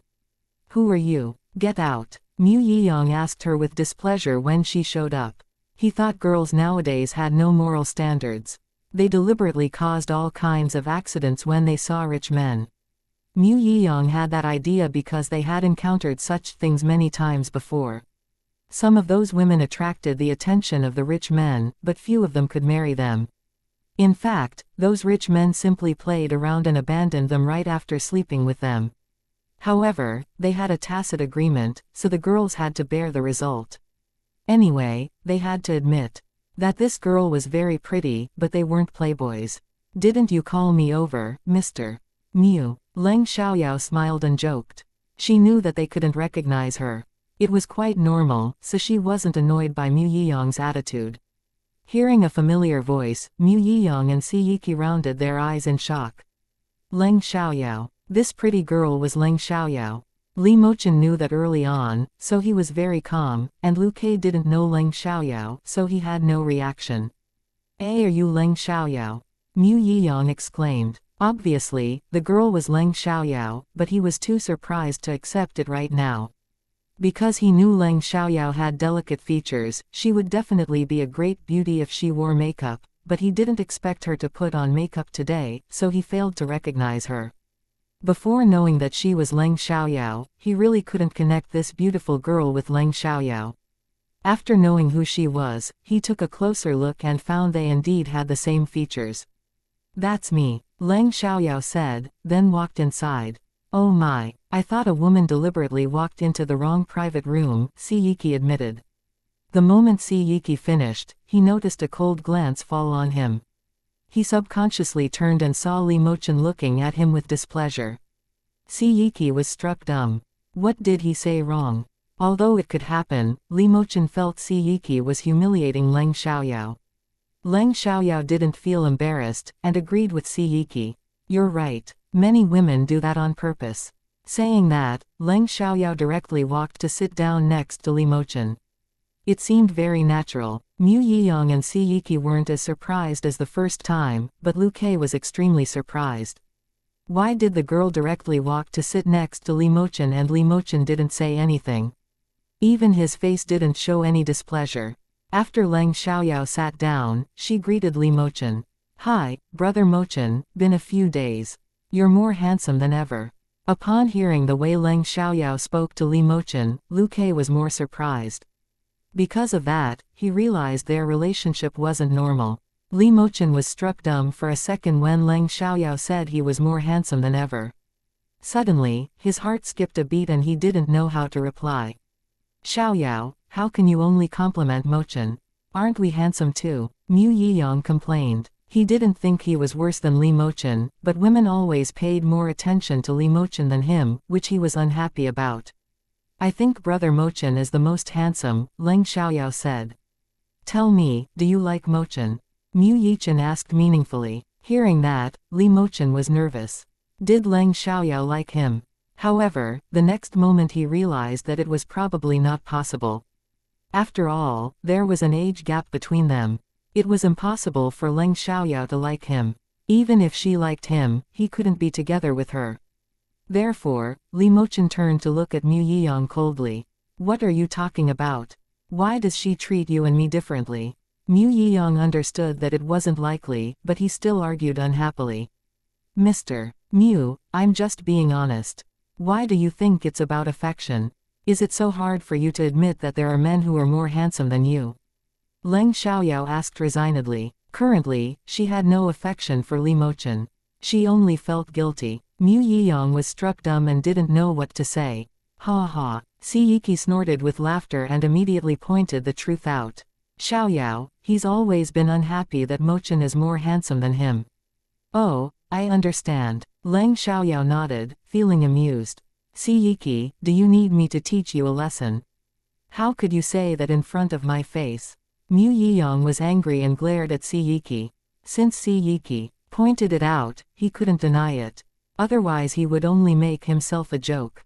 "It's the truth," Si Yiki insisted. He wasn't afraid of Mu Yiyang. "Fine." Mu Yiyang clenched his teeth, but he wouldn't beat Si Yiki just because of that. He wasn't really angry. It was just their way of getting along with each other. "Let me introduce you, this is the general manager of Yufeng Technology, Lu Ke," Li Mochen said to Leng Xiaoyao. Upon hearing that he was the general manager of Yufeng, Leng Xiaoyao felt a little embarrassed. She wondered whether Li Mochen had told him that she had hacked into their system. Anyway, Li Mochen did the introduction, so Leng Xiaoyao needed to exchange greetings with him. "Hi, Manager Lu. Nice to meet you, Miss Leng." Lu Ke replied. He didn't know her background, but had heard that her name was Leng Xiaoyao. At the same time, he was very curious about her background. Why were they so polite to her? Chapter 3104, Are you sure you're not joking? Lu Ke didn't know that Leng Xiaoyao had hacked into the system of Yufeng technology. Li Mochen didn't talk about that behind Leng Xiaoyao's back. And it was past. After all, Leng Xiaoyao hadn't done any damage to their system, so it was unnecessary to bring it up. Xiaoyao. We haven't ordered yet. What do you want to eat? Mu Yiyang placed the menu in front of Leng Xiaoyao and asked her to order. Leng Xiaoyao didn't hesitate to order several of her favorite dishes, which were also Li Mochen's choices. Li Mochen always thought that Leng Xiaoyao had the same taste as him. He didn't think much about it. After ordering, they began to chat. Oh, there is a large stone gambling meeting at City Li next weekend. I need to go there. Although it's a task, the schedule isn't tight. I'm going to see whether I can cut out jade, said Mu Yiyang. Leng Xiaoyao's eyes lit up and she said, I'll go with you. Leng Xiaoyao knew Mu Yiyang was talking to Li Mochen and Si Yiki, but she wanted to take part in the stone gambling meeting. At the same time, she could come back with jade. The others were surprised. Mu Yiyang asked, You can do stone gambling? Of course. Leng Xiaoyao said, but if it's not convenient, I can go by myself. It's not inconvenient at all, Li Mochen said. He actually didn't have a plan to go there, but he changed his mind since Leng Xiaoyao wanted to go. Anyway, he had nothing else to do. Moreover, since Leng Xiaoyao said she could stone gamble, she must have some skills. He also wanted to see what she could do. Leng Xiaoyao realized that Li Mochen would go too, so she was excited at once. In order to make sure, she asked, Brother Mochen, will you go too? Yeah, I have nothing to do, so I can go have a look, Li Mochen said. After making sure of it, Leng Xiaoyao was even happier. Although she would go even without Li Mochen, she would be happier if he could go.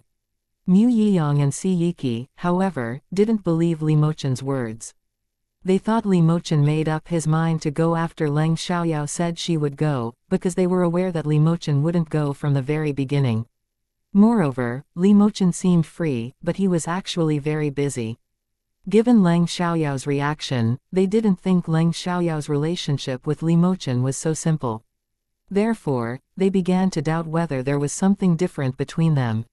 However, they didn't dare to ask nor did they say anything about it. It was just their doubt. If they said it aloud, it might be embarrassing. I'll go too, Si Yiki said. Since they were all going there, he should join them for fun. Moreover, he also wanted to see Leng Xiaoyao's skills at stone gambling.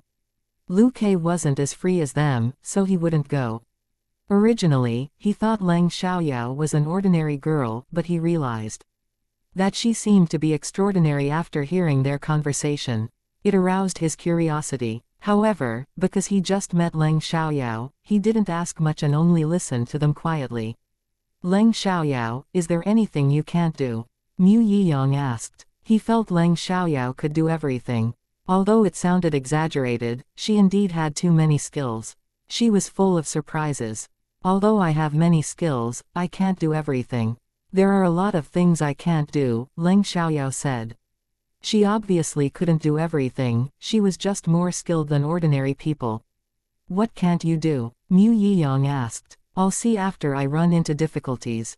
Before that, I don't know what I can't do, Leng Xiaoyao replied.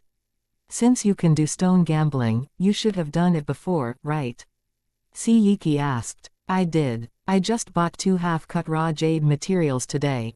I cut out 2 pieces of jade from them, Leng Xiaoyao said. She didn't bother keeping it a secret. After all, it was shocking news and many people must have posted about it on the internet. It would be known to everyone sooner or later. Therefore, it wasn't a secret, and she could tell them. The others were surprised. Mu Yiyang asked, what types of jade? One was violet jade, while the other was the Confederate rose jade. Both of them were worth more than 20 million yuan, and I paid 16 million yuan for them, Leng Xiaoyao said. Everyone was shocked. One was violet jade, and the other was the Confederate rose jade. That was unbelievable, not to mention that both of them were worth at least 20 million yuan. They knew little about stone gambling, but they were aware of its difficulty. It was much harder than other types of gambling. Yet Leng Xiaoyao had just bought 2 raw jade materials and cut out 2 pieces of jade from them. That had never happened before. Li Mochen was surprised, but didn't think it was unbelievable. Leng Xiaoyao had already left a deep impression of people with superpowers on him. In that case, she could do things that ordinary people couldn't do. What the fuck? That's incredible. Mu Yiyang couldn't help blurting out curses. Looking at Leng Xiaoyao, he admired her more than ever. Are you sure you're not joking? Siyiki doubted Leng Xiaoyao's words, because it was too unbelievable to be true, but if Leng Xiaoyao wasn't joking, he would believe it. After all, Leng Xiaoyao was very outstanding in his eyes. Of course not. Many people have seen it. I think many of them will post about it on the internet. Although it might not be hot news, you can still find it. Why don't you search for it? Leng Xiaoyao said. She wasn't sure whether it would become hot news, but she believed that some people would definitely post about it on the internet. Hearing that, they stopped doubting her, but they were still very surprised. Let me see, Mu Yiyang said, immediately taking out his phone and searching for it. He didn't have doubts now, he simply wanted to read it. However, when Mu Yiyang opened the search bar, he didn't know what to do next. What are the key words? Chapter 3105, You're popular. I don't know. Let me try it, said Leng Xiaoyao, taking out her phone. After thinking for a while, she typed down, a girl cut out violet jade and the Confederate rose jade from 2 half-cut raw jade materials in City Chong. The next moment, there were results. The titles of the articles were basically the same as what Leng Xiaoyao had typed down. There were only a few different words. However, it had gone viral much faster than Leng Xiaoyao had expected. It already became a piece of hot news and aroused people's jealousy. After that, Leng Xiaoyao showed them the news. There were photos of Leng Xiaoyao as well, but not many people knew it was Leng Xiaoyao, because only a few had seen her with makeup. This time, they had to believe it. Xiaoyao, you're popular now. I think you shouldn't wear makeup next time you go out. It won't do you good if bad people recognize you, Mu Yiyang said with concern. Right. A person's talent will arouse the envy of others. If other people know about your skills, some of them might have bad intentions. Siyiki chimed in. Don't worry, I normally don't wear makeup. Even if I run into bad people, I can protect myself too, Leng Xiaoyao said. Although she wasn't worried, she was touched by their kindness. Suddenly, they remembered that Leng Xiaoyao was very good at martial arts. You're right. You're so good at kung fu. I don't think anyone can hurt you, but you can never be too careful. So you better be cautious, Mu Yiyang said. Whether Leng Xiaoyao had the ability to protect herself or not, it showed that they cared about her. Lu Kei was even more impressed by Leng Xiaoyao now. This girl was extraordinary. She was excellent at stone gambling and martial arts. In addition, both Mu Yiyang and Siyiki admired her, so she must have other skills he didn't know about. Therefore, Lu Kei didn't dare to look down on Leng Xiaoyao. We'll tell you before we set off. We can get to the airport at the same time, then go there together, Mu Yiyang said. No problem, Leng Xiaoyao replied. Don't worry, Mochen and I will be in City Chong. We'll make the arrangement, Siyiki said. Just like that, it was done. Xiaoyao, since you're so good at stone gambling, why don't you help me with it at that time? Mu Yiyang said with anticipation. Although he wanted to try, he clearly knew it was impossible for him to cut out jade unless he had extremely good luck. No problem, I'll pick several for each of you, but I can't promise that there is jade in them. I know a bit about raw jade materials and I have good luck, but I can't see what's inside. I can't be sure whether there is jade, Leng Xiaoyao warned. Although she could tell whether there was jade, she decided to keep a low profile. Of course, no one can be sure of that, Mu Yiyang said. Although he said he needed Leng Xiaoyao's help, he wouldn't solely rely on her to cut out jade. He still hoped that he would have good luck too. Thanks, Miss Leng, Siyiki said. He also wanted to have a try. Perhaps there would be jade in the raw jade materials Leng Xiaoyao chose for them. Li Mochen couldn't stand it when Leng Xiaoyao chatted happily with Mu Yiyang and Si Yiki. He somehow felt unhappy, so he changed the topic and interrupted them. No matter what they were talking about, Leng Xiaoyao could join them. It seemed that there was nothing she didn't know. For example, Li Mochen mentioned a crime, and Leng Xiaoyao gave a detailed analysis as if she was a professional detective. To be specific, she seemed to be better than a professional detective, because she could analyze the crime from the beginning to the end. Xiaoyao, how could you be so accurate? People might think you're involved in the crime. Mu Yiyang admired Leng Xiaoyao more than ever and felt slightly hurt. They just introduced half of the crime, but Leng Xiaoyao already had a conclusion. Is it difficult? That's just my analysis, not the final result. Leng Xiaoyao said. Her analysis wasn't the result, and could only be used as a reference. However, if they wanted to know the result, they needed to analyze it.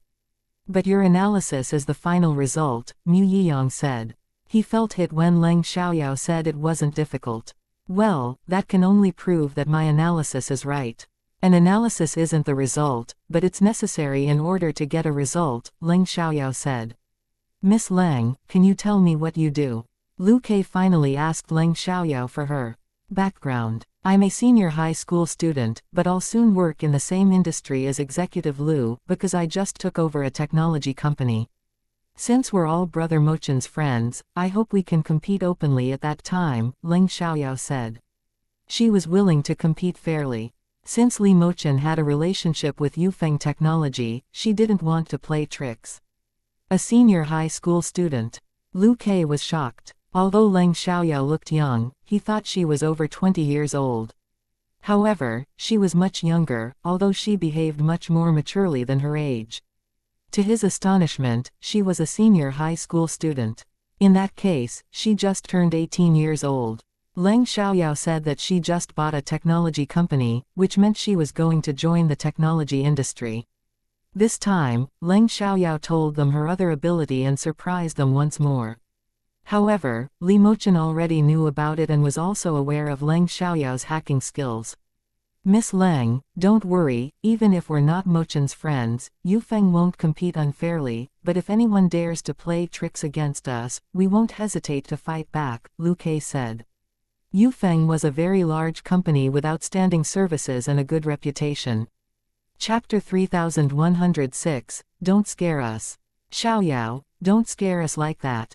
Are you going to join the IT industry? Does it mean that you're good at IT too? Mu Yiyang asked. He couldn't digest the shocking news immediately, because Leng Xiaoyao had so many skills.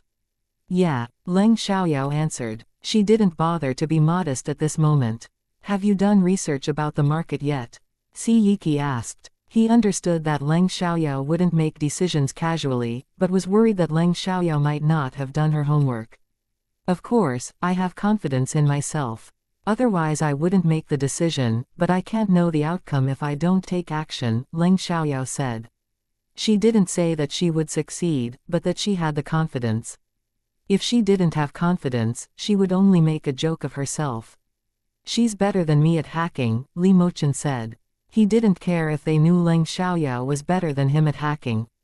They were surprised, because they knew Li Mochen's level of hacking and believed that no one could be better than him, but now Li Mochen said that Leng Xiaoyao was better than him. In that case, Leng Xiaoyao must be a top hacker. I think I don't need to eat today, because I need a long time to digest this, Mu Yiyang joked, and it wasn't exaggerated.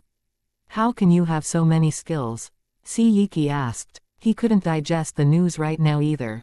Because I'm smart, Leng Xiaoyao said, seeming egotistical, but not one felt offended, because Leng Xiaoyao was telling the truth.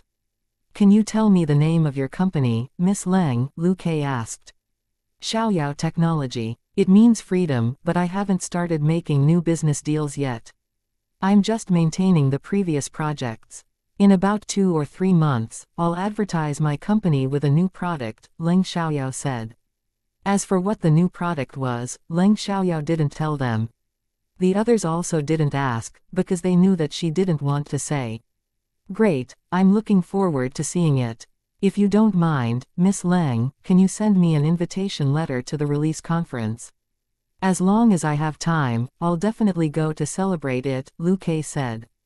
After knowing that Leng Xiaoyao had so many skills, he believed that Xiaoyao technology couldn't be usual. Of course I don't mind. It's my honor if you can come, Leng Xiaoyao said. Yufeng was a leading technology company in City Chong, and Lu Kei had a lot of fame in the industry. Therefore, if Lu Kei showed up, Xiaoyao technology would attract more attention. Don't forget me. I must be present too. Si Yiki interjected. And me, Mu Yiyang said. I'm more than happy to have so many important figures there. Brother Mochen, if you have time, why don't you come as well? Leng Xiaoyao suggested. Sure, Li Mochen answered. After the meal, Li Mochen offered to send Leng Xiaoyao home and Leng Xiaoyao accepted. Since Li Mochen offered to drive her home, the other men couldn't say anything. On their way, Leng Xiaoyao said to Li Mochen, Brother Mochen, be more careful these days. Because the event was on Monday this week, Li Mochen would encounter trouble during that time. I will, Li Mochen replied. Although he didn't allay his suspicions, he would be grateful to her before making sure that she had a bad intention. Afterwards, the atmosphere became slightly awkward. A few minutes later, Li Mochen suddenly said, Oh, don't mind what Mu Yiyang just said. What did he say? Leng Xiaoyao didn't know what Li Mochen was talking about. Hearing Leng Xiaoyao's answer, Li Mochen knew she didn't take Mu Yiyang's words to heart. That was his purpose of bringing it up, but he still felt slightly upset. He mentioned you possibly liking me. He never minds his words, Li Mochen said. I understand why Mr. Mu said that. There is a reason for that. After all, I indeed treat you differently, and you always keep a distance from women, but you don't look unhappy when I sit with you. It's hard for them not to think too much, Leng Xiaoyao said. She didn't deny that their relationship was really different.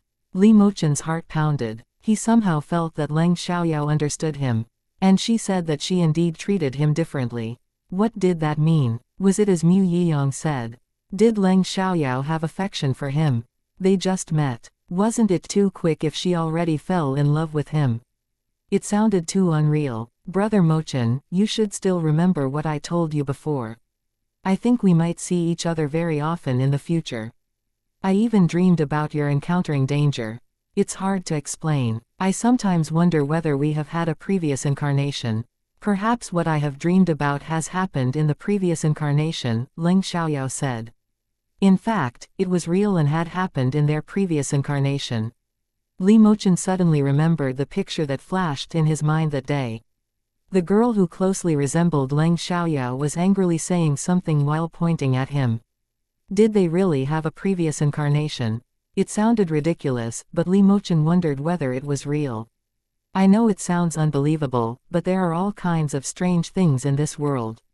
I think we should rather trust it than deny it. So that it'll be easier for us to accept strange things, Leng Xiaoyao said. She sounded serious and deliberately reminded Li Mochen to be prepared for strange things. Otherwise, he might not be able to accept it when he ran into ghosts and monsters. Chapter 3107, Do you believe that? Great, I know, Li Mochen answered. He understood that Leng Xiaoyao was reminding him to be prepared. Since she did it for a reason, Leng Xiaoyao should know about the existence of ghosts and monsters. Moreover, she didn't just know it, but might have encountered them before. After all, Leng Xiaoyao was very strange in Li Mochen's opinion. Do ghosts and monsters really exist in this world? Li Mochen asked. He believed they really existed, but still wanted to hear Leng Xiaoyao's answer. Besides, he had experienced strange things himself. For example, he almost lost control of himself once every month. He couldn't stop it from happening, nor could he find out the reason. He didn't know when exactly he would go crazy, so he wasn't mentally prepared every time. He had to hide from the crowd before losing his mind. In the past, he couldn't prevent himself from injuring people, but now he was able to. He wouldn't injure people randomly, but it was very uncomfortable when he had an attack of the illness. He felt like rats were biting him all over. If I say yes, will you believe it? Leng Xiaoyao asked. Of course, Li Mochen said. Do you believe my words, or have you encountered it yourself? Leng Xiaoyao asked. She didn't think Li Mochen stopped being suspicious of her, so Li Mochen shouldn't believe her. I've experienced strange things, so I believe you, Li Mochen said. Song Meiyu was fine halfway to the hospital, but she still had a medical check before going home. When Song Meiyu got home, Leng Yuki heard that Leng Xiaoyao had cut out 2 pieces of jade which were worth millions of yuan. She was jealous of Leng Xiaoyao too. She couldn't figure out why Leng Xiaoyao suddenly became so outstanding. Why couldn't she do that? At the same time, she was afraid that Chu Jianan would hear the news. Chu Jianan didn't contact her for a whole day. She didn't know what he was doing. Chu Jianan didn't hear that Leng Xiaoyao had cut out jade, but currently he was with someone who was totally beyond Leng Yuki's imagination. Chu Jianan was drinking with several friends in a clubhouse and his friend came with his younger sister and her friend. The younger sister's friend was Zhang Yiyan, Leng Yuki and Chu Jianan's close friend. She put on light makeup today and wore a V-neck black strappy dress. Her breasts were slightly exposed. The long skirt was slit from the thigh, and a thin white coat was worn outside the skirt. In addition, she chose a pair of 6 cm high stilettos today. Her hair was tied into a high ponytail, and she looked sexy and intellectual, not immature. However, she seemed a little nervous and didn't look at ease. It was her plan to show up in front of Chu Jianan, so she wasn't surprised when she saw him. When Zhang Yiyan arrived, Chu Jianan had already drunk a lot. The moment he saw Zhang Yiyan, his eyes blinked. He had never noticed that Zhang Yiyan was so hot. She had bigger breasts, a thinner waist, and rounder butt than Leng Yuki. Even her face was no less pretty than Leng Yuki. After putting on makeup, she was more beautiful than Leng Yuki. Although he had already slept with Leng Yuki rarely dressed sexily. It was hard to arouse his desire. Now Chu Jianan felt aroused when he looked at Zhang Yiyan. He could barely take his eyes off her body. Even if he was aroused by Zhang Yiyan, he wouldn't betray Leng Yuki just because of that, but if Zhang Yiyan seduced him, he might lose control. Zhang Yiyan didn't pay special attention to Chu Jianan, so she missed his reaction. She didn't fully understand it, but she could see that Chu Jianan was distracted by her. In other words, she had successfully attracted his attention. It wasn't a bad beginning. Hey, 2 great beauties came. It's a special day today.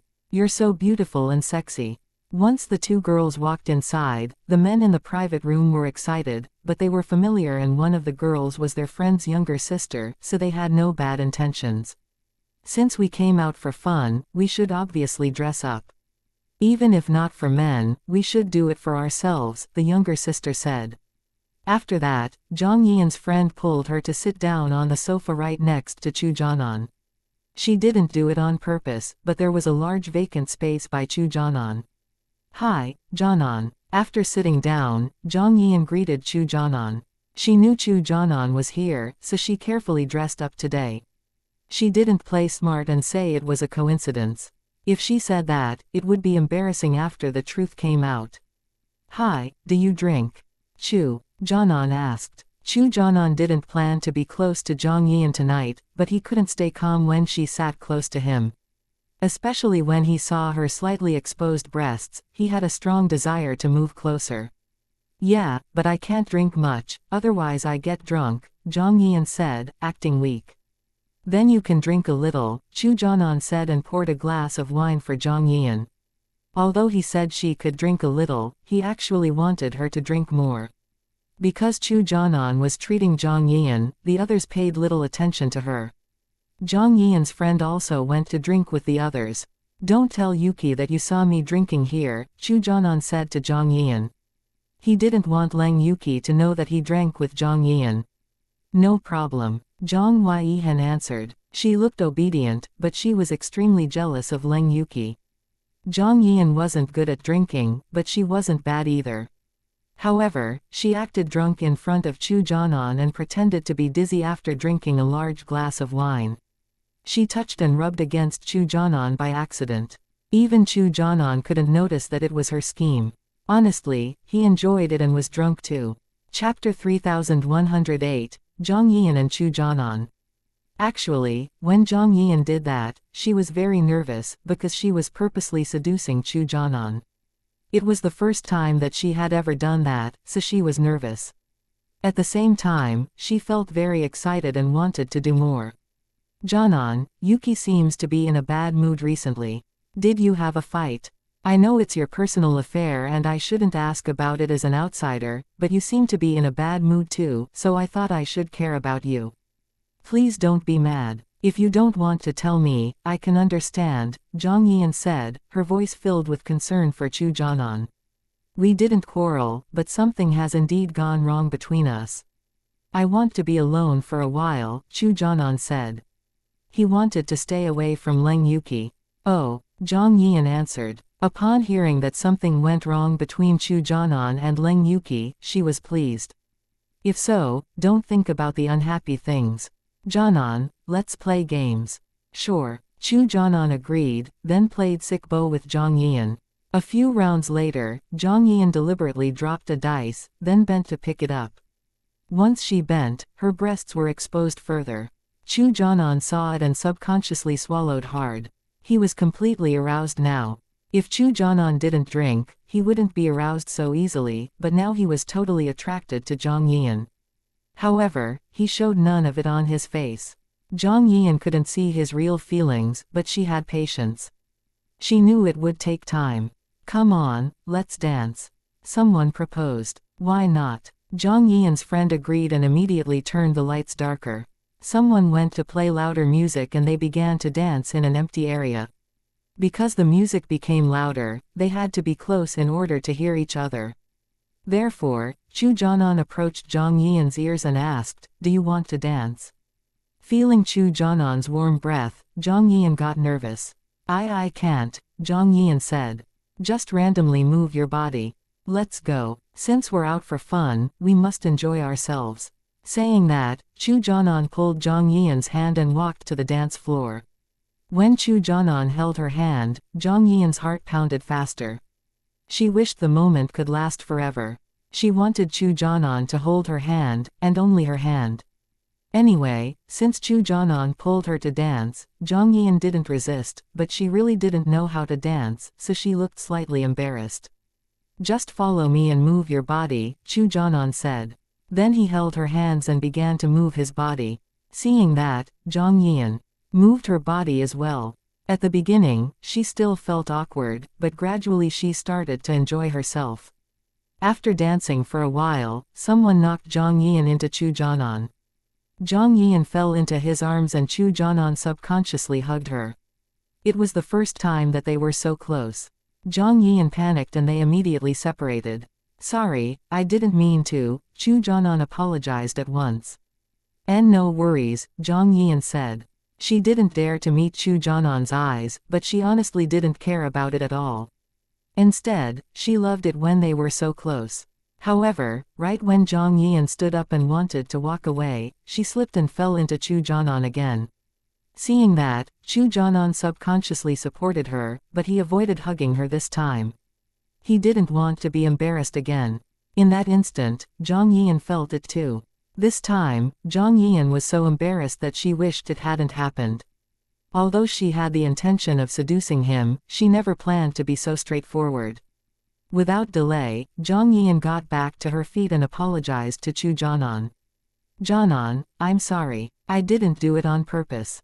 "It's fine," Chu Janan replied. Then he joked. "But I almost lost control." Zhang Yian instantly flushed red. She honestly didn't do it on purpose. Luckily, the other people focused on dancing and didn't know what they were doing. If other people saw it, they would be even more embarrassed. Why don't you call Yuki over? She's your girlfriend. She can help you." Zhang Yian blushed scarlet. Although Leng Yuki hadn't told her what they did privately, she knew they must have had sex before. "Don't bring her up. It's upsetting." Chu Janan interrupted unhappily and calmed down a little. Suddenly, he lost interest in Leng Yuki and started to be interested in Zhang Yian.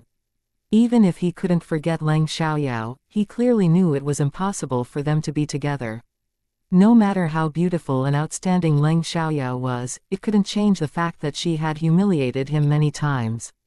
He had his own dignity, so he wouldn't allow his woman to humiliate him like that. "Sorry, I didn't mean to upset you." Jing Yian apologized at once, looking pitiful. Chu Jianan melted right away. Actually, he didn't blame Zhang Yian. He wasn't so mean. All right, since you can't dance, why don't we go back and continue to drink? Chu Jianan said. He suddenly had the idea of getting Zhang Yian drunk. Sure, Zhang Yian answered, then they went to sit on the sofa and continued to drink. Chapter 3109, You're very good. Zhang Yian ended up drinking a lot.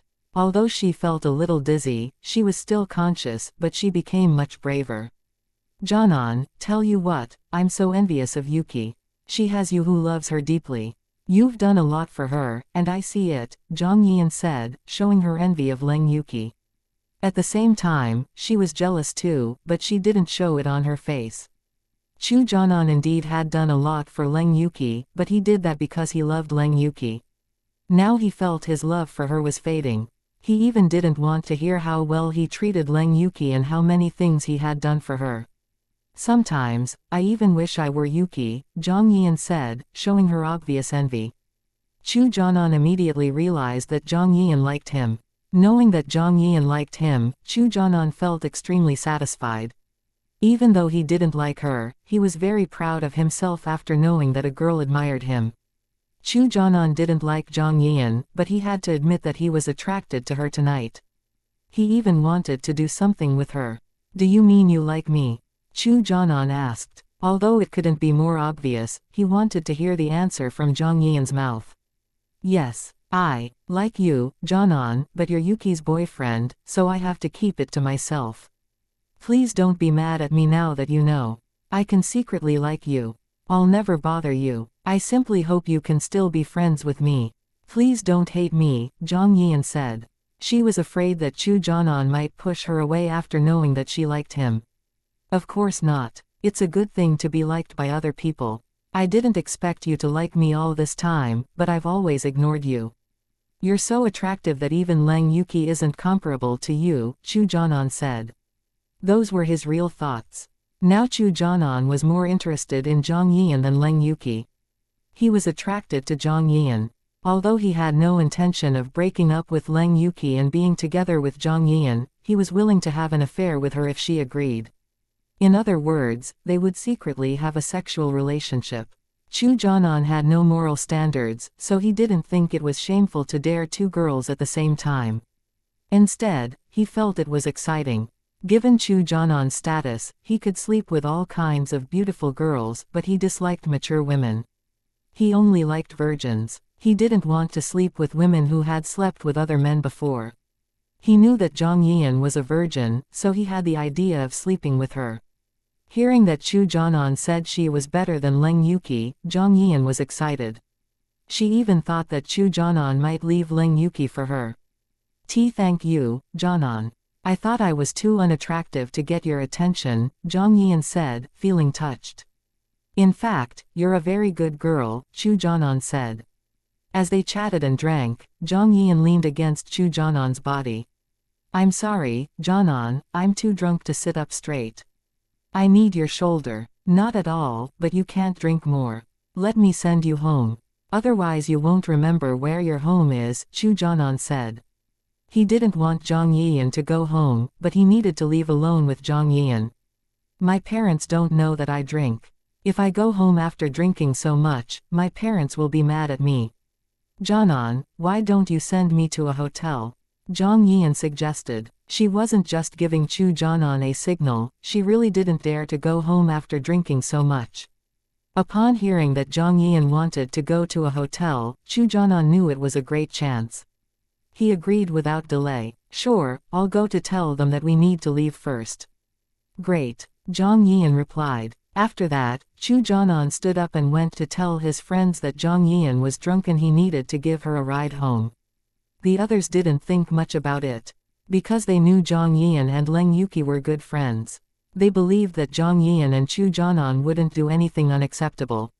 Instead, due to Zhang Yian's friendship with Leng Yuki, they thought Chu Jianan was the most reliable one among them. After that, Chu Jianan left with Zhang Yian. Which hotel do you want to go to? Or do you want to go a random one? Chu Jianan asked. A random one nearby. I'm afraid I'll vomit if I'm in a car for a long time, Zhang Yian said. No problem, Chu Jianan answered. He supported Zhang Yian all the way to a nearby hotel. Because Zhang Yian was drunk, she couldn't walk. Honestly, she was acting. She had indeed drunk a lot, but she could still walk. She simply wanted Chu Jianan to support her. There were many hotels around the clubhouse, but they would obviously stay in a 5-star hotel given their status. Therefore, they walked past the small hotels till they reached a 5-star hotel. Because Zhang Yian needed a room, they registered with her ID card. Afterwards, Chu Jianan supported Zhang Yian to the room.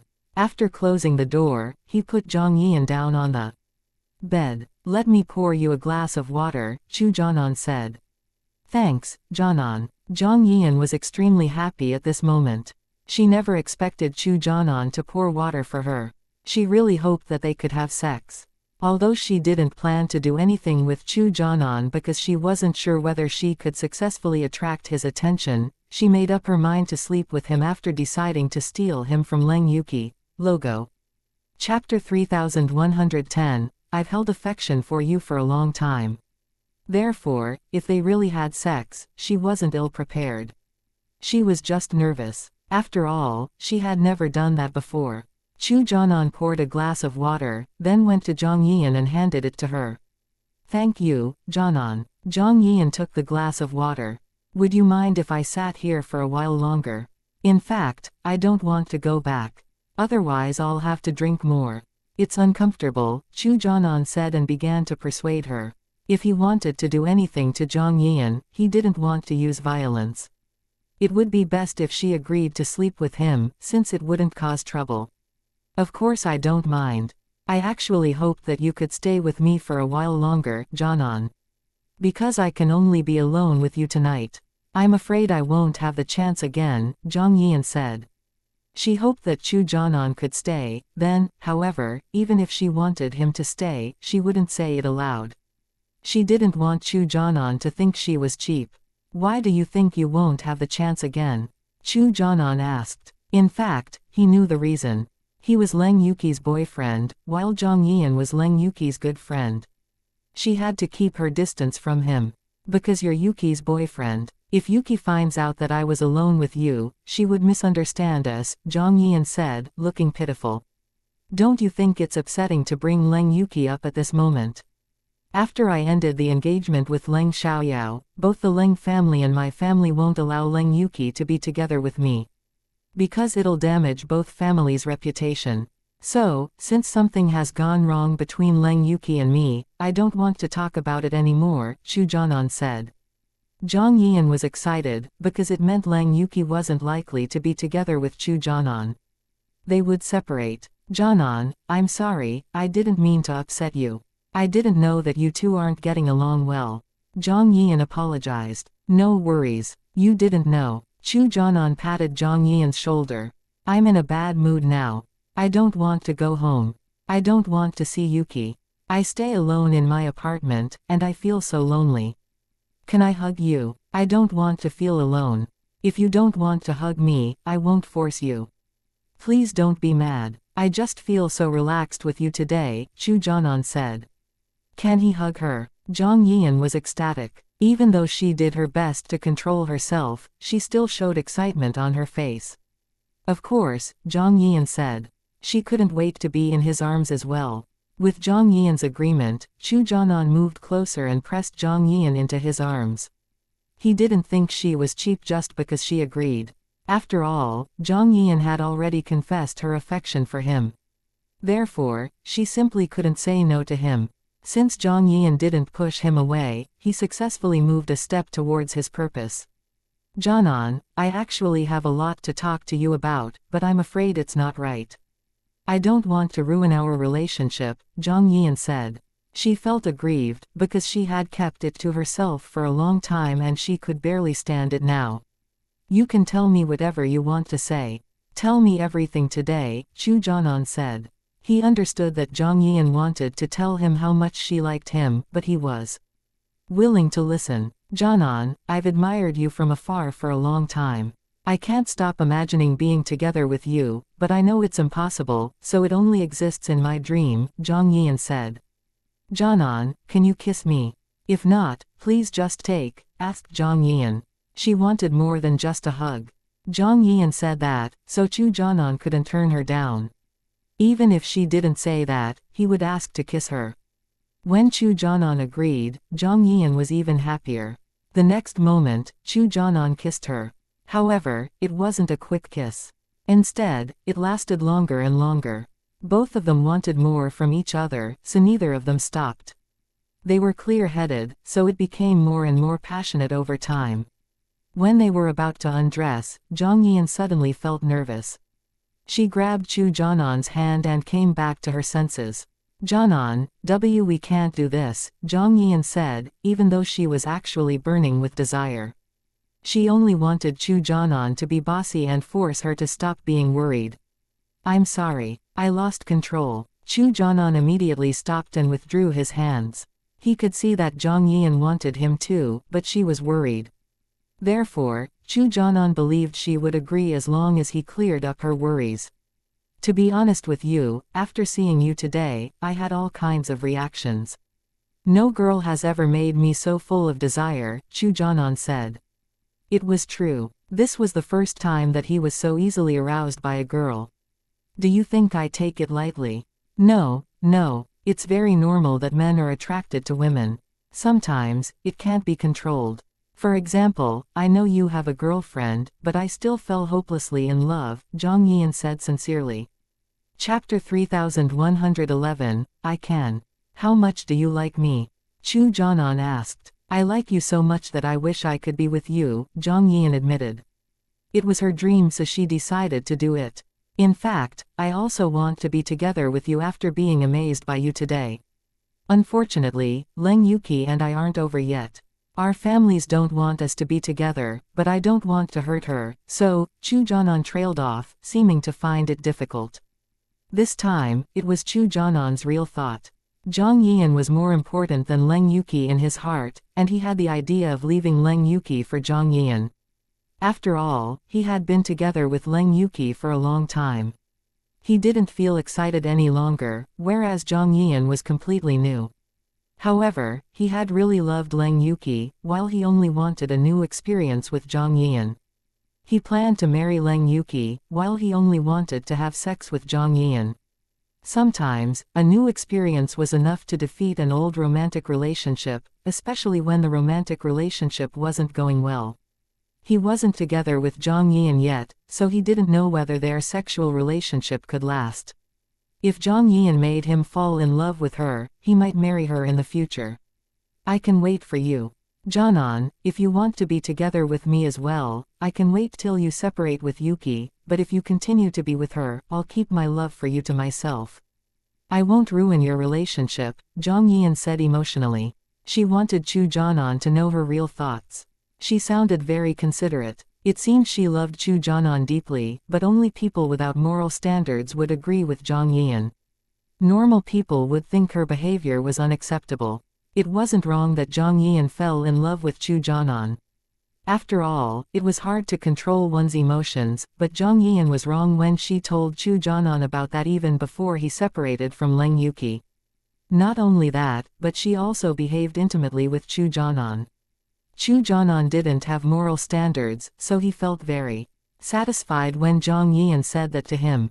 He didn't disdain her, because she loved him so much. Won't you feel wronged? Chu Jianan asked, seemingly sad. If he didn't act loving, Zhang Yian wouldn't be trapped. I won't feel wronged. I'm only afraid that it'll end up as nothing, Zhang Yian said worriedly. Impossible. If it'll end up as nothing, I wouldn't have said this to you. I don't want you to think that I want you while I already have a girlfriend, but I can't control it. I'm really attracted to you. I feel really uncomfortable and I won't feel better till I have you, Chu Jianan said. He indeed felt uncomfortable and couldn't wait to sleep with Zhang Yian. Zhang Yian was excited and was persuaded by Chu Jianan. If you're really uncomfortable. I can, Zhang Yian flushed. She was willing to have sex with him, but she couldn't say that because she was nervous and shy. However, Chu Jianan could already understand her feelings. He was excited, but still pretended to respect her. Can you? Although I want to have you, I don't want to force you. Yeah, of course, Zhang Yian said. She felt respected by Chu Jianan and had a better impression of him. However, if Chu Jianan really respected her, he wouldn't have thought of having sex with her, nor would he have taken action.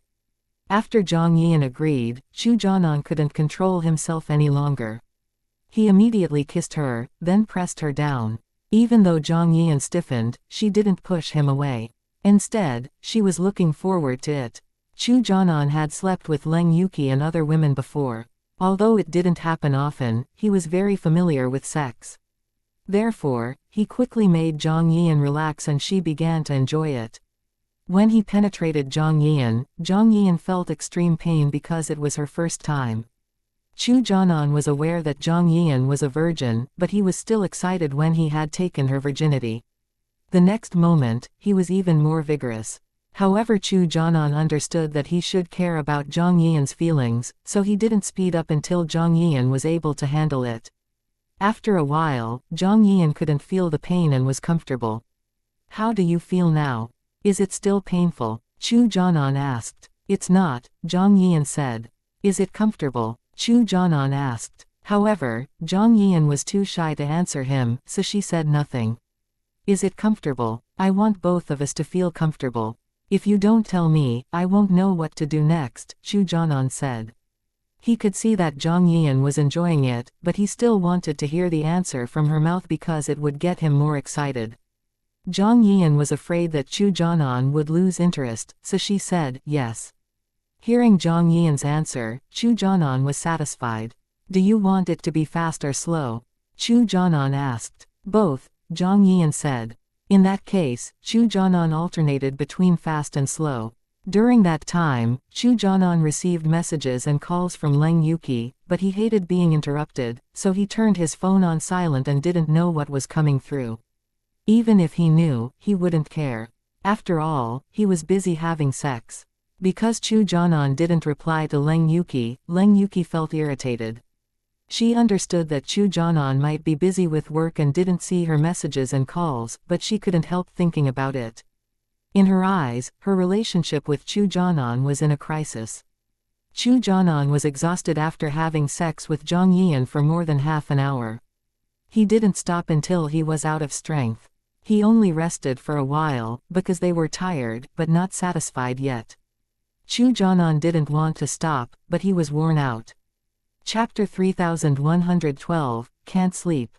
Yian, can you give me some time? We can have a secret relationship for a while. After I separate with Leng Yuqi, we can be together openly, alright? For the time being, don't let Leng Yuqi know about our relationship, Chu Jianan said simply to comfort Zhang Yian. After all, he couldn't leave right after having sex with her. If Zhang Yian fought with him, it wouldn't do him any good. Moreover, he enjoyed having sex with Zhang Yian. In order to satisfy his needs, he wanted to have a long-term relationship with her. No problem, I'll wait till you're done. Zhang Yian thought that she successfully stole Chu Jianan, so she was very satisfied. That was almost the case. However, whether they could really be together was another matter. After resting for about 10 minutes, Chu Jianan and Zhang Yian had sex again.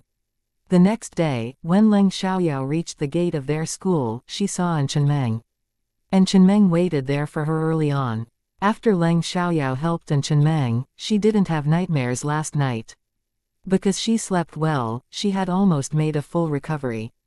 When they saw the effect, the An family completely trusted Leng Xiaoyao and were extremely grateful to her. An Chenmeng wasn't surprised when Leng Xiaoyao had obvious freckles on her face. This was school, so they couldn't put on makeup. Seeing Leng Xiaoyao, An Chenmeng immediately ran to her and said, "Didn't you say we're friends? We haven't exchanged numbers yet." "Oh, let's be friends on WeChat. I'll give my number to you as well," Leng Xiaoyao said. Afterwards, they added each other on WeChat.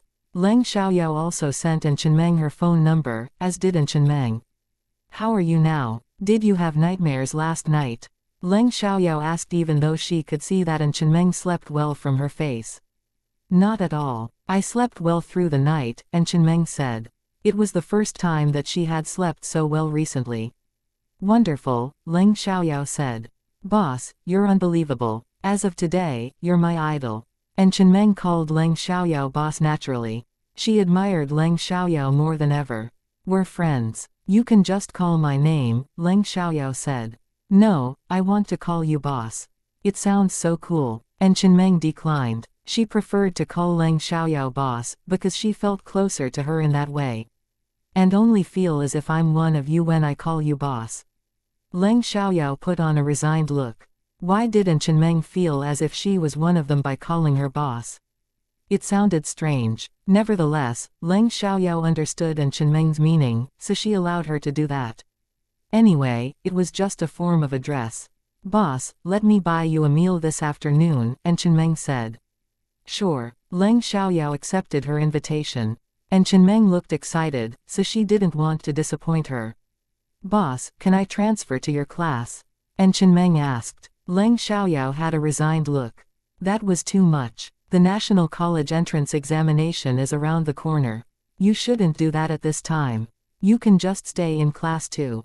Anyway, it's not easy for you to transfer to another class, Leng Xiaoyao said.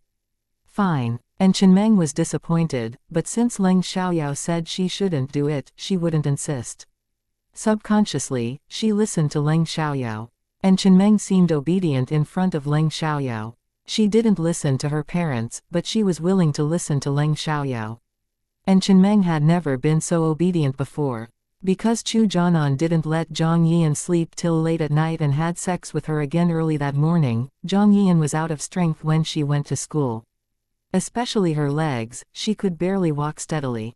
Her private part was also painful, but in her heart, she felt happy because she was finally together with the man she loved. Zhang Yian didn't go home last night, but there was a pair of slacks and a t-shirt in her bag, so she changed her clothing that morning. She didn't wear the sexy dress she put on yesterday. Because it was late April, the weather was getting warm. Her clothes were thin and could be placed in her bag, which wasn't small. When Zhang Yian arrived at school, she met Leng Yuqi. Although she never liked Leng Yuqi and had long planned to steal Chu Jianan from Leng Yuqi, she still felt guilty when she saw Leng Yuqi after doing that. After all, her behavior would hurt Leng Yuqi.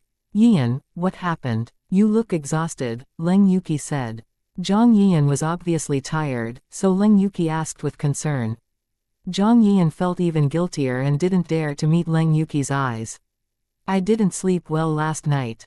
Leng Yuqi believed it, because she never thought that Zhang Yian would betray her or have the idea of stealing her boyfriend. How about you? You don't look well, Zhang Yian asked. She knew that the reason should have something to do with Chu Jianan, but she still asked Leng Yuqi about it. She wanted to hear the answer to feel satisfied. Actually, she really wanted to tell Leng Yuqi that she had slept with Chu Jianan to see her reaction. Leng Yuqi would be heartbroken. That was what she wanted to see.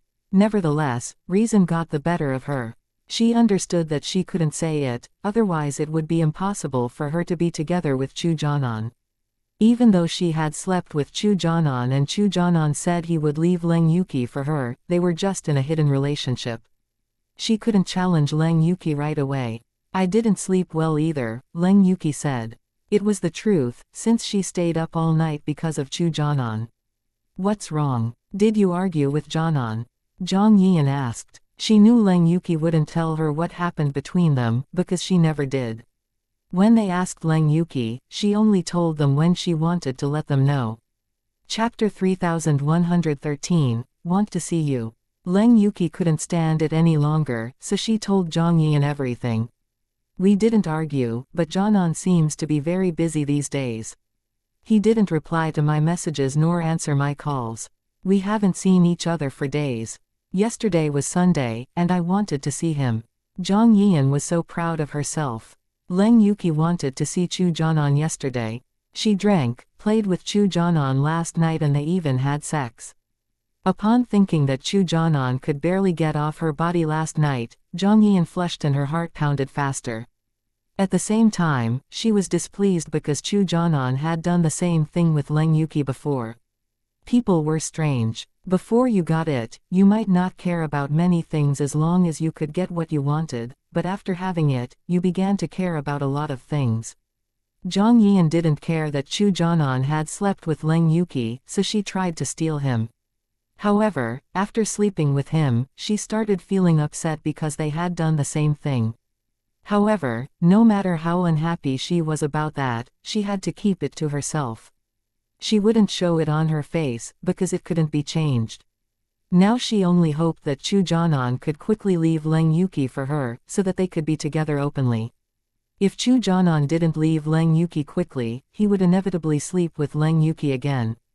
Actually, Zhang Yian wanted to ask Chu Jianan to stop sleeping with Leng Yuqi that morning, but she didn't say it in the end. She felt it was too early to do that. Chu Jianan wouldn't listen to her and would probably even be mad at her. Therefore, she decided to tolerate it for the time being. Perhaps he's really busy. After all, Jianan is the Chu family's heir. He needs to deal with lots of things, Zhang Yian said. But he's too busy, Leng Yuqi exclaimed. She didn't believe that a man could be so busy that he didn't have time to reply to her.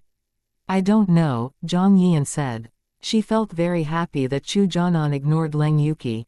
It seemed there was a serious problem between them. In that case, she was more likely to get together with Chu Jianan. Currently, Chu Jianan was still sleeping in the hotel, because he was too exhausted last night. When Zhang Yian left, he grabbed his phone and had a look. He saw Leng Yuqi's messages and calls, but didn't reply. Instead, he threw the phone away and continued to sleep. In the past, Chu Jianan replied to Leng Yuqi once he saw her messages and calls. Even if he didn't have time, he would call her back as soon as he was able to, but now he only replied to her when he had nothing to do. Even when he replied to her, he didn't want to chat with her for long. All in all, he had no patience for Leng Yuqi. Chu Jianan didn't reply to Leng Yuqi until he had gotten enough sleep. Then he just gave her a perfunctory answer that he was at a business meal yesterday and was drunk. Chu Jianan gave Leng Yuqi excuses like he was busy or he was drunk. At the beginning, Leng Yuqi believed him, but gradually she started feeling that it was just a perfunctory answer and began to feel anxious. Therefore, when Leng Yuqi saw Chu Jianan's reply, she didn't feel excited at all. Now that she had major worries, a simple explanation couldn't allay her concern. Leng Yuqi asked, Jianan, why are you so busy these days? You're always at a business meal and drunk. You weren't this busy a while ago. She was really worried and felt aggrieved. Chu Jianan replied, it's not up to me whether I can be free. When I'm busy, it'll last for a while. And then I might be free for a while too. I'll go to see you when I'm free. It was undoubtedly an excuse, because he was no different from before. He was free most of the time. He only went out to drink with his friends once because he was anxious. Leng Yuqi understood that, but she couldn't persuade herself to believe it. Perhaps women had an accurate sixth sense. When Chu Jianan made her feel anxious, she concluded that he was being weird. Therefore, Leng Yuqi asked, Jianan, I want to see you. Can we eat together tonight? I haven't seen you for a long time. She wouldn't feel relieved until she saw Chu Jianan. Chu Jianan was silent after reading Leng Yuqi's message. He didn't want to see her. However, he needed to figure out how much he still liked Leng Yuqi, and how excited he still felt when he was with her. So, after a few minutes of silence, he replied. Chu Jianan said, sure. Come to see me at my apartment after you finish your classes today. I was drunk last night. I don't feel well, so I don't want to go out. Chu Jianan told Leng Yuqi to come to his apartment for a reason. He wanted to know how he would feel when he had sex with Leng Yuqi. He wanted to see how much interest he still had in her. If Leng Yuqi couldn't arouse him, he would dump her. He needed emotional and physical pleasure in a romantic relationship. If he couldn't have good sex, he would lose interest in Leng Yuqi. In other words, it wasn't wrong to say that a man fell in love with a woman because of her body. Leng Yuqi felt slightly better when Chu Jianan agreed to see her at his apartment. Leng Yuqi, I'll pack up some food when I come to see you. What do you want to eat? Chu Jianan, whatever. Right after the last class was over at noon, and Chenmeng hurriedly ran out of the classroom to wait for Leng Xiaoyao at the staircase. She didn't wait for Lin Xiaoyao and the other girls, not because she valued Leng Xiaoyao more than them, but because Chunmeng had told Lin Xiaoxiao and the other girls that she would go to see Leng Xiaoyao at noon. Leng Xiaoyao had done her a big favor, so she should buy her a meal. Lin Xiaoxiao and the other girls said nothing, because they knew their position. And Chunmeng was their leader, so they couldn't interfere in her decisions. Although they disliked it when Chunmeng wanted Leng Xiaoyao to be her boss, they were eventually persuaded by Leng Xiaoyao's abilities and became her fans. They had never seen a girl who was as strong as Leng Xiaoyao. Chapter 3114, I'll spoil you. However, two of them were unhappy about that, because Chunmeng was distracted by Leng Xiaoyao and always left them behind to see her. They felt that Leng Xiaoyao stole Chunmeng away, so they had a bad impression of her. They admired Leng Xiaoyao's abilities, but they were also jealous of her. Some relationships didn't allow outsiders to join. They had been friends with Chunmeng for a long time, so they believed that they should be closer. Therefore, after Chunmeng left them for Leng Xiaoyao, one girl complained. Boss always leaves us for Leng Xiaoyao these days. She ignores us. Right. Another girl chimed in. This is our boss's matter. She can do whatever she wants. That's her right. Don't interfere, Lin Xiaoxiao said. Lin Xiaoxiao was the first girl who became Chunmeng's lackey and she was the most loyal to Chunmeng. She wouldn't interfere in Chunmeng's personal affairs and was the most clear-headed one among them. But we're supposed to be closest to our boss. We've been friends for so long. How could Leng Xiaoyao steal our boss away? The girl argued. Steal? Chunmeng doesn't belong to you. How is it possible that Leng Xiaoyao stole her away from you? Do you want to interfere in Chunmeng's personal affairs? If you dislike Leng Xiaoyao, you can make things difficult for her if you dare. Lin Xiaoxiao said. They could make things difficult for Leng Xiaoyao. That was ridiculous. Did they have the ability to do that? Of course not. Shang Mengxin and the other girls followed Leng Xiaoyao. Although Chunmeng wanted to buy her a meal today, Shang Mengxin and the other girls also needed to have a meal at the canteen, so they went there together. And Chunmeng was considerate, so she understood that she needed to be friends with Shang Mengxin and the others too. Since they were together today, she decided to buy them a meal too. Since we're all here today, let me buy you all a meal.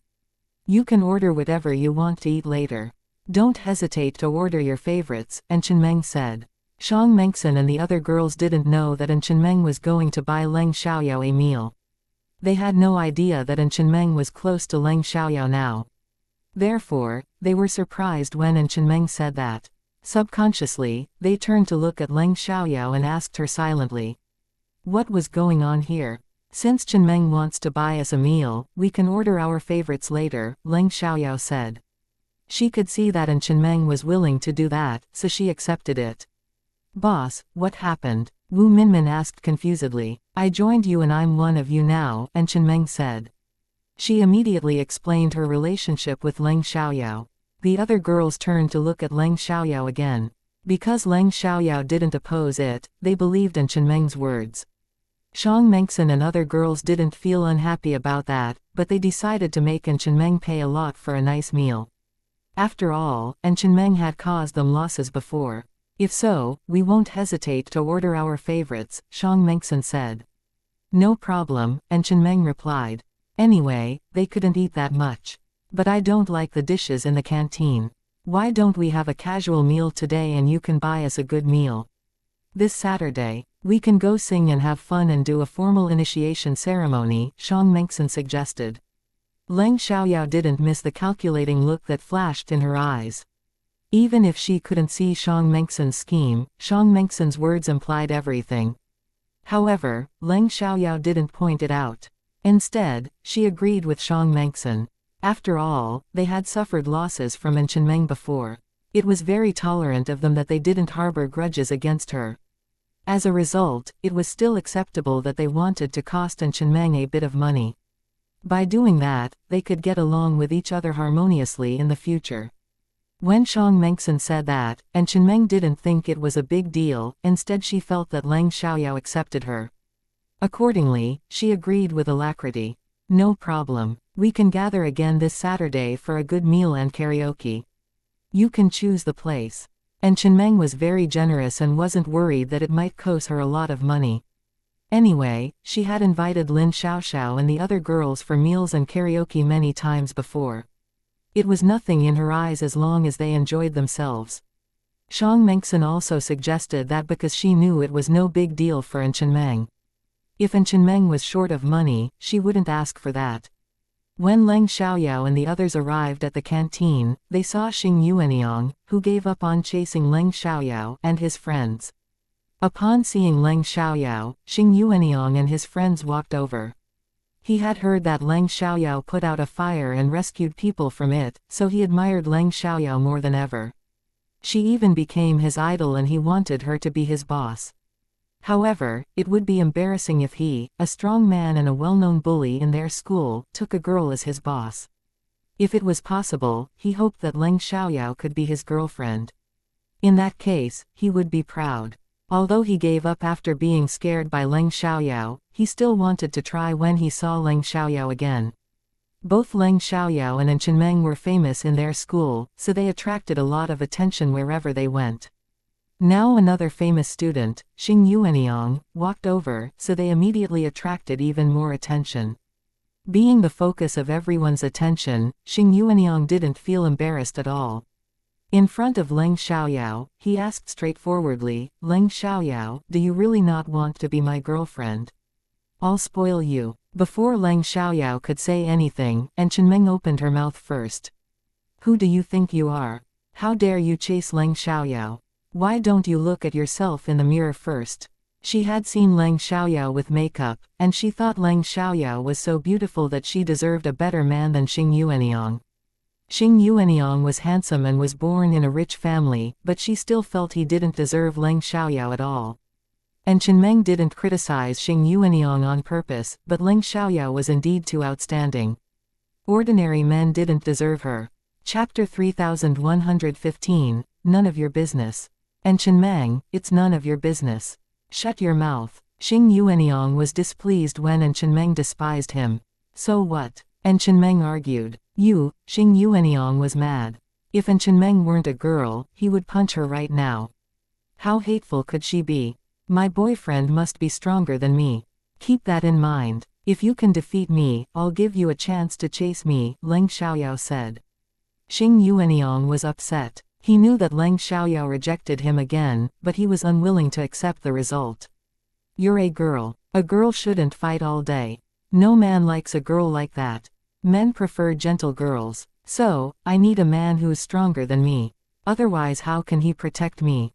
Do I have to stand out when there is danger? Don't men have high self-esteem? Don't you all want to be stronger than your girls? Or do you want to be a freeloader?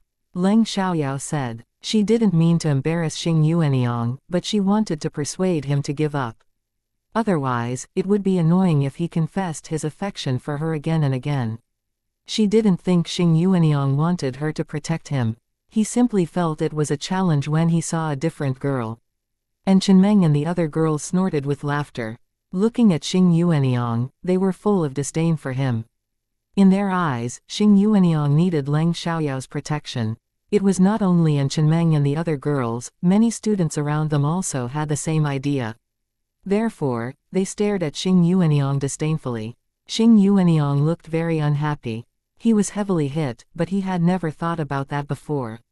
It was true that Leng Xiaoyao was stronger than him, so he would need her help when there was danger. By then, he would be humiliated. Thinking of that, Xing Yuanyang gave up the idea of chasing Leng Xiaoyao, but Xing Yuanyang realized that other people believed he chased Leng Xiaoyao for protection when he saw their glances at him. As a result, he was angry. However, Leng Xiaoyao had already rejected him. He didn't want to give up, so Leng Xiaoyao said that to stop him. He couldn't blame her. However, he didn't want other people to misunderstand him, so he argued. I understand, I didn't think about that. I simply felt that you are outstanding and different. So, withdraw your disdainful looks. He said the last sentence to the public. Onlookers withdrew their disdainful looks at once, because they didn't dare to mess with Xing Yuanyang. And Chenmeng and the other girls weren't afraid of Xing Yuanyang, but they stopped disdaining him since he said that. In that case, please don't say that you're chasing me from now on.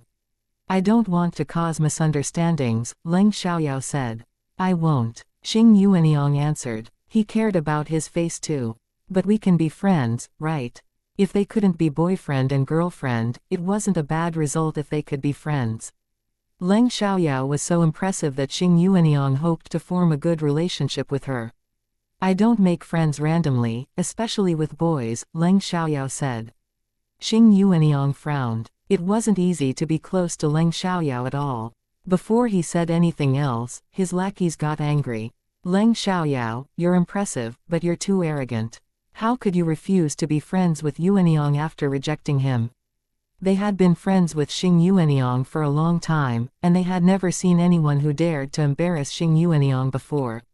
Precisely because they received the same treatment when they were with Xing Yuanyang, they thought highly of themselves and disliked Leng Xiaoyao's behavior.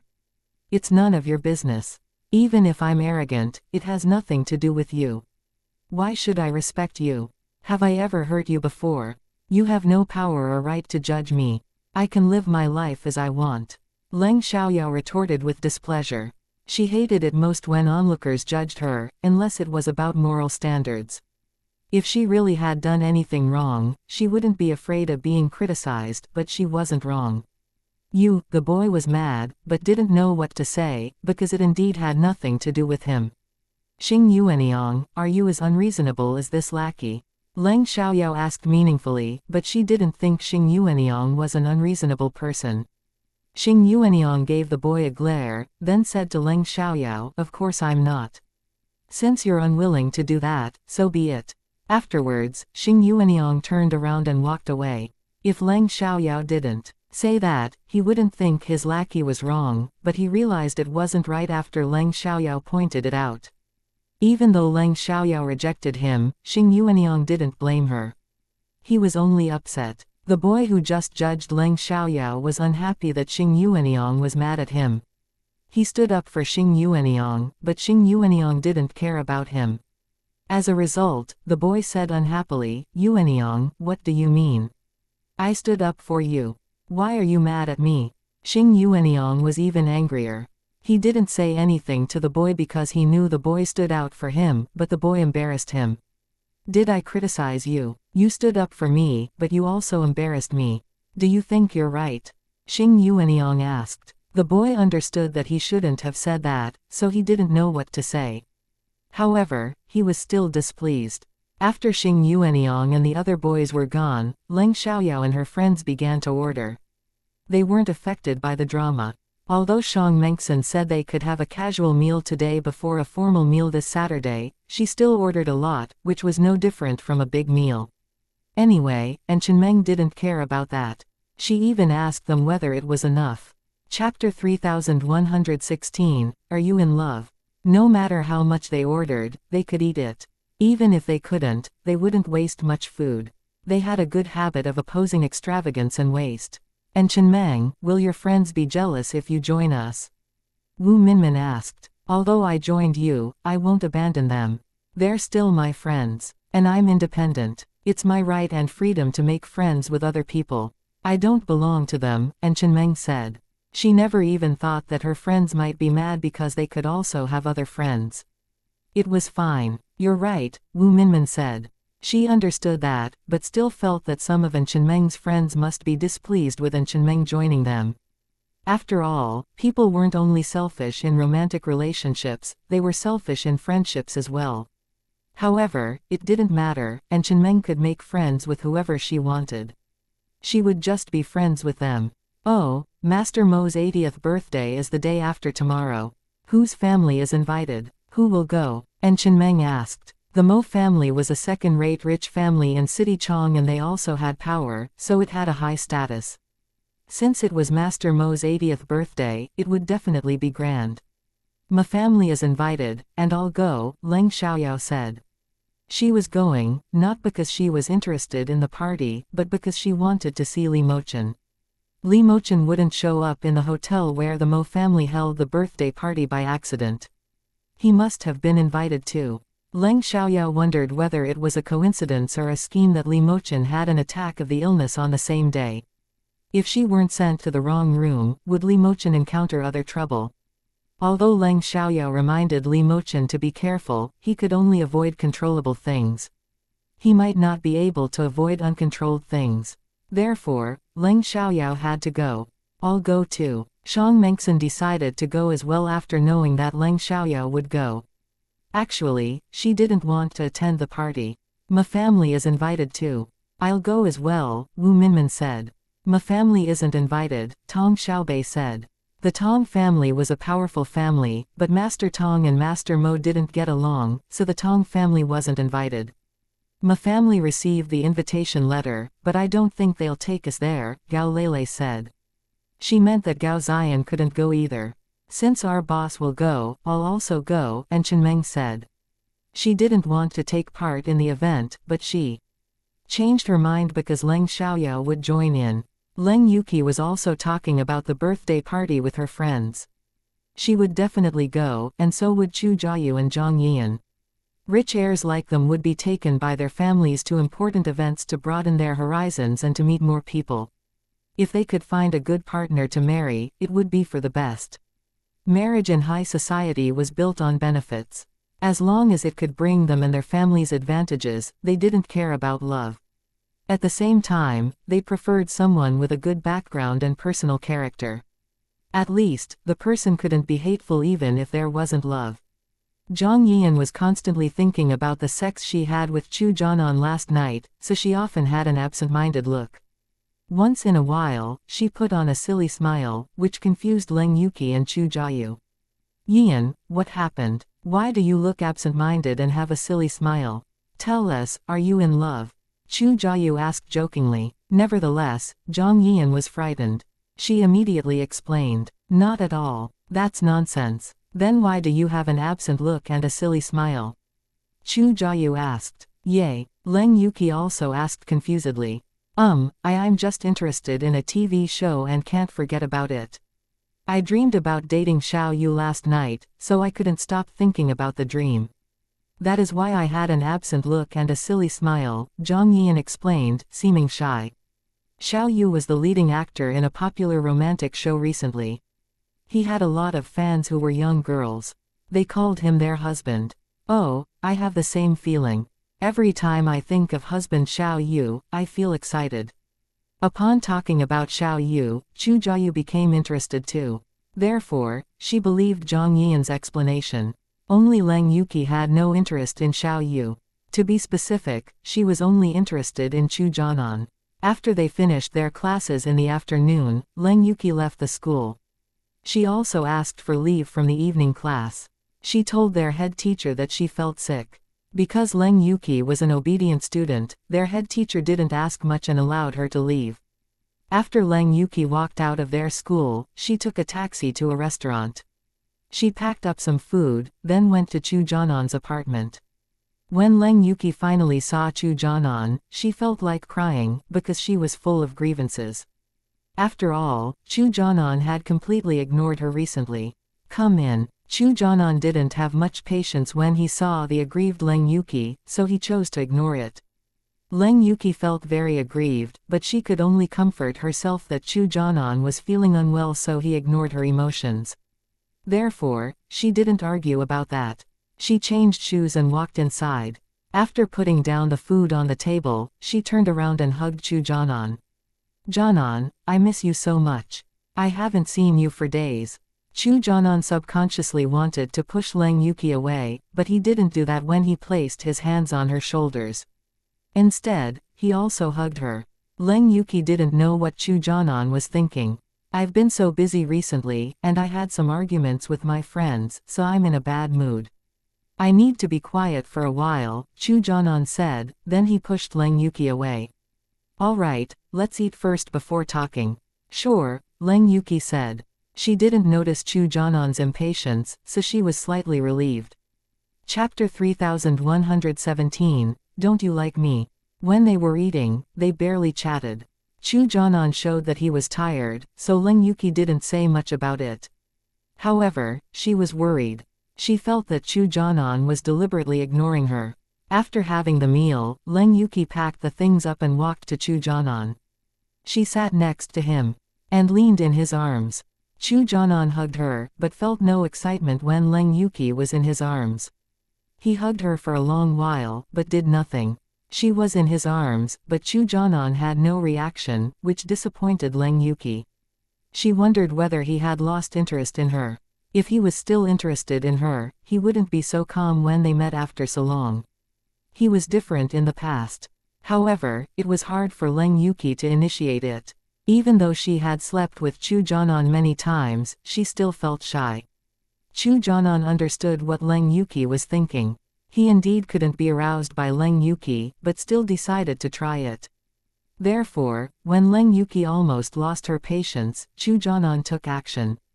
The foreplay was very short, and he soon penetrated her, but he was not excited and couldn't help thinking of Zhang Yian. Therefore, Chu Jianan stopped 5 minutes later, leaving Leng Yuki unsatisfied. Jianan, what happened? Asked Leng Yuki. Women were always sensitive, so she could see that Chu Jianan lost interest in her and she panicked. Nothing. I'm just tired, Chu Jianan said. Jianan, I feel something is wrong between us. You don't care about me now, Leng Yuki said. She couldn't stand it when Chu Jianan ignored her, so she said, hoping that Chu Jianan would be a loving boyfriend as usual. I'm busy these days. Didn't I tell you? Chu Jianan said impatiently. He lost his patience for Leng Yuki. But you should have time to reply to me no matter how busy you are. You used to do that. Whenever you saw my messages or calls, you would reply to me as soon as you were free, Leng Yuki said. Don't be unreasonable. I was replying slowly, but I replied to you. I sometimes get tired, and I need alone time. I can't send you messages or call you as soon as I have time, Chu Jianan said angrily. But I can't help wondering whether you've lost interest in me when you pay so little attention to me. Leng Yuki cried, feeling aggrieved when Chu Jianan showed his impatience for her. In the past, Chu Jianan never did that, nor would he lose his temper in front of her. Chu Jianan used to like Leng Yuki very much, so he treated her very well. In the past, whenever Chu Jianan saw Leng Yuki crying, he felt hurt too, but now he was only impatient. Besides, Chu Jianan felt a little guilty when Leng Yuki complained. Women had an accurate sixth sense, so Leng Yuki noticed it right after he betrayed her. In fact, women reacted to men's behavior. If men stayed loyal, women wouldn't be sensitive. Why are girls thinking so much every day? Can't you be optimistic? The National College entrance examination is around the corner. I think you should instead focus on reviews, Chu Jianan said. No matter what happened between Leng Yuki and him, he wouldn't affect her before the National College entrance examination. Jianan, you'll love me forever, right? Leng Yuki asked. I've already ended my engagement with Leng Xiaoyao. Isn't that enough? I have emotions too. I've been humiliated by Leng Xiaoyao many times. I can never get over it. And I'm busy with work too. Can't you understand when I'm in a bad mood and pay little attention to you? Can you give me some space to adjust myself? I really don't want to vent my anger on you, but I'm in a terrible mood right now. I can't calm down when you keep questioning me, Chu Jianan said. He dodged Leng Yuki's question and defended himself with all kinds of reasons. He couldn't say that he would love Leng Yuki forever, because he didn't believe it. Leng Yuki didn't think much. She was very relieved after Chu Jianan said that to her. Therefore, Leng Yuki apologized at once. I'm sorry, Jianan, it's all my fault. I didn't understand your feelings. I only cared about myself. All right, I won't blame you. I also did something wrong, but the National College entrance examination is around the corner. You should instead focus on reviews. Try to get a high score. I need to work, so I don't have much time to see you. Don't think too much about it. We can meet after the National College entrance examination, Chu Jianan said. Chu Jianan implied that he had other intentions when he said they could meet after the exam, but Leng Yuki didn't get it. Although Leng Yuki felt there was something wrong between Chu Jianan and her, she didn't think Chu Jianan had lost interest in her and betrayed her. However, Leng Yuki had stolen Chu Jianan from Leng Xiaoyao, so she deserved it when another girl stole Chu Jianan away from her. Fine, I'll focus on reviews these days, but if you have time, remember to come see me, alright? Leng Yuki said. No problem. Chu Jianan answered. Leng Yuki's family didn't know that she asked for leave from the evening class, so she needed to go back to school before the evening class was over and go back home in the Leng family's car. In that way, her family wouldn't know that she was absent from the evening class. Chu Jianan drove Leng Yuki to school. Actually, he didn't want to do that, but it was too late, so he sent her back. When Leng Yuki arrived at school, the Leng family's car was already there. The evening class would be over in 10 minutes, so Leng Yuki sat in Chu Jianan's car till it was over. When students swarmed out, Leng Yuki got out of Chu Jianan's car and got into the Leng family's car. Chapter 3118, Full of Jealousy. That way, Uncle Lu wouldn't see her outside when the evening class was just over. He wouldn't know that she was absent from the evening class, otherwise she couldn't explain it. She wasn't Leng Xiaoyao. Even if Leng Xiaoyao was absent from the evening class, no one would criticize her. Leng Xiaoyao could go wherever she wanted to. Their grandfather wouldn't interfere and believed in Leng Xiaoyao very much. Whereas, if she was absent from the evening class, she would be heavily criticized. It was extremely unfair, but Leng Yuki couldn't do anything about it. It was already the case. However, what Leng Yuki didn't know was that Leng Xiaoyao caught her getting out of Chu Jianan's car. Therefore, Leng Xiaoyao knew she didn't go to the evening class but went on a date. Anyway, it had nothing to do with Leng Xiaoyao, so she did nothing even though she knew. At home, Leng Chengyuan said to Leng Xiaoyao, "Yao Yao, Secretary Lu called me today. He said he would come to thank you in person tomorrow at noon. Why don't you ask for leave from school tomorrow morning? You can meet Secretary Lu instead." Lu Chengwei visited them in order to thank Leng Xiaoyao. If Leng Xiaoyao wasn't home, it would be embarrassing.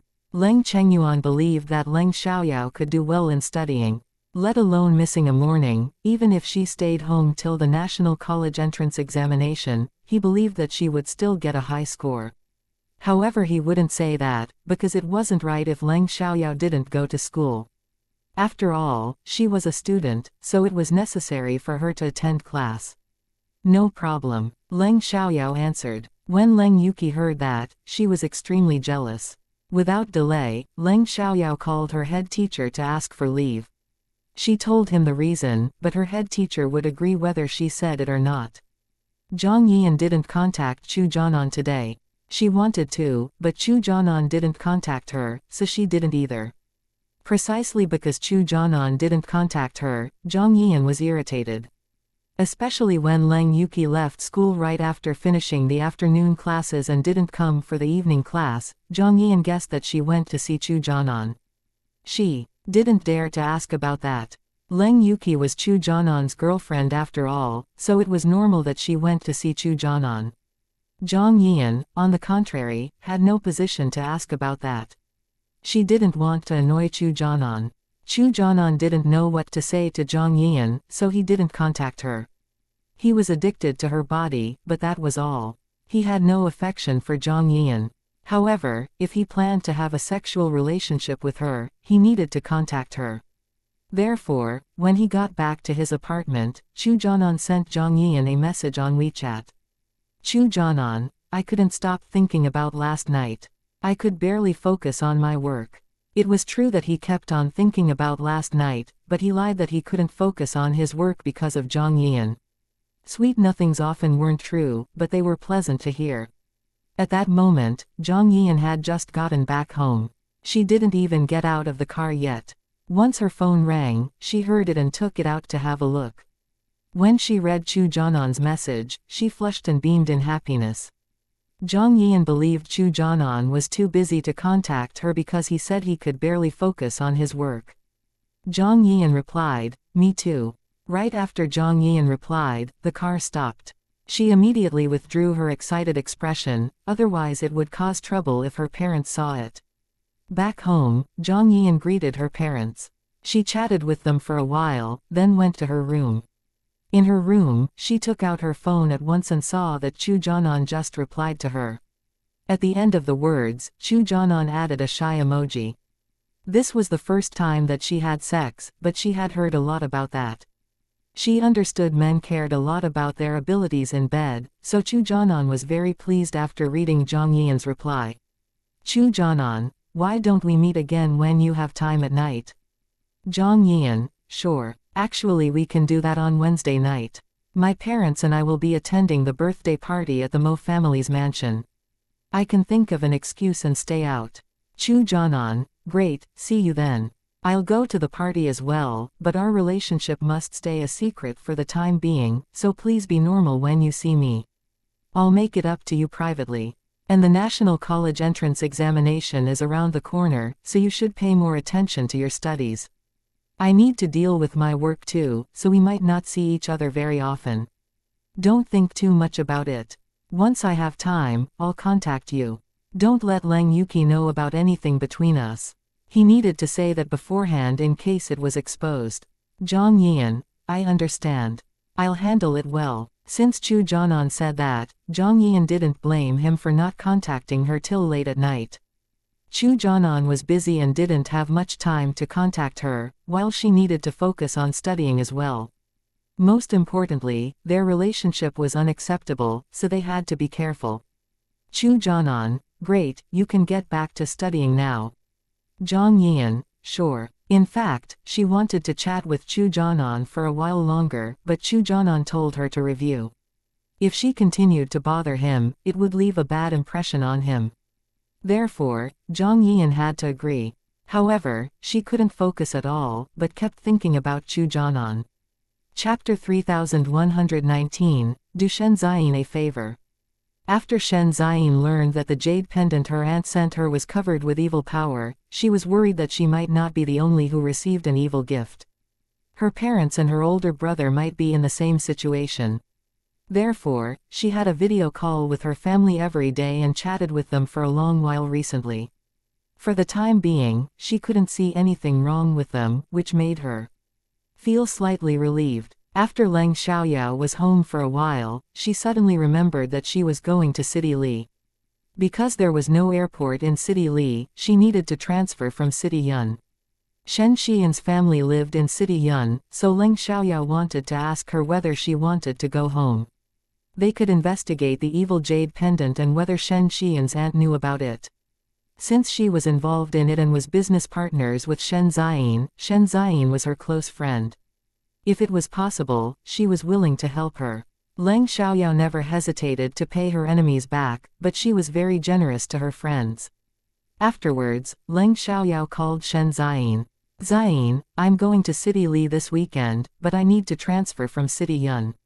Do you want to go with me? If you go, we can go there one day ahead of time to investigate the jade pendant, Leng Xiaoyao suggested. Sure. Shen Ziyin agreed without hesitation, because she also had thought of going home with Leng Xiaoyao. She couldn't be completely relieved until she had gotten to the bottom of the matter. However, she was afraid that Leng Xiaoyao might not have time. After all, Leng Xiaoyao was a senior high school student and the National College entrance examination was around the corner. Even though she knew Leng Xiaoyao was an excellent student, she didn't want to make it difficult for her. Therefore, she was still hesitating to talk about that with her. Wonderful. We can go there on Friday morning, said Leng Xiaoyao. No problem. Send me your ID number. I'll book the tickets, Shen Ziyin said. Even though Leng Xiaoyao was dropping in on her family, she did that in order to help her. Therefore, Shen Ziyin thought she should pay for the tickets. No need to rush. My other friends will go with me as well. I need to ask them before booking plane tickets, Leng Xiaoyao replied. She originally planned to go with Li Mochen and the others, but now her plan changed. As a result, she needed to talk with them first to know whether they wanted to go together or separately. She didn't know when exactly they would set off yet. Great, tell me after you find out, Shen Ziyin said. No problem, Leng Xiaoyao agreed. After having the call with Shen Ziyin, Leng Xiaoyao called Li Mochen. Before long, Li Mochen answered her call.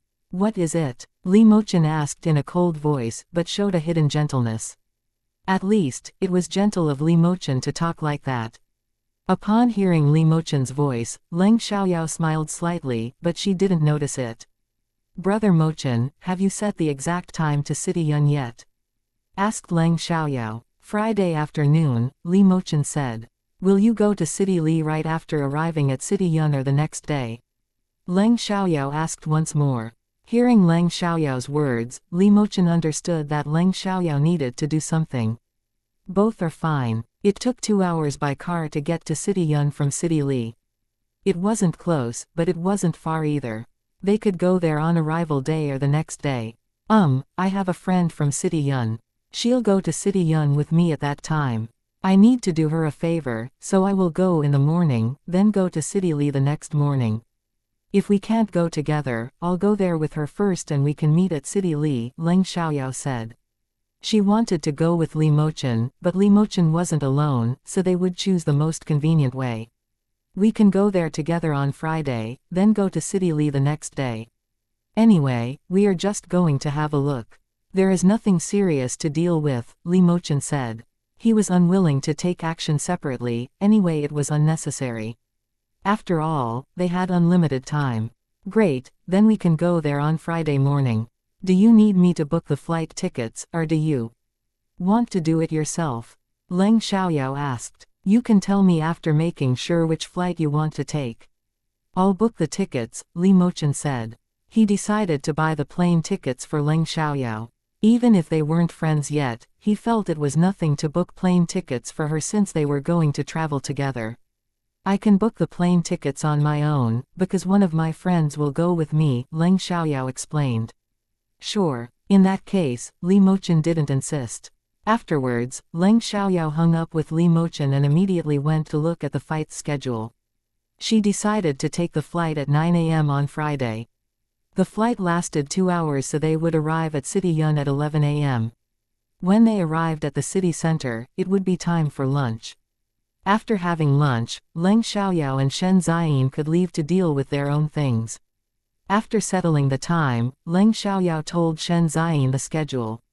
Shen Ziyin asked for Leng Xiaoyao's ID number, then booked the tickets for her. Leng Xiaoyao rejected it at the beginning, because she was just dropping in on her family.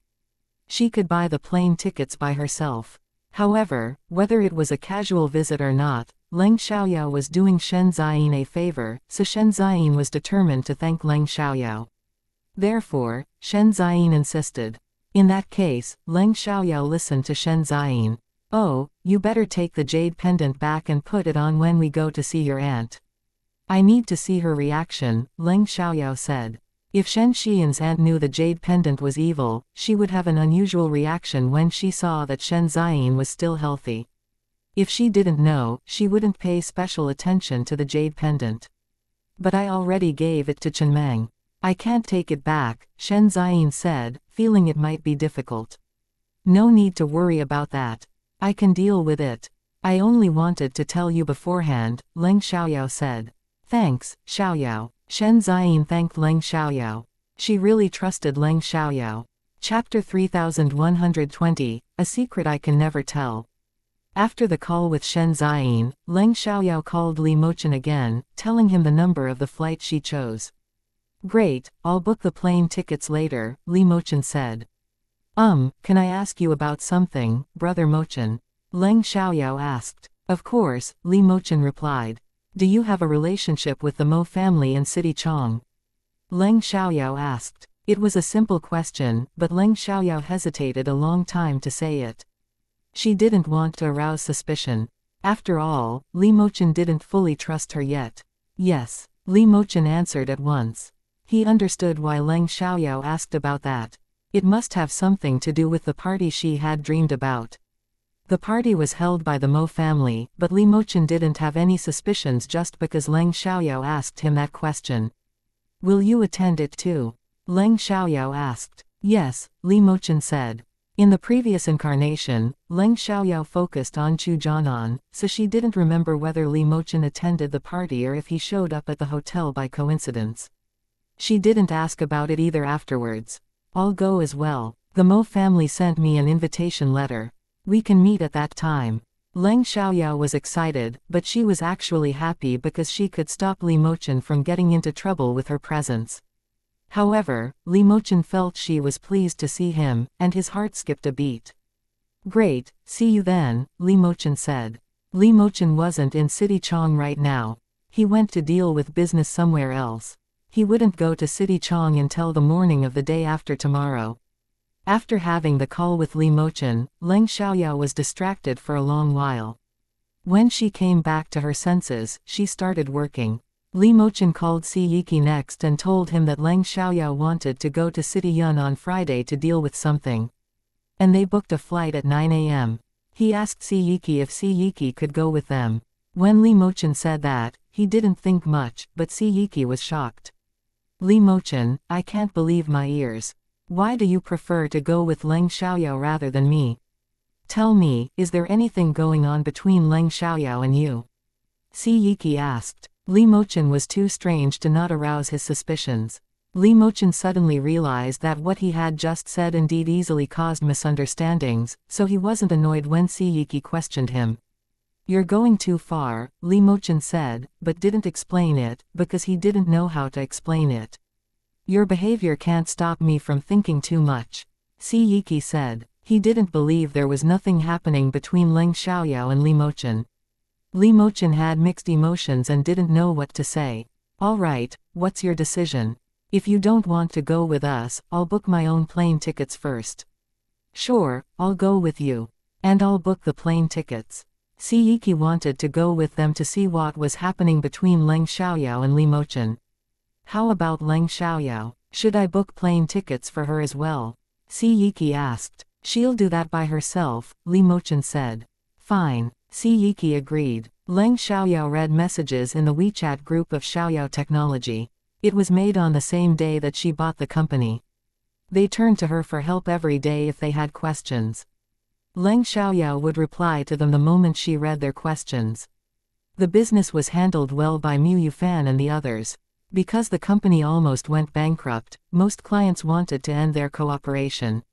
They didn't dare to work with small companies anymore, in case there were any problems. The clients wanted to end their cooperation, so Xiaoyao Technology didn't need to pay liquidated damages. Some clients were willing to give Xiaoyao Technology another chance, mainly because they had already spent a lot of money. Even if they wanted to end the agreement, they had to wait till the contract expired. The validity was usually a year, which wasn't long. In addition, Xiaoyao Technology had outstanding skills. Zhang Zeshu heard that Feng Yang became Xiaoyao Technology now, but he didn't contact Mu Yufan and the others after he betrayed them. He had decided not to see them again. Mu Yufan and the others had the same idea, but Mu Yufan and Zhou Yunkai had a business meal today, and they ran into Zhang Zeshu on their way out. Mu Yufan and Zhou Yunkai hated Zhang Zeshu, but they didn't sue him for the sake of their friendship in the past. Nevertheless, their friendship was over when Zhang Zeshu chose to betray them. Even though they met again, they were merely strangers. As a result, Mu Yufan and Zhou Yunkai said nothing when they saw Zhang Zeshu. They only gave Zhang Zeshu a glance, then moved their gaze away, because they might lose control and beat him if they looked at him a second longer. Zhang Zeshu didn't dare to meet their eyes, and was aware that their friendship was over. He also agreed to be strangers and had no intention of greeting them. However, someone didn't want to pretend to be strangers, so he talked to Mu Yufan. Hi, Executive Mu, I heard you sold your company. Why are you still working in it now? How does it feel to become an employee after being the boss? It was a man who was about 30 years old. He was a deputy manager, He Fengqi, of the company that Zhang Zeshu was working for now. He was also the cousin of Zhang Zeshu's girlfriend. Because they were peers, they had competed with each other many times before. Therefore, as soon as he saw Mu Yufan and Zhou Yunkai, he made fun of them. After all, it was pleasant to see your enemies have misfortune. However, Mu Yufan and Zhou Yunkai didn't seem sad at all. Instead, they were full of hope for their future. And they believed they had a brighter future ahead because they had met an extremely excellent boss. All in all, they felt lucky. Chapter 3121, Teach Him a Lesson. I'm feeling good, much better than before, Mu Yufan said, looking relaxed. He wasn't acting, those were his real feelings. However, He Fengqi refused to believe that. He believed that Mu Yufan was lying and pretending to be strong. Even Zhang Zeshu had the same opinion, but he felt guilty for that because it was caused by him. However, if he had another chance, he would still do the same thing. A little guilt couldn't stop him from betraying them. You're optimistic. You don't feel the difference between a boss and an employee. In fact, it's normal if you feel it's different. After all, no one wants to be an employee if there is a chance to be the boss. No need to act strong, xianxia said. I don't feel any differences. Instead, we're very fortunate to have met such an excellent boss. All right, I know you won't believe it. Let's wait for the result. We need to go now, Mu Yufan said, leaving xianxia and the others behind after giving them a provocative glance. Even if he was a loser in xianxia's eyes, he wouldn't allow xianxia to disdain him. He lost, but he still had his pride. Xianxia was obviously angry when Mu Yufan and Zhou Yongkai didn't look poor and sad. Instead, they provoked him.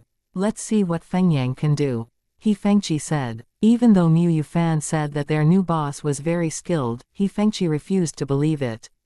However, they didn't know who the new boss of Feng Yang was. At the beginning, they didn't care about that, but now xianxia wanted to know. Therefore, he ordered his secretary. Get me the information of Feng Yang's new boss. Sure, Executive xianxia's secretary answered. At the same time, Mu Yufan and Zhou Yongkai told Leng Xiaoyao that they had argued with xianxia. They had two WeChat groups. One consisted of the staff, while the other was made of Leng Xiaoyao, Mu Yufan, and Zhou Yongkai. Because they were the managers, they needed to keep some things to them. Therefore, it was convenient for them to communicate when only 3 of them had a WeChat group. Leng Xiaoyao set the WeChat group under high security. No matter what they talked about in it, no one could hack or spy on them. And it was not only this WeChat group, Leng Xiaoyao also set the other WeChat group under high security. Leng Xiaoyao said, xianxia has done many illegal deeds. I can easily teach him a lesson. Do you think I should do that? Because Mu Yufan, instead of her, had grudges against xianxia, there was no need for her to make things difficult for xianxia, but if Mu Yufan wanted to teach xianxia a lesson, she could provide them with evidence. Leng Xiaoyao had already collected evidence of xianxia's illegal deed. The most serious problem he had was embezzlement. He would return the money in the past, but now he didn't do that. Mu Yufan was curious about it. Mu Yufan, what has xianxia done? Leng Xiaoyao, the most serious problem he has is embezzlement. He's stolen 20 million yuan from their company. If it's exposed, he'll lose his job. Zhou Yongkai, Yufan, why don't we teach him a lesson? If he hadn't schemed against us, Zhang Zeshu wouldn't have betrayed us. Mu Yufan was silent for a while, then said, sure, we can teach him a lesson, but we don't need to remove him from his position. I think it's enough to let him return the 20 million yuan. Given xianxia's position, he had millions of yuan in wealth. He had an annual pay and a dividend. Although he didn't have many shares, he could get several million yuan in dividends a year, but he would have to sell 1 or 2 houses to get 20 million yuan in cash. Even though he didn't buy the houses with public money, he had spent a lot of money on entertainment. If he had to return the money, he would have to sell his property. Therefore, xianxia would be heavily hit. Zhou Yongkai agreed, that's a good idea. They didn't want xianxia to lose his job, not because they were kind, but because they didn't think it was so serious. Leng Xiaoyao, no problem. Leave it to me. Afterwards, Leng Xiaoyao sent xianxia a message with the evidence of his embezzlement. When she sent the message, she hid her phone number, so xianxia didn't know who she was. It wasn't late and was only about 11 p.m. Xianxia was still having fun with his friends in a clubhouse. When he received the message, he didn't see it till 10 minutes later. Once he read it, he was frightened and struck dumb. He didn't expect anyone to know about it. However, the phone number was unknown. Without delay, xianxia went to the washroom with his phone. He tried to call back, but couldn't get through to anyone. It seemed as if this phone number didn't exist. Although the phone number was hidden, he could dial it, but no one would answer. Xianxia was very anxious. He didn't know whether this person had sent the message to his enemies or leaders. Besides, why did this person send this message to him? To remind him to return the money? Or to threaten him to do something? Or to inform him that something was going to happen? Because he didn't know the purpose, he was extremely worried. Subconsciously, he thought he needed to return the money, otherwise he would really be in trouble. However, it was a lot of money. He didn't have 20 million yuan right now and it was difficult for him to borrow so much money. As a result, he would have to sell 2 houses which were worth 8 million yuan each. However, it wasn't an easy decision. Chapter 3122, Zhang Zeshu's made a joke. He only had 4 houses. He lived in one, his parents lived in one, and he only had 2 houses left.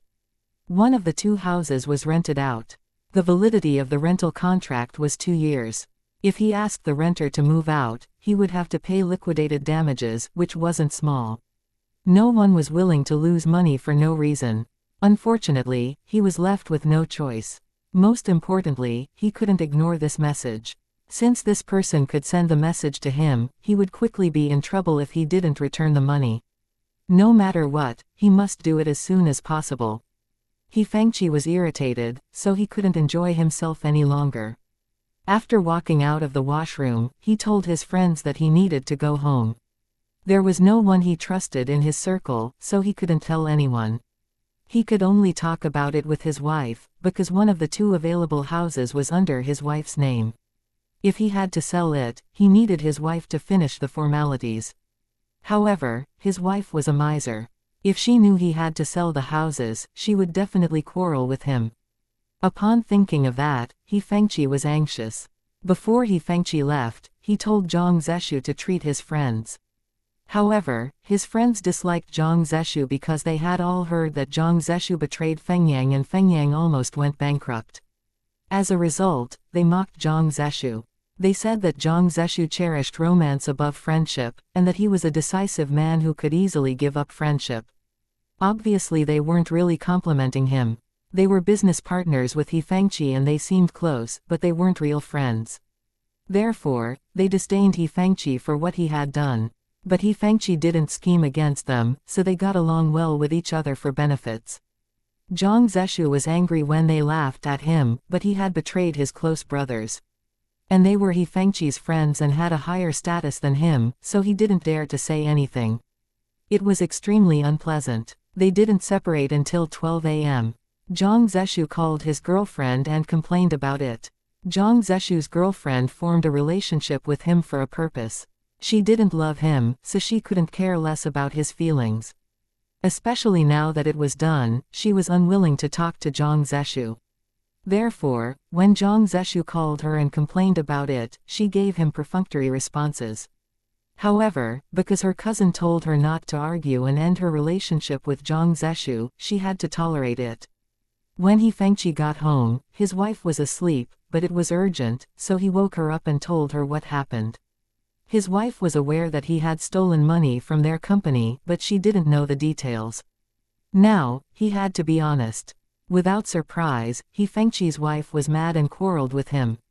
She asked Xianxia to think of an idea on his own since she wouldn't sell the house. My idea is to sell the 2 houses and return the money with our savings, Xianxia said. That was the best way he could think of. What else could he do? He couldn't borrow money from everyone he knew and make it public news. By then, it wouldn't be an affair within their company. He could be arrested by the police because he had broken the law. Xianxia knew it was illegal, but he still did it. Sometimes, people were too greedy to think about the results. After succeeding several times, no one would care about the law. They would only regret it when they were caught. No, you can sell the other house, but not the house under my name. Xianxia's wife insisted. Why can't I? Don't forget that I paid 80% for the house. Do you think it's yours just because it's under your name? Do you want to see me arrested by stopping me from selling it? Tell me, do you want me to be in trouble? Xianxia questioned. Was his wife waiting for him to be caught? She was putting him in danger by refusing to sell the house. Nonsense. I don't. Xianxia's wife was mad. She didn't have that idea, but she simply didn't want to sell the house. If not, why do you disagree? Don't you want to see me be in trouble? Xianxia asked. Xianxia's wife was too angry to say anything. What? You can't lie to me after I point it out. He Fengqi believed that he was right and became even angrier. He couldn't believe that his wife didn't want him to be safe. I don't have that thought, but I need to ask you why you stole so much public money. Where did you spend the money? Are you keeping a mistress? He Fengqi's wife questioned him. She knew that He Fengqi had stolen public money from their company, but she didn't see how he used it. After all, the money was enough to keep a mistress in a single apartment, so He Fengqi's wife was suspicious. Upon hearing that, He Fengqi felt guilty. He didn't keep a mistress, but had spent a lot of money on entertainment. He had also paid for sex outside, but didn't take those women home. However, he wouldn't admit it. I don't. You can't say that to me. I used the money for my career. I've done everything for our family. Chapter 3123, Stupid Thoughts. What did you get in return after bribing them? We have to pay with our savings. He Fengqi's wife exclaimed. She didn't believe He Fengqi's words. Don't be stupid, woman.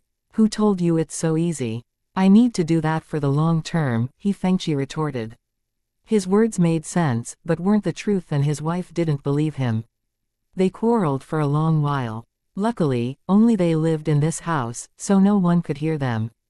Although neighbors heard their voices, they couldn't hear them clearly because of the sound insulation.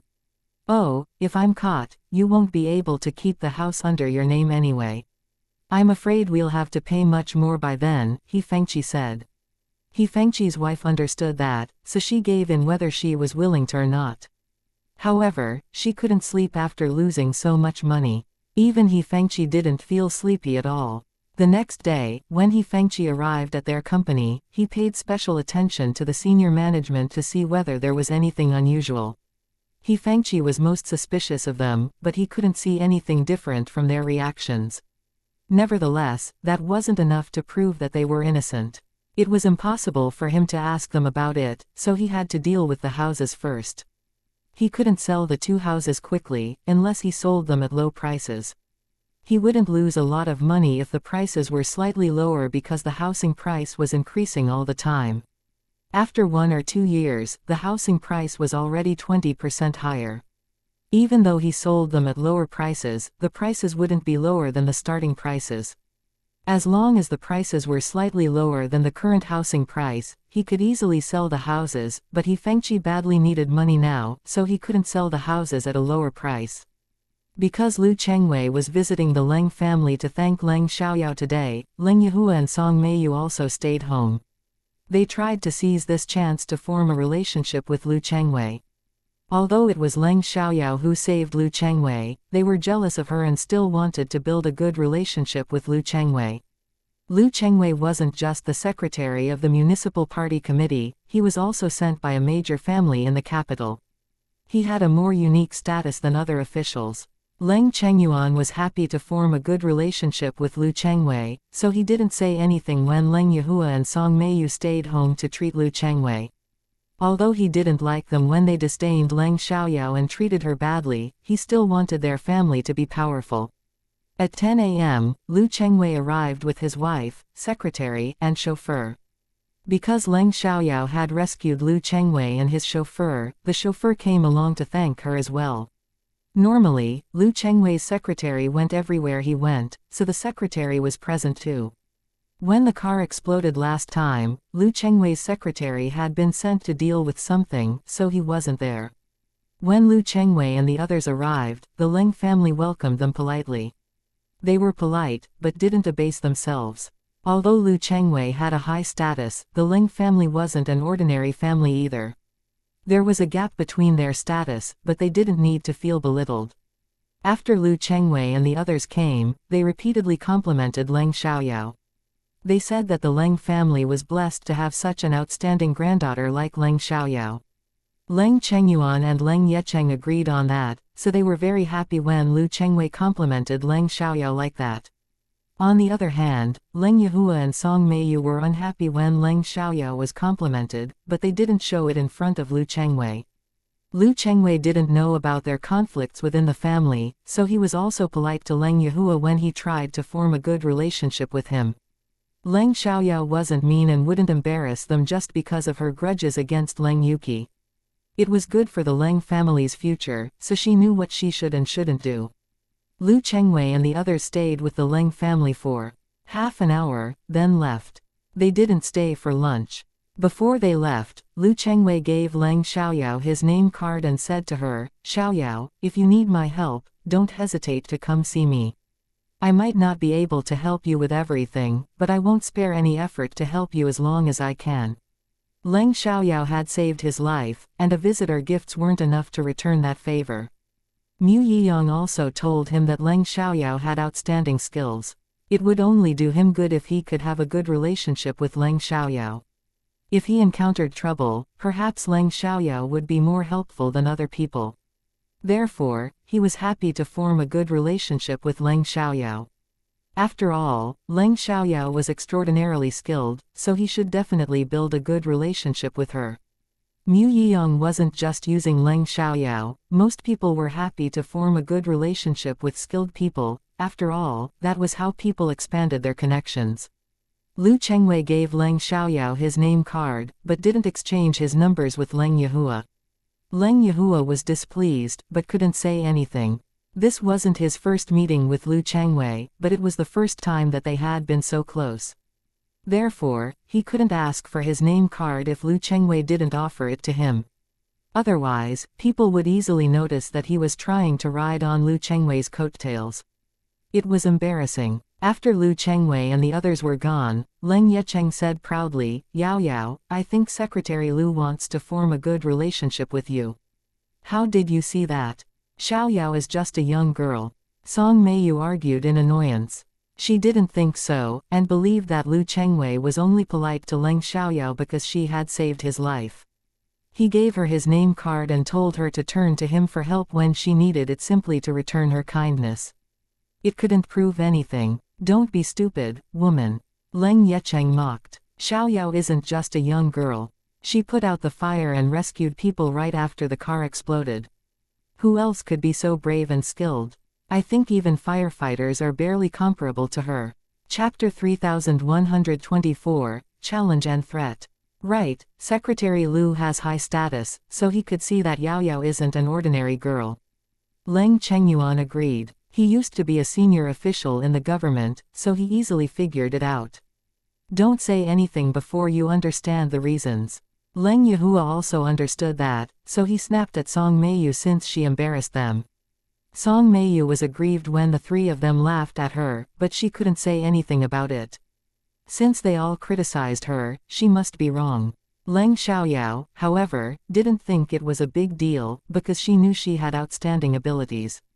Although Lu Chengwei didn't mention Mu Yiyang from the beginning to the end, she guessed that Mu Yiyang should have told Lu Chengwei something. Leng Xiaoyao had only asked for leave in the morning, so she went to school after having lunch. When she arrived at school, she went to see Chenmeng alone. Chenmeng looked better today and she didn't have nightmares last night. "Boss, what happened? Is it a secret?" Chenmeng was curious about the reason why Leng Xiaoyao wanted to see her alone. "It must be a secret and only she could know it. Isn't tomorrow the third day? I'm afraid your jade pendant is still harmful. Can you bring it to me tomorrow morning? I can have a look at it in case anything happens," Leng Xiaoyao said. At that time, she would say that the jade pendant was still covered with evil power and she had to keep it for a few days. "No problem, I'll bring it to you tomorrow morning." Chenmeng didn't think much about it and agreed. Anyway, she would listen to Leng Xiaoyao no matter what she asked now. "Oh, I need to go to City Yun this weekend, so I'm afraid I can't join you in having a big meal. Do you want to change the time to next week or do you want to go with other girls?" Leng Xiaoyao said. She had almost forgotten, and it would be impolite if she stood them at that time. "What? You're going to City Yun this weekend?" Chenmeng was disappointed, but she knew Leng Xiaoyao was busy with business, so she couldn't stop her. "If so, we can have the meal next week. You're the most important person. If you're absent, it'll be meaningless," Chenmeng said. "Sure, I'll tell Shang Mengson and the others," Leng Xiaoyao said. Back in the classroom, Leng Xiaoyao told Shang Mengson and the other girls about the change. They didn't think it was a problem. After all, Leng Xiaoyao's business was more important. Ever since Qin Wentao lost in the game with Ling Tianqi, he was always thinking how to pay him back. He had an idea, but he had to be careful about the consequences. Today, Qin Wentao had an opportunity. Ling Tianqi had two friends who came from the capital to deal with something, and they came to meet Ling Tianqi as well. One of them proposed to go to a casino, so they went to Fengyun Casino after having a meal. Because Qin Wentao paid special attention to Ling Tianqi trying to find a chance to pay him back, he immediately heard that Ling Tianqi was in Fengyun Casino. Without delay, he called several of his friends and went to Fengyun Casino right away. Qin Wentao wasn't bad at gambling. Most importantly, he had a relationship with a junior manager of Fengyun Casino, so he planned to trap Ling Tianqi. When Ling Tianqi saw Qin Wentao in the casino, he didn't think it was a coincidence, so he stayed alert. Qin Wentao didn't care what Ling Tianqi was thinking. Even if Ling Tianqi saw that he came for him, it didn't matter. Therefore, once he noticed Ling Tianqi, he said, "Hi, Mr. Ling, Mr. Pei, and Mr. Feng, what a coincidence. Why don't we have a few rounds?" "Qin Wentao, what are you scheming now?" Ling Tianqi said in annoyance. There was no need for him to be polite given their relationship. "Mr. Ling, are you the persecutory type? Why are you suspicious of everyone all day?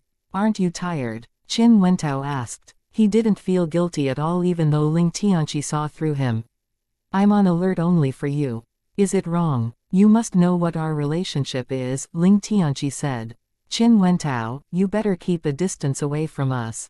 We have no interest in playing tricks with you," said Pei Heron.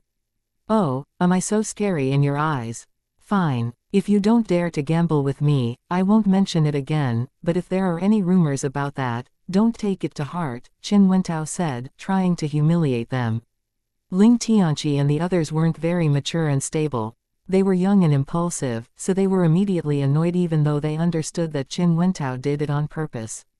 "Qin Wentao, are you challenging and threatening us?" Pei Heron asked in annoyance, looking at Qin Wentao unkindly. "Don't think of me as a bad guy. I just feel it's rare to meet you all. We can gamble a few rounds for fun. Anyway, this isn't my place. Why are you so afraid of me?" Qin Wentao said, mocking them. Ling Tianqi and the others understood that they would be disdained in rumors if they didn't accept the challenge again. They didn't want people to think that they were afraid of Qin Wentao, but Ling Tianqi was with his friends now, so he needed to ask about their opinions. Even if he agreed, he still needed to talk to Pei Heron and the others about that.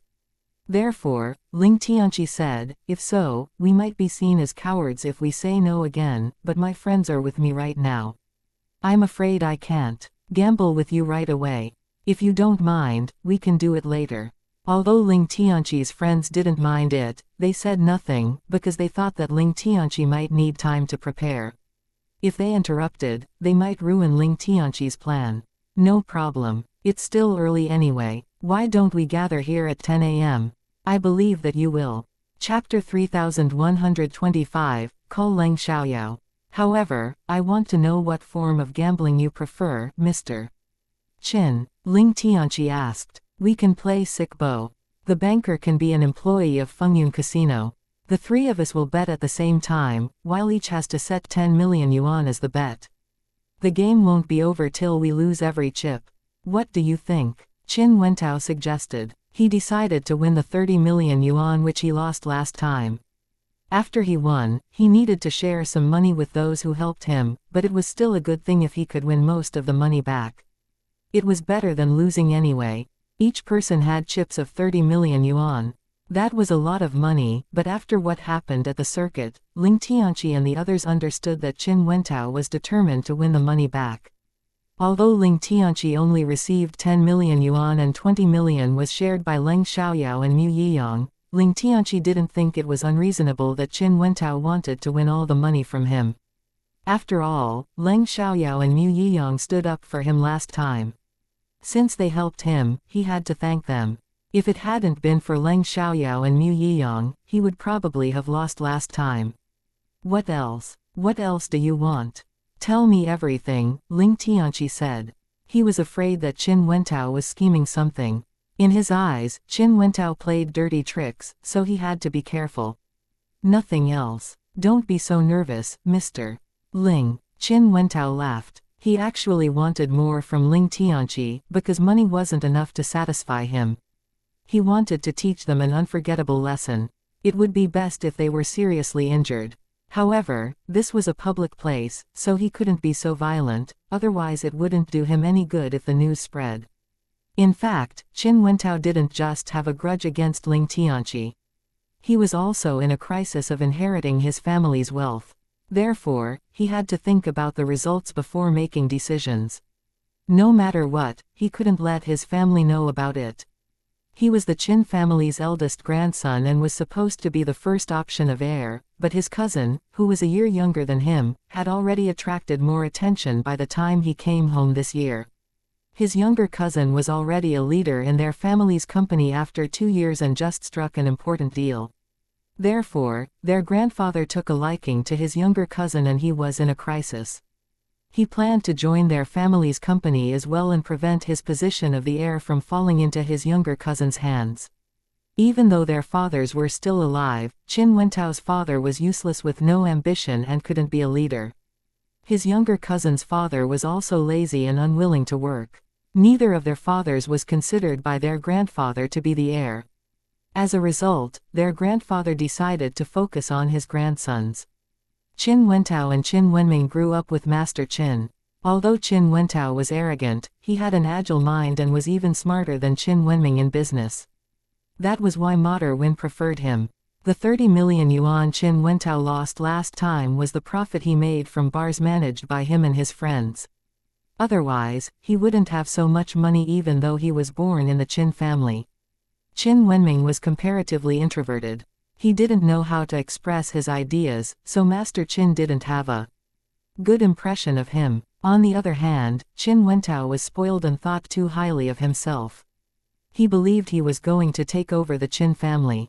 Qin Wenming, on the contrary, kept on learning how to communicate and do business. As a result, before Qin Wentao achieved anything in the company, Qin Wenming had already changed completely. Qin Wentao could make millions of yuan with his friends outside, but that was nothing for the Qin family's heir.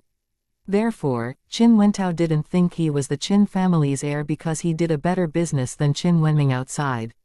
It was more important to manage their family's company well. That was why Qin Wentao felt as if he was in a crisis after coming home this time, and decided to work in their family's company as well. No matter how he wanted to pay Ling Tianqi back, his family couldn't know about it. He had to solve the problem on his own. Great. Ling Tianqi was relieved. Afterwards, Ling Tianqi and his friends walked away. Qin Wentao didn't worry that they might run away, because he knew Ling Tianqi cared about his reputation. If Ling Tianqi didn't care about his face, he wouldn't have accepted Qin Wentao's challenge. Ling Tianqi agreed to gamble with Qin Wentao, but he felt anxious. Qin Wentao isn't bad at gambling, Pei Heron said. He was worried too. But if we don't agree, Qin Wentao will surely spread rumors about us being afraid of him. I don't want to be humiliated like that, Feng Rui complained. Although Ling Tianqi made the decision, Ling Tianqi's attitude was their attitude. Why don't we turn to Xiaoyao for help? She's so skilled. Perhaps she's good at gambling too. Pei Heron proposed. He suddenly had confidence in Leng Xiaoyao. Ling Tianqi's and Feng Rui's eyes lit up at once. They didn't think of Leng Xiaoyao till that moment. Feng Rui agreed. Right, we can turn to Xiaoyao for help. If she can gamble, we can ask her to help us. Anyway, we need 3 to take part in the game. Right, I'll send Xiaoyao a message right now. Ling Tianqi agreed. However, Leng Xiaoyao was still at the evening class right now, so she couldn't answer his calls. Ling Tianqi could only send her a message. If she didn't read it, he would call her at 9:30 p.m. They wouldn't have the game till 10 p.m., so Leng Xiaoyao had enough time to get there. Therefore, Ling Tianqi immediately sent Leng Xiaoyao a message. 2 of Ling Tianqi's friends were curious about the girl called Xiaoyao. Who is the girl called Xiaoyao? Why do you trust her so much? Right, is she young?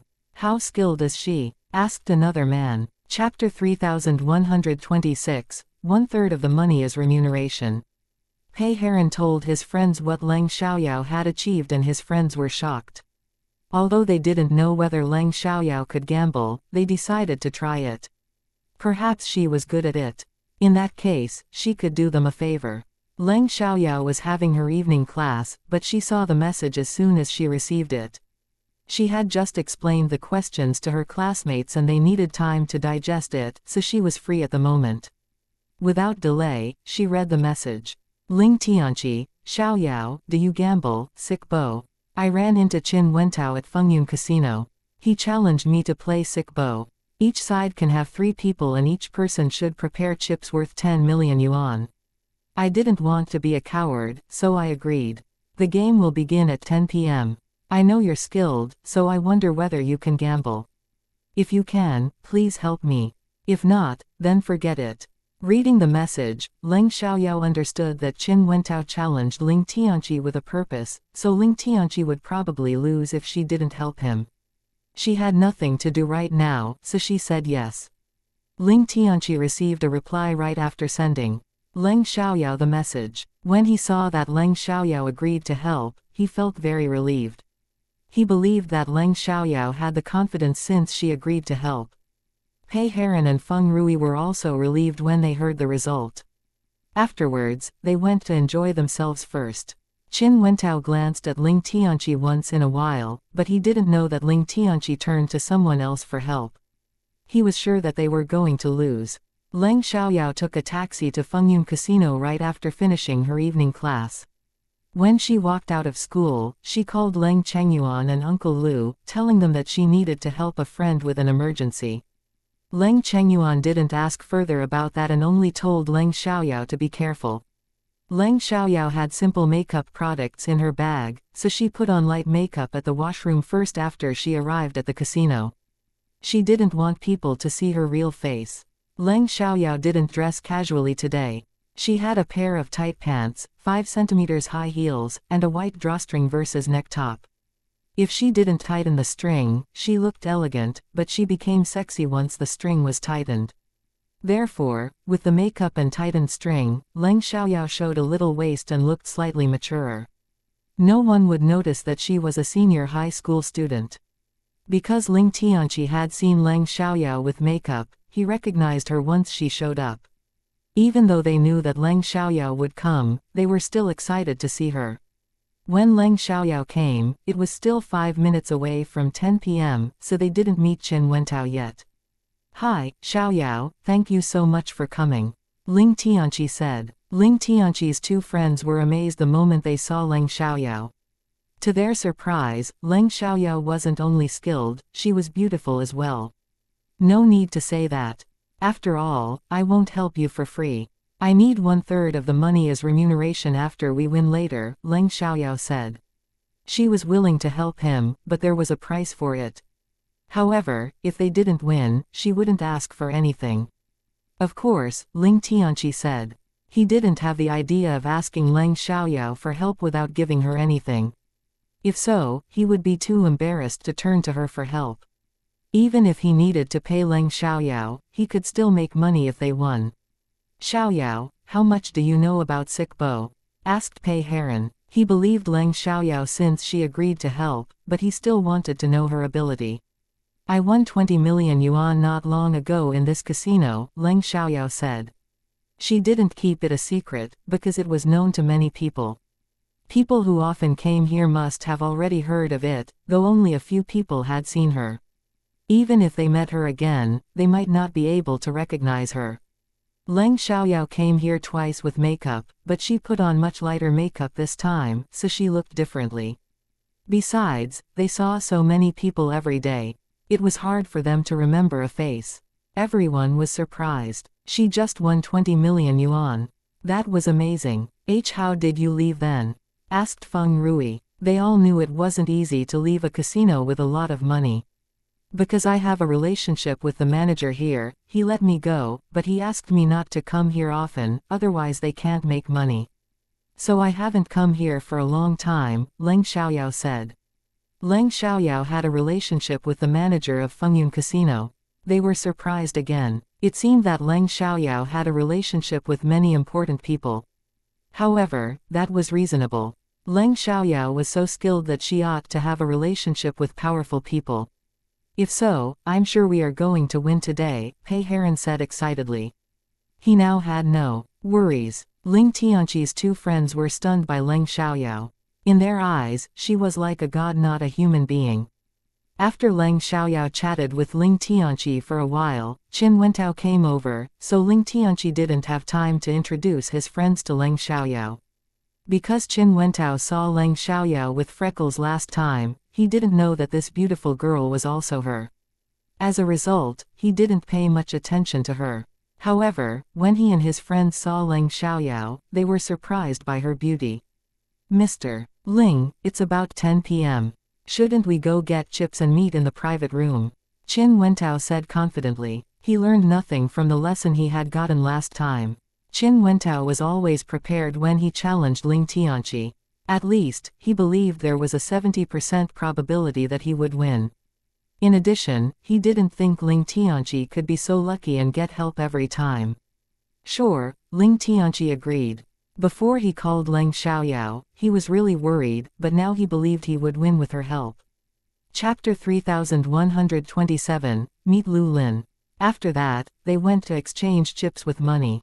Leng Xiaoyao used her money at the same time. Seeing that, Qin Wentao was surprised. It seemed that this woman was going to gamble with them.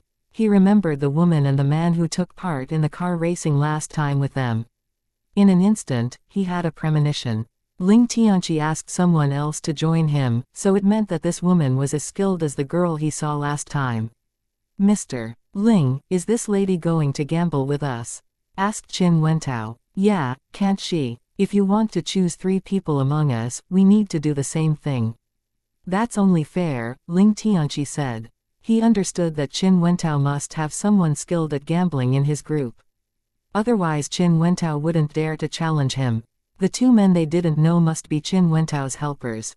Therefore, if Qin Wentao agreed to let them choose, they definitely wouldn't choose the 2 men. Qin Wentao realized that he couldn't stop the woman from joining the game. However, he didn't think this girl could be too skilled. He couldn't believe that young girls nowadays were so unbelievable. I didn't mean that. You thought too much, Mr. Ling, Qin Wentao said. After that, they went to the private room with their chips. At the second-floor landing, they met Han Yu's secretary, Lu Lin. Lu Lin was struck dumb for a second when he saw Leng Xiaoyao. He didn't think much and only politely greeted her. Nice to see you, Miss Leng. Leng Xiaoyao was his boss's lifesaver, so he was very grateful to her and sincerely respected her. Leng Xiaoyao had saved Han Yu's life, but Lu Lin, as a secretary, was grateful to her because Han Yu had helped him a lot before. Hi, Secretary Lu, nice to see you too. Leng Xiaoyao replied to Lu Lin.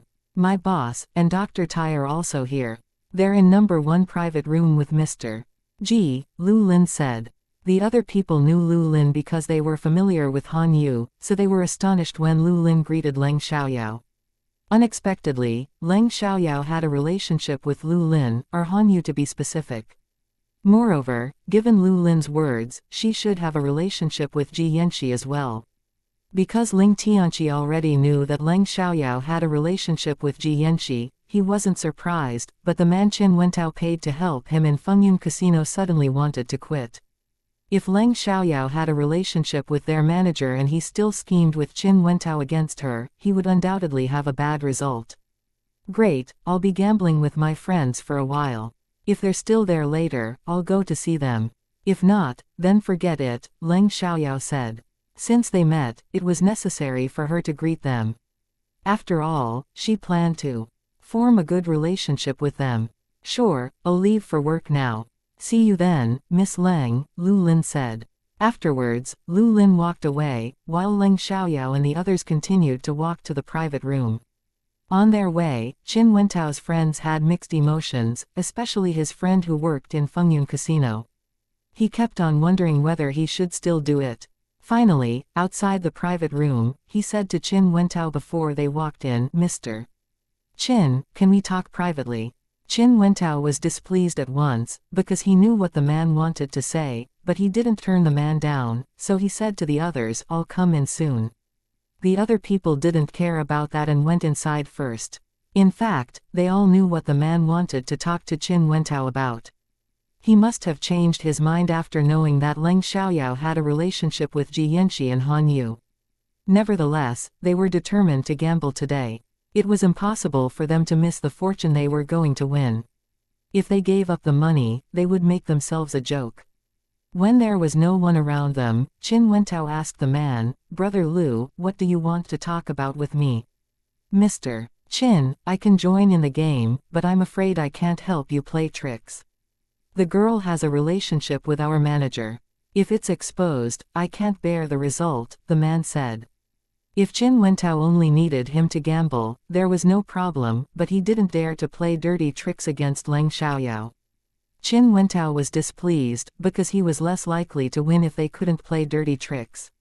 However, he was also afraid of Ji Yanxi and Han Yu, so he didn't dare to take the risk either.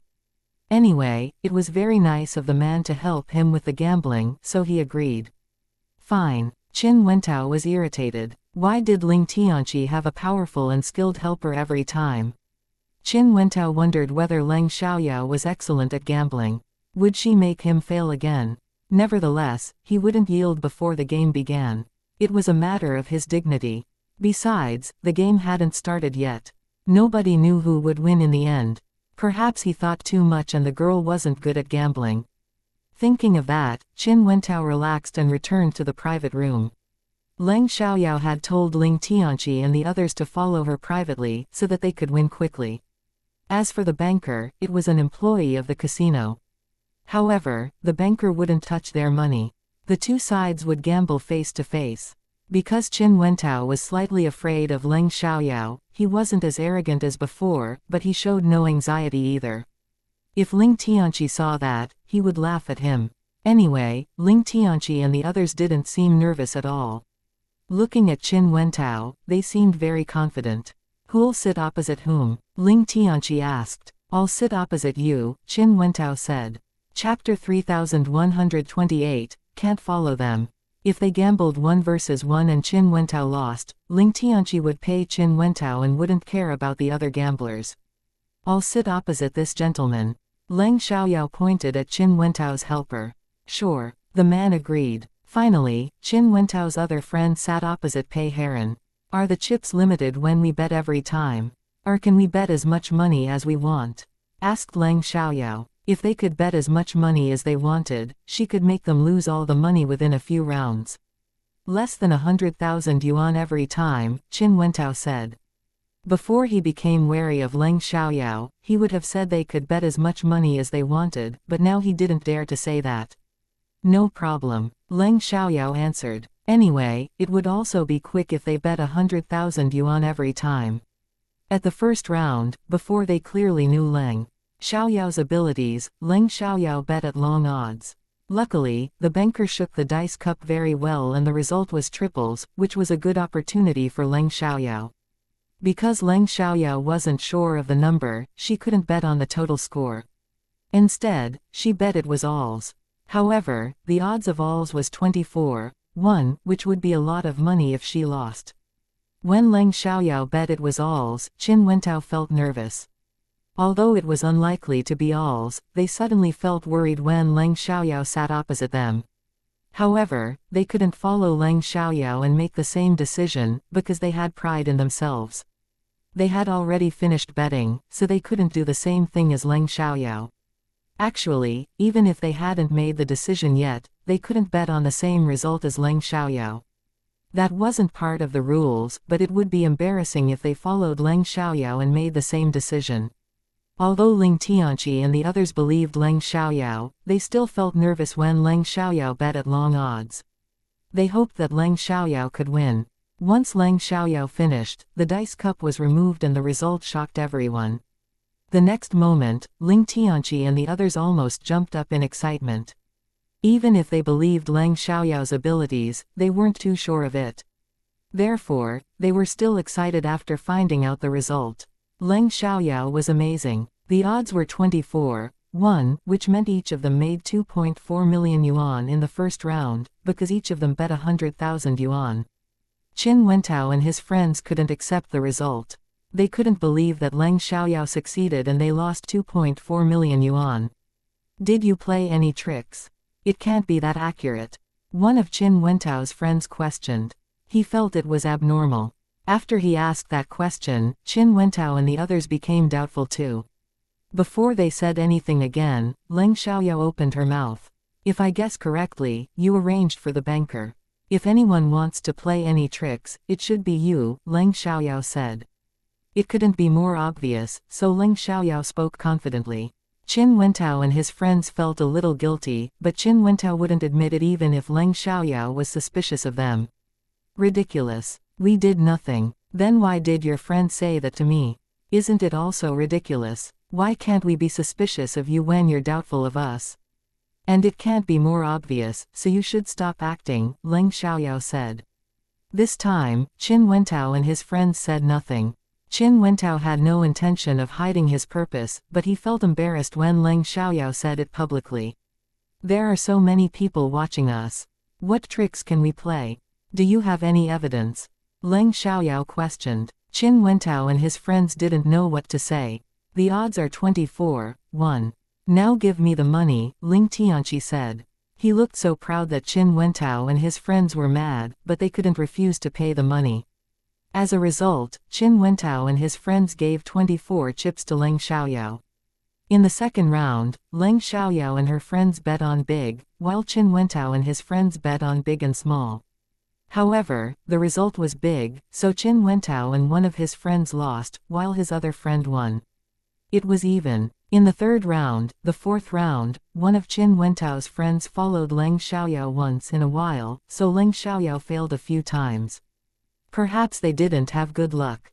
When they followed Leng Xiaoyao, they won little money, but Leng Xiaoyao won a lot when they didn't follow her. After they followed Leng Xiaoyao many times, Ling Tianqi was annoyed, especially when they won a lot of money. Mr. Qin, why do I feel you're following us? Ling Tianqi lost his temper. Mr. Ling, how could you say that? Can't we make the same decision? Qin Wentao asked.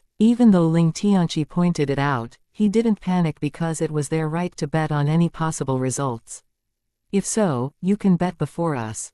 We promise we won't do the same thing as you except for big and small. What do you think? Leng Xiaoyao said. Ling Tianqi and the others agreed, but Qin Wentao and his friends were displeased because they deliberately followed Leng Xiaoyao. However, if they refused, it proved they were following Leng Xiaoyao on purpose. It was impossible for them to admit it. How about that? If you disagree, we can bet first, but you can't do the same thing as us except for big and small. You can't make the same decision as us. Leng Xiaoyao added when Qin Wentao was silent. If Qin Wentao wasn't dumb, he should know the former one was a better choice. Miss Leng, if you insist, we can bet first, Qin Wentao said. Although it wouldn't do them any good no matter how they chose, they were forced to make a choice. After that, when they gambled again, Qin Wentao bet before Leng Xiaoyao. Chapter 3129, It can't be easier to make money. In that case, Leng Xiaoyao didn't need to lose money on purpose and she began to bet at long odds. Once the numbers became high, Qin Wentao and his friends lost all of their chips within a few rounds. Qin Wentao and his friends were completely amazed by Leng Xiaoyao's gambling skills. They had never seen anyone who could do that before. Even the king of gamblers might not be as skilled as Leng Xiaoyao. It was hard for Qin Wentao to accept. No, it's impossible. How could this happen? Anything is possible. This is my ability, Leng Xiaoyao said. You must have played tricks. Otherwise you wouldn't be able to win so much money every time, Qin Wentao exclaimed. He didn't believe it was just Leng Xiaoyao's ability. She must have played tricks. Oh, you and Mr. G are friends, so he must have helped you, one of Qin Wentao's friends said. He was talking about the banker. Although Qin Wentao arranged for the banker to host the gambling, he believed that the banker must have sided with Leng Xiaoyao because Leng Xiaoyao and xianxia were friends. Qin Wentao didn't want to lose 10 million yuan this time, but he had to pay it, so he was angry. Qin Wentao didn't expect to have to pay this time, because he believed that he could win and bet chips on it. If he won, he could get 10 million yuan. However, if Qin Wentao won, his friends would only get a little money for helping him. If you can't bear the result, don't gamble. Since you took part in the game, don't try to get away from it. I bet your friends must have heard that a woman has won 20 million yuan here not long again. To be honest with you, the woman is me. Back then, I didn't know Mr. Li at all. No one would allow me to play tricks, Leng Xiaoyao said. People in Fengyun Casino were all aware of that, so they were surprised when Leng Xiaoyao said that she was the woman. They didn't expect her to be the woman who had won 20 million yuan in their casino. They also knew that the woman was asked to meet their manager after winning 20 million yuan, but she still left safely with the money in the end. Qin Wentao and his friends were astonished. They couldn't imagine that Leng Xiaoyao had already won 20 million at Fengyun Casino before. In that case, Ling Tianqi clearly knew her gambling skills and called her over to compete against them. It couldn't be more obvious. Qin Wentao was unwilling to accept the result, but he understood that he couldn't do anything about it. As a result, he had to leave in embarrassment. This time, he lost 20 million yuan, because he paid for the employee from Fengyun Casino to help him. If the employee lost, he would pay the money. If the employee won, he would give him 1/3 of the money as remuneration. Originally, he believed he would win, so he came here, but unexpectedly he lost. Even though he lost, he still paid the employee the remuneration, which was only a couple of thousand yuan. It was what they had agreed on, so the employee didn't complain about it. He also wanted to win, but he couldn't change the result. Because it was private gambling, they could exchange chips for money no matter how much they won. They wouldn't be stopped from leaving. They only needed to pay a couple thousand yuan for the private room, which they had already done when they booked the private room. Therefore, they could directly exchange their chips for money now. Lu Lin went back a few minutes later. Then he told Han Yu and the others that he met Leng Xiaoyao. Han Yu appeared here since he had almost made a full recovery. They had gathered to celebrate it. Because Han Yu just recovered, he couldn't drink and they didn't go to his bar. They came to the casino after having a meal and had fun by gambling at short odds. When they heard that Leng Xiaoyao was here, they all wanted to see her, but they didn't go straight to her. Instead, they told Lu Lin to wait outside their private room. They would invite Leng Xiaoyao to come over after the other people were gone. Therefore, once Leng Xiaoyao walked out, she saw Lu Lin. Lu Lin said, "Miss Leng, my boss heard that you are here and invited you to gather together for a while." "Sure. Will you go home, or wait for me for a while?" Leng Xiaoyao asked Ling Tianqi and the others. "We'll just wait for you for a while in the private room," Ling Tianqi said. They called Leng Xiaoyao over, so they wouldn't leave before her. "Great." Leng Xiaoyao answered, then left with Lu Lin. Ling Tianqi and the others stayed in their private room. Because they had paid the money, they could enjoy themselves as long as they wanted. There were also desserts, so they weren't bored. In addition to Leng Xiaoyao's 10 million yuan, they had won 20 million yuan. Although only Ling Tianqi and Pei Heron joined in the game, they wouldn't keep the money to themselves. Because of Leng Xiaoyao, they would undoubtedly win no matter who joined in the game. Therefore, Ling Tianqi shared the money with his friends. Each of his friends received 5.5 million yuan. However, his friends didn't accept it because they didn't think they were helpful. After all, it was a lot of money and they felt that they shouldn't take the money which didn't belong to them. However, Ling Tianqi and Pei Heron insisted, so they accepted it in the end. When Leng Xiaoyao and Lu Lin reached the private room where Han Yu and the others were, they all stood up to welcome her. "Miss Leng, nice to see you. Have a seat." Although Leng Xiaoyao was a young girl, they didn't think she was ordinary. Instead, she had left a deep impression on them. They attached great importance to her. "My friend had a gambling match here. I came to help, but the competitors are too terrible at gambling. They lost all their money within 20 minutes, Leng Xiaoyao said. Then she went to sit down on the sofa. She sounded very arrogant, but it was the truth. Because they all knew Leng Xiaoyao's skills, they didn't think her attitude was wrong. "Oh, how much did you win, Miss Leng?" asked Ji Yanxi curiously. 10 million yuan, said Leng Xiaoyao. Even if they were aware of Leng Xiaoyao's skills, they were still shocked when they heard that she had won 10 million yuan. They felt it couldn't be easier for her to make money. Well, I think it's incredibly easy for you to make money, Miss Leng. Within 20 minutes, you've made 10 million yuan. Xianxia was amazed. He felt Leng Xiaoyao could handle everything well. Chapter 3130, To Win Without Doubt. She had made 20 million yuan easily last time, and was paid 50 million yuan by Han Yu. This time, she quickly won 10 million yuan. He understood her abilities made all of that happen, but talent mattered too. She must have spent a lot of effort on learning those skills. It's my ability. I don't know what to say. Leng Xiaoyao smiled self-satisfiedly. Even though she was very proud of herself, no one thought it was too much because it was the truth. You really have extraordinary abilities, Tai Junli said. He was very impressed by Leng Xiaoyao's abilities.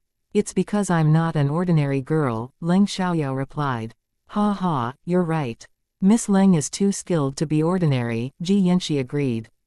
Mr. Han, I guess you're feeling much better since you're outside, Leng Xiaoyao said. It couldn't be more obvious, but it was necessary for her to ask about it since she had treated Han Yu. Yeah, I'm almost fully recovered, Han Yu said. Glad to hear that, Leng Xiaoyao said. Miss Leng, thank you so much for your help. If it hadn't been for you, I wouldn't have recovered so quickly. Han Yu thanked Leng Xiaoyao. In fact, he paid a lot for Leng Xiaoyao's treatment. At the beginning, Leng Xiaoyao was willing to treat him for free, but he angered her, so she asked for a lot of money. Anyway, he was still grateful to Leng Xiaoyao even though he paid a lot of money. After all, he had a lot more than 50 million yuan, and no one else could treat him. If he died, money would simply be a number for him. My pleasure, Mr. Han, Leng Xiaoyao said. Because it wasn't early and Ling Tianqi was still waiting for her, Leng Xiaoyao didn't stay with them for long. About 10 minutes later, she excused herself and left. They knew it was late and her friends were waiting for her, so they didn't ask her to stay. Once Leng Xiaoyao walked out, she went to meet Ling Tianqi and the others. Then they exchanged their chips for money before leaving. Ling Tianqi drove Leng Xiaoyao back to the Leng family's mansion. Xiaoyao, I feel as if you're good at everything. You're excellent at fighting, studying, and you can drive racing cars and gamble. On the way to Leng Xiaoyao's home, Ling Tianqi spoke in amazement. He admired her more than ever. There are many things I can't do. I'm not good at everything, Leng Xiaoyao denied. Can I turn to you for help if I encounter any problems I can't solve in the future? Ling Tianqi asked. Although Leng Xiaoyao said she wasn't good at everything, her abilities convinced him that she could help him a lot. Sure, I'll help you if I can, but don't think too highly of me. If I can't solve the problems, don't be disappointed, Leng Xiaoyao said. I won't, Ling Tianqi answered, but he still had great confidence in Leng Xiaoyao. When Leng Xiaoyao got home, it was already 11:30 p.m. However, Leng Chengyuan and Leng Yecheng were still awake. They were chatting in the living room, waiting for Leng Xiaoyao to come home. Leng Xiaoyao felt guilty that Leng Chengyuan was still waiting for her, because he usually went to bed early. Leng Yecheng often stayed up till 1 or 2 a.m. because of work, so Leng Xiaoyao felt it was nothing for him. She was guilty mainly because Leng Chengyuan was old and it wasn't good for his health if he stayed up too late. Grandpa, why haven't you gone to bed yet? Asked Leng Xiaoyao. I can't sleep when you're not home, Leng Chengyuan said. Although Leng Xiaoyao was good at fighting, it was late at night, so he was still worried about her. He wanted to wait for her to come home. Leng Xiaoyao sat next to Leng Chengyuan and held his arm. I'm sorry, Grandpa. I shouldn't worry you, but I'm really strong enough to protect myself. Please don't be so worried again. You're not young any longer. You should go to bed early to stay energetic. No matter how strong you are, I can't relax when you're not home. You know I care about you very much. But I promise I'll go to bed early, Leng Chengyuan said. He didn't want Leng Xiaoyao to worry about him either, so he promised that he would sleep early. Great, Leng Xiaoyao said. She understood that it was impossible for Leng Chengyuan to not be worried about her, so she said nothing else. Leng Chengyuan was relieved when Leng Xiaoyao got home, so he went to bed.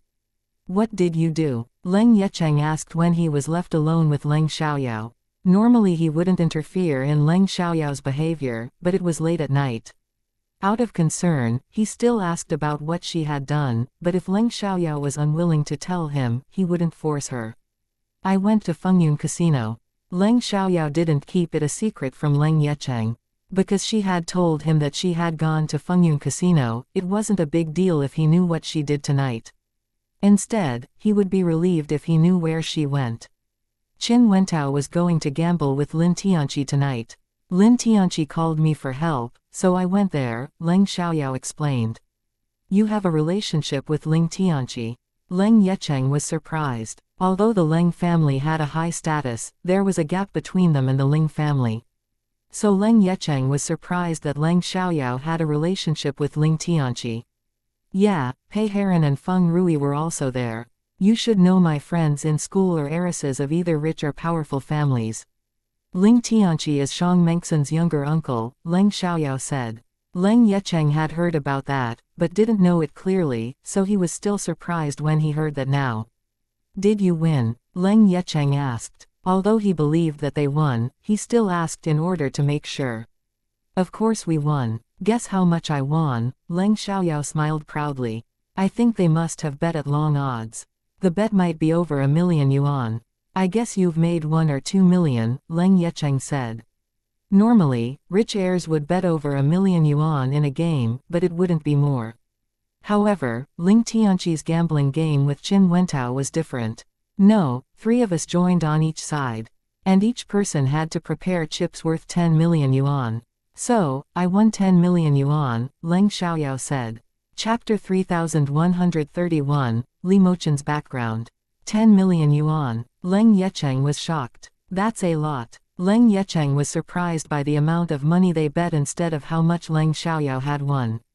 Because Leng Xiaoyao had previously won 20 million yuan, 10 million yuan wasn't so surprising. There are grudges between Ling Tianqi and Qin Wentao. It's complicated. I just did him a favor, Leng Xiaoyao said. She didn't tell him any details, because it was their personal affair. Qin Wentao won't let you go now that you helped Ling Tianqi, Leng Yecheng said. He wasn't worried about Leng Xiaoyao's safety. After all, she was so strong, but it wasn't a good thing if someone wanted to pay her back. After all, one could never be too careful. Don't worry, I can protect myself. I won't allow Qin Wentao to hurt our family. Anyway, it's unavoidable to annoy someone when I try to form a good relationship with an important figure. It's hard to benefit from both sides.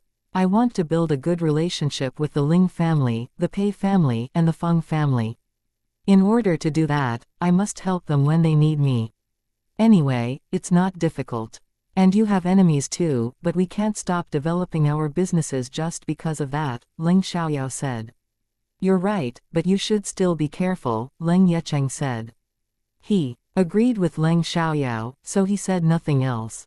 As Leng Xiaoyao's family, he cared about her safety, so he reminded her to be careful. I will, Leng Xiaoyao promised.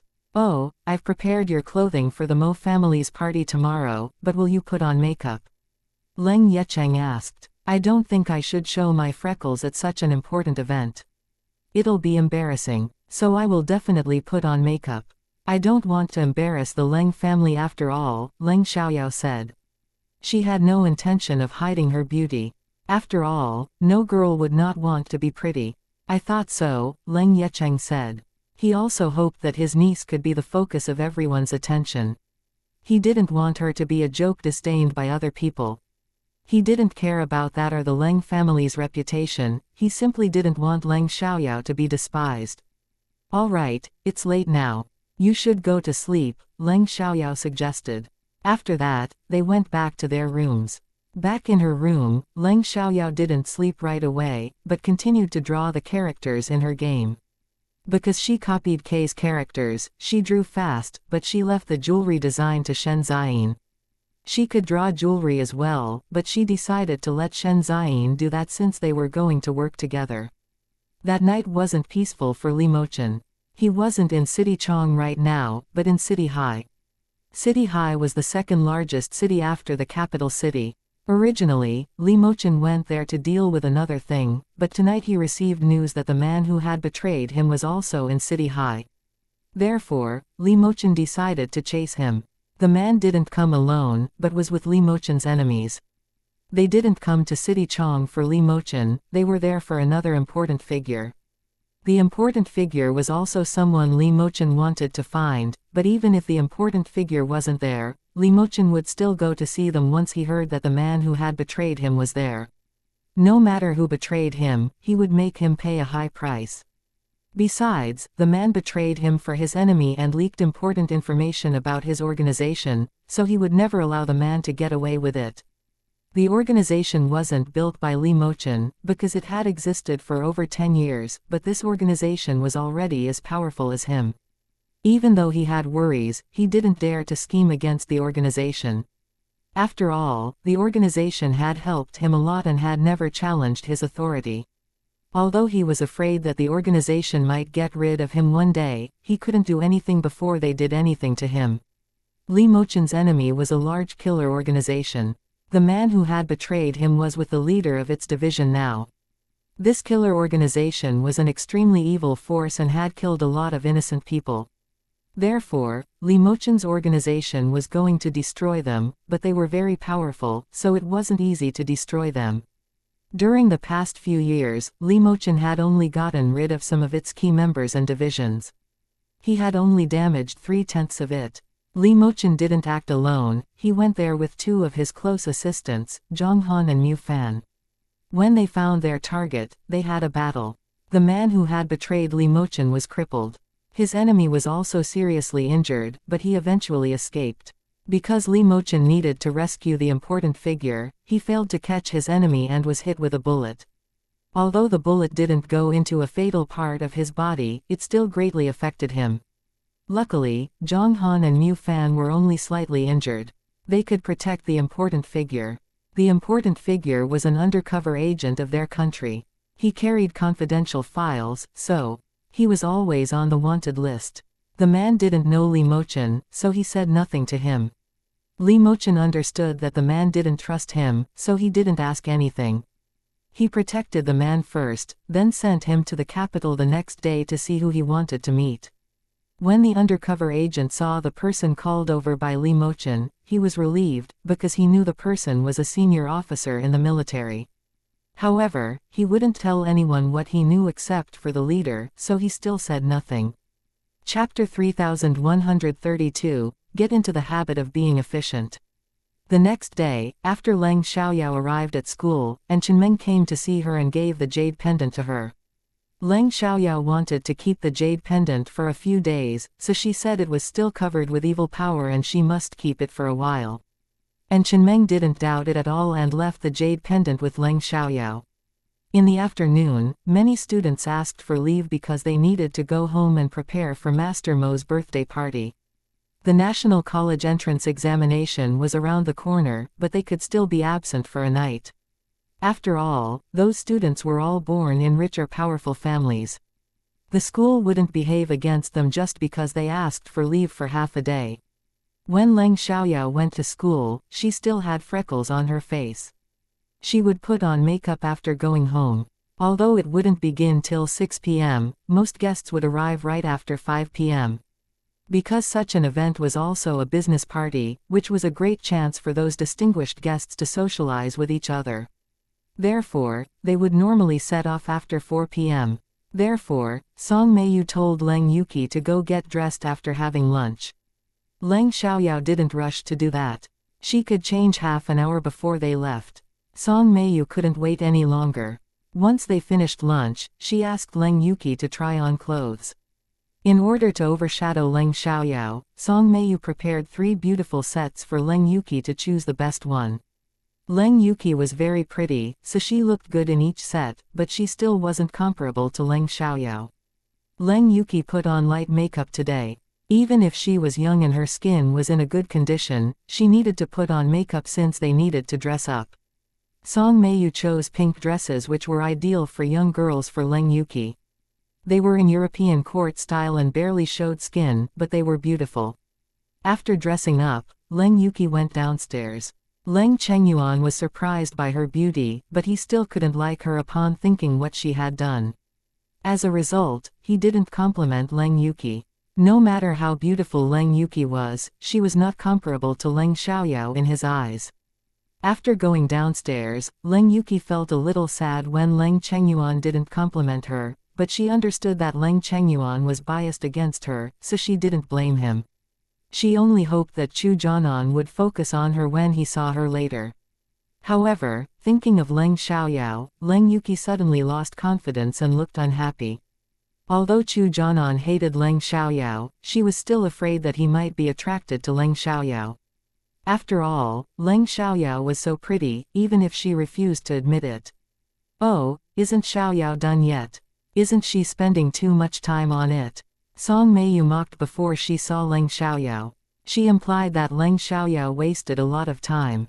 It's still early. No need to rush. If you don't want to wait, you can go there before us, but you might be the only two guests there and you'll be embarrassed, Leng Chengyuan said unhappily. Song Meiyu was struck dumb for a second and felt even more annoyed, but she didn't dare to argue with Leng Chengyuan. I'm not in a rush to go there. I simply feel we should be efficient in whatever we do. It's a good habit to be efficient. Right at this moment, Leng Xiaoyao showed up at the landing. She heard Song Meiyu's words, so she retorted. Aunt Meiyu, you're right. It's a good habit of being efficient, but I'm not in a rush to put on makeup right now. After all, we'll set off at 4:30 p.m. and it's not too late if I dress at 4 p.m. It's only 3 p.m. now. I promise I won't keep you waiting. They turned to look at Leng Xiaoyao and she indeed hadn't dressed up yet. Leng Chengyuan wasn't worried at all, because he believed Leng Xiaoyao could handle it, but Song Meiyu was unhappy when she heard that. However, she didn't know what to say. Looking at Leng Yuki's style, Leng Xiaoyao laughed to herself. She really doubted whether Chu Jianan would like the style. Chu Jianan was a mature man, so she felt he must prefer a sexy and mature woman. Leng Yuki looked cute and adorable, but couldn't arouse a man's desire. Although Leng Yecheng didn't prepare a sexy gown for her, she still showed some skin. The dress was really cool and she looked strong in it. It suited her very well. Both Song Meiyu and Leng Yuki hated Leng Xiaoyao's confidence, but the cruel truth was that Leng Xiaoyao had the ability to be confident. Exactly because Leng Xiaoyao had outstanding abilities, they were so jealous of her. If Leng Xiaoyao was only arrogant, they would laugh at her. When they were about to set off, Leng Xiaoyao went to dress.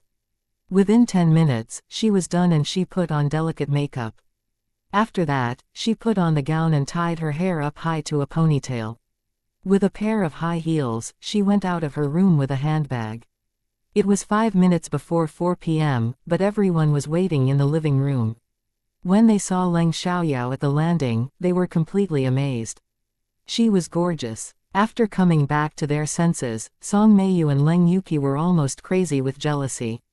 They could barely hide their real feelings, but everyone focused on Leng Xiaoyao, so nobody saw their reaction.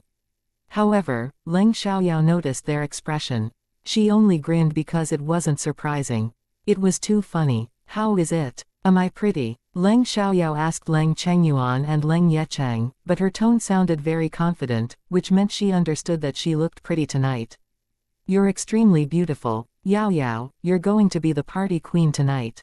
Leng Chengyuan complimented happily. It was hard for him not to be happy when his granddaughter was so stunning. In fact, he could barely stop beaming in happiness. Of course. Leng Yecheng chimed in. He was very satisfied with the gown he chose. It was perfect on Leng Xiaoyao. Chapter 3133, Not Ashamed. I think Xiaoyao is too young to dress like that, Song Meiyu said. It suited Leng Xiaoyao very well, but she simply didn't want Leng Xiaoyao to be so attractive. Why? Leng Xiaoyao asked with a smile. It's too sexy and mature. You're a student, Song Meiyu said. Too sexy and mature. She indeed looked mature, but not very sexy. Although she wore a tube top, she was wearing a sleeveless sheer top inside. Even if she seemed to be only wearing a tube top, there were ruffles at the edge of the top above her breasts. She barely showed any cleavage. In addition, her shirt was loose. It was a mid-length skirt with irregular ruffled panels, it was not a short skirt. It wasn't sexy at all. Aunt Mayu, I understand it looks a little mature, but so what? I'm an adult now, not a kid. My dress is actually conservative. If I dress like a kid, people might think I'm still a child. And it's not sexy at all. I don't show much skin nor my breasts. This dress isn't very different from a princess dress. It only has a fashionable color and design. I think it looks cool on me, Leng Xiaoyao said.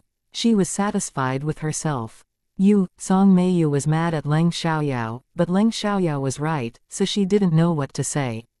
Leng Yuki was also unhappy, because Leng Xiaoyao implied that she was still a kid. As a result, Leng Yuki began to hate her dress. Yao Yao is right. And I prepared this dress for her. I think she looks pretty in it. What's the problem? Leng Yecheng said. Oh, let me be honest with you, Leng Xiaoyao turned to Leng Yuki, most men prefer mature and sexy women. A conservative young girl can't arouse their interest. If you pay more attention to that, you'll notice that men are more attracted to mature and sexy women. Chu Jianan is a mature adult. If you really want to win his heart, stop being so childlike and conservative, or he might be stolen away by a mature and sexy woman. Leng Xiaoyao said that, not to kindly remind Leng Yuki to be careful, but to annoy her. Leng Yuki was worried that Chu Jianan might lose interest in her, so she was even more anxious after Leng Xiaoyao said that to her. She disliked the gown she was wearing more than before and wanted to change into a sexy gown. Although she dressed conservatively in her daily life, she wasn't a conservative girl deep down in her heart. If she was really conservative, she wouldn't have had sex with Chu Jianan, especially when Chu Jianan was Leng Xiaoyao's fiancé. Ridiculous. Leng Xiaoyao, what are you talking about? Chu Jianan only loves Yuki. He won't be stolen away. Song Meiyu snapped at Leng Xiaoyao at once, but she knew Leng Xiaoyao was right. Exactly because of that, she got emotional. All right, stop arguing. We should go now. Leng Chengyuan interrupted them at once. He stood up and gave Leng Xiaoyao a glare, because Leng Xiaoyao really shouldn't have said that. She was too young to talk about men and women like that. Leng Xiaoyao shrugged. She didn't think it was a big deal. She was more mature than her age and she couldn't do anything about that. Without delay, she followed Leng Chengyuan out. Mom, Leng Yuki was irritated. Looking at her gown, she hated it. Don't listen to Leng Xiaoyao. Chu Jianan loves you for who you are, not what you're wearing. It's true that men prefer sexy and mature women, but they want their girls to be conservative outside. If their women dress sexily, it's humiliating when other men focus on them, Song Meiyu said. Song Meiyu was also right. After all, not every man preferred the same type. Some men liked mature and sexy women and wanted their girls to be sexy and mature as well, but some men didn't want their women to be sexy outside even though they preferred sexy and mature women. Really, Leng Yuki felt comforted, but was still worried. Although Song Meiyu was right, it wasn't 100% true. Of course, Mom would never lie to you. Song Meiyu said, but she actually didn't have much confidence when she said that, because she wasn't sure what kind of man Chu Jianan was. If Chu Jianan preferred a sexy and mature woman, he would lose interest in Leng Yuki sooner or later, but there was no time for Leng Yuki to change now. All of Leng Yuki's clothes were conservative and they had different builds. She couldn't let Leng Yuki put on her dress. Besides, most of her dresses were cheongsams. If Leng Yuki put a cheongsam on, she would look much older than her age. As a result, they could only tolerate it. Even if Song Meiyu comforted Leng Yuki was still anxious, but she understood that she couldn't change the dress right now. Therefore, she had to set off. Leng Xiaoyao shared a car with Leng Chengyuan and Leng Yecheng. Leng Yahua's family sat in another car. Leng Yecheng could walk now, even though he couldn't stand or walk for too long, so he followed them to the party. It was better for him to take part in such an event, because it was a great chance to meet important figures. I think they're not likely to stay together whether or not Leng Yuki and Chu Jianan will be affected because of their reputation, Leng Yecheng said. I agree. Just like I said, Leng Xiaoyao nodded. You're too young to talk about men and women like that. Aren't you ashamed? Leng Chengyuan criticized her. I'm 18 this year. I'm no longer a kid. In ancient times, girls got married at 15 years old. And it's not a bad thing that I know a lot about men and women. It proves that I'm sophisticated, Leng Xiaoyao retorted. Dad, no need to be worried about Yao Yao. Yao Yao is very smart and mature, Leng Yecheng said. In fact, Leng Xiaoyao's behavior compared with her peers was indeed unacceptable at her age. Whether she gambled or joined the stock market, she invested over 10 million yuan every time. Chapter 3134, Is it so hard to admit that other girls are beautiful? But Leng Xiaoyao had the ability to do those things. And Leng Yecheng was open-minded, so he didn't think Leng Xiaoyao was wrong. Instead, he was amazed by her skills and wasn't worried about her. Should I worry about you if I'm not worried about Yao Yao? Look at you, you're old enough to get married, but you're still single. Do you want to die alone? Leng Chengyuan vented his anger on Leng Yecheng. Talking about that, Leng Yecheng was really sad because he was actually in a serious romantic relationship with Shi Qi. He wanted to marry her and have a family, but unfortunately it was just a trap. No matter what, he had truly loved her, so he still felt sad when he remembered her. However, he couldn't let Leng Chengyuan know about that, nor could H3 worry Leng Xiaoyao, so he did his best to stay calm. It's not easy to meet someone you love. I can't just marry a random woman anyway. Then my marriage will be meaningless. And I would divorce sooner or later. I prefer to find someone I love and who loves me too.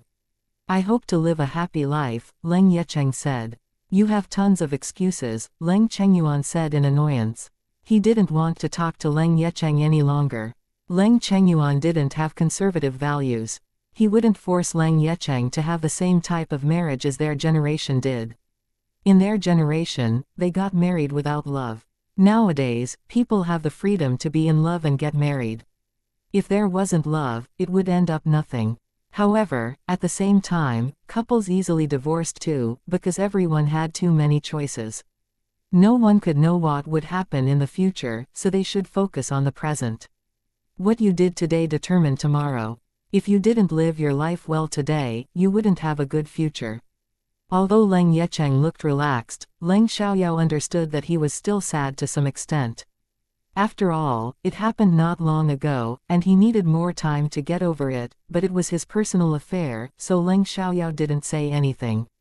On their way to the party, Leng Xiaoyao received messages from Shang Mengxin and the others on WeChat.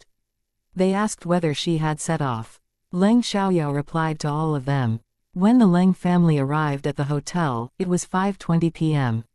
By now, many guests were already present, but they weren't very important.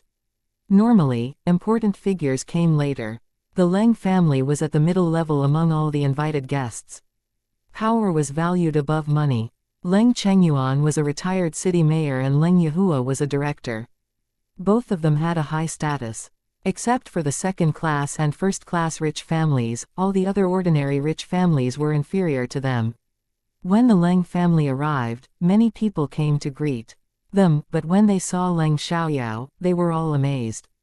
Leng Xiaoyao wasn't only beautiful, she also had an air of elegance. She was too attractive to be ignored. Who's the girl with Leng Yecheng? She's so pretty and elegant. Yeah, is she Leng Yecheng's girlfriend? Why can't she be Master Leng's granddaughter? The Leng family only has 2 granddaughters. One is Leng Xiaoyao who has freckles all over her face. The other is Leng Yuqi who is pretty. The girl behind is Leng Yuqi, but I don't see the ugly Leng Xiaoyao. So obviously Leng Xiaoyao isn't here. As the girl may be Leng Xiaoyao.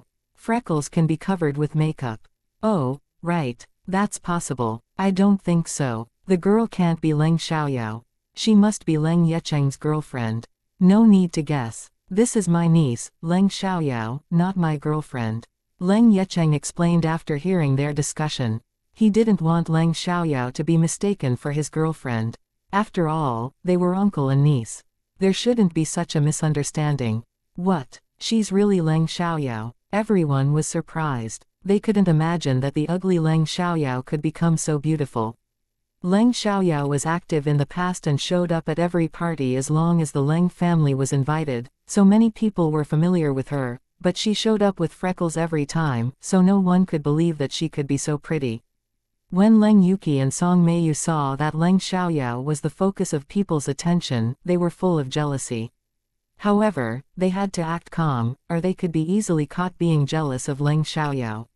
Wow, your granddaughter has made a big change. She's totally different now. She isn't only beautiful, she is also elegant, an official who came to greet Leng Chengyuan said. Ha ha, of course. Leng Chengyuan was very proud of Leng Xiaoyao. Actually, I'm surprised too. Did she have surgery? A woman asked suddenly, her voice showing obvious jealousy.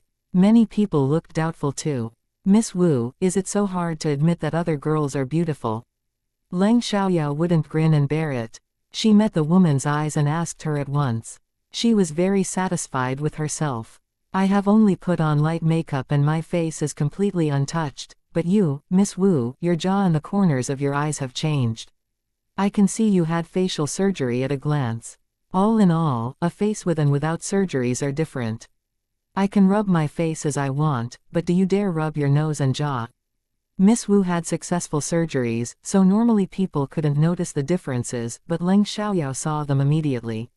You, Miss Wu always believed that she successfully changed her face, but unexpectedly Leng Xiaoyao pointed the differences out publicly.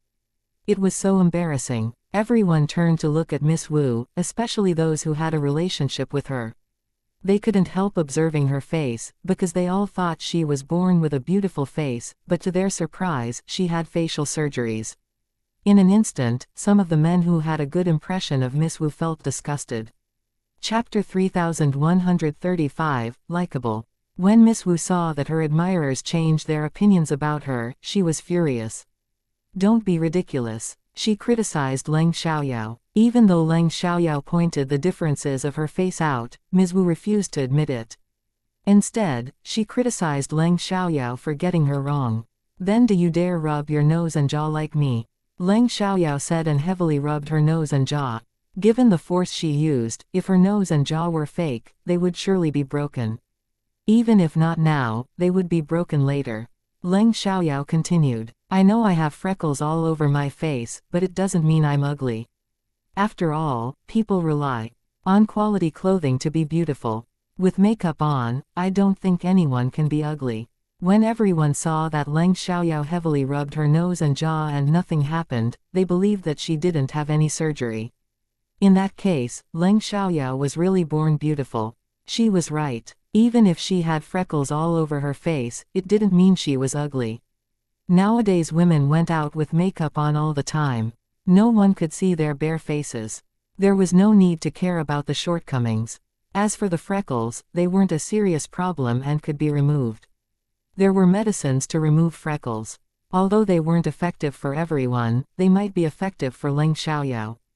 At that moment, and Chenmeng walked over and said provocatively, right, didn't you hear what our boss said? Do you dare to rub your nose and jaw? And Chenmeng was wearing a red gown which was adjusted from a cheongsam. Her dress top was loose and had an asymmetrical skirt. She didn't look sexy nor cute, instead she looked cool, which matched her very well. However, and Chenmeng wasn't powerful enough to look strong. When Leng Yuqi saw that and Chenmeng also dressed maturely, she hated her gown even more than before. To be honest, and Chenmeng was very attractive too. Miss Wu was so angry that she couldn't say anything again. She obviously didn't dare to rub her nose or jaw. Even if they wouldn't be broken right now, they would be damaged. She had spent hundreds of thousands of yuan on her face, so she couldn't ruin it just because she was angry. Today is Mater Mo's birthday. I don't want to argue with you. Miss Wu snorted, then turned around and wanted to walk away. She made it sound as if Leng Xiaoyao was wrong.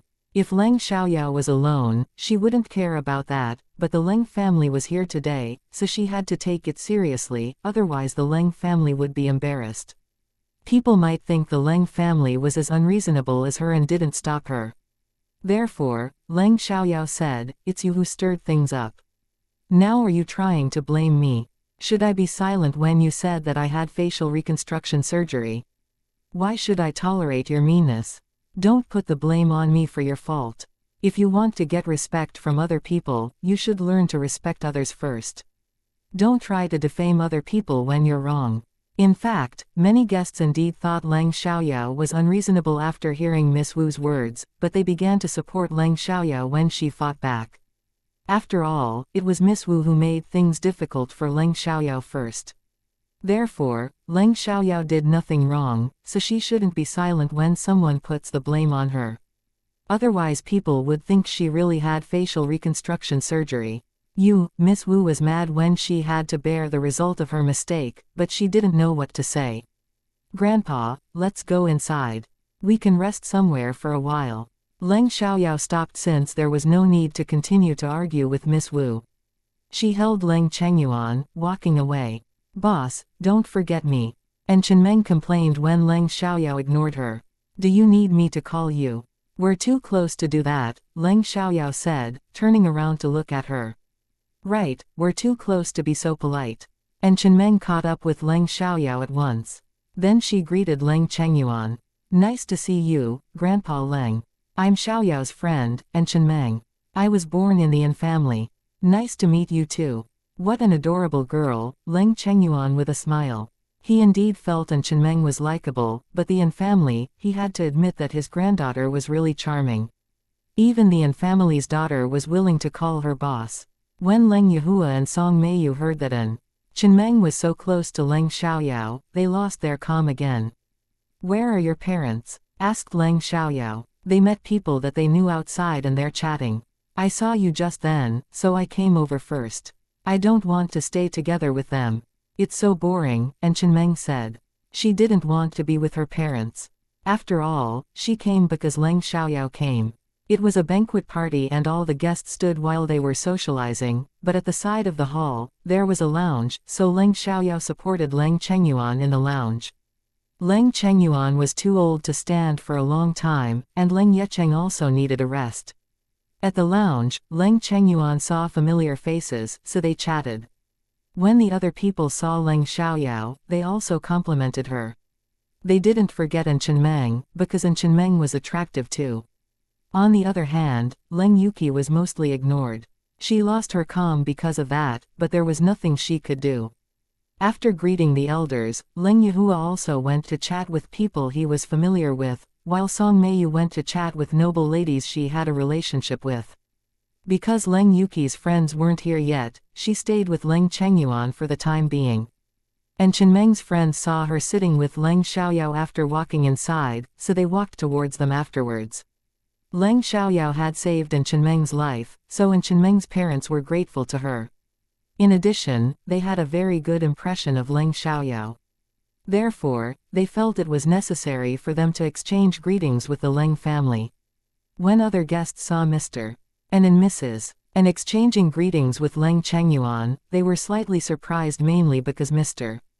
and Mrs. and were very polite. It didn't seem to be just because of manners either, they treated the Leng family sincerely. In fact, the Yin family was much richer than the Leng family. Chapter 3136, Thank you all for your compliments. Not only that, but Mr. and Mrs. and looked very excited and close to Lang Xiaoyao. It seemed their relationship wasn't usual. No one knew why Mr.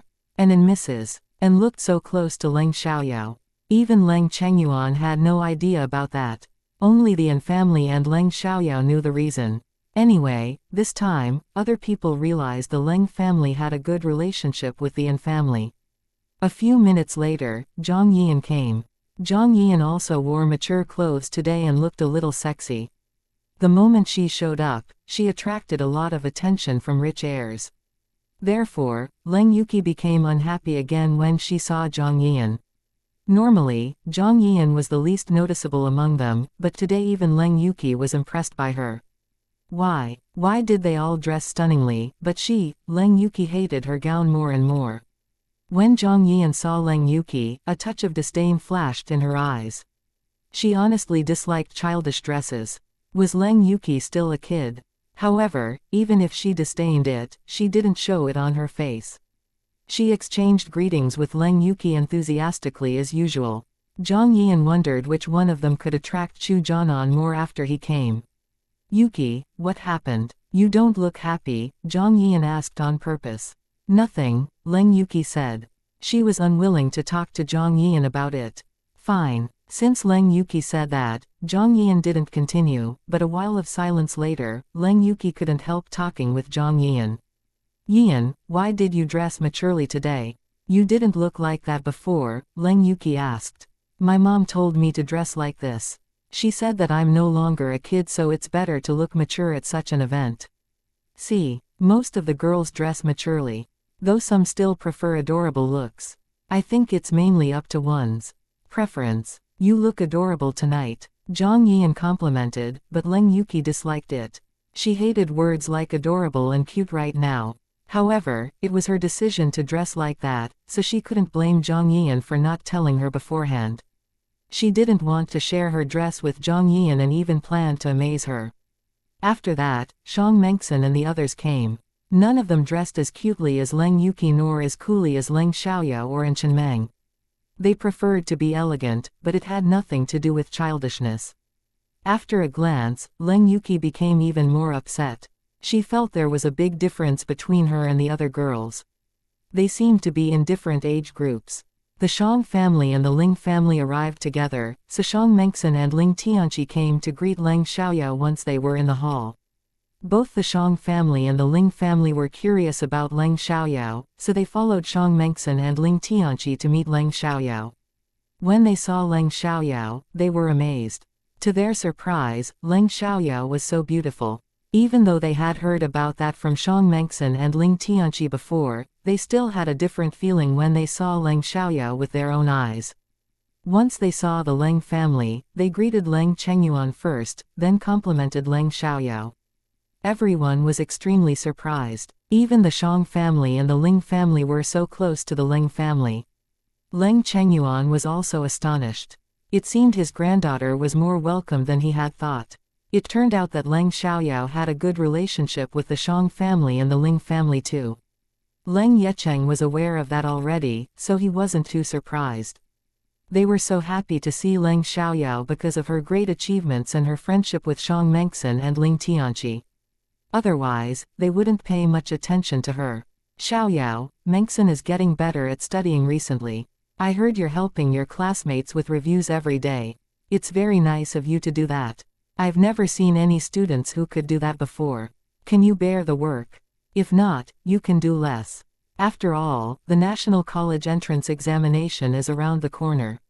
You should pay more attention and energy to your own studying, Shang Mengxin's mother said gratefully yet with concern.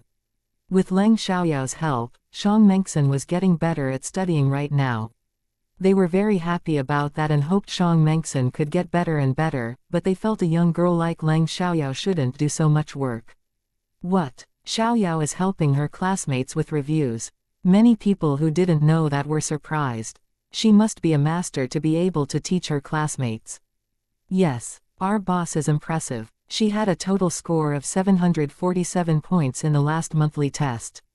And she was also the top scorer, Shang Mengxin said proudly as if they were complimenting her. Given Shang Mengxin's admiration of Leng Xiaoyao, she felt prouder when other people complimented Leng Xiaoyao. After all, Leng Xiaoyao was much better than her. She didn't think she deserved those compliments. Wow, it's amazing. Everyone was astonished. They had never heard of any other students who could get a total score of 747 points. Master Leng, your family is blessed. Your granddaughter is really outstanding. I believe she has a very bright future ahead. Right, I wish my grandson could be half as excellent as your granddaughter at studying. He's the worst student in their class. My granddaughter can barely pass the exam every time. I'm so worried about her future. Everyone said they were envious of Master Leng and complained about their grandchildren. Leng Chengyuan couldn't stop laughing when they showed their envy of him. In his memories, this was the first time that Leng Xiaoyao had been complimented. In the past, no one had a good impression of her. Thank you for your compliments. Leng Chengyuan thanked them with a smile. He was full of satisfaction at this moment.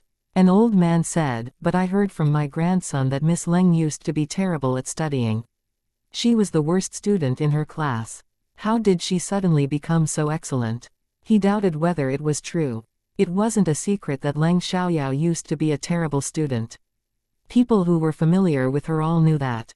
Only those who paid little attention to her didn't know.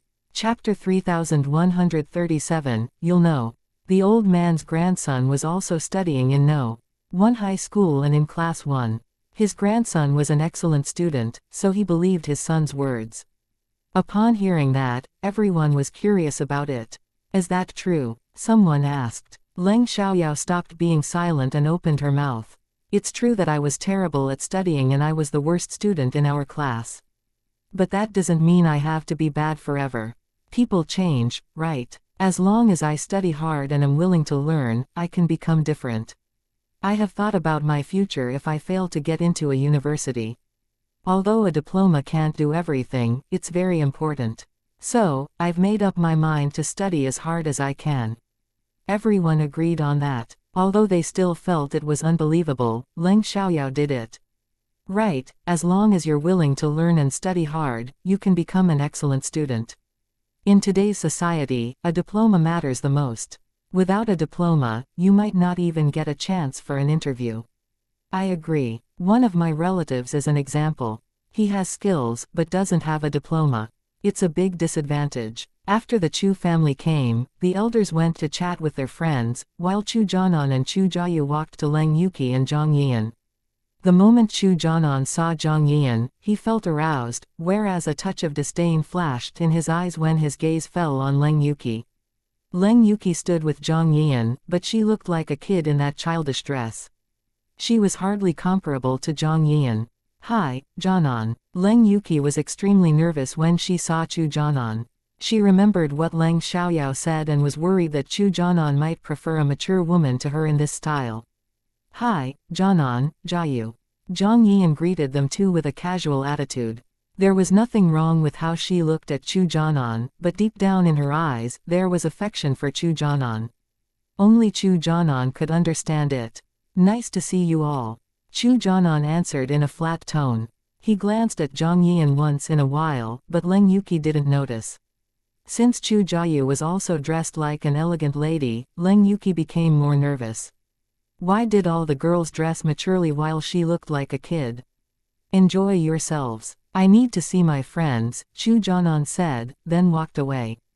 Chu Jianan was never close to them, unless they were in a group. Therefore, it was normal that Chu Jianan left right after exchanging greetings with them, but Leng Yuqi thought a lot about it. Did Chu Jianan have no interest in her since she was dressed like that? Did he really prefer a mature and sexy woman?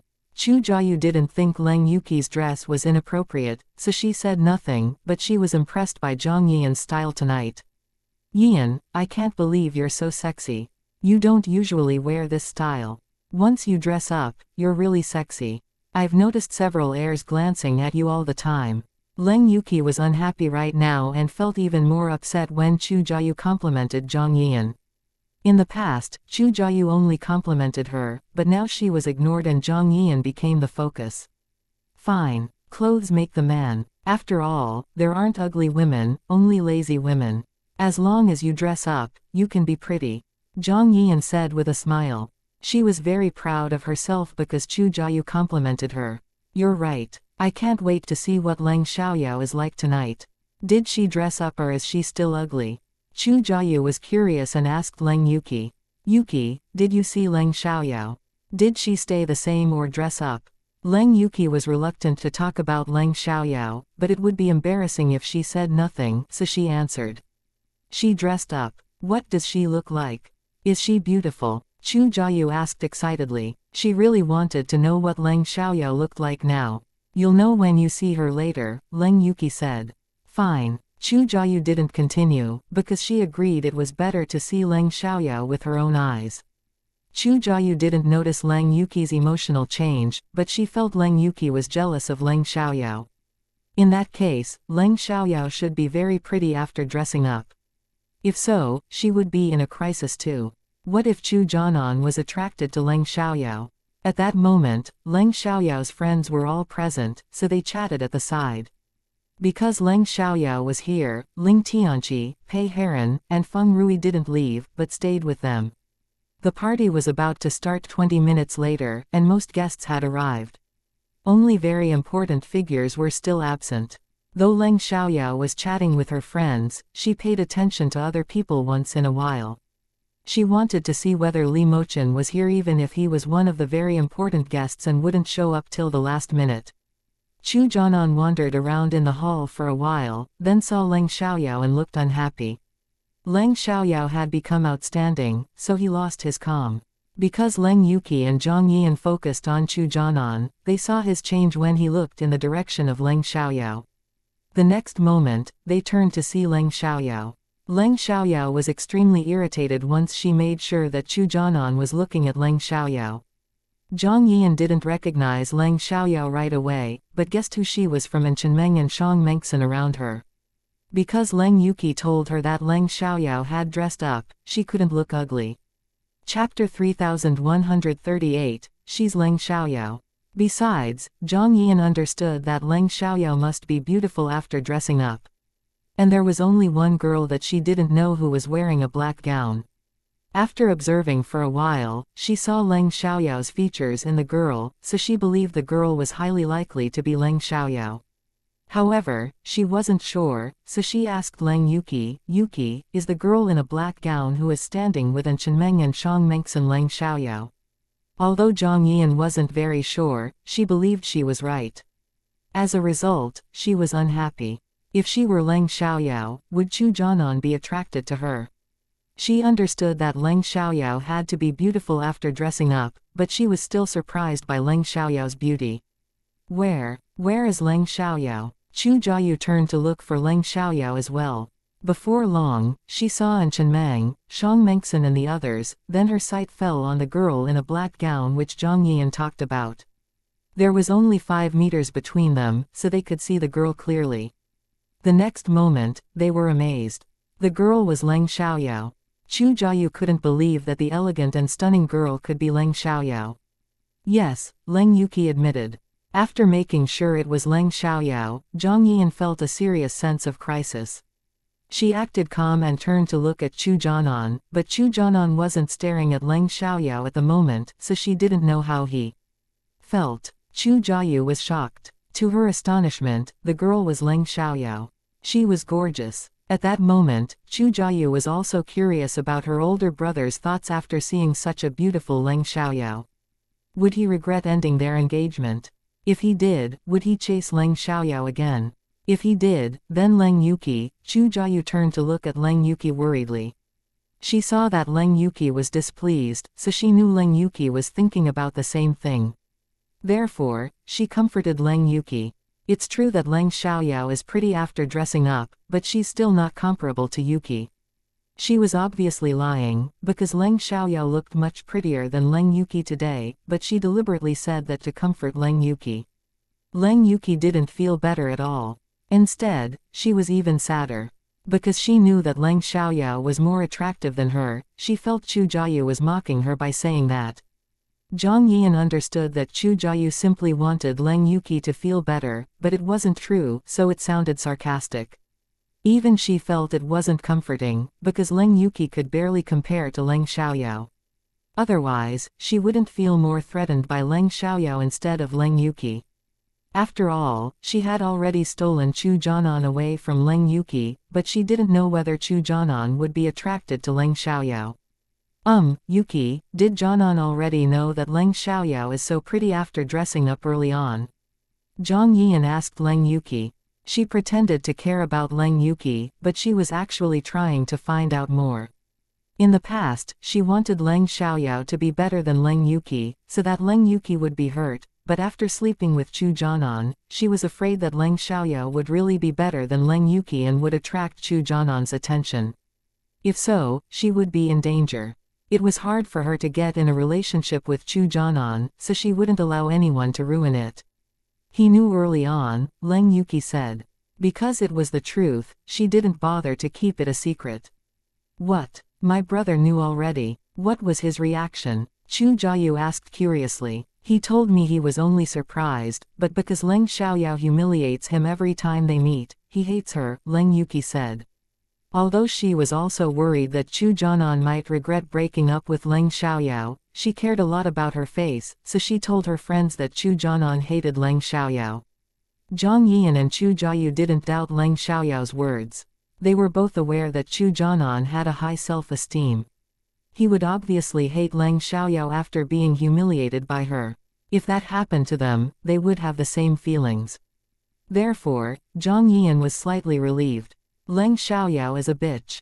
Since their engagement has already ended, why would she still humiliate my brother? Is she trying to attract my brother's attention? Chu Jiayu swore. Leng Yuqi and Zhang Yian were sensitive, so they were scared when Chu Jiayu said that. Was Leng Xiaoyao really trying to attract Chu Jianan's attention by humiliating him? Chu Jiayu continued. But my brother will only hate Leng Xiaoyao more if she humiliates him again and again. In that case, Zhang Yian and Leng Yuqi hoped that Leng Xiaoyao could humiliate Chu Jianan whenever they met, because Chu Jianan would only hate her more and more. No matter how outstanding Leng Xiaoyao was, they didn't want Chu Jianan to have any interest in her. They were all worried that Chu Jianan might be attracted to Leng Xiaoyao again, and didn't bother thinking about Leng Xiaoyao's opinion towards Chu Jianan. That must be true love. If a girl loved a man truly, she would be jealous even though her boyfriend was as ugly as a pig. Leng Yuqi and Zhang Yian indeed felt. Chu Jianan was the best, but in Leng Xiaoyao's eyes, Chu Jianan was an awful person.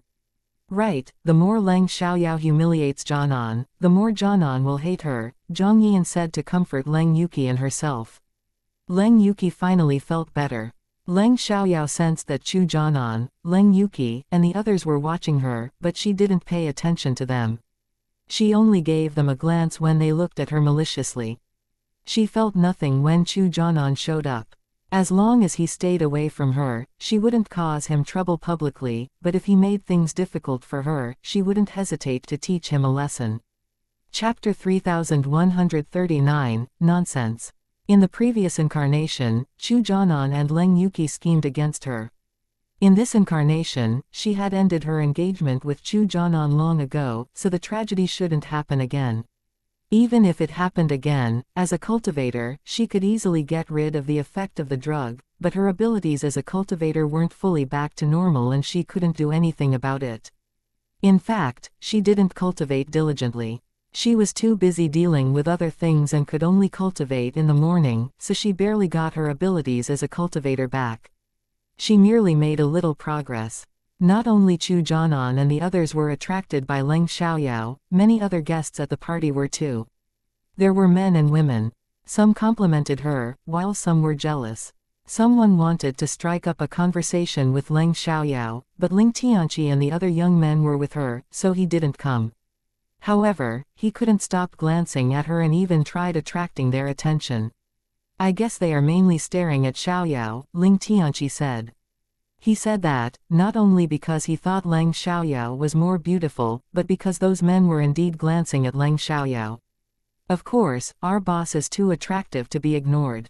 They must be staring at Xiaoyao. Shang Mengxin said proudly, as if she was being complimented. Normally, girls were unhappy when other people compliment another girl, but Shang Mengxin and the other girls didn't have that temperament. After all, Leng Xiaoyao was undeniably outstanding. Right, Xiaoyao is the focus of people's attention wherever she goes, and Chenmeng agreed, also feeling proud of Leng Xiaoyao.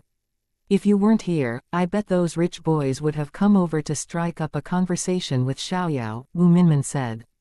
Ling Tianqi suddenly realized that they shouldn't be here, so he asked, "You're right. Do you need us to leave for a while, so that they can come over?" Ling Tianqi was serious, because they came to parties like this in order to form a relationship with other rich people or someone suitable for them. No need. I actually need you to stop them from coming. I have no interest in them, Leng Xiaoyao said. She came to this party for Li Mochen, so she wasn't interested in other men. And Chenmeng and the other girls didn't care who they could meet, so they were unwilling to spend time with strangers. Most guests come to parties in order to build a relationship with more people, but you have no interest in doing that, Pei Heron commented with a smile. However, precisely because of that, he thought Leng Xiaoyao was different and was attracted to her. Not everyone comes to parties for that purpose. I just came for fun. How about you? Why did you come here? Asked Leng Xiaoyao. We don't know. We just had nothing else to do and our families wanted us to come, Pei Heron said. He honestly had no idea why he came to this party. Perhaps it was his habit. He was used to the events held among high society. Whenever there was an important event, he would be present as long as he had time. As they chatted, two young and sexy girls in their early 20s walked over. In front of them, they greeted the guys. Been a while, Mr. Ling, Mr. Pei, and Mr. Feng. Miss Yang, Miss Pan, been a while. Ling Tianqi and the other guys replied, but they kept a polite distance from them. Mr. Ling, I thought Sha Han was with you, but she's absent. Miss Pan said. When she mentioned Sha Han, she glanced at Leng Xiaoyao and the other girls. Obviously, she said that to them. Leng Xiaoyao felt it was funny, because Miss Pan must have misunderstood their relationship with Ling Tianqi. Miss Pan, why do you think Miss Sha should be with me? We're not so familiar. Please don't cause misunderstandings. Ling Tianqi was displeased and sounded annoyed. It couldn't be more obvious that he disliked being connected with Sha Han. Miss Pan was embarrassed. Am I wrong? I saw you being close to Sha Han, so I thought you two are very close. Miss Pan, when did you see me being close to Miss Sha? Don't spread rumors. I don't want other people to misunderstand. I care about my reputation very much. If it's not true, I don't want to be gossiped about. Ling Tianqi said. He was annoyed that Miss Pan connected him with Sha Han because he disliked Sha Han. Sha Han admired him, which wasn't wrong, but she was too calculating and pretentious. She always pretended to fall or encounter trouble and tried to lean on him, which disgusted him. Well, I just saw you two standing together and chatting every time there is a party, Miss Pan said. When she said that, she didn't sound confident at all because she knew she was lying. She simply said that to make other people think Sha Han had a close relationship with Ling Tianqi. Unexpectedly, Ling Tianqi embarrassed her publicly by saying that he wasn't close to Sha Han at all. It seemed he was reluctant to be connected with Sha Han. Was his girlfriend among these girls? Was Ling Tianqi afraid that his girlfriend would be mad? If his girlfriend was among the girls, who would it be? Was it the girl in a black gown? Miss Pan turned to observe Leng Xiaoyao. Leng Xiaoyao was too smart to miss that. She knew what Miss Pan was thinking, so she slightly frowned. She didn't want to cause misunderstandings either, but she couldn't say anything when Miss Pan hadn't said anything. Otherwise, she would seem too self-centered and it might cause even more misunderstandings. I talk with countless people at a party. Do I have a close relationship with every one of them? Shouldn't I exchange greetings and chat with those familiar faces? Ling Tianqi questioned. Chapter 3140, Xiao Yuzhe. Right, you're right, Mr. Ling. I shouldn't have said that. Miss Pan apologized at once.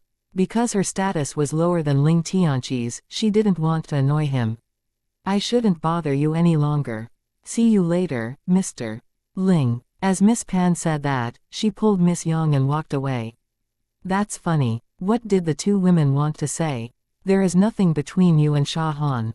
Why did they suddenly come and ask you why you're not with her? Feng Rui complained. They were smart men, but they had a different outlook from women, so they couldn't understand some things. For example, some girls were angelic bitches, and girls could see through them at a glance, but men usually couldn't. Instead, men were attracted to them. Leng Xiaoyao beamed and said, if I guess correctly, I think the woman called Sha Han has feelings for Tianqi. The two women should be her friends. Since they know that Sha Han had feelings for Tianqi, they misunderstood our relationship when they saw us standing together. So she deliberately mentioned Sha Han to let us know that Tianqi isn't available. She was trying to keep us away from Tianqi. Leng Xiaoyao made that guess because it couldn't be more obvious. What? Seriously, why do I feel like she's an idiot? Pei Heron said, talking about Miss Pan. It's indeed idiotic. After all, there is nothing between Tianqi and Sha Han. If there was, it wouldn't be wrong if Miss Pan said that, but she looks like an idiot now, Leng Xiaoyao said. Sha Han isn't likable, Feng Rui said. She's hateful and disgusting, Ling Tianqi agreed, his voice full of disdain. After Miss Yang and Miss Pan walked away, they complained about Ling Tianqi. Mr. Ling embarrassed us publicly. How could he reply to me like that, Miss Pan said. He indeed embarrassed us, but there is nothing between Mr. Ling and Sha Han. It's normal that he was unhappy when you said something like that, Miss Young reasoned. She didn't support Miss Pan in doing that. She thought they were going to exchange simple greetings, but unexpectedly Miss Pan mentioned Sha Han. Aren't you our friend? Why are you defending Mr. Ling? Miss Pan was displeased. Although Miss Yang was right, she had a good relationship with Sha Han.